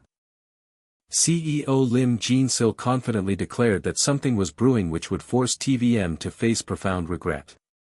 A powerful fist slammed down, echoing a leader's raw fury. TVM channel president Lim Jae-man roared about the disgrace marring the start of their year. TVM had been basking in a triumphant glow, celebrating their drama awards and a remarkable fourth-place finish in year-end viewership. Yet, their festive spirit rapidly soured as news of Kim Hyunsu's acceptance speech and the "devil's editing" scandal quickly spread, amplified by rival broadcasters. Lim Jae-man's explosive reaction to the unfolding crisis was utterly inevitable. He furiously demanded to know why his staff hadn't countered the narrative and if any rebuttal materials were ready. Drama Division Director An Young-sik hesitantly admitted the accusations were true, which only further enraged Lim Jae-man into scolding his team's past conduct. Lim Jae-man, off-panel, continued his tirade, demanding the responsible PD write an apology, as Entertainment Division Director Park Hyung-suk muttered under his breath about the hypocrisy of past rewards. When Lim Jae-man's sharp "what" cut through the air, Park Hyung-suk immediately denied saying anything. Park Hyung-suk let out a heavy sigh, his internal thoughts confirming that this was no time for debating responsibility.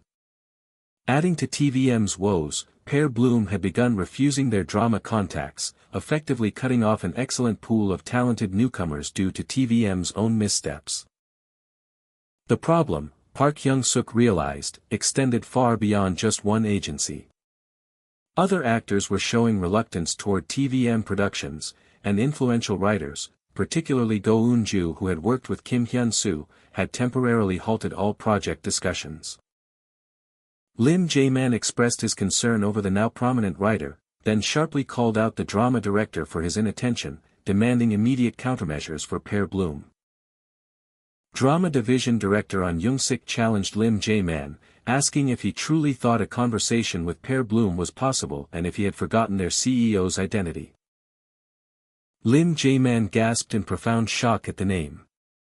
He slowly processed the revelation, confirming that Woo Ji-yoon, formerly of Chance Planning, was indeed the CEO who had established Pair Bloom. Lim Jae-man, after a moment of frustration, acknowledged the difficult situation, finally accepting its bleak reality. The dream's words promised higher aspirations and brighter acclaim, culminating in an award ceremony. A bold declaration of "congratulations" filled the space. Then a fragmented thought began, "with my music, no." The announcer declared, actor Kim Hyun-soo, and his dream self proclaimed a desire to move the entire world with his acting. Kim Hyun-soo gasped, jolting upright, abruptly pulled from his dream. He sat up, still gasping, rubbing the lingering daze from his eyes. Still disoriented, Kim Hyun-soo stared at his hand, the dream's ambitious words echoing in his mind, "Move the whole world, with acting." He pondered if the dream held a deeper connection to his present reality, as the insistent vibration of his phone cut through his thoughts. A reminder appeared, recalling Kim Hyun-soo's previous expressed desire for a music-related project. Kim Hyun-soo's eyes widened in surprise as he heard the off-panel voice announce that the script had been found. The modern facade of the Pair Bloom agency building stood, bathed in the clear morning light. Lee Dong-gun cheerfully informed Kim Hyun-soo that the CEO was in the conference room. Kim Hyun-soo questioned the unusual location, but Lee Dong-gun playfully told him to wait and see. Manager Go Ji-an, expressing concern for CEO Lim Jin-sil's all-nighter, brought her coffee just as Kim Hyun-soo arrived and greeted the tired CEO. CEO Lim Jin-sil explained her temporary relocation due to her office overflowing with an astonishing number of scripts, all of which, to Kim Hyun-soo's surprise, were offers specifically for him. She remarked on the excellent PR from the year-end news, adding a sarcastic note that TVM deserved no thanks for it. CEO Lim Jin-sil instructed manager Go Ji-an to avoid TVM casting calls, to which he confidently replied that their packed schedule meant they had nothing to lose. She declared it was time to seize the momentum, sliding a script across the table with a decisive rustle. Kim Hyun-soo held the script, revealing its title, 90s Dive, by writer Choi Eui-jong. Kim Hyun-soo expressed his surprise and recognition at the renowned writer's name, which CEO Lim Jin-sil affirmed, citing her mastery of youth-healing dramas. The formidable name of writer Choi Eui-jong was highlighted. She was a legendary figure who had transitioned from leading a national variety show to writing 3 consecutive hit dramas, leaving an indelible mark on the industry. CEO Lim Jin-sil expressed her astonishment at receiving a script from the reclusive writer, while Kim Hyunsu, curious, inquired about 90s Dive and its story. CEO Lim Jin-sil elaborated that the drama's genre was music and, true to the writer's style, a youth healing story. Lim Jin-sil explained the drama revolved around 20-year-olds in a 90s college band, prompting Kim Hyun-soo to question the age with visible concern. CEO Lim Jin-sil chuckled, reassuring him that his character would be a mid-30s man attempting to reunite his old band, clearing up his concern. She then teased him about an interesting element in the script, offering for him to read it and discover it himself. A moment passed in quiet contemplation. Kim Hyun-soo's hand tapped the script, a gesture of quiet anticipation. After reading, Kim Hyun-soo expressed his genuine approval, finding the script thoroughly engaging. CEO Lim Jin-sil smirked, entirely unsurprised by his positive reaction.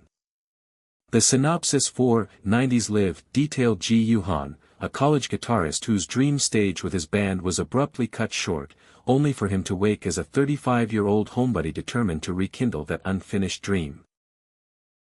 Kim Hyun-soo internally noted the unsettling parallels between the script's narrative of a stage and blackout, and the content of his own recent dream. He mused aloud that despite being a coming-of-age story, the drama's middle section felt unexpectedly dark. CEO Lim Jin-sil agreed, acknowledging the drama's unusual blend of gloom and gentleness, and the strange harmony of its contrasting atmospheres. The script, Kim Hyun-soo stated, evoked a deeply comforting feeling within him. Exactly that, CEO Lim Jin-sil affirmed, a knowing look in her eyes. CEO Lim Jin-sil then revealed she had a critical matter to discuss with Kim Hyun-soo before their official script meeting, and he readily assented. She described the script as an adventure, prompting Kim Hyun-soo to ask for clarification on her intriguing choice of words. The CEO warned that participating in this project involved a formidable mountain to climb, which Kim Hyun-soo repeated, questioning its nature. With a serious demeanor, CEO Lim Jin-sil revealed the mountain was an audition. Kim Hyun-soo reacted with sudden, profound shock. CEO Lim Jin-sil explained that despite numerous other projects offering immediate lead roles without auditions, this particular work held an unparalleled allure for her. She confessed her profound ambition for this project, leading Kim Hyun-soo to playfully acknowledge their shared, audacious vision. Kim Hyun-soo surmised that she wanted him to embrace this challenge, but CEO Lim Jin-sil cautioned that the challenge itself might be unreasonable, leaving him confused. She began to explain that 90s Dive featured 4 main character-level roles, including the protagonist Ji Yoo-han, and then prepared to unveil the problem. CEO Lim Jin-sil delivered a shocking blow. 3 of those 4 roles were already reserved for actors within writer Choi Eui-jong's inner circle. Kim Hyun-soo realized the implications of pre-selected candidates, and CEO Lim Jin-sil confirmed that only one actor would be chosen through an audition with overwhelming 150:1 odds, leaving him stunned. She outlined the harsh reality, a 2-month deadline with no casting guarantee, forcing Kim Hyun-soo to acknowledge that failure could mean losing all his current script offers. Kim Hyun-soo stated the dire consequence of potentially losing every script, and CEO Lim Jin-sil simply awaited his crucial decision. With unwavering resolve, Kim Hyun-soo declared his intention to embrace the daunting challenge. CEO Lim Jin-sil's face broke into a satisfied smirk, her expectations met. With a confident tap, CEO Lim Jin-sil emphasized the singular opportunity, only one actor would be selected from the audition. She then confidently declared their ambitious target, to secure the protagonist role of Ji Yoo-han. Kim Hyun-soo arrived before a practical music academy, bracing for whatever lay within. He peered at the building, a wave of confusion washing over him. Is this really the right place? The narrative voice held unwavering confidence that actor Kim would master the performance, as always. Yet, to truly contend for the coveted role of Ji Yoo-han, one formidable task remained incomplete. Kim Hyun-soo's surprise was evident when manager Go Ji-yeon revealed the role required playing an instrument, tying it directly to the music-themed project. Manager Go Ji-yeon elaborated, explaining that while stand-ins could cover high-level scenes, demonstrating instrumental skill in the audition would provide a crucial edge.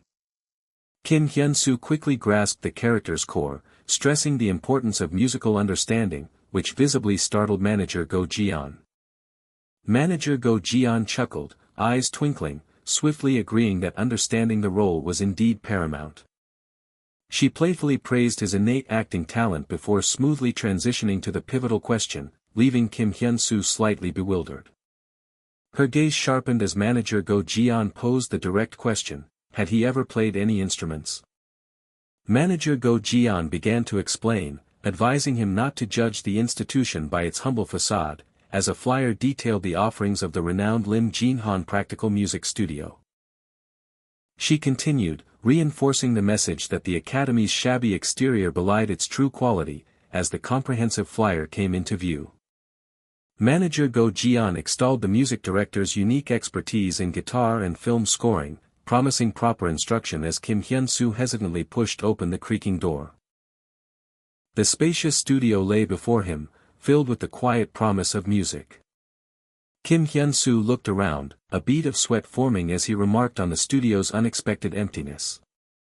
A sudden, inexplicable sight caused Kim Hyun-soo's eye to widen in exaggerated shock. Inside, the scene before Kim Hyun-soo was one of pure absurdity, a man with long black hair, casually slurping noodles over a guitar, creating a messy, unexpected soundscape.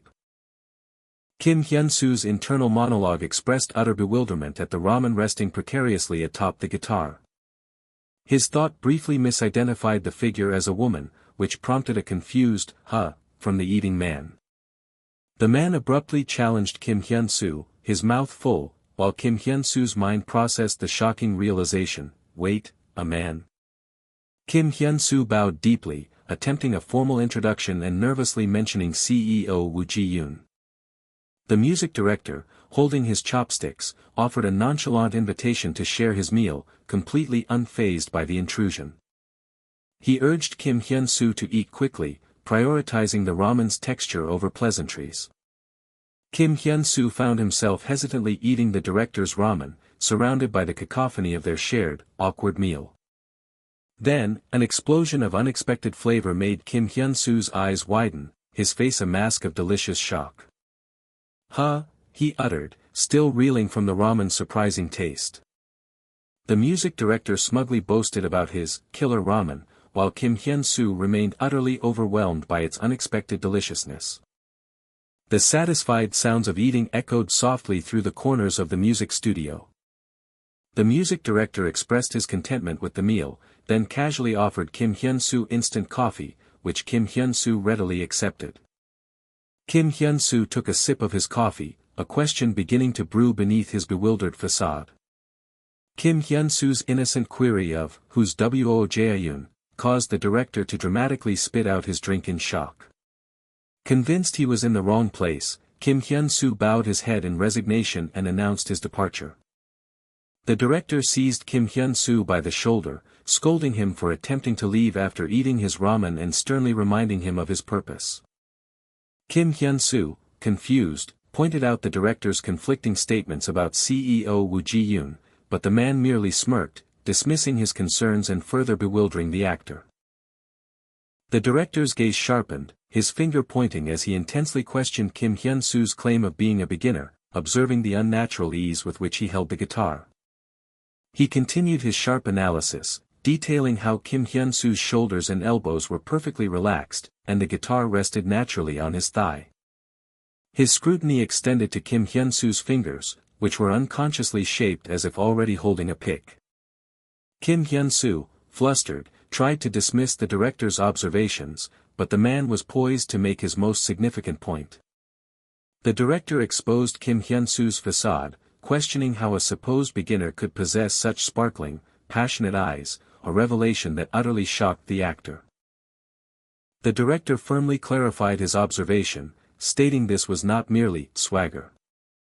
He elaborated, revealing that Kim Hyunsu's seemingly natural posture was, in fact, a testament to his acting prowess, emphasizing the crucial role of physical mimicry in performance.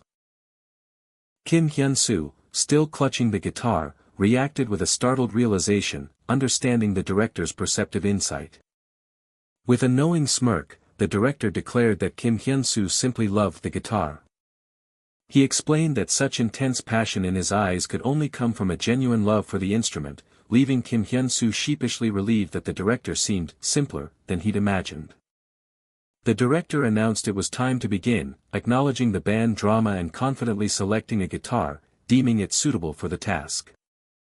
He gave Kim Hyunsu an unconventional first instruction to stroke the guitar with his heart, which perplexed the actor, leading to a firm directive to pull it hard. Kim Hyunsu plunged into the exercise, forcefully strumming the electric guitar with focused intensity. The director, puzzled, rubbed his chin, expressing renewed skepticism that Kim Hyunsu's incredibly ingrained posture could truly be mere acting. As the director mumbled thoughtfully in a chibi fantasy, Kim Hyunsu, also in chibi form, realized with chagrin that his simple assessment had been thoroughly mistaken. The director declared he had a plan for their training and asked Kim Hyunsu for his script, which the actor confirmed he had brought. He then took the script, mischievously instructing Kim Hyunsu to get friendly with that guy, leaving Kim Hyunsu utterly confused about his identity. With a wide, playful smirk, the director unveiled the guy as none other than the guitar itself. As night descended, the building's illuminated windows marked the quiet passage of time. The director sternly instructed Kim Hyunsu to take the guitar with him, implying he had a considerable journey ahead before truly connecting with the instrument. Kim Hyunsu recalled the earlier warning that the director was eccentric.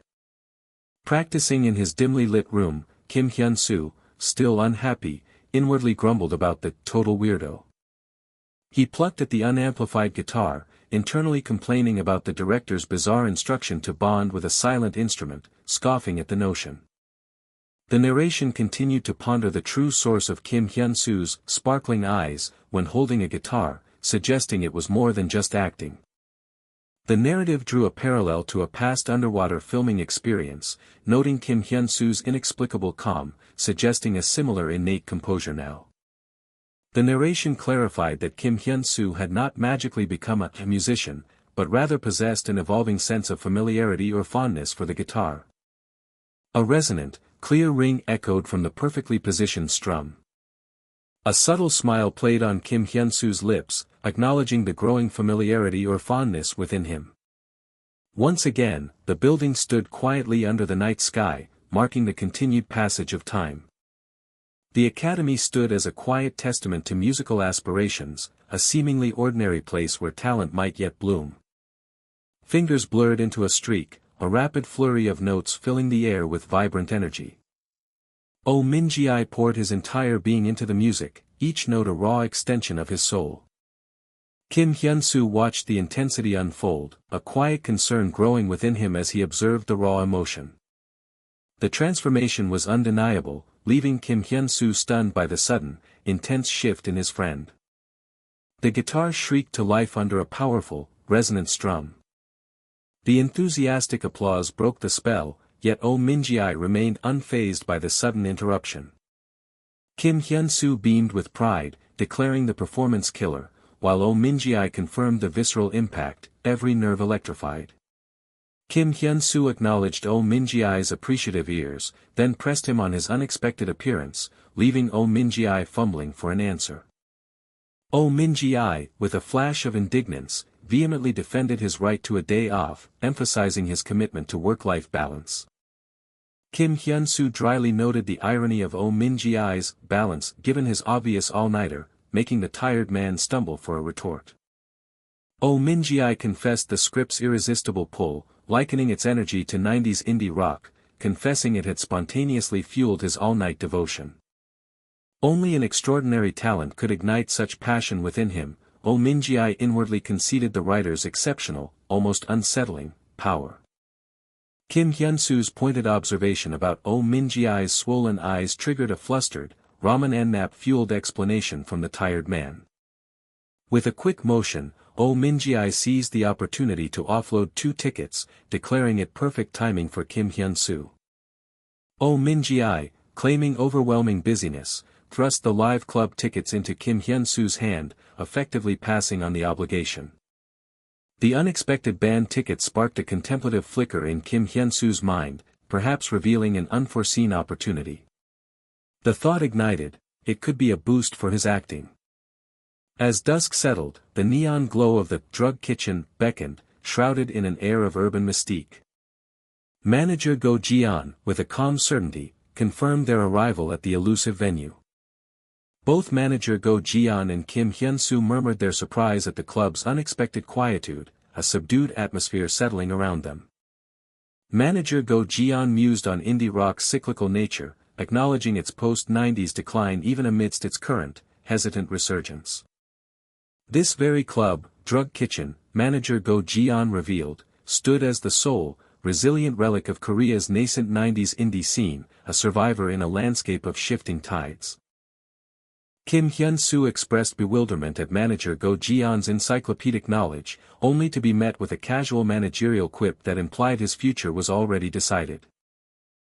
Manager Go Ji-yeon delivered a bombshell, casually unveiling the club's profound connection to Ji Yoo-han's story, leaving a stunned Kim Hyun-soo reeling from the revelation. Manager Go Ji-yeon's surprise only amplified Kim Hyun-soo's bewilderment, the manager astonished by his lack of crucial information. The realization struck Kim Hyun-soo with sudden force: this historic venue wasn't just Ji Yoo-han's origin, but potentially a key to the enigmatic musician as well. Manager Go Ji-yeon's urgent whisper about the show's imminent start ripped Kim Hyun-soo from his thoughts with a jolt. Under the vivid stage lights, a keyboardist began to weave his intricate musical tapestry. The drummer's steady rhythm provided a pulsating heartbeat to the emerging melody. With eyes closed, the vocalist poured raw emotion into the microphone, his voice a potent channel. Amidst the captivated crowd, Kim Hyun-soo stood engrossed, his gaze fixed on the electrifying performance unfolding before him. His thoughts drifted to a different kind of stage, a more fitting place than this shadowed space. Behind the mask, his eyes were locked, intensely absorbing every detail of the performance. A profound conviction settled within him: his true stage awaited, a place where his brilliance could finally shine for all to witness. A tremor of longing, a subtle hesitation, accompanied his quiet yearning for the stage. Manager Go Ji-yeon's voice cut through Kim Hyun-soo's reverie, pulling him back to the present with a jolt. Manager Go Ji-yeon's perplexed query about an unseen action left Kim Hyun-soo utterly baffled. Manager Go Ji-yeon's terse clarification about the guitar only deepened Kim Hyun-soo's confusion, leaving him utterly bewildered. Manager Go Ji-yeon's quiet statement, "You just played it," struck Kim Hyun-soo like a lightning bolt, leaving him frozen in shock. A visceral gasp escaped him as a terrifying question echoed: when had he played? A distinct 4-bar chord progression exploded into his mind, a vivid memory that could only belong to the mysterious musician. Clenching the guitar, Kim Hyun-soo wrestled with a chilling question: had the musician usurped his control, even for a fleeting, terrifying moment? Manager Go Ji-yeon's voice, laced with genuine worry, cut through the tension, asking if he was all right. With a forced, confident smile, Kim Hyun-soo nonchalantly dismissed the event, insisting he had simply mimicked the movements, nothing more. Manager Go Ji-yeon's incredulous comment about the unnaturally natural playing further amplified Kim Hyun-soo's internal shock and visceral confusion. The female MC's electrifying announcement of the main lineup surged through the expectant crowd, drawing all attention to the stage. With confident charisma, Joo In-ah introduced her band, Gold Mari, expressing their nostalgic joy at returning to their beloved home stage. Kim Hyun-soo's curious inquiry about Goldmari's fame was met with manager Go Ji-yeon's vague acknowledgement of a familiar name, despite his field unfamiliarity. Manager Go Ji-yeon imparted an insider tidbit, explaining that Live Club Days Saturdays were reserved exclusively for the indie scene's most formidable talents. As headliners, manager Go Ji-yeon affirmed, Goldmari's exceptional skill and musicianship were, quite simply, beyond dispute. A woman named Joanna, exuding confidence, materialized beside Kim Hyun-soo, her gaze fixing him in confusion. Joanna, with a subtle smile, unveiled Goldmary's illustrious story, a band of monsters forged around a genius, whose unwavering loyalty still drew them to their humble roots. Introducing herself as Joanna, the drug kitchen owner, she then playfully probed Kim Hyunsu, wondering if his musical interest hinted at an audition.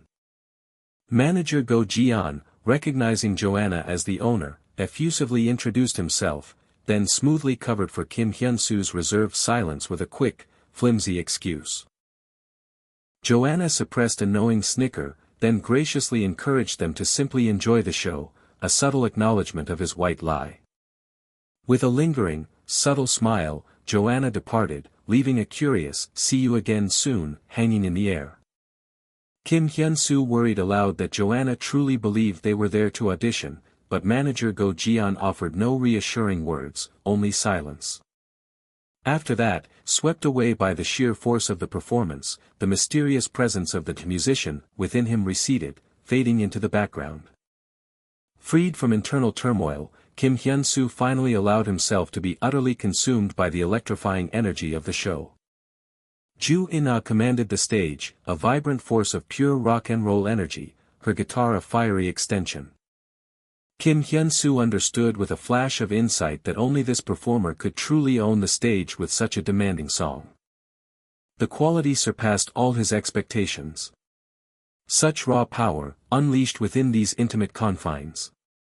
It was, simply, pure fun. Carried away by the music, Kim Hyunsu abandoned himself to pure, unadulterated euphoria, arms raised in joyful abandon. His masked face glowed, eyes closed in sheer, blissful immersion. A profound clarity washed over him, he finally grasped, if only partially, the writer's underlying vision. Above, the club's intricate lighting cooled into its modern, static design. Manager Go Jian suggested a quiet soju afterparty, prompting a playfully skeptical retort from Kim Hyunsu about their male-only company. Manager Go Jian's bewildered question halted Kim Hyunsu's departure, a reminder of the lingering audition expectation.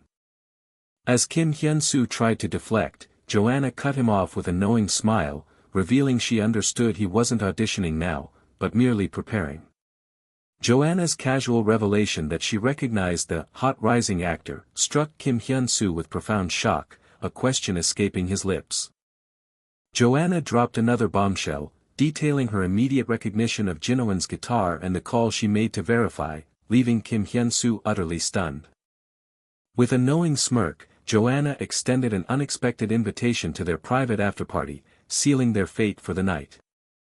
A distant voice yearned for a fan drinking session, a nostalgic desire echoing in the quiet. The woman with long brown hair fretted over agency rules and potential trouble, as manager Ju, accepting their outing, noticed Mari's strange focus. Mari, glued to her screen, dismissed manager Ju's annoyance, replaying a single scene with fierce concentration. The woman with long brown hair calmly explained Mari's tunnel vision, while manager Ju expressed surprise at her sudden, uncharacteristic drama obsession. Mari clarified her focus, not the drama, but the actor's eyes, a curious new fascination. The woman with long brown hair teased about their vocalist's strange genius, while manager Go Jian offered only silent observation. Kim Hyunsu found the vocalist's eccentricity quite compelling. A sudden realization widened manager Ju's eyes, leaving him visibly astonished. Manager Ju, his curiosity piqued, questioned the woman with long brown hair about the strangers, who offered only vague uncertainty. Manager Ju recalled seeing the man with a guitar, a detail that now sparked a direct, probing question about his potential band involvement. Manager Go Jian introduced himself with polite clarity, even noting his first meeting with the owner. When pressed about his presence, manager Go Jian confidently offered his business card, asserting the importance of their unexpected new connection. Manager Ju, reading the card, recognized Pear Bloom as an actor entertainment company, his inquiry dawning. The woman with long brown hair, connecting the dots, now suspected the quiet man was an actor. Mari observed intently, her young mind already piecing together the unfolding conversation. A single, sharp gasp of surprise escaped Mari. Mari uttered the name with stunned certainty, Kim Hyunsu. Manager Ju and the woman with long brown hair stared in utter disbelief, questioning why such an actor would be there. Mari confirmed his identity with absolute certainty, phone proof in hand. A quick motion signaled Mari's determined preparation. With bold determination, Mari declared her fandom, offering her guitar as tribute. Kim Hyunsu's eyes widened, a silent gasp of pure shock. He swiftly adjusted his cap, a subtle attempt to mask his sudden discomfort. A charming smile surfaced as he confessed, returning her sentiment entirely. Mari questioned his insight, and Kim Hyunsu revealed he saw her unique focus, replaying her performance repeatedly. Mari, brimming with eagerness, pressed her ardent request for an autograph. He confirmed the name, and Mari, with intimacy, offered her true identity. Instantly, Manager Ju and the woman with long brown hair erupted in declarations of fervent fandom. Manager Ju pointed out the woman with long brown hair's past disinterest, earning himself an annoyed, sharp retort. A man with short black hair sheepishly offered his lone piece of paper for an autograph. The man with long black hair politely requested an autograph, swayed by the earlier performance. The three band members shared a surprised amusement as the ranks of Kim Hyunsu's new fans swelled. The fleeting interior dissolved into a cool, blue blur. An off-panel voice casually wondered about a band drama, while snacks lay invitingly spread. The woman with long brown hair excitedly learned of the drama, the man with long black hair, clarifying an audition, fervently promoted Kim Hyunsu as protagonist, to Manager Ju's eager support. The man with long black hair suggested the band might have questions for him, explaining actors' research methods. He knowledgeably explained the depth of character research, from observation to interviews and real experiences. When Manager Ju asked about his own method, the man with long black hair mused he leaned towards gaining experiences for his roles. The band members eagerly asked if he had questions, to which the man with long black hair expressed his own mutual excitement. He hesitated, wary of unpleasant questions, but Kim Hyunsu, with a wry quip about future rudeness, swiftly dissolved the tension into casual banter. Mari, suddenly serious, declared she had just one profound question to ask. Mari posed a profound question: could Gold Mari exist if you Mari were gone? As Kim Hyunsu listened with unsettling, glowing red eyes. Manager Ju reeled in shock from the question's raw intensity, Mari remaining fiercely composed. Joanna uttered a single, bewildered query into the sudden shift. Joanna observed the palpable tension gripping the group, wondering why the atmosphere had suddenly grown so heavy. Joanna offered comforting tekbaki, but Mari dramatically declared her metaphorical death, a poignant rejection of solace. Joanna playfully dismissed Mari's dramatics, but Mari retorted that Kim Hyunsu was truly random, leaving Joanna perplexed. Joanna reminisced about past hardships, implying deeper resilience, a sentiment Manager Ju immediately echoed in solemn agreement. Manager Ju stated with somber conviction their undeniable reliance on Mari. The woman with long brown hair sighed, resigned to Mari's irreplaceable role in Gold Mari. Manager Ju, serious, reaffirmed Mari's crucial importance, subtly highlighting others' dispensability. The woman with long brown hair playfully renewed her warning to Manager Ju. He offered a slightly embarrassed apology for his prior probing.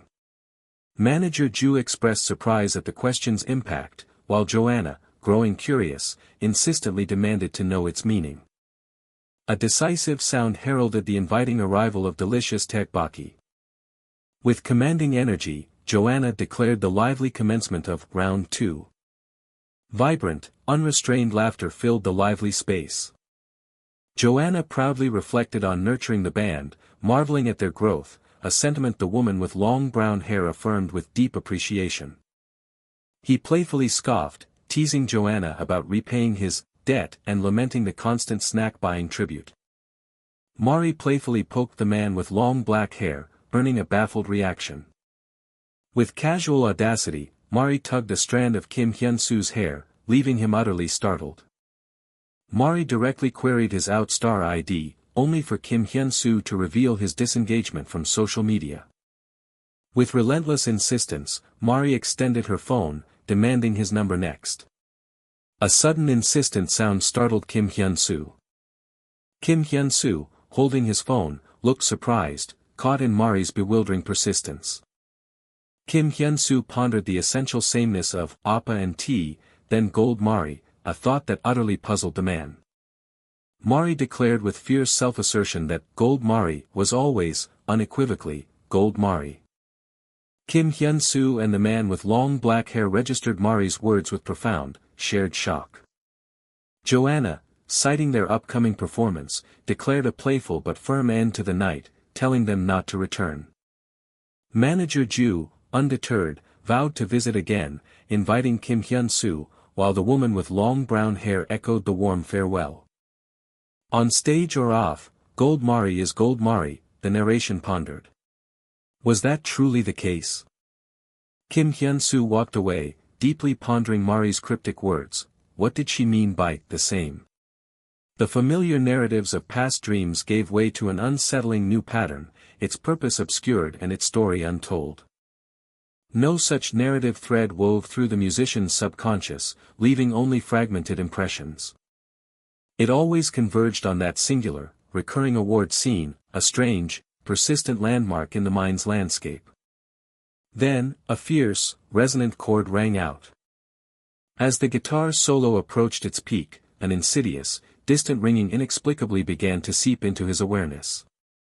The subtle ringing swelled into an unbearable roar, drowning out the ecstatic crowd until, inexplicably, everything froze in an absolute, suffocating silence.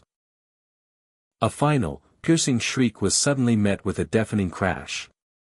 After the inexplicable scream and crash, an engulfing blackness swallowed everything. And so, the musician's dream invariably concluded, always upon that silent, empty stage.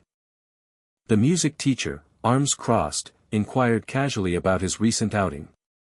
The music teacher mentioned the drinking party, and Kim Hyunsu cheerfully confessed it had been a fun experience after too long. The music teacher, eyes closed in a knowing smile, then suggested Hyunsu's new look signaled a deeper, separate purpose. With a deft placement of his fingers, the music teacher challenged Hyunsu to name the first essential step in playing guitar. Kim Hyunsu's brow furrowed, silently sifting through his recent observations for the answer. With a newfound confidence radiating from him, Kim Hyunsu declared the fundamental answer: tuning. A slow, approving grin spread across the music teacher's face, acknowledging the correct answer. The music teacher mused that, just as an instrument required tuning to create harmony, so too did a player need that inner adjustment. The music teacher's finger pointed sharply, accusing Hyunsu of seeking to act playing, not truly learn, and declared he would teach no such pretense. As the music teacher's hand rested on the neck, his silent query hung, leaving Kim Hyunsu to ponder deeply. His mind drifted to faded images of past talents, a singer and a mysterious, masked man. A fierce, radiant resolve ignited within him as Kim Hyunsu declared his true desire: I want to play. A satisfied, sly grin played on the music teacher's lips. But then, the music teacher began to temper Hyunsu's nascent hopes with a firm caveat. The music teacher, bending close, firmly dismissed any illusions of instant flashy performances, reminding Hyunsu that true learning, with a gentle tap, demanded diligent effort. His silent gaze fell upon the daunting stack of method books, each one a testament to the rigorous path ahead. The music teacher then extolled method books as the best guides for beginners, especially when learning alone, posing a question Hyunsu couldn't immediately answer. His brow furrowed with concern, the music teacher warned of the unwitting absorption of bad habits from video lessons. The music teacher recalled Hyunsu's copying claim, but Hyunsu, guitar in hand, asserted that for basic performance, rhythm was the foundational element. Dismissing rhythm as less critical for fixed songs, the music teacher asked about scale patterns, surprised when Hyunsu confidently confirmed his mastery. With a decisive flourish, the music teacher presented the essential book on guitar chords and scales. The music teacher illuminated chords as the guitar's very language, then sternly outlined the intensive week-long task ahead. The music teacher's finger pointed sharply, demanding Hyunsu immediately fret any called chord within a week. He quickly clarified, it wasn't a demand for mastery, but a deliberate tactic to maximize learning within the tight time frame. For example, he stated, eyes closed, if I say a minor, conjuring the ringing chord. Hyunsu responded with a bewildered query, meeting the music teacher's equally startled gaze. The music teacher's sudden challenge, questioning his inability to play, left Kim Hyunsu in a radiating state of utter shock and disbelief. A startling revelation struck him. The A minor chord he'd just uttered had been an instinctive part of a 4-bar progression from his own mind. Kim Hyunsu sheepishly confessed to a weekend practice, leaving the music teacher utterly astonished by his seemingly genius-level, rapid progress. Hyunsu humbly dismissed his skill as mere memorization, a self-deprecating explanation the thoughtful music teacher considered and then seemingly dismissed. Though his fingering remained clumsy, the music teacher, anticipating rapid improvement, pivoted the focus directly to memorization. Just like that, a week effortlessly passed. With a serious gaze, the music teacher called out, G major. Hyunsu, focused, produced a clear, resonant G major. Then, the music teacher, unflinching, pronounced, E minor. Again, Hyunsu delivered a clean, sustained E minor. A bead of sweat formed as the music teacher, with a telling pause, then risked, F minor. Yet Hyunsu, unwavering, delivered a rich, perfectly fretted F minor. The music teacher's face contorted in utter disbelief. A beginner playing an F chord so cleanly and accurately in days was simply unfathomable. Another diligent month passed under the academy's watchful eye. Scratching his head in genuine bewilderment, the music teacher pondered how such prodigious musical talent had remained undiscovered for so long. The music teacher, persistent, again suggested proper guitar study, but Hyunsu, playing, calmly reiterated his unwavering preference for acting, though playing was also fun. The music teacher's words about his true feelings for the guitar left Hyunsu in profound contemplation. This innate talent, it seemed, flowed from the enigmatic musician, perhaps explaining the peculiar singularity of that recurring dream. Perhaps the stage, bathed in ethereal beams of light, was the musician's dream made manifest. With intense determination, Kim Hyunsu challenged the surprised music teacher, offering to finally reveal his true motivation for choosing acting over playing. The story now shifted to scene number 34. This was the raw energy of the basement venue's first show. His voice, brimming with raw excitement, announced his band, Rising Dive. Bathed in the stage's vibrant glow, he radiated pure exhilaration as he greeted the roaring crowd. A thunderous, vibrant chord exploded, leaving the music teacher utterly stunned, his jaw dropping in pure, unadulterated amazement. 2 more months swiftly vanished. His fingers now danced with practiced mastery, coaxing rich, intricate sounds from the strings. The music teacher stood calmly, eyes closed, intently absorbing the rich music filling the practice room. He conceded Hyunsu possessed undeniable musical talent, yet his thoughts persistently drifted back to that truly profound acting performance. That acting, he mused, transcended mere talent entirely, existing on a level so profound it resonated with an almost spiritual power. Kim Hyunsu, guitar poised, looked up expectantly. He mused that musicians rarely failed when truly invested, and Hyunsu's acting had ignited a profound desire to witness Ji Yuhan's full, raw performance. Hyunsu's eyes widened in profound shock as the music teacher stated only he could truly embody the very essence of Ji Yuhan's musical heart. Bathed in bright light, the music teacher, with a faint smile, affirmed Hyunsu was indeed that chosen one. With a deep, respectful bow, Kim Hyunsu thanked him, resolute in his vow to pass the audition.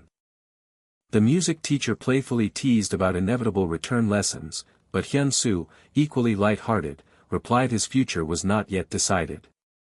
It was the pivotal audition day at O Studio Dreamcatcher. Kim Hyunsu and Ju Chang-suk exchanged puzzled glances, noting the unsettling, unusual quietness for an audition day. Ju Chang-suk then mentioned a strange rumor, immediately piquing Kim Hyunsu's curiosity. Ju Chang-suk, sweating with alarm, dropped a bombshell. Young Aishin had applied, a name that clearly startled Kim Hyunsu.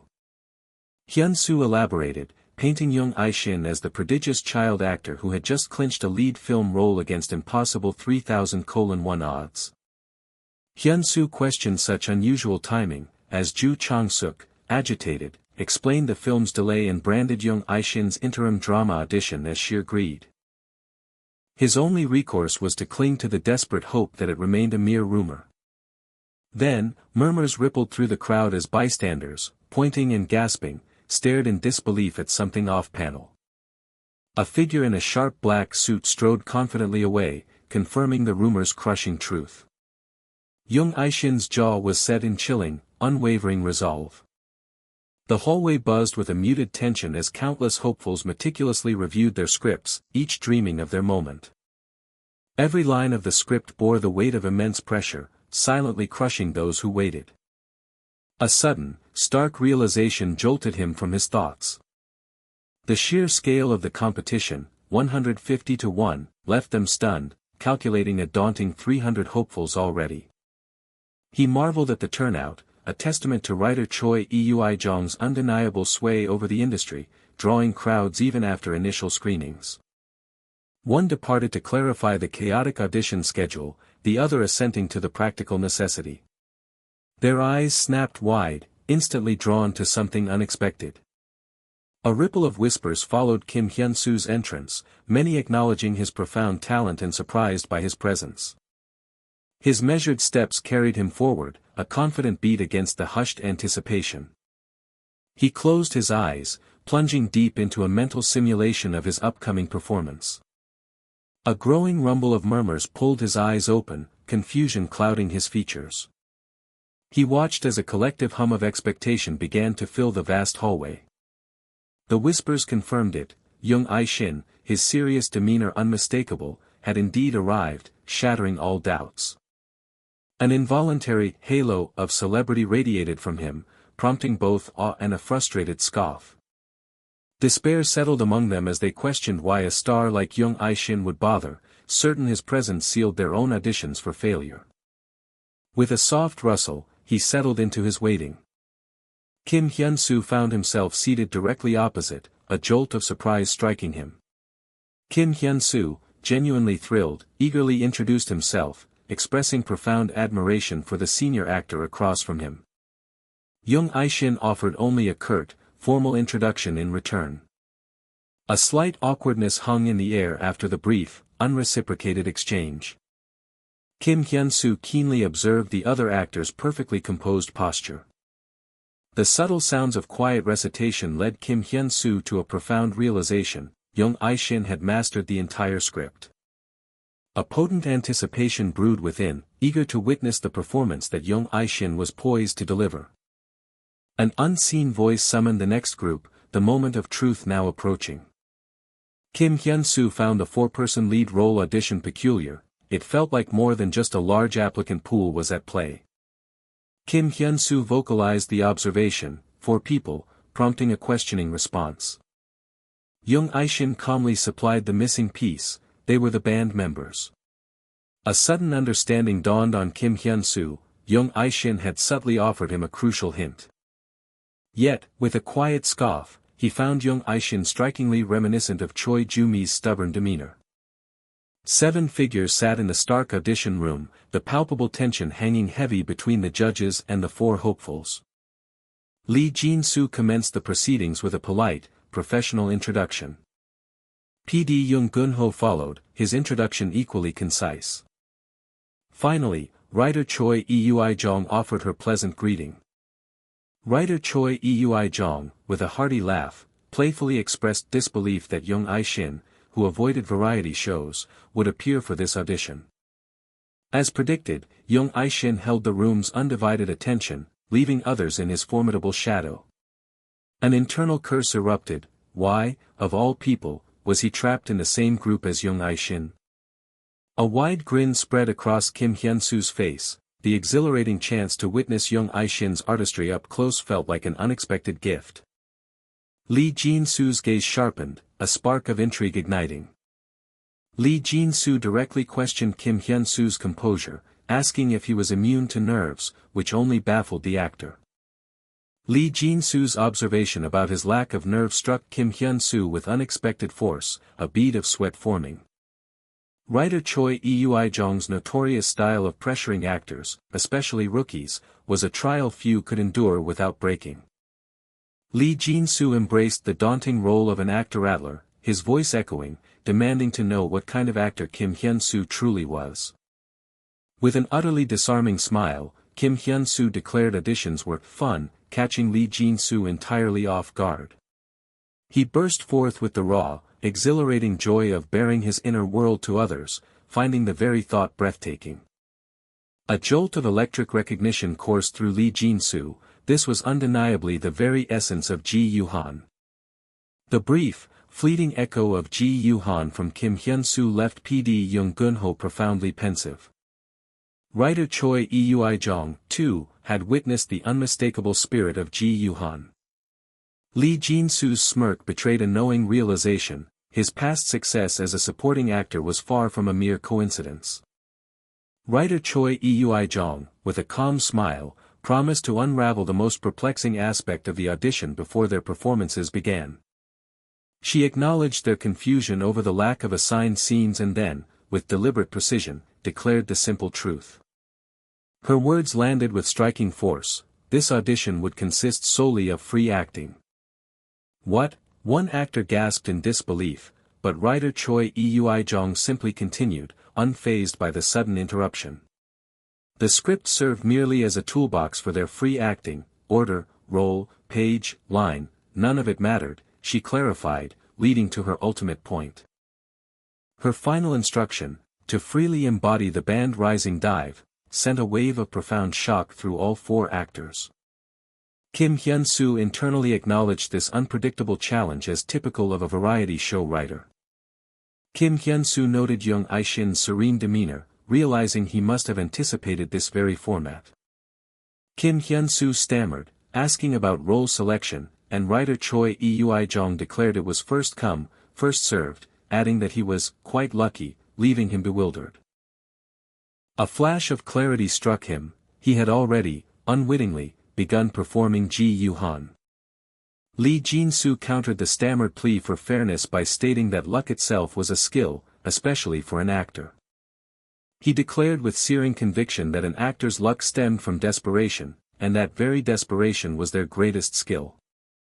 The force of Lee Jin-soo's words left the actor utterly speechless, eyes wide with stunned comprehension. Kim Hyun-soo, fully embodying his role, challenged the other: "Are you truly Ji Yoo-han?" The actor stammered in horror, grappling with the stark, undeniable truth that Yoo-han had died in the accident. Lee Jin-soo recognized Kim Hyun-soo's strategic decision: he had chosen Shin Young-hyuk, the drummer. Shin Young-hyuk, the first to meet Ji Yoo-han, held undeniable narrative weight, making his adoption of the role a truly clever maneuver. With a confident grin, Kim Hyun-soo boasted, "Yes, I am Ji Yoo-han. Can't these astounding guitar skills confirm it?" But the actor stammered internally, worried Kim Hyun-soo had focused solely on Ji Yoo-han, neglecting the other critical lines. Lee Jin-soo articulated the true goal: this wasn't about rote memorization, but about revealing the undeniable chemistry and harmony between the four distinct band members. The audition's core truly centered on the sheer energy the rising dive band members could project. Lee Jin-soo's internal verdict was swift and absolute: that guy failed. "You stupid idiots!" Kim Hyun-soo roared, pouring raw frustration into his character, leaving the other actor bewildered. With surging emotion, he pleaded, acknowledging the disbelief but fiercely asserting, "I am definitively the Ji Yoo-han you once knew." He vividly recounted their shared past, the days spent roaming Hongdae, making music and memories, then triumphantly declared, "that Ji Yoo-han." His eye widened with the shattering, undeniable recognition of the truth. Young Aishin, seething frustration, erupted in a primal roar. Kim Hyunsu, unwavering, acknowledged the disbelief, but fiercely asserted his true identity as the Ji Yuhan they knew. He evoked vivid memories of Hongdae, reminding them of the true Ji Yuhan who once lived and laughed. Manager Ju's world fractured as the impossible became undeniable. Young Aishin recounted a dream of Yuhan's return, only for Manager Ju to gravely insist that it was not a dream at all. Manager Ju's smile radiated hope, proclaiming Yuhan's return was the rebirth of their very dreams. As the tension dissipated, Young Ji-hoon quietly observed Kim Hyunsu's innate knack for connecting with his fellow actors. He marveled at Kim Hyunsu's profound grasp of the character Yuhan, wondering at the depth of his preparation. Manager Ju tentatively hoped for music's return, while Young Aishin questioned such a possibility, as judges then continued their assessments. Manager Ju beamed, certain that Yuhan's return signified Rising Dive's rebirth, a sentiment Go Eun-ju found increasingly compelling. Go Eun-ju's gaze shifted, noting the singular absence, Oh Yeol. The remaining role of Oh Yeol created a naturally difficult situation, as if fate had specifically chosen him. Oh Yeol's sparse lines demanded an actor capable of conveying immense depth, making his role the most challenging and critical of all. Young Ji-hoon wondered when Young Aishin would make his move, while Kim Hyunsu startled, sensing a sudden shift. With a quick swipe, Young Aishin seized a guitar, leaving Kim Hyunsu baffled about the skipped demo. The guitar shrieked a deafening crash, shattered by Young Aishin's fury. A collective gasp rippled through the stunned judges, their faces frozen in disbelief. He stomped down, the guitar yielding with a sickening crunch.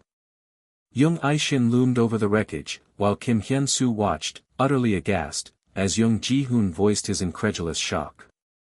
His voice dripping with contempt, Young Aishin scorned their perceived frivolousness. Manager Ju visibly flinched, his voice strained, as he questioned the purpose of dreams, now that they were no longer.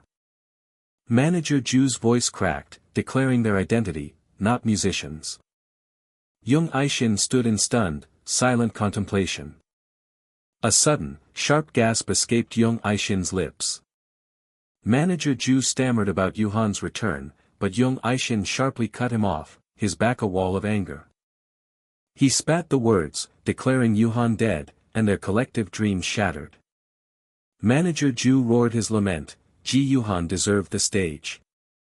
Young Aishin's side glance was glacial as he decreed a non-performing Yuhan was no Yuhan at all. Young Aishin's furious tirade dismissed their shared history as a pathetic relic, leaving Kim Hyunsu visibly rattled. Kim Hyunsu's wide eyes reflected his utter, speechless shock. With a sharp whoosh, Young Aishin abruptly turned away. A defiant guitar ding-a-ling pierced the silence as Kim Hyunsu's determined gaze found Oh Yeol.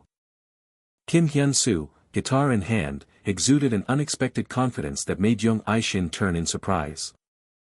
With a knowing grin, Kim Hyunsu playfully questioned Young Aishin's newfound coldness. He smirked, conceding that perhaps Young Aishin had always been gloomy, to begin with. Kim Hyunsu pressed on, asserting his presence, while Young Aishin remained stubbornly annoyed. Kim Hyunsu underscored their continued unity, mentioning Young Hyuk and Woo Ram were still by their side. He then dared to ask the unspoken question, rattling Young Aishin with its raw truth. Kim Hyunsu declared their rallying cry, Rising Dive. The doors of the audition room stood firmly shut. Go Eun-ju mused on their predicament, while Young Ji-hoon lauded Young Aishin as an undeniable genius. Go Eun-ju paused, gathering her thoughts on Kim Hyunsu, the other judges intently awaiting her verdict. She branded Kim Hyunsu a monster, a chilling truth given the script had contained no guitar-smashing scene. Their ad-libbed performance, ignited by the guitar's destruction, astonishingly mirrored writer Choi Eui-jong's unrevealed rough draft. The man with short haircut conceded Young Aishin's powerful scene dominance, yet highlighted Kim Hyunsu's equally remarkable response. He pondered Kim Hyunsu's reaction, realizing, not pushed back, hardly captured the true depth of his performance. Kim Hyunsu, he asserted, had not merely withstood Young Aishin, but masterfully redirected the scene's emotional current, just as Ji Yuhan would have. Young Ji-hoon and Go Eun-ju both affirmed the observation, their heads bobbing in silent agreement. He lightheartedly sought opinions, though Go Eun-ju mused everyone likely shared the exact same, undeniable conclusion. Young Ji-hoon pressed writer Choi Eui-jong for a decision, but she remained lost in silent contemplation. Go Eun-ju provocatively questioned the "buy one get one free" deal, sending a wave of shock through Young Ji-hoon. This bundling, as rumors foretold, meant 3 rising dive members, 2 hand-picked by writer Choi Eui-jong, were already locked in. The man with short haircut firmly reminded the director of the strict 2-pass limit, a sensitive issue Go Eun-ju vehemently emphasized as well. Go Eun-ju called out to director Lee Dong-gun, who promptly offered his full attention. Go Eun-ju passionately argued that their established company, Dreamcatcher, no longer needed to tolerate unfair industry customs that suppressed true talent. Lee Dong-gun, clearly overwhelmed, begged for more time to carefully weigh the decision. The audition form for Kim Min-suk lay waiting. One solitary window glowed against the dark, star-dusted night.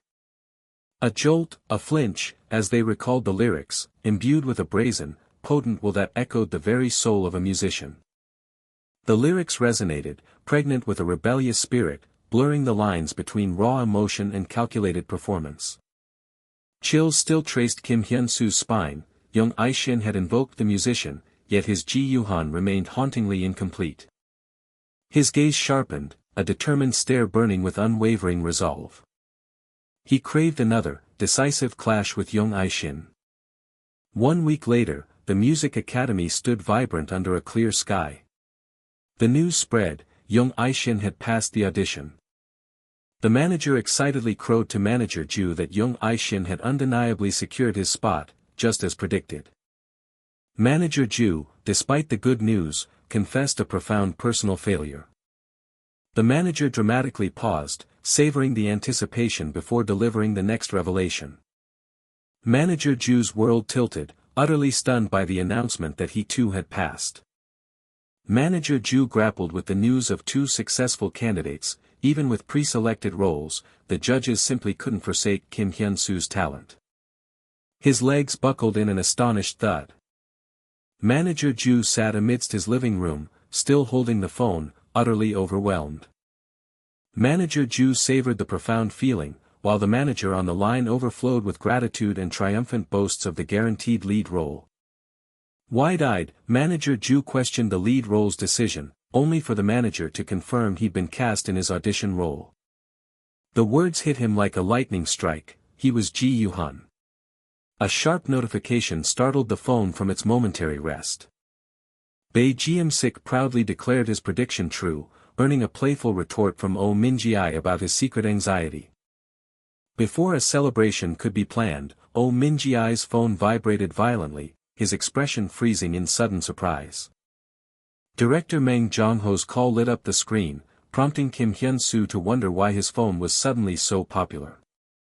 Kim Hyun-su mentally connected the call to the approaching release, then answered, feigning calm. Director Meng Jong-ho's urgent query about his location left Kim Hyun-su momentarily disoriented. The director's request for an urgent meeting, followed by a heavy silence, filled Kim Hyun-su with a growing dread. The director's words hung heavy, a prelude to unsettling news. The director's declaration of the movie's delay struck Kim Hyun-su like an unexpected blow. Some things, the director insisted, demanded to be spoken of in person. The imposing Cheongryong film production building awaited its visitors under a bright sky. Inside a formal conference room, a group of anxious faces gathered, awaiting the reason for their summons. Teacher Seo Yeook probed Bae Jiam-sik for answers, hoping his connection to the director would offer insight. Bae Jiam-sik admitted his own ignorance, wondering what dire news could possibly warrant a film's postponed release. A sharp click echoed as the door opened, drawing Kim Hyun-su's startled attention. Director Meng Jong-ho strode in, his expression a mask of serious intent. A retinue of somber men in suits trailed the director, adding to the room's sudden gravitas. CEO Lim Jin-sil made her entrance, her composed demeanor commanding silent attention. The CEO's unexpected arrival spiraled Kim Hyun-soo into a dizzying vortex of confusion and alarm. Director Meng Jong-ho hesitated, exchanging a silent, grave confirmation with his colleagues before speaking. Bae Gm-sik's impatience snapped, demanding the director reveal the reason for the delay without further preamble. With a sigh of profound relief, Director Meng Jong-ho finally revealed the unbelievable truth: Ken had extended an invitation. Bae Gm-sik scoffed in relief, his earlier panic melting away as he dismissed the news as inconsequential. A flicker of confusion crossed an unknown man's eye. Then, the actual meaning of "Ken" slammed into Bae Gm-sik, leaving him utterly aghast. A knowing grin spread across Director Meng Jong-ho's face as he continued. The full, glorious truth erupted: their film was invited to Critics' Week at Cannes, sending joyous confetti scattering. Kim Hyun-soo and Bae Gm-sik stood utterly dumbfounded, their minds struggling to comprehend the monumental news. Teacher Seo Yeook offered her congratulations, her joyful laughter mingling with disbelief, wondering if she was dreaming. Director Meng Jong-ho confessed his deep surprise, admitting Ken had always felt like an impossible dream. Bae Gm-sik heartily agreed, and Director Meng Jong-ho explained the invitation alone was reason enough for grand celebration. A chorus of congratulations filled the room, but Director Meng Jong-ho humbly insisted the triumph belonged to everyone. Director Meng Jong-ho's gaze sharpened, poised to reveal the true heart of their success. Teacher Seo Yeook suddenly realized this was Kim Hyun-soo's film debut, a fact he sheepishly confirmed. Director Meng Jong-ho's heartfelt congratulations for his Ken-bound debut overwhelmed Kim Hyun-soo, leaving him breathless. The cafeteria buzzed with activity, a line of patrons forming for their midday meals. Bae Gm-sik wondered aloud about John's whereabouts, learning her schedule had inconveniently extended. Kim Hyun-soo, with a sly grin, admitted to only hinting at the monumental news, reserving the full impact for John. Bae Gm-sik returned the sly smirk, appreciating the setup. A sudden, frantic burst announced an unceremonious arrival. John Ico burst in, breathless and disheveled, profusely apologizing for her tardiness. Bae Gm-sik launched into a theatrical scolding, mocking John Ico's unchanging tardiness, especially for momentous occasions.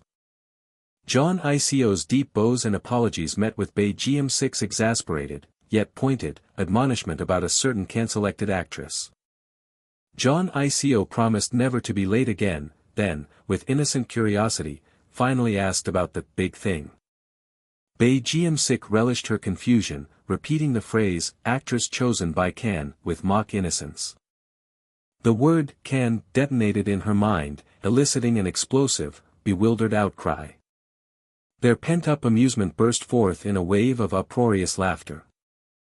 Bae Gm-sik, beaming, finally delivered the full, glorious news, leaving John Ico in utterly stunned silence. He repeated the name, drawing out the grand, undeniable significance of Can. John Ico remained absolutely petrified, her mind unable to compute. A cacophony of laughter erupted as someone tried to jolt John Ico from her stupefied trance. John Ico snapped back, exploding with joy and offering to sing a celebratory anthem for everyone. Undeterred, John Ico offered a celebratory dance, finding only Kim Hyun-soo brave enough to raise a hand. Kim Hyun-soo's hand hovered, a quiet gesture of support. CEO Lim Jin-sil, with a confident flourish, announced another cause for celebration. CEO Lim Jin-sil triumphantly revealed Kim Hyun-soo had secured his first lead drama role, leaving him utterly stunned by his sudden ascendancy. Bae Gm-sik's playful annoyance gave way to Director Meng Jong-ho's shrewd observation, connecting Kim Hyun-soo's lead role to his Can invitation. Amidst the excited chatter, John Ico eagerly asked for the drama's title, which Kim Hyun-soo proudly revealed as 90s Dive. A symphony of genuine smiles reflected the collective joy and shared triumph radiating from the group. That night, the triumphant celebration at Chungryong Film Production raged on, toasts cascading until the early hours. The following day dawned bright, revealing the vibrant facade of a practical music academy. The man with long brown hair reacted with startled disbelief, declaring their planned party instantly cancelled. "That's not a party, it's a festival," the man boomed, as Kim Hyunsu modestly deflected, mentioning their earlier, smaller team celebration. The man teased Kim Hyunsu about his rough appearance, but the mention of Young Aishin instantly sobered their exchange. Kim Hyunsu candidly acknowledged Young Aishin's current superiority, a daunting benchmark for 90s dive. He knew the judges hadn't chosen him for his prepared Ji Yuhan, but for the elusive, musician, persona Young Aishin had unknowingly evoked. He had to concede Young Aishin's genius, acknowledging his own limitations, and thus, accepted his singular, vital task before filming began. His resolve burned bright, he would utterly consume the musician's essence, making it his own. To truly master the musician, he understood he must first master himself, then unravel the character's deepest being. "Musician, who are you, truly?" The enigmatic question hung in the air, stirring the shadows around Jang Ki-chun.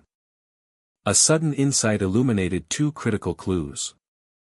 Despite countless videos, the elusive stage and melody from his dream remained just that, a haunting, unidentifiable echo in his memory. The search would now begin much closer to home. A silent screen awaited its purposeful command. A ringing demand fractured the silence, as Kim Hyun-soo initiated a crucial conversation. The woman with glasses and brown hair startled, utterly unprepared for the unexpected, heartfelt gratitude from Kim Hyun-soo. Professing his acting prowess, the woman smoothly secured his direct line, anticipating many more conversations with her lead. A soft, querying sound escaped her lips, caught off guard by his sudden, urgent proposition. She recognized his true agenda, probing the deeper motivations behind Ji Yuhan's character. She questioned his need for deeper analysis, but his veiled response ignited a spark of genuine curiosity within her. His quest for rising dive's elusive genesis left her with an intriguing question hanging in the air. He felt an unwritten current beneath Ji Yuhan's surface, a deeper force compelling his actions beyond simple musical ambition. He clarified his intent, not to merely dissect, but to truly immerse himself in the story's core. Impressed by his refreshing insight, she conceded, ready to divulge the deeper truths of the story's heart. The profound motif of 90s dive was about to unfold. In the quiet studio, the true essence of 90s dive lingered. The motif wasn't just music, she explained, it was the entire vibrant era of the 90s, a revelation that momentarily stunned Kim Hyun-soo amidst the urban rush. Her story began as a vivid daydream. What if the legendary, vanished rock bands of the 90s could command the stage once more? She pivoted, clarifying that rising dive embodied not legends, but the earnest, unfulfilled dreams of 90s youth, with Ji Yuhan as their poignant, pulsing heart. Though she worried about rambling, Kim Hyun-soo affirmed her words had offered him an invaluable, guiding thread. With a final ring, the conversation ended, leaving anticipation for their next meeting. Alone in the airy room, Kim Hyun-soo silently processed the weight of the era, guitar in hand. His fingers found a chord, contemplating the brilliant, irretrievable era of those vanished musicians. He mused on the youthful dreams that had once burned brightly for those dazzling, legendary lights. A singular, resonant note rang out, sharp and clear. Lost in the rhythm, Kim Hyun-soo poured his focus into the vibrating strings. His gaze sharpened, burning with an unspoken intensity. The old man watched, a silent, puzzled expression clouding his face. A jolt of recognition struck the old man, the familiar chord sparking disbelief. The old man probed, and Kim Hyun-soo confidently confirmed his profound familiarity. He questioned its genesis, wondering if it was original or merely replicated. Kim Hyun-soo admitted it was his own, yet born from a deeper inspiration, which the old man seemed to quietly accept. A thrilling realization dawned, prompting the old man to eagerly seek more about this pivotal chord. With a burst of emphasis, the old man declared it a money chord. Hyunsu echoed the strange term, as the old man clarified its simple, lucrative meaning. 100 years too early, kid, the old man quipped, chuckling at his young ambition. Not famous, the old man clarified, but rather a fundamental, enduring truth for anyone crafting music. The old man roared with laughter at the thought of Hyunsu's unwitting discovery. His boisterous laughter faded into a soft sigh, revealing a deep, lingering wistfulness. The old man then spoke of a friend, one who'd made a similar, unwitting revelation. Long ago, in a cramped, smoky room, his younger self and a friend toiled over guitars, until one half-asleep morning, his friend believed he'd conjured a masterpiece. They screamed, jumped, convinced they had struck musical gold. Then came the hilarious crash to reality. He'd merely cribbed a famous Red Hot Chili Peppers chord, sending them both into fits of laughter. The songwriting abandoned, they retreated to his friend's legendary ramen, a recipe as killer as the guitar skills he'd unknowingly inherited. His expression shifted, a silent, painful memory flickering in his eyes.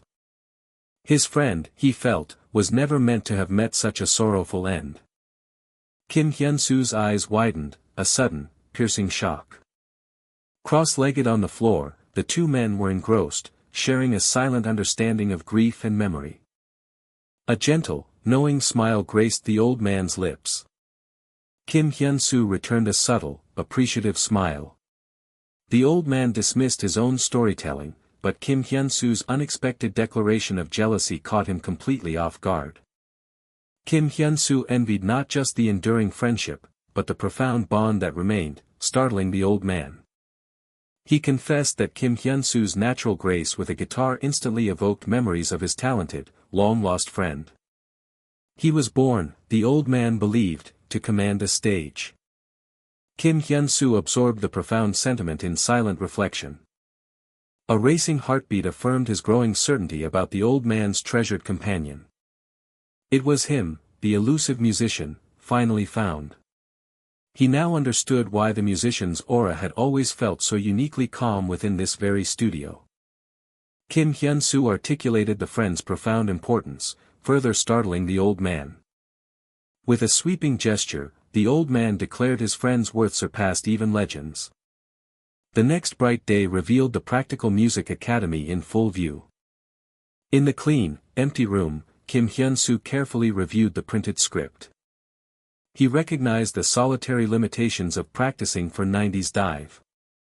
The script, a swirling vortex of narrative, revealed few solitary moments for Ji Yuhan amidst its four main, intertwined roles. This insight led him to ask the old man to read the other roles. The old man's dramatic reading pulsed with exaggerated shock. As the old man continued his emotional performance, Kim Hyunsu listened with a quiet, peaceful smile. Kim Hyunsu suggested he stick to music forever, eliciting a comically indignant retort. A sudden chatter stirred the air, and Kim Hyunsu startled, realizing new figures were entering. His bandmates burst in with boisterous greetings, explaining their spontaneous arrival after a long silence. As Kim Hyunsu questioned their unannounced presence, his friend's answer sent a fresh wave of shock through him. Kim Hyunsu addressed the old man, who replied with a puzzled tilt of his head. With a confident smile, Kim Hyunsu declared the old man's script-reading duties were officially over. His bandmates watched, their faces etched with utter confusion. The Practical Music Academy stood under a brilliant sky, a beacon of musical ambition. A vibrant ch-threeing erupted as a hand deftly strummed an electric guitar, setting the rhythm for something new. The band, Gold Mari, unleashed their new song, With Wings, filling the rehearsal space with confident, energetic sound. Kim Hyunsu felt a surge of surprise, mingled with a touch of nerves, as he took it all in. His unexpected reaction was met by the man with long brown hair, who offered a knowing, almost mischievous, smile. Together, Kim Hyunsu and the rest of the band played with harmonious joy, their smiles reflecting their shared passion. An unseen conversation buzzed with anticipation, confirming the looming script reading set for the following day. The man with long brown hair, observing Kim Hyunsu's thoughtful anxiety, began to offer a cautionary truth. He delivered a grave warning: anyone will try to block out a sun that shines too strongly.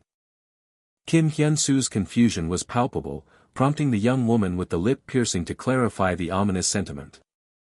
Though reassured by an off-panel voice, Kim Hyunsu remained deep in thought, a silent question lingering in his mind.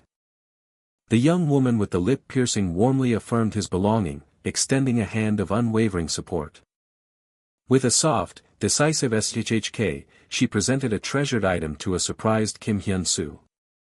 A golden guitar pick, etched with "Gold Mary" in tiny wings, lay in her open palm, a symbol of their shared bond.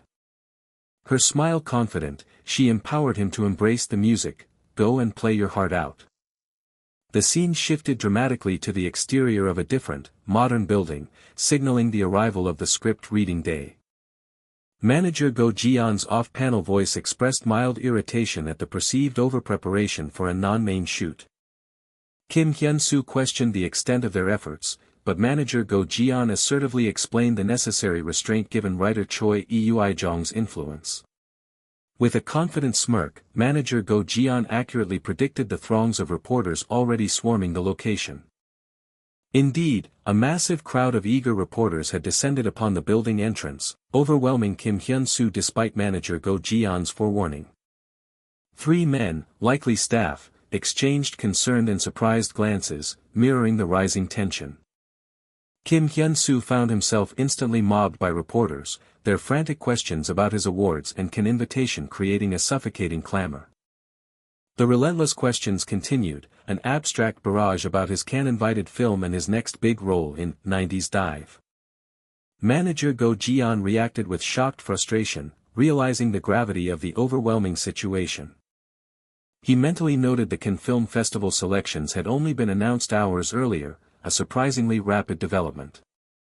As his phone buzzed with an urgent woon, manager Go Ji-yeon apologized to Kim Hyunsu, admitting his miscalculation regarding the media's swift response. An urgent notification flashed across the screen, revealing an incoming call from CEO Woo Ji-yoon. Manager Go Ji-yeon confirmed the escalating chaos with CEO Woo Ji-yoon, the situation spiraling beyond expectation. From her office, CEO Woo Ji-yoon expressed concern over the persistent reporters, acknowledging her inability to manage them alone despite her previous attempts. With determined resolve, CEO Woo Ji-yoon declared she would personally intervene, instructing manager Go Ji-yeon to immediately get Kim Hyunsu inside. The call abruptly ended with a sharp dock, sealing the CEO's decisive orders. Manager Go Ji-yeon, now resolute, forcefully redirected the reporters to the incoming PR team, emphasizing Kim Hyunsu's urgent need to attend the script reading.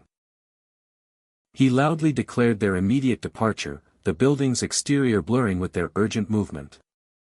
Kim Hyunsu, still somewhat overwhelmed, followed manager Go Ji-yeon as they navigated the modern lobby's glass doors and turnstiles.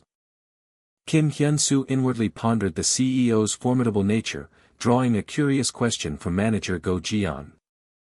Manager Go Ji-yeon then speculated, with a suspicious air, that the CEO might have intentionally orchestrated the media frenzy. He clarified the CEO's cunning strategy, to leverage Kim Hyunsu's Can invitation for maximum publicity for the script reading. Kim Hyunsu, stunned, realized the guaranteed media coverage, the full weight of the CEO's strategic brilliance hitting him. Lee Jin-soo, production director at Dreamcatcher, enthusiastically greeted Kim Hyunsu upon their arrival. Lee Jin-soo, the production director at Dreamcatcher, offered a warm, professional wave. Lee Jin-soo feigned a polite excuse for the lack of reporter control, but manager Go Ji-yeon internally scoffed, seeing through the transparent lie. Lee Jin-soo then pointed the way to the script reading, his internal monologue betraying his self-congratulatory triumph. His excited smirk confirmed his secret exultation, the jackpot had undeniably rolled right into their lap. With a genial smile, Lee Jin-soo gestured towards a discreet wooden door, guiding Kim Hyunsu and manager Go Ji-yeon forward. A hand turned the doorknob with a soft kayak, revealing the room beyond. Kim Hyunsu prepared to enter a large conference room already brimming with expectant actors, a formidable gathering. Kim Hyunsu was visibly surprised by the sheer number of actors, realizing they represented only the leads and main supports. He bowed deeply, profusely apologizing for his lateness and solemnly promising that such an oversight would never reoccur. Lee Jin-soo, ever genial, welcomed Kim Hyun-soo and invited him to take a seat at the table. A nervous young man with spiky brown hair tentatively introduced himself as Kang Ji-hoon. A polite young woman with long brown hair introduced herself as Song Ah-jin, expressing her eager anticipation to work with Kim Hyun-soo. Kim Hyun-soo found himself utterly confused by the fragmented greetings from the unseen actors around him. He felt a strange, heavy atmosphere in the room, a tension he knew wasn't simply due to his tardiness. Kang Ji-hoon nervously confirmed Kim Hyun-soo's observation, agreeing that the mood felt decidedly off. Kim Hyun-soo inquired if something had happened, as Kang Ji-hoon, identified as drummer Jung-hyuk, looked increasingly nervous. Kang Ji-hoon began his explanation haltingly, his eye darting around with a nervous Hyulkium. He whispered a startling revelation, actor Jung I-shin. I don't think he's coming today, identifying him as bassist Oh Yeol. Kim Hyun-soo's confusion prompted Kang Ji-hoon to nervously make an X gesture with his hands, silently reiterating the absence. An off-panel female voice sharply interrupted, questioning their hushed, secretive behavior. Song Ah-jin stood, hands on hips, an annoyed expression on her face as she confronted the two actors. Kim Hyun-soo's confusion sparked Song Ah-jin, revealed as keyboardist Cha Woo-ram, to loudly declare that the ever-so-busy Jung I-shin was skipping the script reading. Kim Hyun-soo reacted with shocked disbelief, pardon, as Song Ah-jin questioned his apparent ignorance. Song Ah-jin, frustrated, loudly reiterated that Jung I-shin had totally bailed on the script reading, stunning both Kim Hyun-soo and Kang Ji-hoon. Kim Hyun-soo's eye widened in complete shock and incredulity as he echoed, bailed. A sharp sound cut through the otherwise neutral quiet of the meeting room. The man with dark hair jolted, his eyes snapping wide with sudden alarm. Actor Jung I-shin's absence was then formally declared by the man with long brown hair, who stated it was for personal reasons, confirming the dark-haired man's disappointment.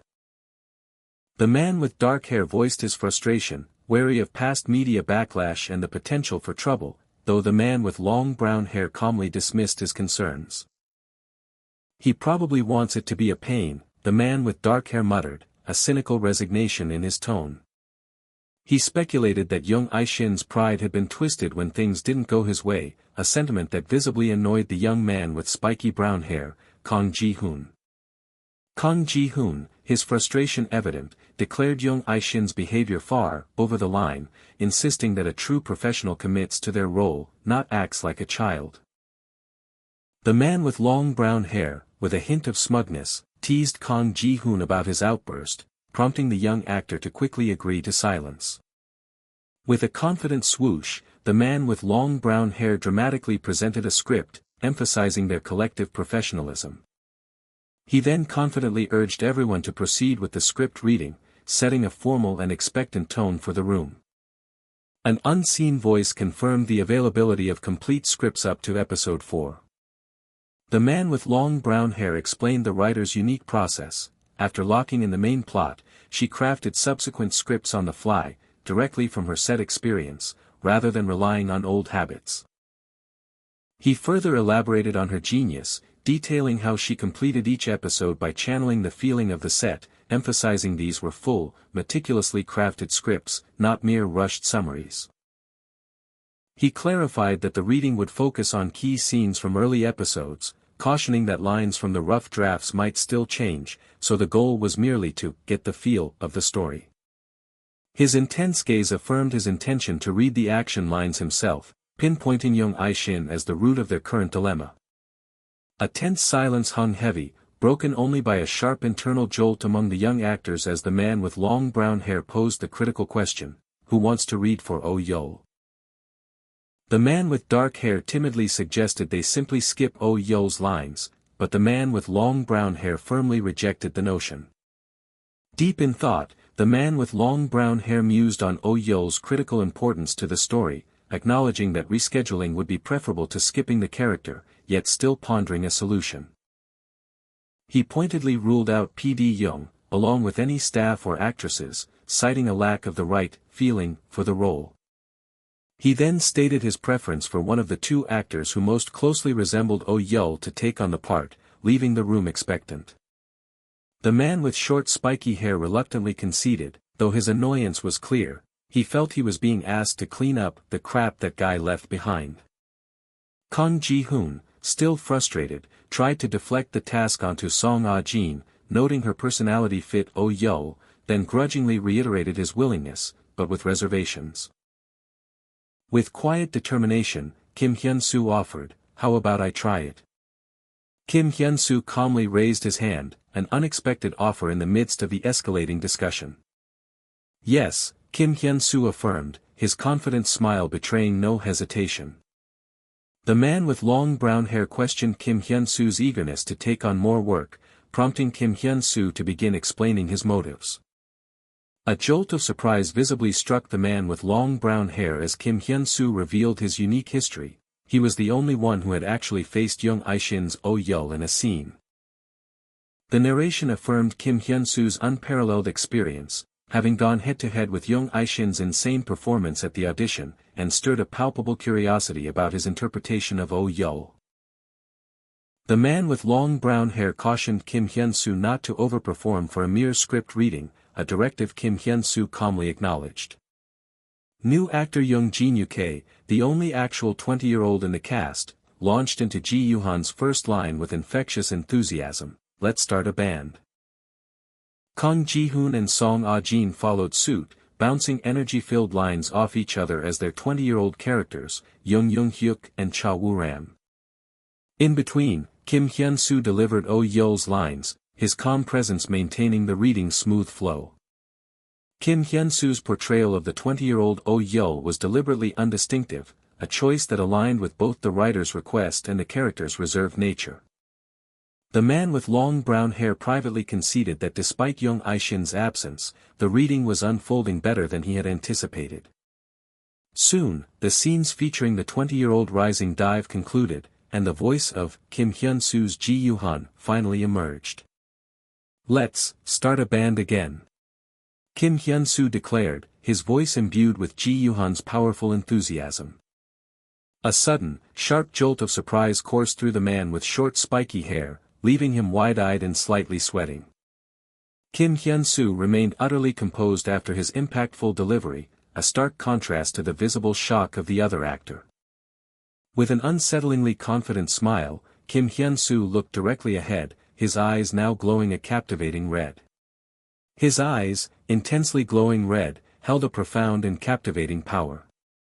A sudden, overwhelming impact struck the man with short spiky hair, causing a tear to well up as he stammered, "Huh? Did I just miss my next line?" Kang Ji-hoon, taken aback and sweating, sharply questioned the distracted actor. The man with short spiky hair, flustered and drenched in sweat, mumbled a sheepish, "Sir," looking up at the annoyed man with dark hair. The man with dark hair, clearly annoyed, chided the younger actor for spacing out and neglecting his lines during the reading. The man with short spiky hair tried to explain his reaction, but his words dissolved into a sudden, shocked silence as the man with dark hair laughed, cutting him off mid-sentence. With radiating embarrassment and sweat beading on his brow, the man with short spiky hair apologized and promised to refocus. The man with dark hair pondered with a surprised sweat, questioning if the intense performer before him was truly the same person he'd seen moments ago. His performance defied mere acting, feeling instead like a soul-snatching gaze, as if Kim Hyunsu were literally possessed. He attempted to rationalize his overwhelming reaction, dismissing it as zoning out, while admitting that he'd always considered dramatic marketing phrases like, "a gaze so intense it overwhelms the other actor," to be empty fluff. Kang Ji-hoon openly gasped at Kim Hyunsu's insane eyes, then questioned his own reaction. Song Ah-jin, wide-eyed with shock, exclaimed that no wonder Ji-hoon missed his line, confessing she herself had almost read the wrong one. So it wasn't just fluff, the man with short spiky hair mused, the stark realization hitting him. PD Young Gun Ho, wide-eyed, thought aloud, whoa, that energy, what is that? The man with long brown hair was astonished, questioning where this sudden power came from, wondering if this intense personality was Kim Hyunsu's true self, or if his earlier calm demeanor had merely been an act. The man with dark hair finally understood why Kim Hyunsu, not Young Ai-shin, was Ji Yuhan, marveling at the incredible talent, while the man with long brown hair confidently affirmed his casting decision. The man with long brown hair yearned to be on stage with Ji Yuhan, to join the band Rising Dive, and share in their electrifying energy. He longed to experience the exhilarating thrill of that performance. The man with long brown hair thought about the upcoming 35-year-old Oh Yo, lamenting that Young Ai-shin's presence would have been more interesting, but settling for contentment with Kim Hyunsu's Ji Yuhan for now. Kim Hyunsu, now embodying Oh Yo, spoke a line addressing his character's older self. With an energetic smile, Kim Hyunsu, as Ji Yuhan, playfully admonished Oh Yo for sulking, asserting that his smile was his best feature. Kim Hyunsu, speaking as Oh Yo, reacted with surprise and then firm rejection to Ji Yuhan's identity. Since the audition, a recurring scene had haunted his nights. Every night, he found himself sharing a dream stage with Young Ai-shin. The emotion etched on Young Ai-shin's face in that dream, it wasn't sadness, anger, or despair, it was something far more elusive. He questioned why Young Ai-shin, no, Oh Yo, stood with him on that musician's stage, before identifying a profound emptiness, a huge, black hole. Huddled within that massive void, a tiny figure emerged as Oh Yo directly questioned, "Who are you?" Oh Yo defensively declared himself, the musician, then scoffed at the very idea, before broadly claiming that, all of us are. Nothing, Oh Yo finished, leaving a trail of confusion in his wake. Kim Hyunsu, fueled by Ji Yuhan's anger, fiercely challenged Oh Yo, accusing him of dying 15 years ago, having accomplished nothing and vanishing without ever truly performing on stage. Ji Yuhan's rage surged, his eyes glowing red as he shouted, struggling to articulate his full fury. A sudden, explosive noise shattered the intense atmosphere. The cameraman burst in, frantically announcing, "Actor Young Ai-shin has arrived." Young Ai-shin, with a subtle smirk beneath his apologetic smile, expressed sincere regret for his tardiness, claiming a desire to apologize in person. Young Ai-shin glanced away, his subtle smile hinting at a deeper, calculating motive behind his apology. A profound silence enveloped the room as Young Ai-shin questioned the unexpected quiet, taking in the stunned faces of the attendees. The man with long brown hair, visibly shaken and sweating, struggled to comprehend the powerful event that had just unfolded. The script reading resumed, its earlier disruption now merely a forgotten incident as the latter half progressed without issue. Young Ai-shin effortlessly asserted his legendary reputation. A sharp, irritated tch cut through the air.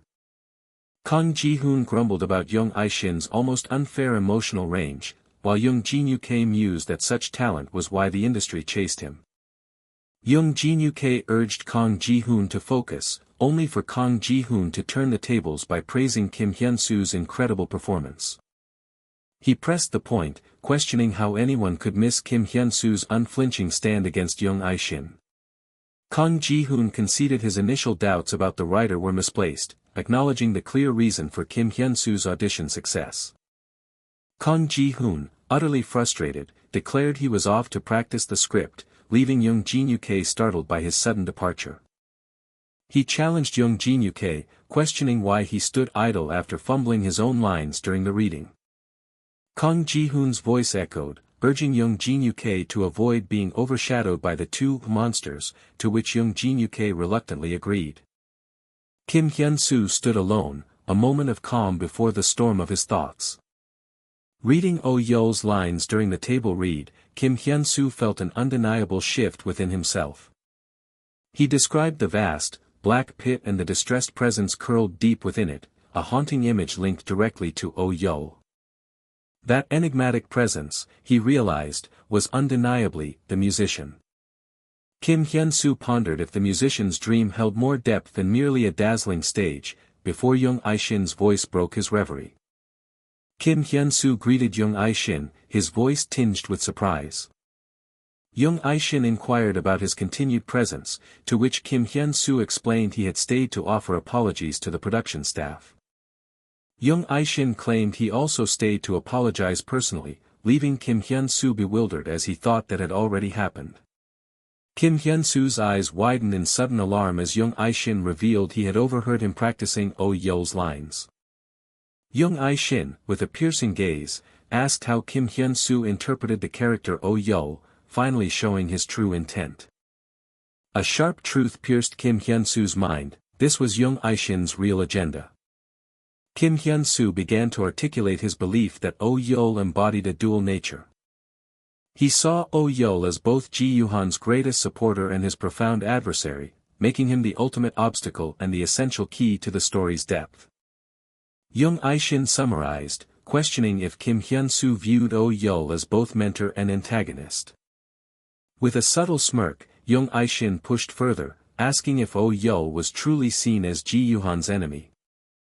Kim Hyunsu clarified his vision, explaining that Oh Yeol was a character whose role shifted from foe to friend over time. A sudden, internal murmur of surprise escaped Young Aishin. He grappled internally with the notion that Kim Hyunsu's profound understanding matched his own, yet he chafed at the articulation of mentor and antagonist, dismissing them as surface level. Young Aishin continued his internal tirade, questioning Kim Hyunsu's perceived lack of deeper understanding while Kim Hyunsu remained silent, a slight sheen of worry on his brow. A sharp truth pierced Kim Hyunsu's mind: he finally understood Young Aishin's media struggles. Kim Hyunsu's thoughts drifted to the endless rumors of clashes, top star disease, and eccentric stories that constantly followed Young Aishin. He deduced that Young Aishin simply lacked social skills, an imbalance that likely explained his relatively small body of work despite his immense talent and career length. Young Aishin called Kim Hyunsu's name, receiving a respectful affirmation in return. Young Aishin pressed him about the authenticity of his recent performance, prompting Kim Hyunsu to reveal his deep understanding that loss was but a facet of love. Young Aishin probed whether he had received outside coaching, but Kim Hyunsu solemnly denied any such assistance. Young Aishin abruptly slid his phone forward, demanding Kim Hyunsu's number. Kim Hyunsu found himself experiencing an uncanny sense of déjà vu from the encounter. The prestigious Cannes Film Festival grandly commenced. Jeon Iseo and her co-stars posed under a flurry of camera flashes, making their entrance on the vibrant red carpet. Critics raved about how the film warmed hearts and hailed the discovery of two cinematic pearls. Kim Hyunsu beamed, bathed in the insistent light of popping camera flashes. Reviews continued to laud the film's emotional depth, citing how it melted hearts and portrayed loss as an aspect of love. The moment arrived to announce the winner of this year's coveted Palme d'Or at Cannes. A blinding, radiant light promised a momentous revelation. The PRODIGY building stood tall against the clear blue sky. News headlines declared director Yu Chanjong's film left Cannes empty-handed, lamenting the festival's continued failure to find a second Bong Joon-woo. CEO Lim Jin-sil fretted, emphasizing they had at most 2 precious weeks. The man with glasses questioned the short 2-week window, but Lim Jin-sil explained the buzz was already fading, seeing a strategic advantage for PRODIGY despite the film's artistic setback. He questioned her meaning, and she explained that dwindling external attention would naturally converge upon their company. Headlines announced the May 28 opening of Torso on the Blue, and buzzed with anticipation for Kim Hyunsu's upcoming drama, 90s Dive. The man with glasses expressed deep satisfaction with the impeccable timing of the movie's opening and the subsequent drama airing. He lamented Kim Hyunsu's absence from press events, but CEO Lim Jin-sil firmly stated his schedule could not be delayed further after the Cannes rearrangement. CEO Lim Jin-sil confidently took charge of the reporters, instructing manager Go to meticulously keep Kim Hyunsu's schedule on track, believing the circumstances were truly perfect. Indeed, every element now revolved around actor Kim. The grand marquis of a cinema glowed. The cast members stood on stage, acknowledging the audience, who returned their gaze with quiet appreciation. John Ico, microphone in hand, playfully noted the audience's tears at their third stage greeting, taking it as a sign of their profound enjoyment. Kim Hyunsu, filming for his drama, sent his heartfelt thanks through the screen. Kim Hyunsu, speaking from the screen, expressed his deep gratitude to the viewers and hoped the happiness they found in shooting the film would reach them all. The male MC, brimming with energy, announced the much-anticipated fan service event, a lottery for hugs and autographs from the actors. Several actors warmly embraced delighted fans on stage. A fan gushed over John Ico's beauty and the film, declaring herself a new admirer, to which John Ico laughed her thanks. "Ma'am," the fan questioned, prompting John Ico to quickly correct to "Tuni," to the fan's satisfied approval. A comforting, close hug enveloped them. John Ico and the fan shared a warm embrace. The fan, deep in thought, asked John Ico about Yuseol's life after the film's ending, wondering if she truly found happiness as Ji-yeon hoped. John Ico responded thoughtfully, believing that Yuseol, at least in the final scene, had indeed been happy. She asserted her certainty that Yuseol, buoyed by Ji-yeon's warmth, had moved forward, and likely continued to do so even after the film concluded. The fan asked for clarification about Yuseol's future, and John Ico simply reaffirmed her belief that the character kept moving forward. A soft, reassuring SHH accompanied a gentle touch. The fan agreed with her interpretation, causing a look of genuine surprise to flicker across John Ico's face. The fan expressed her gratitude for the film and promised to recommend it widely, prompting John Ico to offer an autograph. The fan requested the autograph on her pamphlet, playfully asking John Ico not to obscure Kim Hyunsu's face, to which John Ico cheerfully asked for her name. With a quick swish, the pen moved. The fan shared her name, Yoon Ha-young. Yoon Ha-young's face blossomed into a wide, joyous smile. A crisp sound announced his careful step. Kim Hyunsu voiced his disbelief that this unexpected location would be their initial filming site. The daylight revealed a stark sign for "Drug Kitchen," an ironic contrast to the day's bright promise. The location had initially shocked him too, but its logic now resonated deeply. The man with the short haircut explained the club's unexpected benefits, making it an ideal, self-contained set. Kim Hyunsu acknowledged the crew's unseen labor, a sentiment genuinely appreciated by the other man. He offered a regretful explanation for the premature call, blaming unforeseen equipment delays.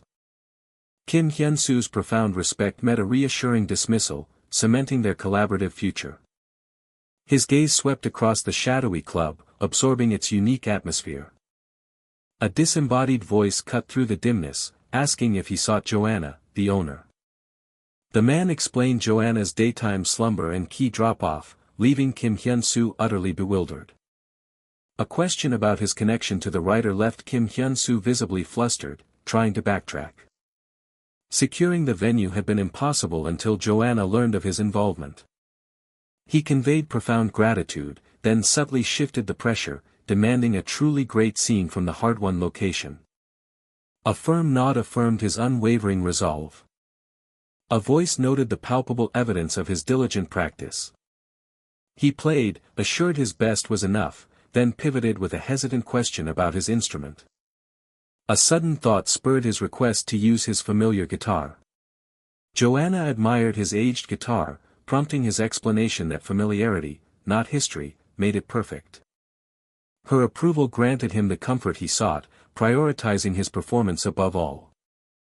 Joanna laid bare the scene's immense weight. It was destined to be the drama's teaser trailer crescendo, requiring maximum impact. She distilled the scene's essence. Ji-yeon wouldn't explain, he would simply be, proving his very existence through music. This moment, she insisted, would instantly crystallize Ji-yeon's true nature for all to see. A knowing smirk sealed her precise analysis.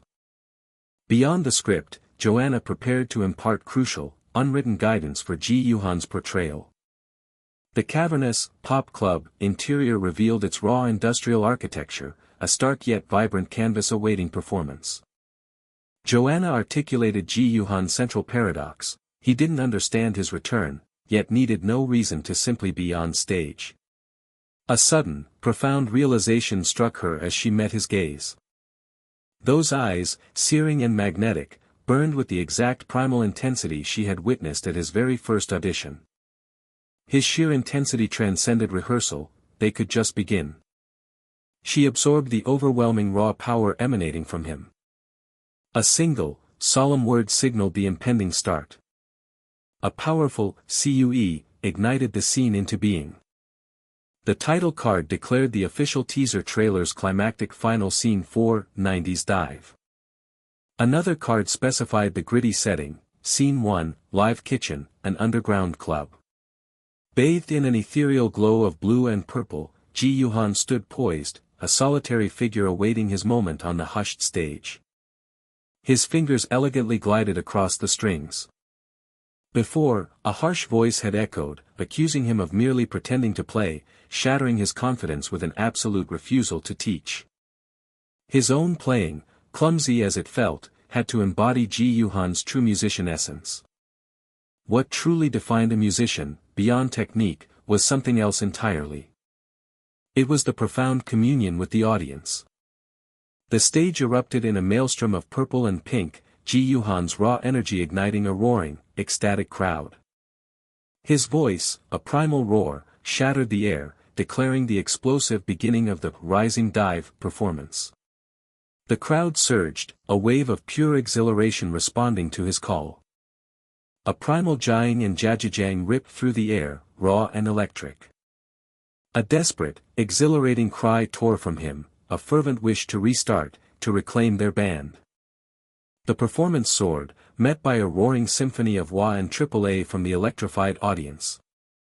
The director's sharp cut sliced through the energy. A stunned silence fell upon the crew, their faces reflecting disbelief. He grappled for words, astonished by the phantom cheers, the seamless 3-minute single take, and the undeniably real guitar sound. The monitor confirmed it all, a live recording of his searing performance. A single, wide eye reflected pure, unadulterated awe. Joanna recognized his shock, admitting her own similar reaction, which earned a short, knowing laugh. She mused on the performance's paradoxical nature, not skilled, yet profoundly special, unlike anything she'd ever encountered. It felt, she concluded, like a genuine live band was performing. A quiet nod affirmed his profound agreement with her words. Every flicker, every nuanced movement screamed live musician, baffling her how such authenticity emerged without formal band training. This shoot, she realized, would demand everything from them all. The raw feeling of the scene, he noted, had undeniably cut through. The club's interior unfolded, an atmospheric expanse of industrial ceilings, track lights, and a glowing pop club sign, setting the scene once more. He outlined their unique, relentless filming philosophy, almost entirely live, continuous takes until completion. He probed Kim Hyunsu's curiosity, who in turn promptly demanded the reason. The live approach, he confidently declared, enabled real-time viewer feedback. A gasp escaped him as the man revealed writer Choi Eui-jong's impossible speed, crafting desires into script within hours. Keeping pace with such speed required peak condition, a truth Kim Hyunsu readily conceded. Their handshake sealed a mutual appreciation for his impressive performance and future work. His demeanor shifted, hinting at a favor that piqued Kim Hyunsu's curiosity. As night descended, the scene shifted, settling on an apartment building punctuated by scattered, lonely lights. At his well-ordered desk, Kim Hyunsu sank into deep contemplation. The eagerly awaited rough cut of 90s Dive Episode 1, secured from the PD, lay before him. 90s Dive unfolded its tale of a band's fateful convergence: drummer Jang Young-hyuk, keyboardist Cha Woo-shin, vocalist Oh Yeol, and guitarist Ji Yuhan. But every song finds its end. The rough cut closed on Ji Yuhan's ghost, the band's dream shattered, its members dispersed into separate, busy lives. He confessed his utter inability to predict the story's trajectory, holding scripts only through episode 4, with Ji Yuhan's entrance still 2 episodes away. Regardless, his immediate mission remained crystal clear: understanding the musician's dream. That elusive musician's dream, he knew, resided somewhere within these very pages. The digital headline questioned if Torso on the Blues' sudden popularity could revive a stagnant industry, its unexpected triumph sounding a significant, impactful beat. A torrent of glowing online reviews flooded in, audiences declaring the film a must-watch, a tearjerker, and prompting wistful thoughts of Jian Sunbae, each heartfelt sentiment resonating with a distinct tongue. Deeper reflections surfaced, critics musing on tragedy's paradoxical happiness, memory's enduring love, and the sea's gentle, healing solace, each profound insight striking a quiet, contemplative tongue. The sheer magnitude of the box office numbers hit manager Ju like a physical blow, leaving him utterly breathless with disbelief.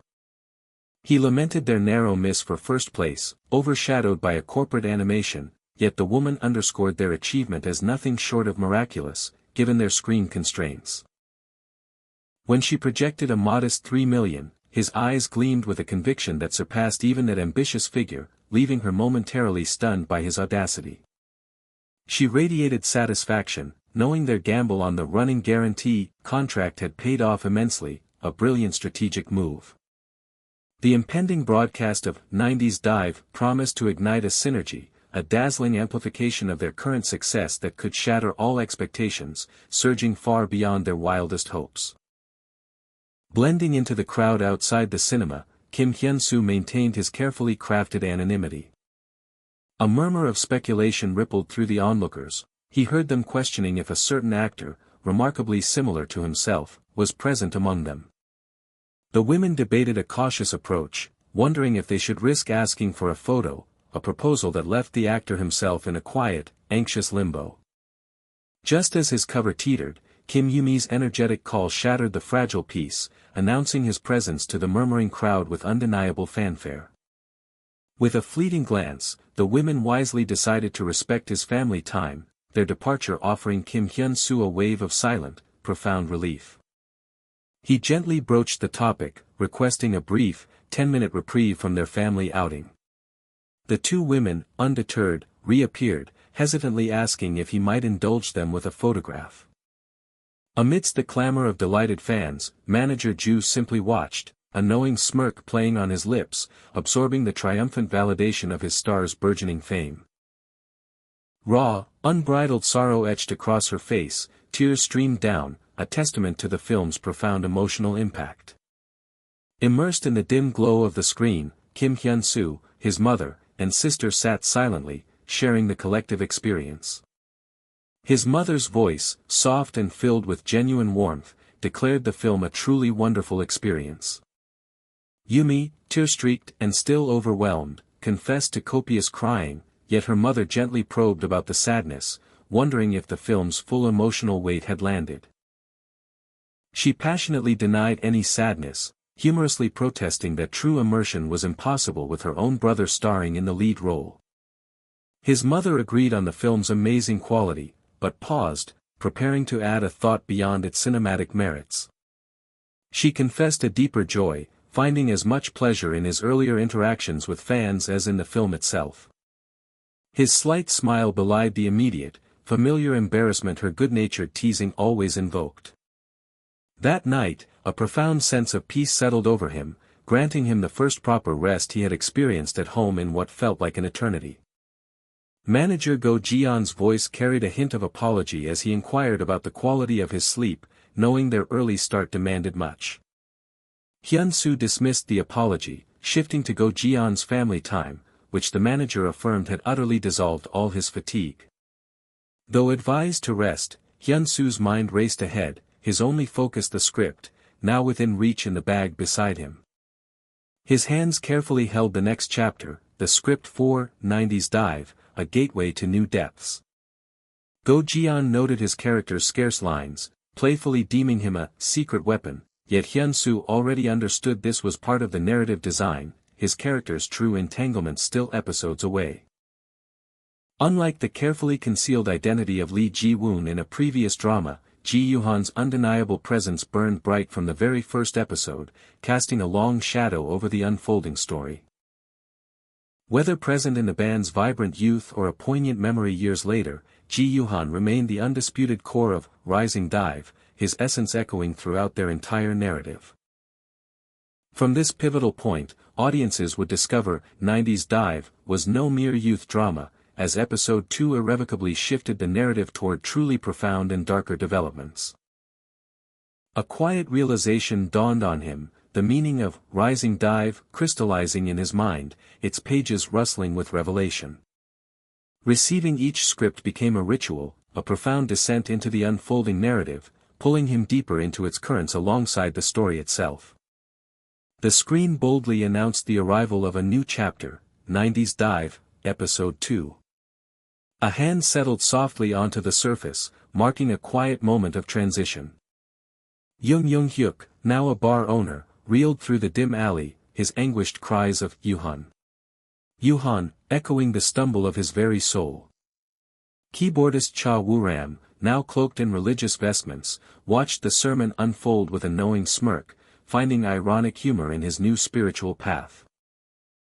Oh Yeol remained Oh Yeol, his existence a steady, repetitive rhythm within the confines of his office, each beat echoing a familiar, unchanging tune. Though his life appeared ordinary, a persistent shadow clung to its edges, a subtle yet unsettling darkness that he couldn't quite articulate.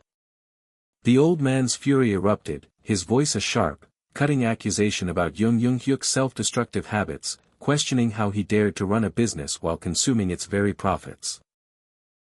A stern elder's voice cut through the air, dissecting Cha Woo-ram's motivations with brutal honesty, alleging a path of least resistance rather than true calling, and demanding to know why he remained stagnant. A staff member's worried words tumbled out, a desperate plea for Oh Yeol to rein in his relentless work ethic before his exhaustion pushed him to a dangerous breaking point. Panic seized the staff member as Oh Yeol's nose began to bleed, his frantic cries to wake up, growing increasingly desperate, echoing the visceral alarm of the sudden collapse. One, a drummer, sought solace in the bottom of a glass, turning his craving into a bar. The other, a keyboardist, found hollow refuge in faith, his devotion a fragile excuse for his retreat.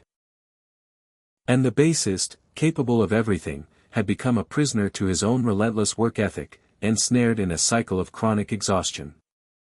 The profound realization struck him then, a cold, stark truth. The pervasive darkness enveloping their lives was not merely circumstance, but the crushing, gaping void left by Ji Yuhan's absence. When Ji Yuhan, their luminous heart, vanished, the narratives of the remaining three plunged into an inescapable gloom, a tragic shadow that stretched for 15 interminable years. In a vibrant echo of the past, Ji Yuhan and his bandmates clinked glasses, sharing laughter and camaraderie, oblivious to the solitary figures at distant tables and the bitter future that lay ahead. Hyuk, now alone, drowned his sorrows in the same bustling eatery, the cheer of others failing to pierce his solitude. The once vibrant eatery stood starkly empty, a desolate testament to lost time and vanished friendships. As Episode 2 drew to its close, the stage was set for their long-awaited, pivotal reunion. His lips curved into a subtle smile, extending an invitation to rekindle old memories over a shared drink. Resurfacing with a newfound resolve, both Hyuk and Cha Woo-ram projected an air of confident readiness. At the familiar eatery, the three former bandmates finally gathered, the weight of years hanging in the air, a complex tapestry of shared past and uncertain future. Cha Woo-ram's words held a hint of disappointment, confronting Hyuk about his persistent drinking, a habit they had once vowed to overcome. A profound, singular truth escaped Hyuk's lips, shattering the tense silence: Yuhan's come back. The declaration hung in the air, eliciting a silent, profound shock that registered instantly on Oh Yeol and Cha Woo-ram's faces. A resolute smile spread across Hyuk's face as he urged them towards one more attempt, a final, hopeful push. Back in reality, the sterile white expanse of a ceiling tile dominated the view. Rectangular lights cast a harsh, artificial glow over the impersonal, tiled ceiling. A woman's voice cut through the silence, urgently calling out to Mr. Hyunsu, her concern palpable. A single eyelid fluttered open, a slow, visceral blink acknowledging the woman's desperate plea, even as the name Hyunsu resonated with unsettling unfamiliarity. What a boring name, a distant thought echoed, as the woman's frantic voice pierced the haze, demanding to know his location, a question he was obviously on the verge of answering.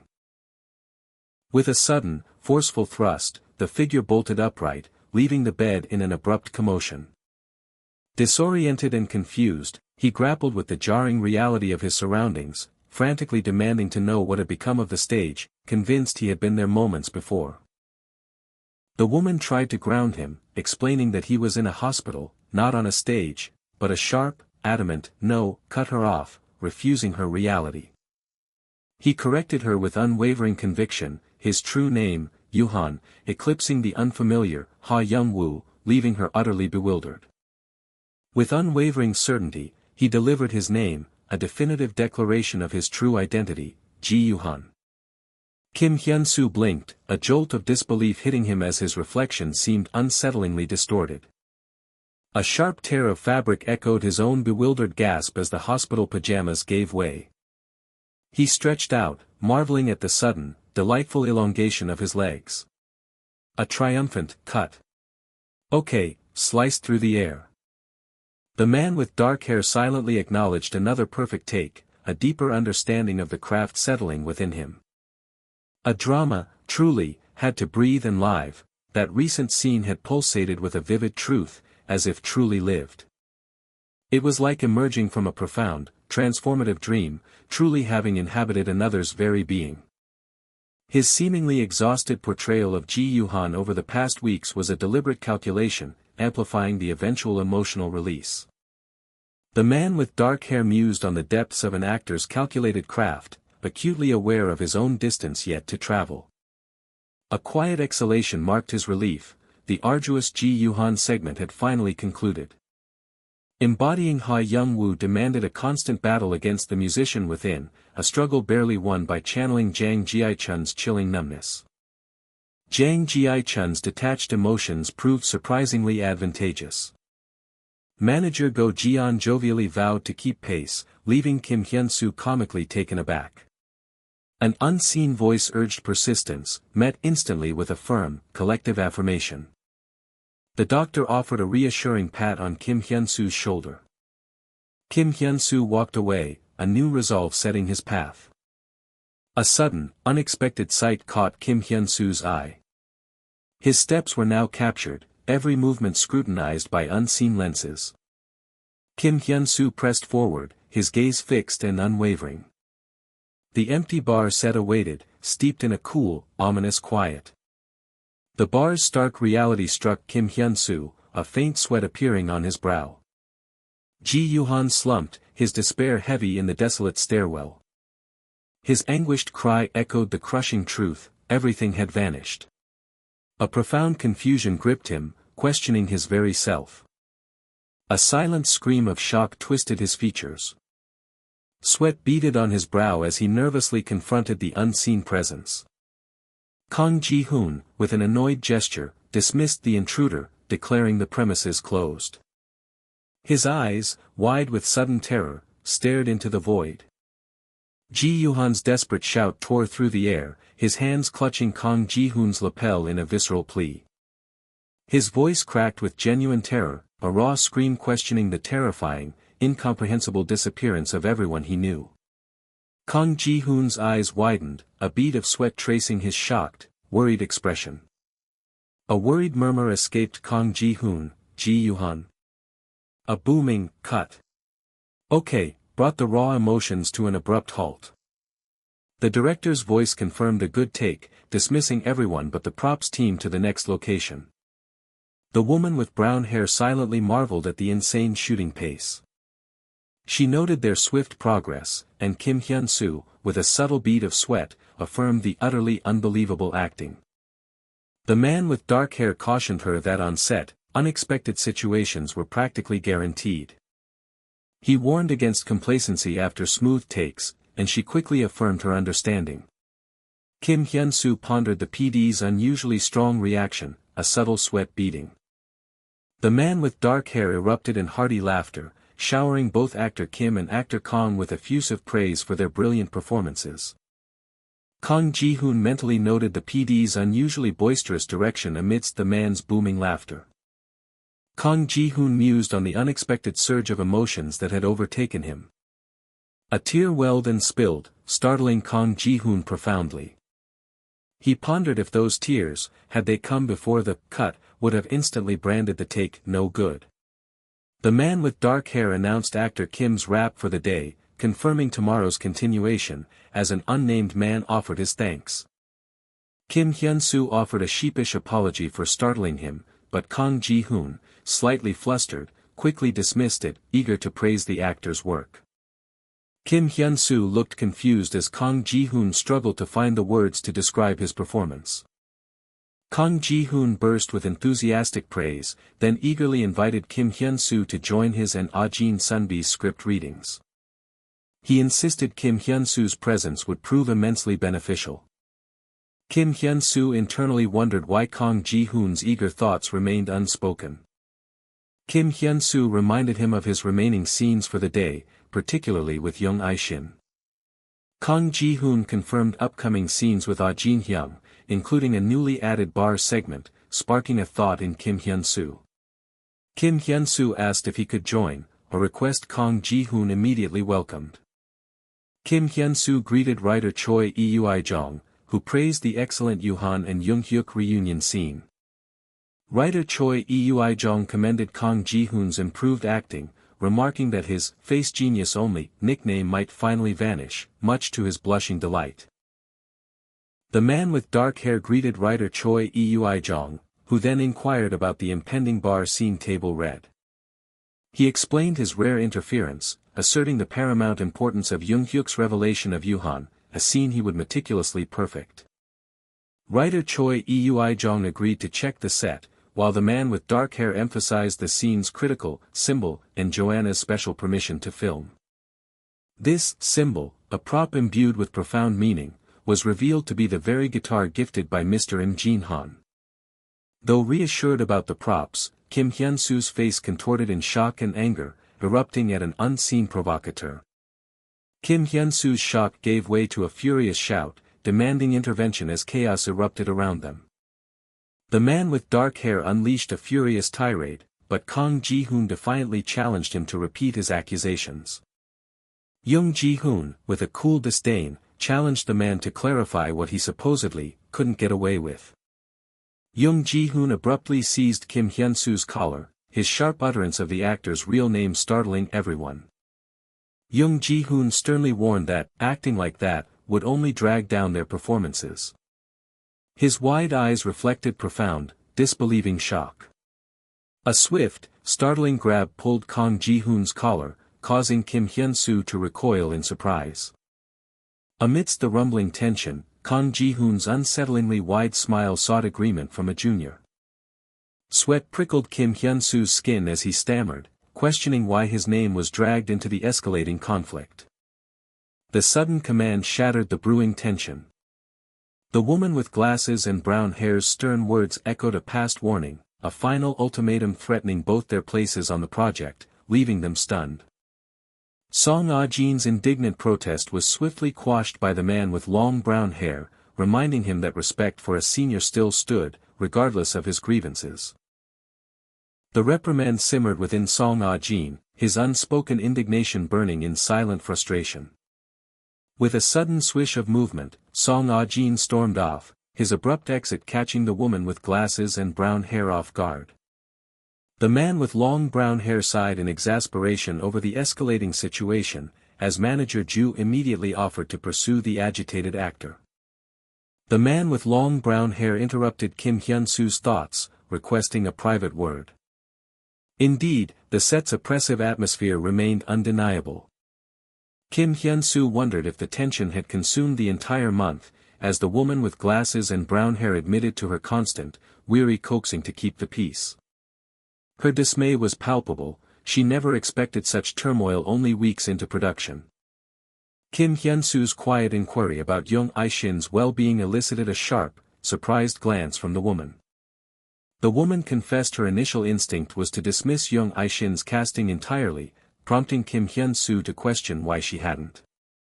A veiled question hung in the air: did Kim Hyunsu know the real reason for young Aishin's past tardiness? His agency had vehemently opposed the role, but young Aishin's fierce desire for it shattered through their resistance, leaving Kim Hyunsu utterly surprised. He had even rejected a film by the esteemed director Bong Joon-woo for this, clarifying the true implications of his earlier absence. Indeed, he had violently wrenched himself free from an agency determined to shackle him. A profound understanding dawned in Kim Hyunsu's wide eyes. She posed a provocative question: why would an actor, lauded as director Bong Joon-woo's next muse, forsake that opportunity to stubbornly pursue this very drama? She deeply pondered what captivating essence young Aishin unearthed within her script, and with a soft rustle, anticipated the unparalleled performance he would unleash. The woman wondered how young Aishin would breathe life into the enigmatic world of 90s dive. Her confession concluded, leaving Kim Hyunsu to absorb the weight of her words in silent contemplation. Kim Hyunsu offered a quiet reassurance that young Aishin would manage, swiftly dismissing her skeptical query about mere comfort. If the project truly held such profound meaning for young Aishin, Kim Hyunsu reasoned, then he implicitly understood the repercussions of his own conduct. She reassured Kim Hyunsu that the production team would manage the chaos, urging him to focus solely on his performance, then added a playful jab about young Aishin's contrasting demeanor. A sudden lurch, a door burst open, startling Kim Hyunsu from his thoughts. A sharp gasp escaped Kim Hyunsu as young Aishin materialized in the doorway, an unsettling surprise. Young Aishin's serious gaze pinned Kim Hyunsu, querying if he'd overheard their intimate conversation. The sharp accusation cut through the silence: why ignore his calls? Kim Hyunsu's flustered apology for his oversight was quickly dismissed, as young Aishin pressed for an opportune meeting time instead. Kim Hyunsu's confusion was swiftly cleared. Young Aishin required profound insight into Ji Yuhan's character.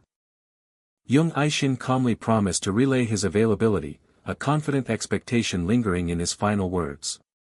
As young Aishin departed, Kim Hyunsu remained, processing the implications of their unexpected exchange. A gnawing doubt plagued him: would today's shoot truly proceed smoothly?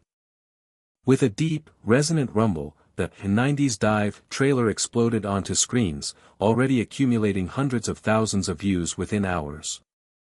A torrent of impassioned comments erupted, users collectively dizzy with excitement, lamenting the agonizing wait until the premiere of 90s Dive. Manager Go Jian burst forth with jubilant congratulations, proclaiming their film had triumphantly surpassed 4 million viewers. CEO Lim Jin-sil modestly deflected the praise, firmly crediting actor Kim Hyun-soo as the true recipient of congratulations.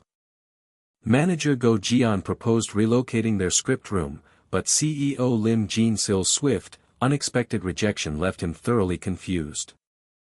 Her ambitious vision stunned manager Go Jian, not merely a room, but the entire company, finally graduating from their tenant status.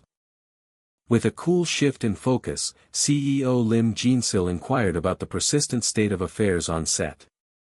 Manager Go Jian's grim report painted a picture of a crawling shoot, plagued by lead actor tension, prompting CEO Lim Jin-sil's worried question: would they truly be okay? Yes, it will, CEO Lim Jin-sil stated with serene conviction, leaving manager Go Jian to wonder at her certainty. Her certainty stemmed from the creators of the project, Bong Joon-woo and writer Choi Eui-jong, individuals whose profound success was built on pure merit, not mere chance.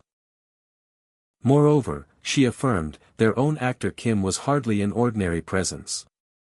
Manager Go Jian acknowledged actor Kim's decisive past triumph over Choi Joo-mi, then swiftly pivoted to ask if surveillance on her remained vigilant.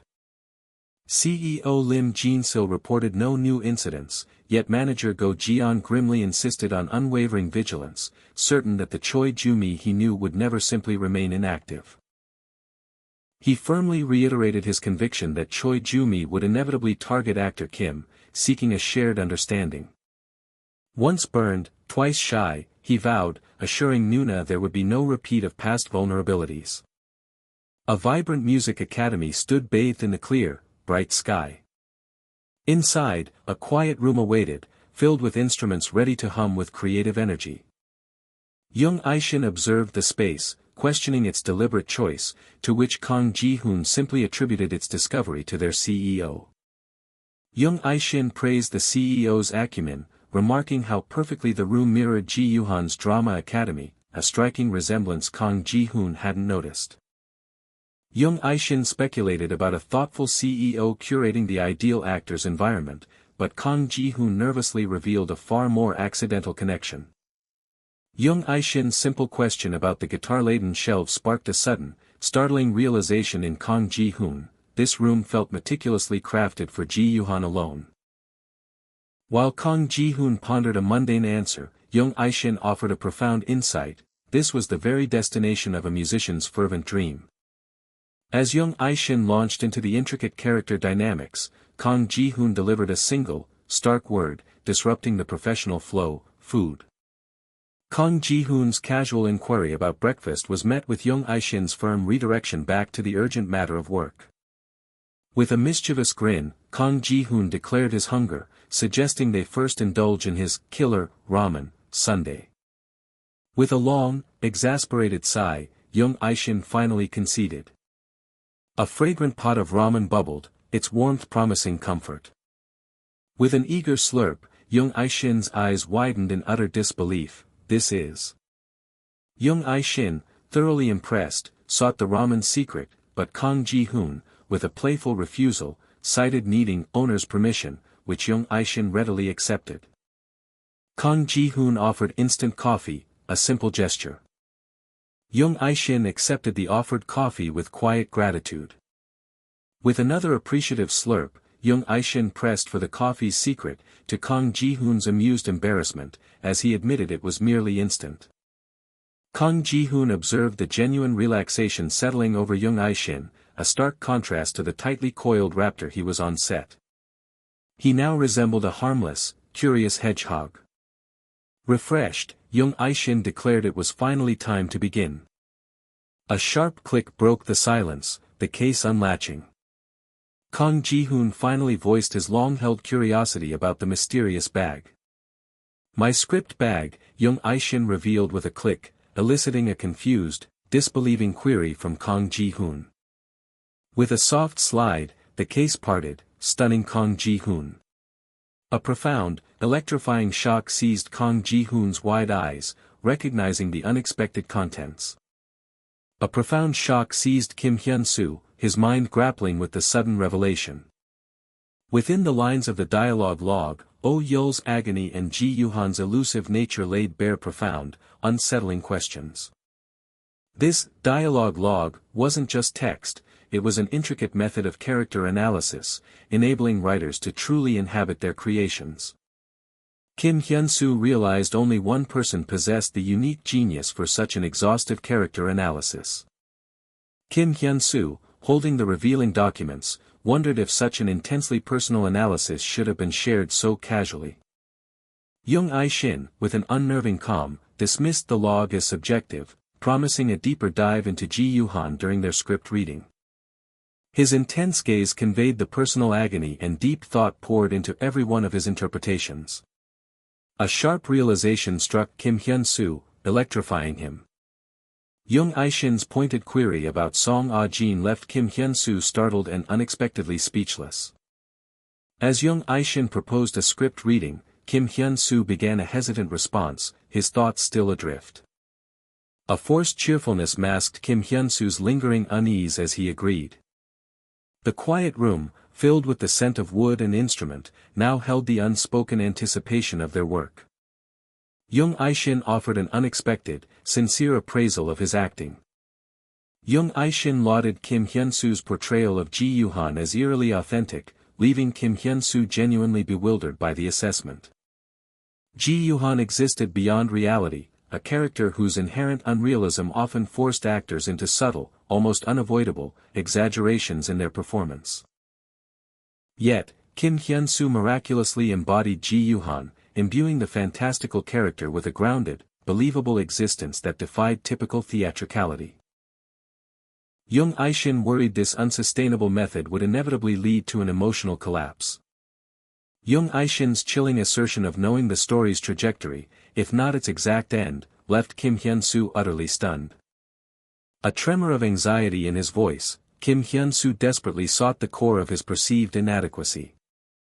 Jung Aishin conceded his struggle with commonplace discourse, his serious gaze unwavering. A paper gently slid across the table, revealing his true language. The question hung heavy in the air, a poignant echo of lost time. Where had one truly been in the 15 years since a cherished dream had vanished? In a pool of lonely light, a figure hunched, burdened by years of solitude. Jung Aishin's voice, a low rumble, probed the mysterious legacy of Ji Yuhan. Without Ji Yuhan, the very pathways of existence blurred, leaving Jung Aishin adrift between hope and an all-consuming despair. His searching gaze continued to peel back the layers of Ji Yuhan's elusive identity. As Jung Aishin fell silent, a profound despair manifested, a solitary figure swallowed by an endless, chaotic void. A quiet, despairing gesture concealed a hidden anguish. Jung Aishin began, a knowing glint in his eye, while Kim Hyunsu leaned in, questioning. Jung Aishin's stark dismissal of his own worth struck Kim Hyunsu with unexpected force, leaving him stunned into silence. Jung Aishin coldly delineated his identity, asserting he transcended the very concepts of dream, reality, hope, and despair. With a final, chilling intensity, he declared himself utterly inconsequential. The 90s live dialogue log now revealed its purpose. Kim Hyunsu's innocent question of identity was met with Jung Aishin's shocking, confident claim, Ji Yuhan. Kim Hyunsu furiously rejected the claim, passionately asserting that the Ji Yuhan he knew would never diminish his own worth. Jung Aishin's cruel smirk accompanied his taunts about Kim Hyunsu's enduring isolation, leaving him stunned into silence. A dark, self-satisfied chuckle escaped Jung Aishin's lips, savoring the impact. Kim Hyunsu, with a glare, lashed out, questioning Jung Aishin's right to speak after abandoning them. Jung Aishin calmly conceded his departure, then turned to a new, unsettling question. Jung Aishin's sharp question instantly ignited a flicker of worry in Kim Hyunsu. Jung Aishin erupted, his voice lashing out at their incessant, casual invocation of Ji Yuhan. Trapped in a crushing darkness, unable to move, Jung Aishin had yearned to tear off his ears, desperate to escape their constant, sickening performance, begging to be freed. Every petty sadness, every unreachable desire, every professional failure, they all became an excuse, a call to his name, fueling his silent, burning rage. With a sharp accusation, Jung Aishin revealed their convenient use of his name as an excuse, leaving Kim Hyunsu profoundly shocked. Had they truly been running from reality? With a knowing smirk, Jung Aishin laid bare the cutting truth, it was they who had been running all along. He was no longer anyone's dream, Jung Aishin asserted, just a faint echo, a mere hint of what he once was. He was only an empty, self-serving delusion. Kim Hyunsu sat in stunned silence, the full, crushing weight of Jung Aishin's words settling upon him. Jung Aishin watched, a flicker of worry in his eyes, as Kim Hyunsu furiously scribbled, internalizing every cutting word. He scoffed at the notion of genius, yet Kim Hyunsu's fake play had clearly resonated profoundly. His performance transcended all boundaries, an unsettling, raw manifestation that defied categorization and conventional understanding. It was not mere analysis, instead, a raw, instinctive understanding of the text blossomed, revealing Kim Hyunsu's profound, innate gift. Kim Hyunsu's voice, laced with genuine concern, broke the tense silence. With a concerned expression, Kim Hyunsu asked if Jung Aishin truly saw Rising Dive's members as a singular entity. With a deliberate nod, Jung Aishin confirmed his clinical view, they were merely personas for Ji Yuhan. In a stunning reversal, Jung Aishin declared Ji Yuhan the true antagonist, a revelation that struck Kim Hyunsu with electrifying surprise. With serene satisfaction, Jung Aishin finally revealed the profound truth behind his two-sidedness philosophy. Ultimately, the characters were inseparable reflections, two faces of a singular coin, destined to merge into one complete, intricate whole. Jung Aishin humbly clarified his interpretation: all characters were merely aspects of the single writer, leaving Kim Hyunsu in pensive silence. Though the concept of masks resonated, Kim Hyunsu sensed a crucial, unaddressed void. Then, unexpectedly, a torrent of raw, negative emotion erupted from the musician, a visceral surge of frustration and anger. A sharp, vibrant ring tore through the silence. An intoxicating wave of fervent cheers engulfed the space, a symphony of adoration. Bathed in dramatic light, the musician commanded the stage, soaking in the thunderous ovation. In a surreal sky of whispered clouds, one figure gazed up at another, silently floating, unreachable in the vast expanse. The floating figure peered down, a detached surprise etched into its ethereal face. As the musician reveled in the crowd's ecstatic energy, a silent question persisted: the missing piece had to be hidden somewhere within this vibrant tableau. The floating figure, adrift in thought, began to question its own grasp of truth. A sudden, chilling epiphany slammed into Kim Hyunsu: the stage light somehow failed to illuminate him. The figure receded, drawing ever higher. An accelerating distance, even further removed. Colors swirled, a dynamic chaos consuming the view. The mysterious shift deepened, twisting hues merging. With unflinching resolve, Kim Hyunsu finally unearthed the profound truth of The Pit. News broke of 90s Dive's debut, its first episode pulling a respectable 10.8% viewership rating. Though expected to be low, the initial rating still brought a pang of concern to the woman with long brown hair. Writer Choi Eui-jong, settled in her bright office, dismissed the numbers with a determined resolve, convinced they would climb. A sharp click punctuated her focused attention. She noted the world's increasing convenience as the screen pulsed with anonymous users' fervent praise for her bold storytelling. As comments scrolled, writer Choi Eui-jong smiled faintly, absorbing the varied public reactions to her cast and bold choices. She found herself surprised by the unexpected surge of anticipation around Kim Hyunsu, observing it had blown up this quickly. The enduring echoes of a past film's success reverberated through the online commentary, undeniable. She reminisced about Torso on the Blue, admiring Kim Hyunsu's unforgettable performance, a depth she hadn't anticipated. A calm satisfaction settled over her as she trusted Kim Hyunsu to elevate the narrative, a design she had intricately woven to make Ji Yuhan truly shine. The original soundtrack stood as a crucial component of her plan. Despite its unexpected delay, the vision of Ji Yuhan's grand entrance to the main theme validated every waiting moment. A flicker of irritation crossed her thoughts: even with solid ratings, the phone remained stubbornly silent. Then, the silence shattered with a triumphant buzz.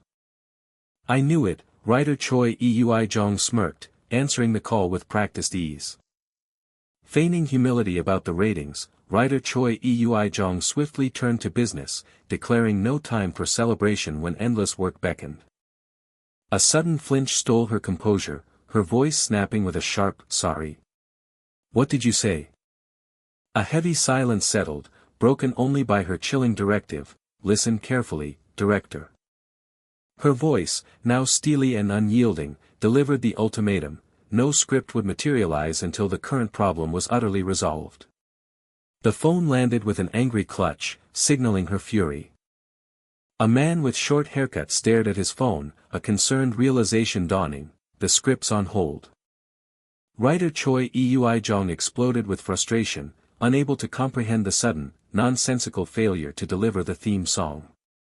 He raged against the unfair penalties and the ludicrous notion of replacing pre-bought music, his fury rising at their impossible predicament.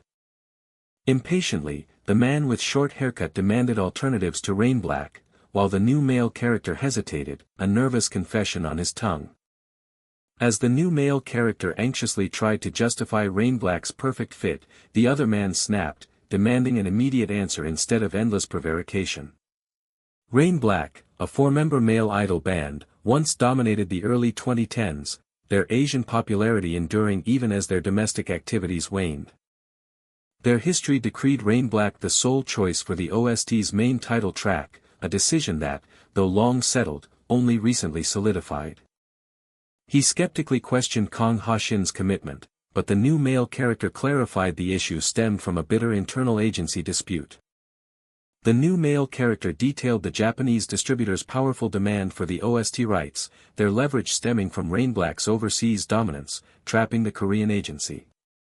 His voice escalated in indignant outrage. The idea of conceding to such outrageous demands for a mere OST, not even a full album, was unthinkable, potentially forcing them to scrap the entire project.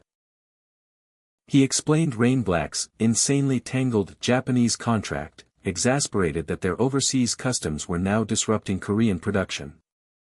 Writer Choi Eui-jong's suspicious query about the situation's strangeness met only the director's exasperated, confused shrug.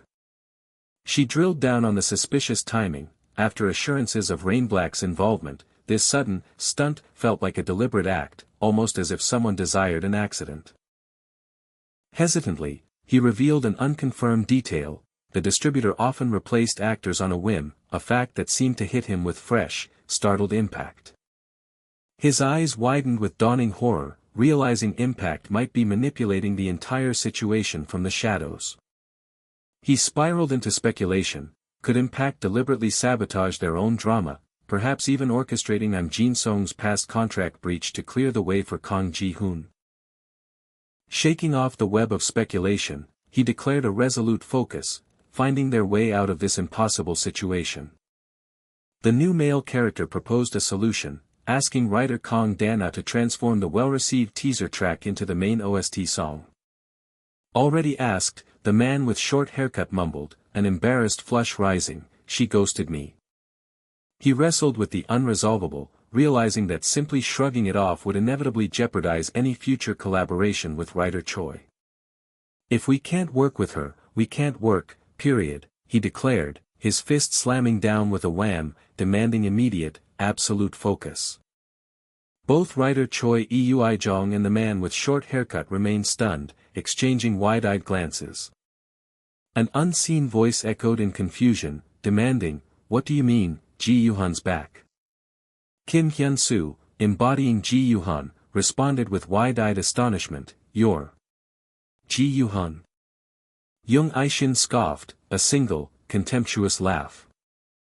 A subtle, confident smile played upon Kim Hyunsu's lips. His hand slid, to grip the guitar's neck. With a deliberate step, he walked onto the luminous stage.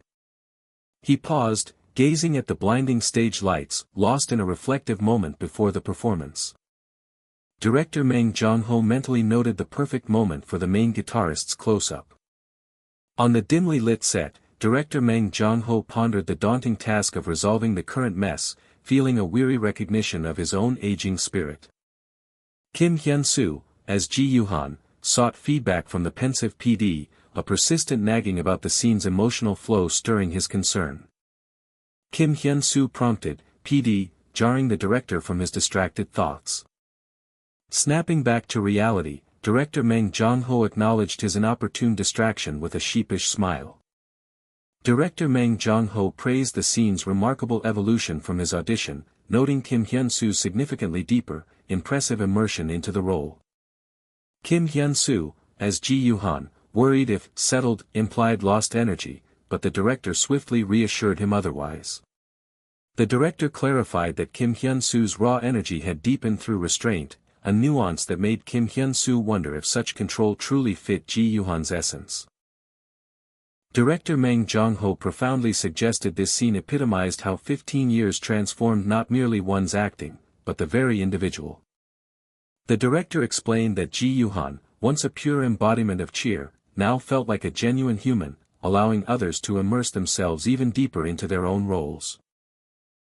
Director Meng Jong-ho urged him to trust his acting, and Kim Hyun-soo, as Ji-Yuhan, reacted with wide-eyed, overwhelmed surprise. Kim Hyun-soo, as Ji-Yuhan, bowed deeply in gratitude, then earnestly requested the opportunity to ask another question. Kang Ji-hoon, the unnamed male actor, watched, a visible sweat drop betraying his deep anxiety. Director Meng Jong-ho's eyes widened with astonishment. Kang Ji-hoon, the notoriously cautious actor, was asking for feedback first. Kang Ji-hoon's voice trembled slightly as he nervously asked, How was I, PD? Young Aishin's gaze swished, calmly taking in the unfolding surprise. A knowing, subtle smirk curved young Aishin's lips. A wave of relief washed over him, his worries had been entirely unfounded. As a PD, he realized, he had come perilously close to a mortifying embarrassment. Amidst the blue stage lights, Kim Hyunsu, as Ji Yuhan, was lost in contemplative thought. His pursuit of Yu Ji-seon's true nature drove Ji Yuhan's emotions to an increasingly erratic, dramatic precipice. A newly woven dream sequence promised a startling revelation. Yu Ji-seon's hidden depths would unfurl, revealing the spectral presence of Hwang Soo-in. He realized he hadn't controlled Yu Ji-seon's emotions but merely imprisoned them. Ji Yuhan's impending collapse now threatened a profound, foreboding consequence. An intense, pivotal reversal of emotions loomed. Ji Yuhan's emotional arc would inevitably shatter. No more could this dire, urgent confrontation be postponed. The time had come to unravel the musician's life, and the profound mystery of Hwang Soo-in's death. Kim Hyun-soo, as Ji Yuhan, gazed up at the colossal, ethereal shadow of Hwang Soo-in, a silent, profound testament to a past that now overshadowed him. A silent question hung in the night air, waiting at the entrance of the Practical Music Academy. Jang Do-suk's sharp refusal cut through the strained air, leaving Kim Hyun-soo to scramble for a quick retreat. Kim Hyun-soo's unexpected offer sparked a sudden, potent realization within Jang Do-suk. His mind reeled with skepticism, questioning Kim Hyun-soo's motives and his own long-standing independence. Kim Hyun-soo unveiled a motivation rooted in Jang Do-suk's own words, leaving him utterly bewildered by the implications. The profound truth echoed, that Ji Yuhan's very existence hinged on Oh Yeol's memory. With a knowing smirk, he declared Ji Yuhan's steadfast refusal to abandon a lonely friend. And so, a celebratory gathering was arranged, marking Goldmari's new single and inviting all the actors. Jang Do-suk found a fleeting moment of contemplation, his eyes closed in quiet reflection. Kang Ji-hoon, however, remained lost in a slightly disgruntled contemplation of his own. A palpable tension hummed beneath the forced quiet, radiating from the deliberately separated actors. A flicker of anxiety crossed Kim Hyun-soo's face as he grasped the deliberate nature of their divide. Mari's cheerful greeting pierced the awkward air, sending a nervous jolt through Kim Hyun-soo, who silently questioned if peace could truly last. Mari's utterly innocent question about the others left Kim Hyun-soo stammering, completely wrong-footed. Jang Do-suk's stern rebuke cut through the tension, condemning their childish bickering with palpable irritation. Mari loftily declared her maturity, while Jung Hyuk, ever the jester, playfully wondered if her fortune had been told.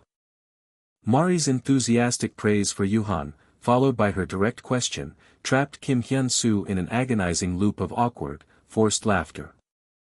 With a proprietary tap, Mari laid claim to the seat, boldly declaring herself and Hyun-soo the party's undeniable stars.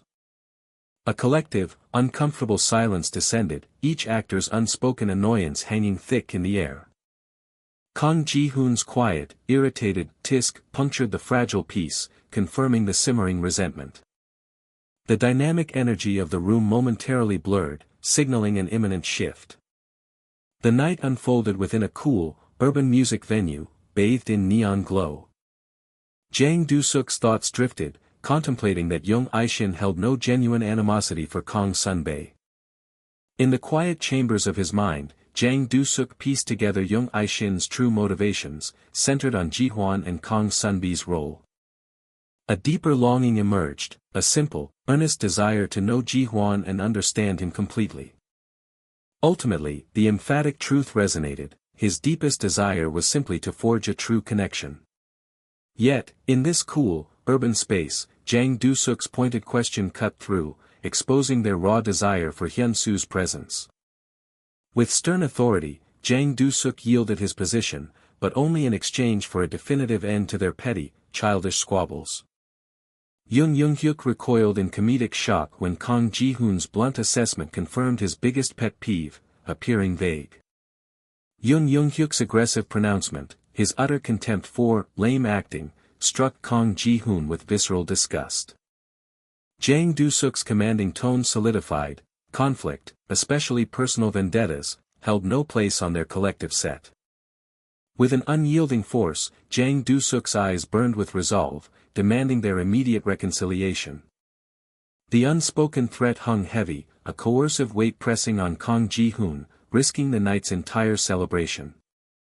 A firm, reluctant grasp sealed their forced truce, echoing the deep tension still simmering beneath. Kang Ji-hoon's grudging apology spilled forth, a raw confession of his persistent, ingrained clumsiness. Jang Do-suk's comedic amnesia left Kang Ji-hoon utterly flustered, trembling with mortified embarrassment. With boisterous cheer, Hyuk declared a heavy metal-style round of flower wine to seal their newfound peace. Joanna fretted over the early libations, but the man with long black hair humorously championed the art of warming up the insides first. A backhanded compliment about Hyunsu's comparative looks drew a swift, awkward reprimand from Jang Do-suk. Joanna's gushing praise for Kang Ji-hoon's sculptural beauty left him a blushing, stammering wreck. The vibrant, neon-lit urban venue continued to thrum with life. Lively chatter filled the air, weaving through the intimate conversations taking place. Hyuk passionately preached his drum philosophy, much to Kim Hyunsu's utterly baffled incomprehension. Jang Do-suk playfully dangled a Hyunsu friend tuition discount, only to be met with an invisible, yet emphatic, refusal.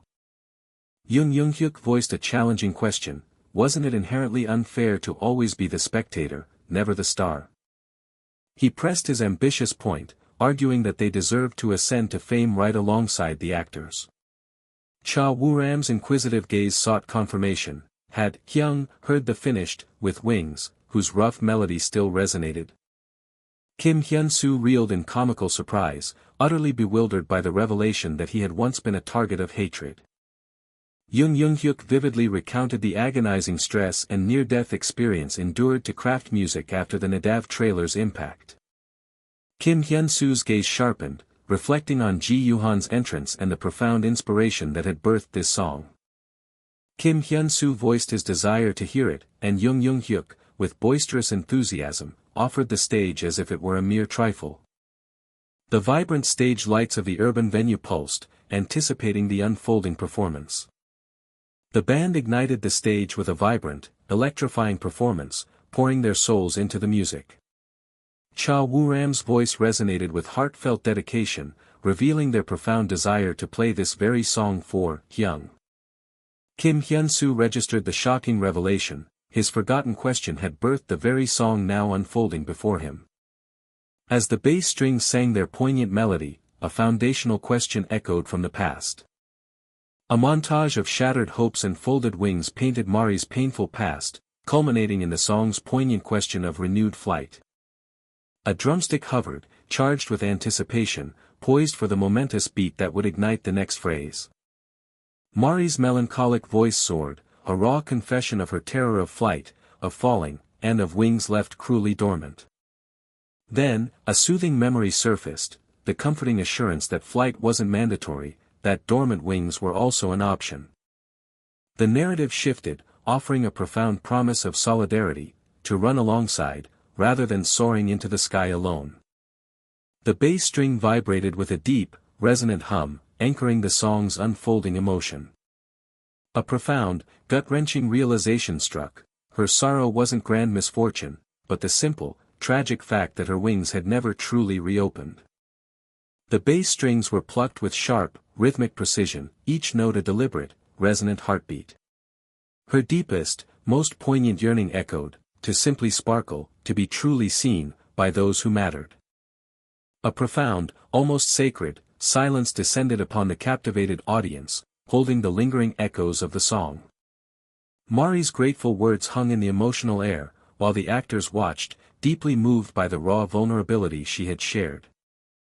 Kim Hyunsu and Kang Ji-hoon exchanged glances, a profound, dawning realization gripping them both simultaneously. A sudden, earth-shattering realization hit them both with the force of a gasp, their eyes wide with profound shock. Kang Ji-hoon's conspiratorial smirk hinted at a shared, potent understanding, querying young Sunbi's own thoughts.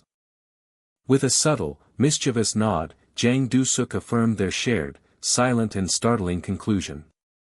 The young man's disembodied voice echoed through the unsettling void, desperately pleading for a reply. Panic seized him as his voice cracked, demanding to know what had become of the stage. A surge of disbelieving frustration made him accuse unseen forces of playing a cruel trick. His voice spiraled into a desperate plea, searching for any sign of those who had vanished. Huddled in the desolate expanse, a crushing wave of cold, hunger, sadness, loneliness, and terror consumed his isolated spirit. A faint, unsettling crackle cut through the stillness. His stunned eyes were drawn to a sudden, piercing light in the distance. A flicker of hope ignited as he recognized the potential gleam of stage lights. With renewed urgency, he propelled himself towards the distant, beckoning glow. Sharp taps sliced through the quiet, stirring her from a deep, uneasy slumber. She abruptly bolted upright, disoriented in the dim light. Her assumption that a problem would resolve itself dissolved into startled confusion upon checking her phone. She wondered at Song Ah-jin's late-night messages, curiosity piqued by the intriguing video thumbnail he sent. Puzzled by the late hour, she decisively tapped the screen to unveil the mystery. The vibrant screen sprang to life, displaying a band poised on a brightly lit stage. A gasp escaped her as she recognized the familiar drug kitchen, then Mari's name formed on her lips. She acknowledged Mari's identity as the intense female vocalist, her thoughts settling on the realization. Her expression turned grave as a past question, laden with significance, resurfaced in her mind.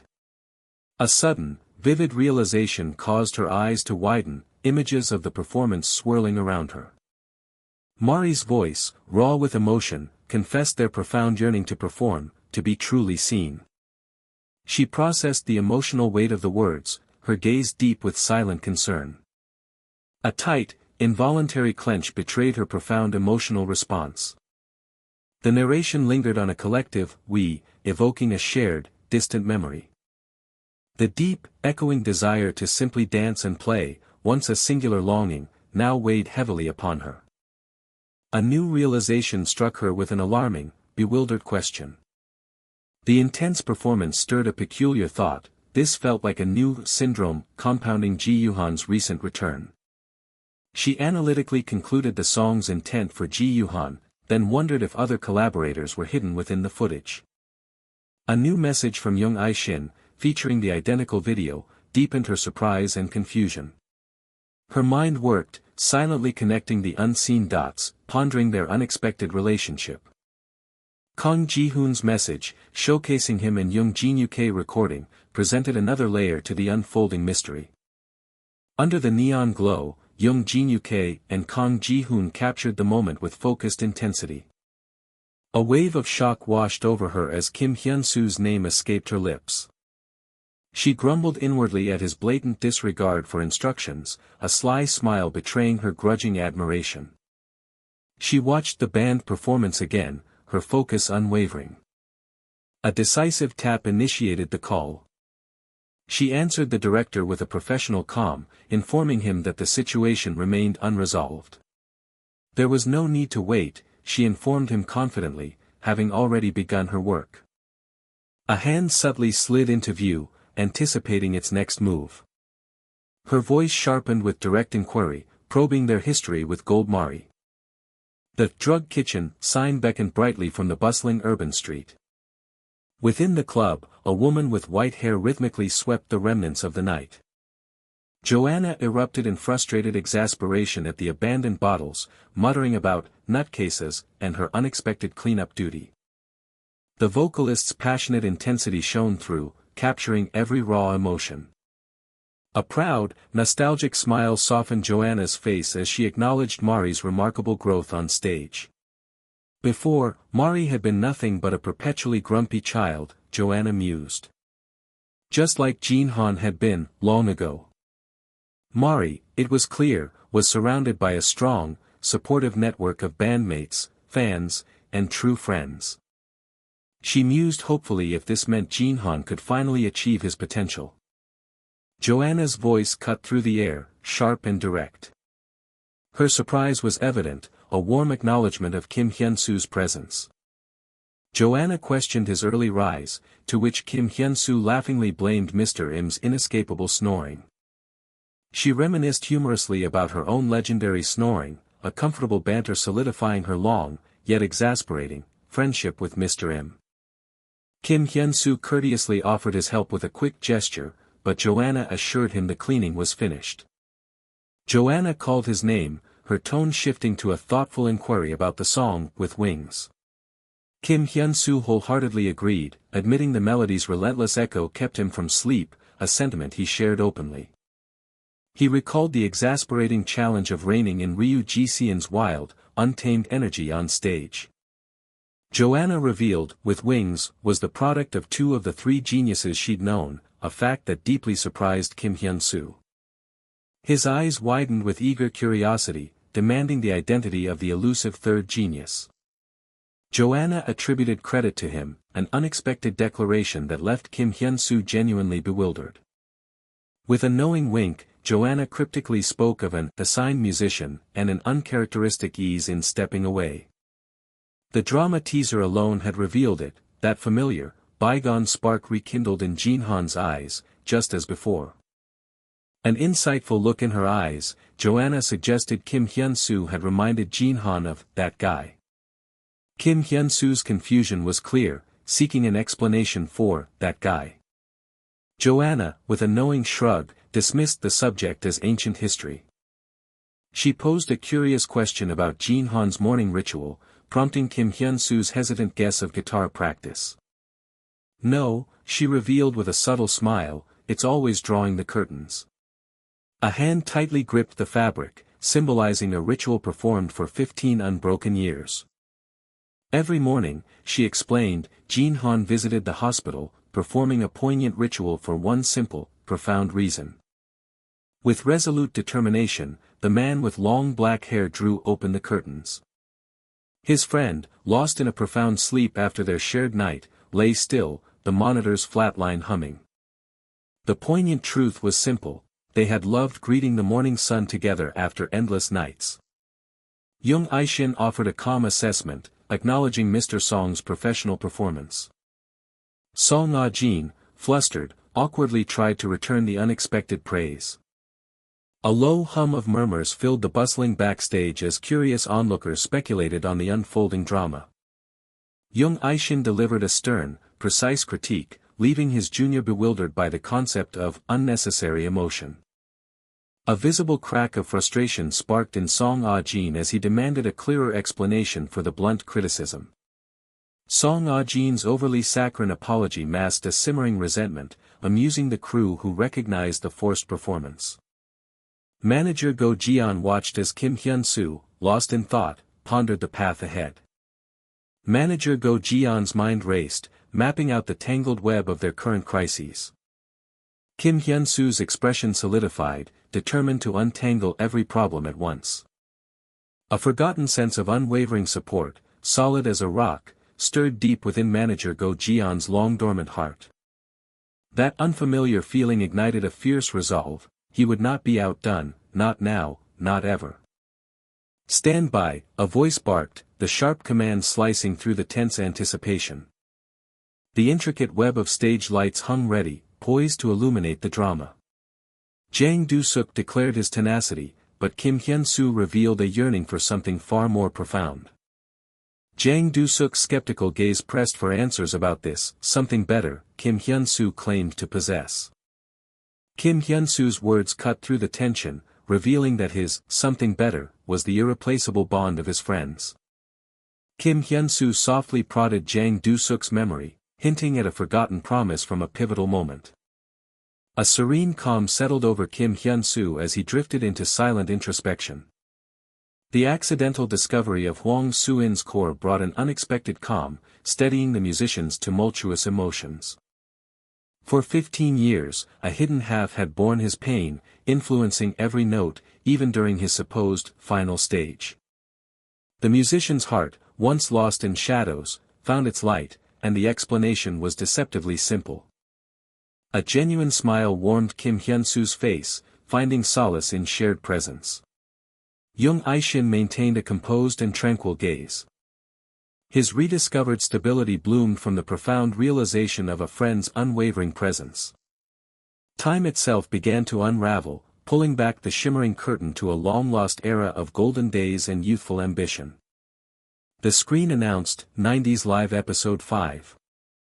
The stark quiet of a hospital corridor stretched onward, cool and impersonal. Young Jin-yuke rested, his mother a quiet, comforting presence beside his hospital bed.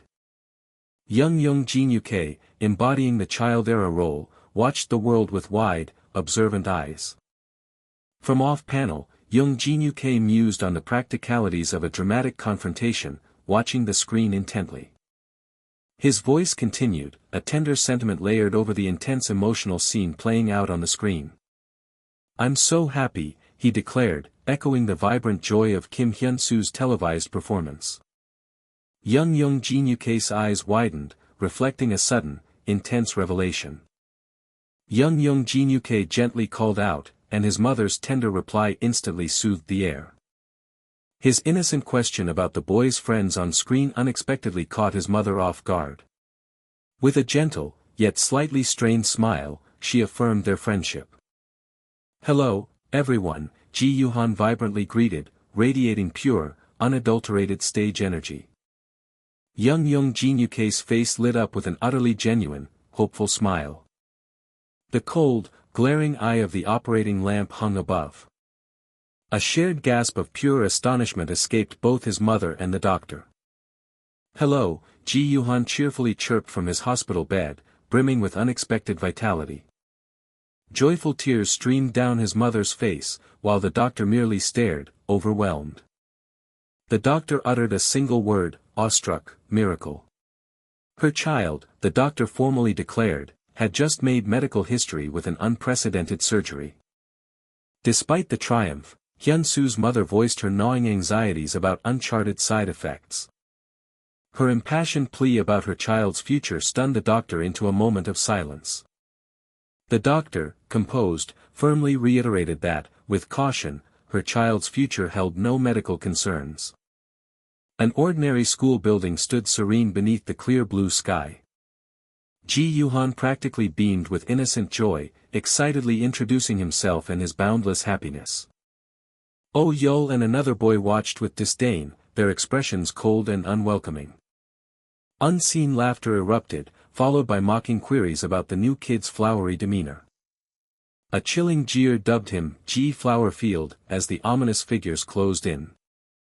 When confronted with a veiled threat, Ji Yuhan, with disarming earnestness, offered friendship, stunning Wu Sang. His supposed friends quickly turned predatory, demanding money, which he innocently offered. Ji Yuhan shifted uncomfortably as the bullies rebranded him, valuing his money more than his flowery innocence. He extended the money, a gesture of naive, hopeful friendship. Oh Yul's exasperated and met Ji Yuhan's earnest, if clumsy, overture of friendship. Oh Yul scoffed at the monetary offer, yelling at Ji Yuhan's cluelessness before calling out to Young Hyuk. As Oh Yul recounted the bizarre offering, Young Hyuk's hungry interjection drew a playful taunt from Cha Woo-ram. Ji Yuhan stammered out his name, a mix of anxiety and hopeful anticipation. A firm hand decisively landed on his shoulder.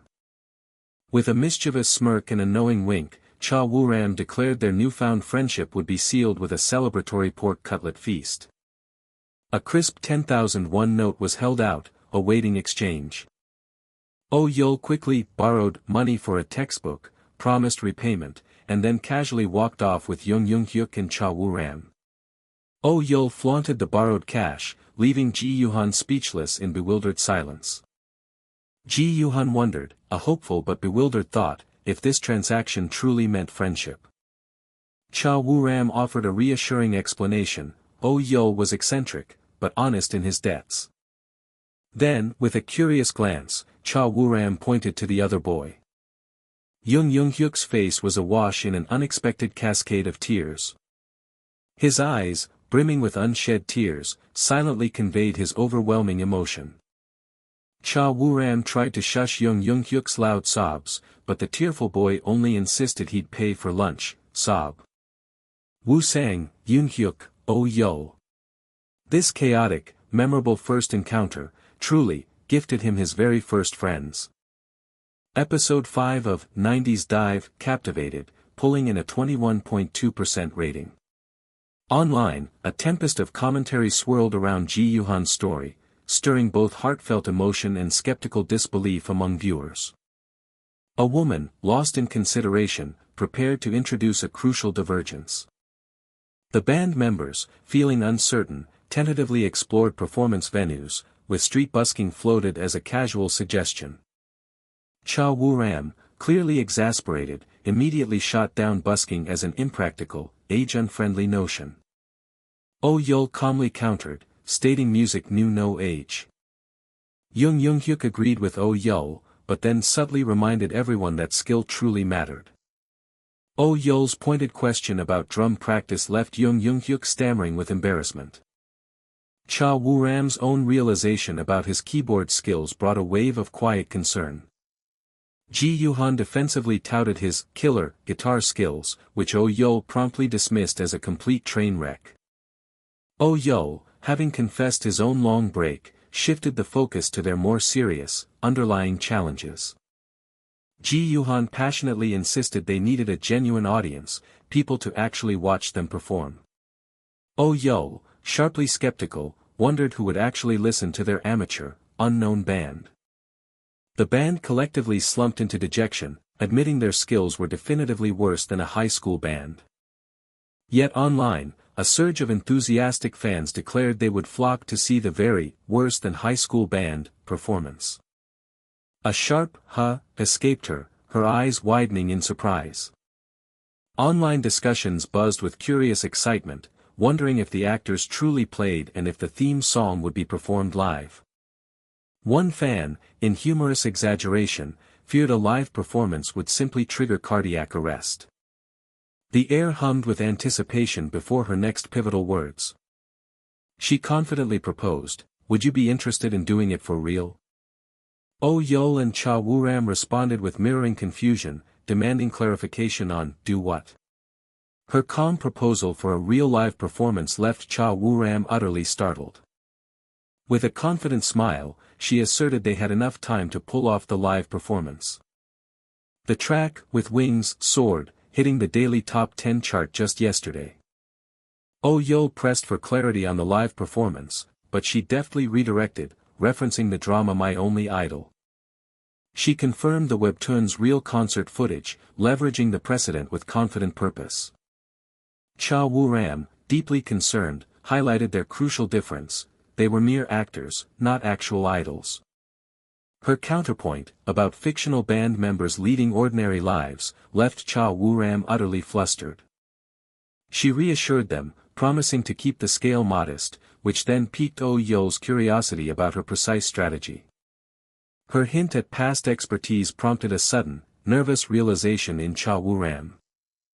With confident clarity, she outlined a reality show format, where actors would perform for fans as guests, making it a simple shoot. With focused intensity, she outlined how to blend guests with just enough real concert feeling. Calmly, she assured them a normal filming remained an option, clarifying she merely sought their initial, unpressured feelings on the concept. Ji Yuhan enthusiastically embraced it, a heartfelt chance to give back some of their viewers' love. Cha Wu-ram's determination solidified, likening it to a fan meeting, and he unequivocally declared he was in. Hyuk, a smirk playing on his lips, gave his conditional agreement, if it's on that level. Oh Yul, drawing on extensive musical theater experience, calmly stated his full agreement for the live stage. With a confident smile, she declared their consensus, announcing her immediate plans to move forward with the production team. The bright sun illuminated a towering, modern corporate building. Over the phone, a voice sought clarity, a live performance of a drama song for the finale. Im Jin-suk, president of Real Stone, stared in disbelief, wondering if he was dreaming. Im Jin-suk, exasperated, demanded to know what chaotic events led to their current unbelievable predicament. The man with long brown hair, deeply perplexed, recalled only playing one drunken set. Im Jin-suk sought permission for a drama song, which manager Go Jian conditionally granted, provided Hyunsu Appa was involved. Im Jin-suk agreed, pondering who to send, but manager Go Jian decisively offered, Jin-han will go. Despite Im Jin-suk's skeptical doubts, manager Go Jian affirmed Jin-han's cooperation with absolute confidence. Manager Go Jian's smirk deepened, revealing Jin-han's strategic connection to Hyunsu Appa. The space transformed into a vibrant, club-like interior, awash in purple neon. Confronted about his presence, teacher Seo Yeook playfully reminded the questioner of his true calling. Teacher Seo Yeook revealed his surprising connection. The Mari Kids label CEO was his younger brother, explaining his presence. Teacher Seo Yeook profoundly instructed them to forget acting. On stage, they must truly play, a concept Oh Yeol immediately understood. Ji Yuhan's expression brightened as the profound realization dawned upon him. Teacher Seo Yeook, broadly smiling, announced it was time for their final stage. Ji Yuhan's surprised question echoed, a concert. Oh Yeol pragmatically highlighted the empty club's ready stage and speakers, while Jung-hyuk watched with amused annoyance. Oh Yeol, his voice thick with emotion, emphasized the club's profound sentimental value as their shared space. In the bustling urban sprawl, Ji Yuhan hopefully distributed flyers to passers-by. Oh Yeol and Ji Yuhan focused intently, practicing their instruments in unison. Under vibrant purple and blue lights, Live Kitchen dramatically prepared for their electrifying stage debut. In the purple glow, watchful eyes eagerly anticipated the performance. Ji Yuhan burst with energetic enthusiasm, beginning his introduction to the crowd. A sudden, wide-eyed shock paralyzed Ji Yuhan mid-introduction. The diverse audience watched, a sea of curious, expectant faces. Hyunsu's mother breathed a tender, emotionally charged sweetheart. Hyunsu's mother watched with poignant sadness as Ji Yuhan uttered a surprised mom. Ji Yuhan's introduction faltered, lost in spiraling, anxious stutters. The audience members watched on, growing confused by the performer's unexpected pause. On stage, a band member's expression grew serious amidst the drumming. In a wave of extreme panic, Ji Yuhan catastrophically misidentified himself as Ha Young-woo. The microphone hit the stage with a dramatic crash. A sudden, jarring boom startled the audience, making them recoil and cover their ears. As Ji Yuhan collapsed in distress on stage, Oh Yeol's panicked shouts of his name echoed with alarming urgency. Oh Yeol's furious shouts accused Ji Yuhan of running away once more. Overwhelmed, Ji Yuhan cowered, seeking to escape the crushing despair.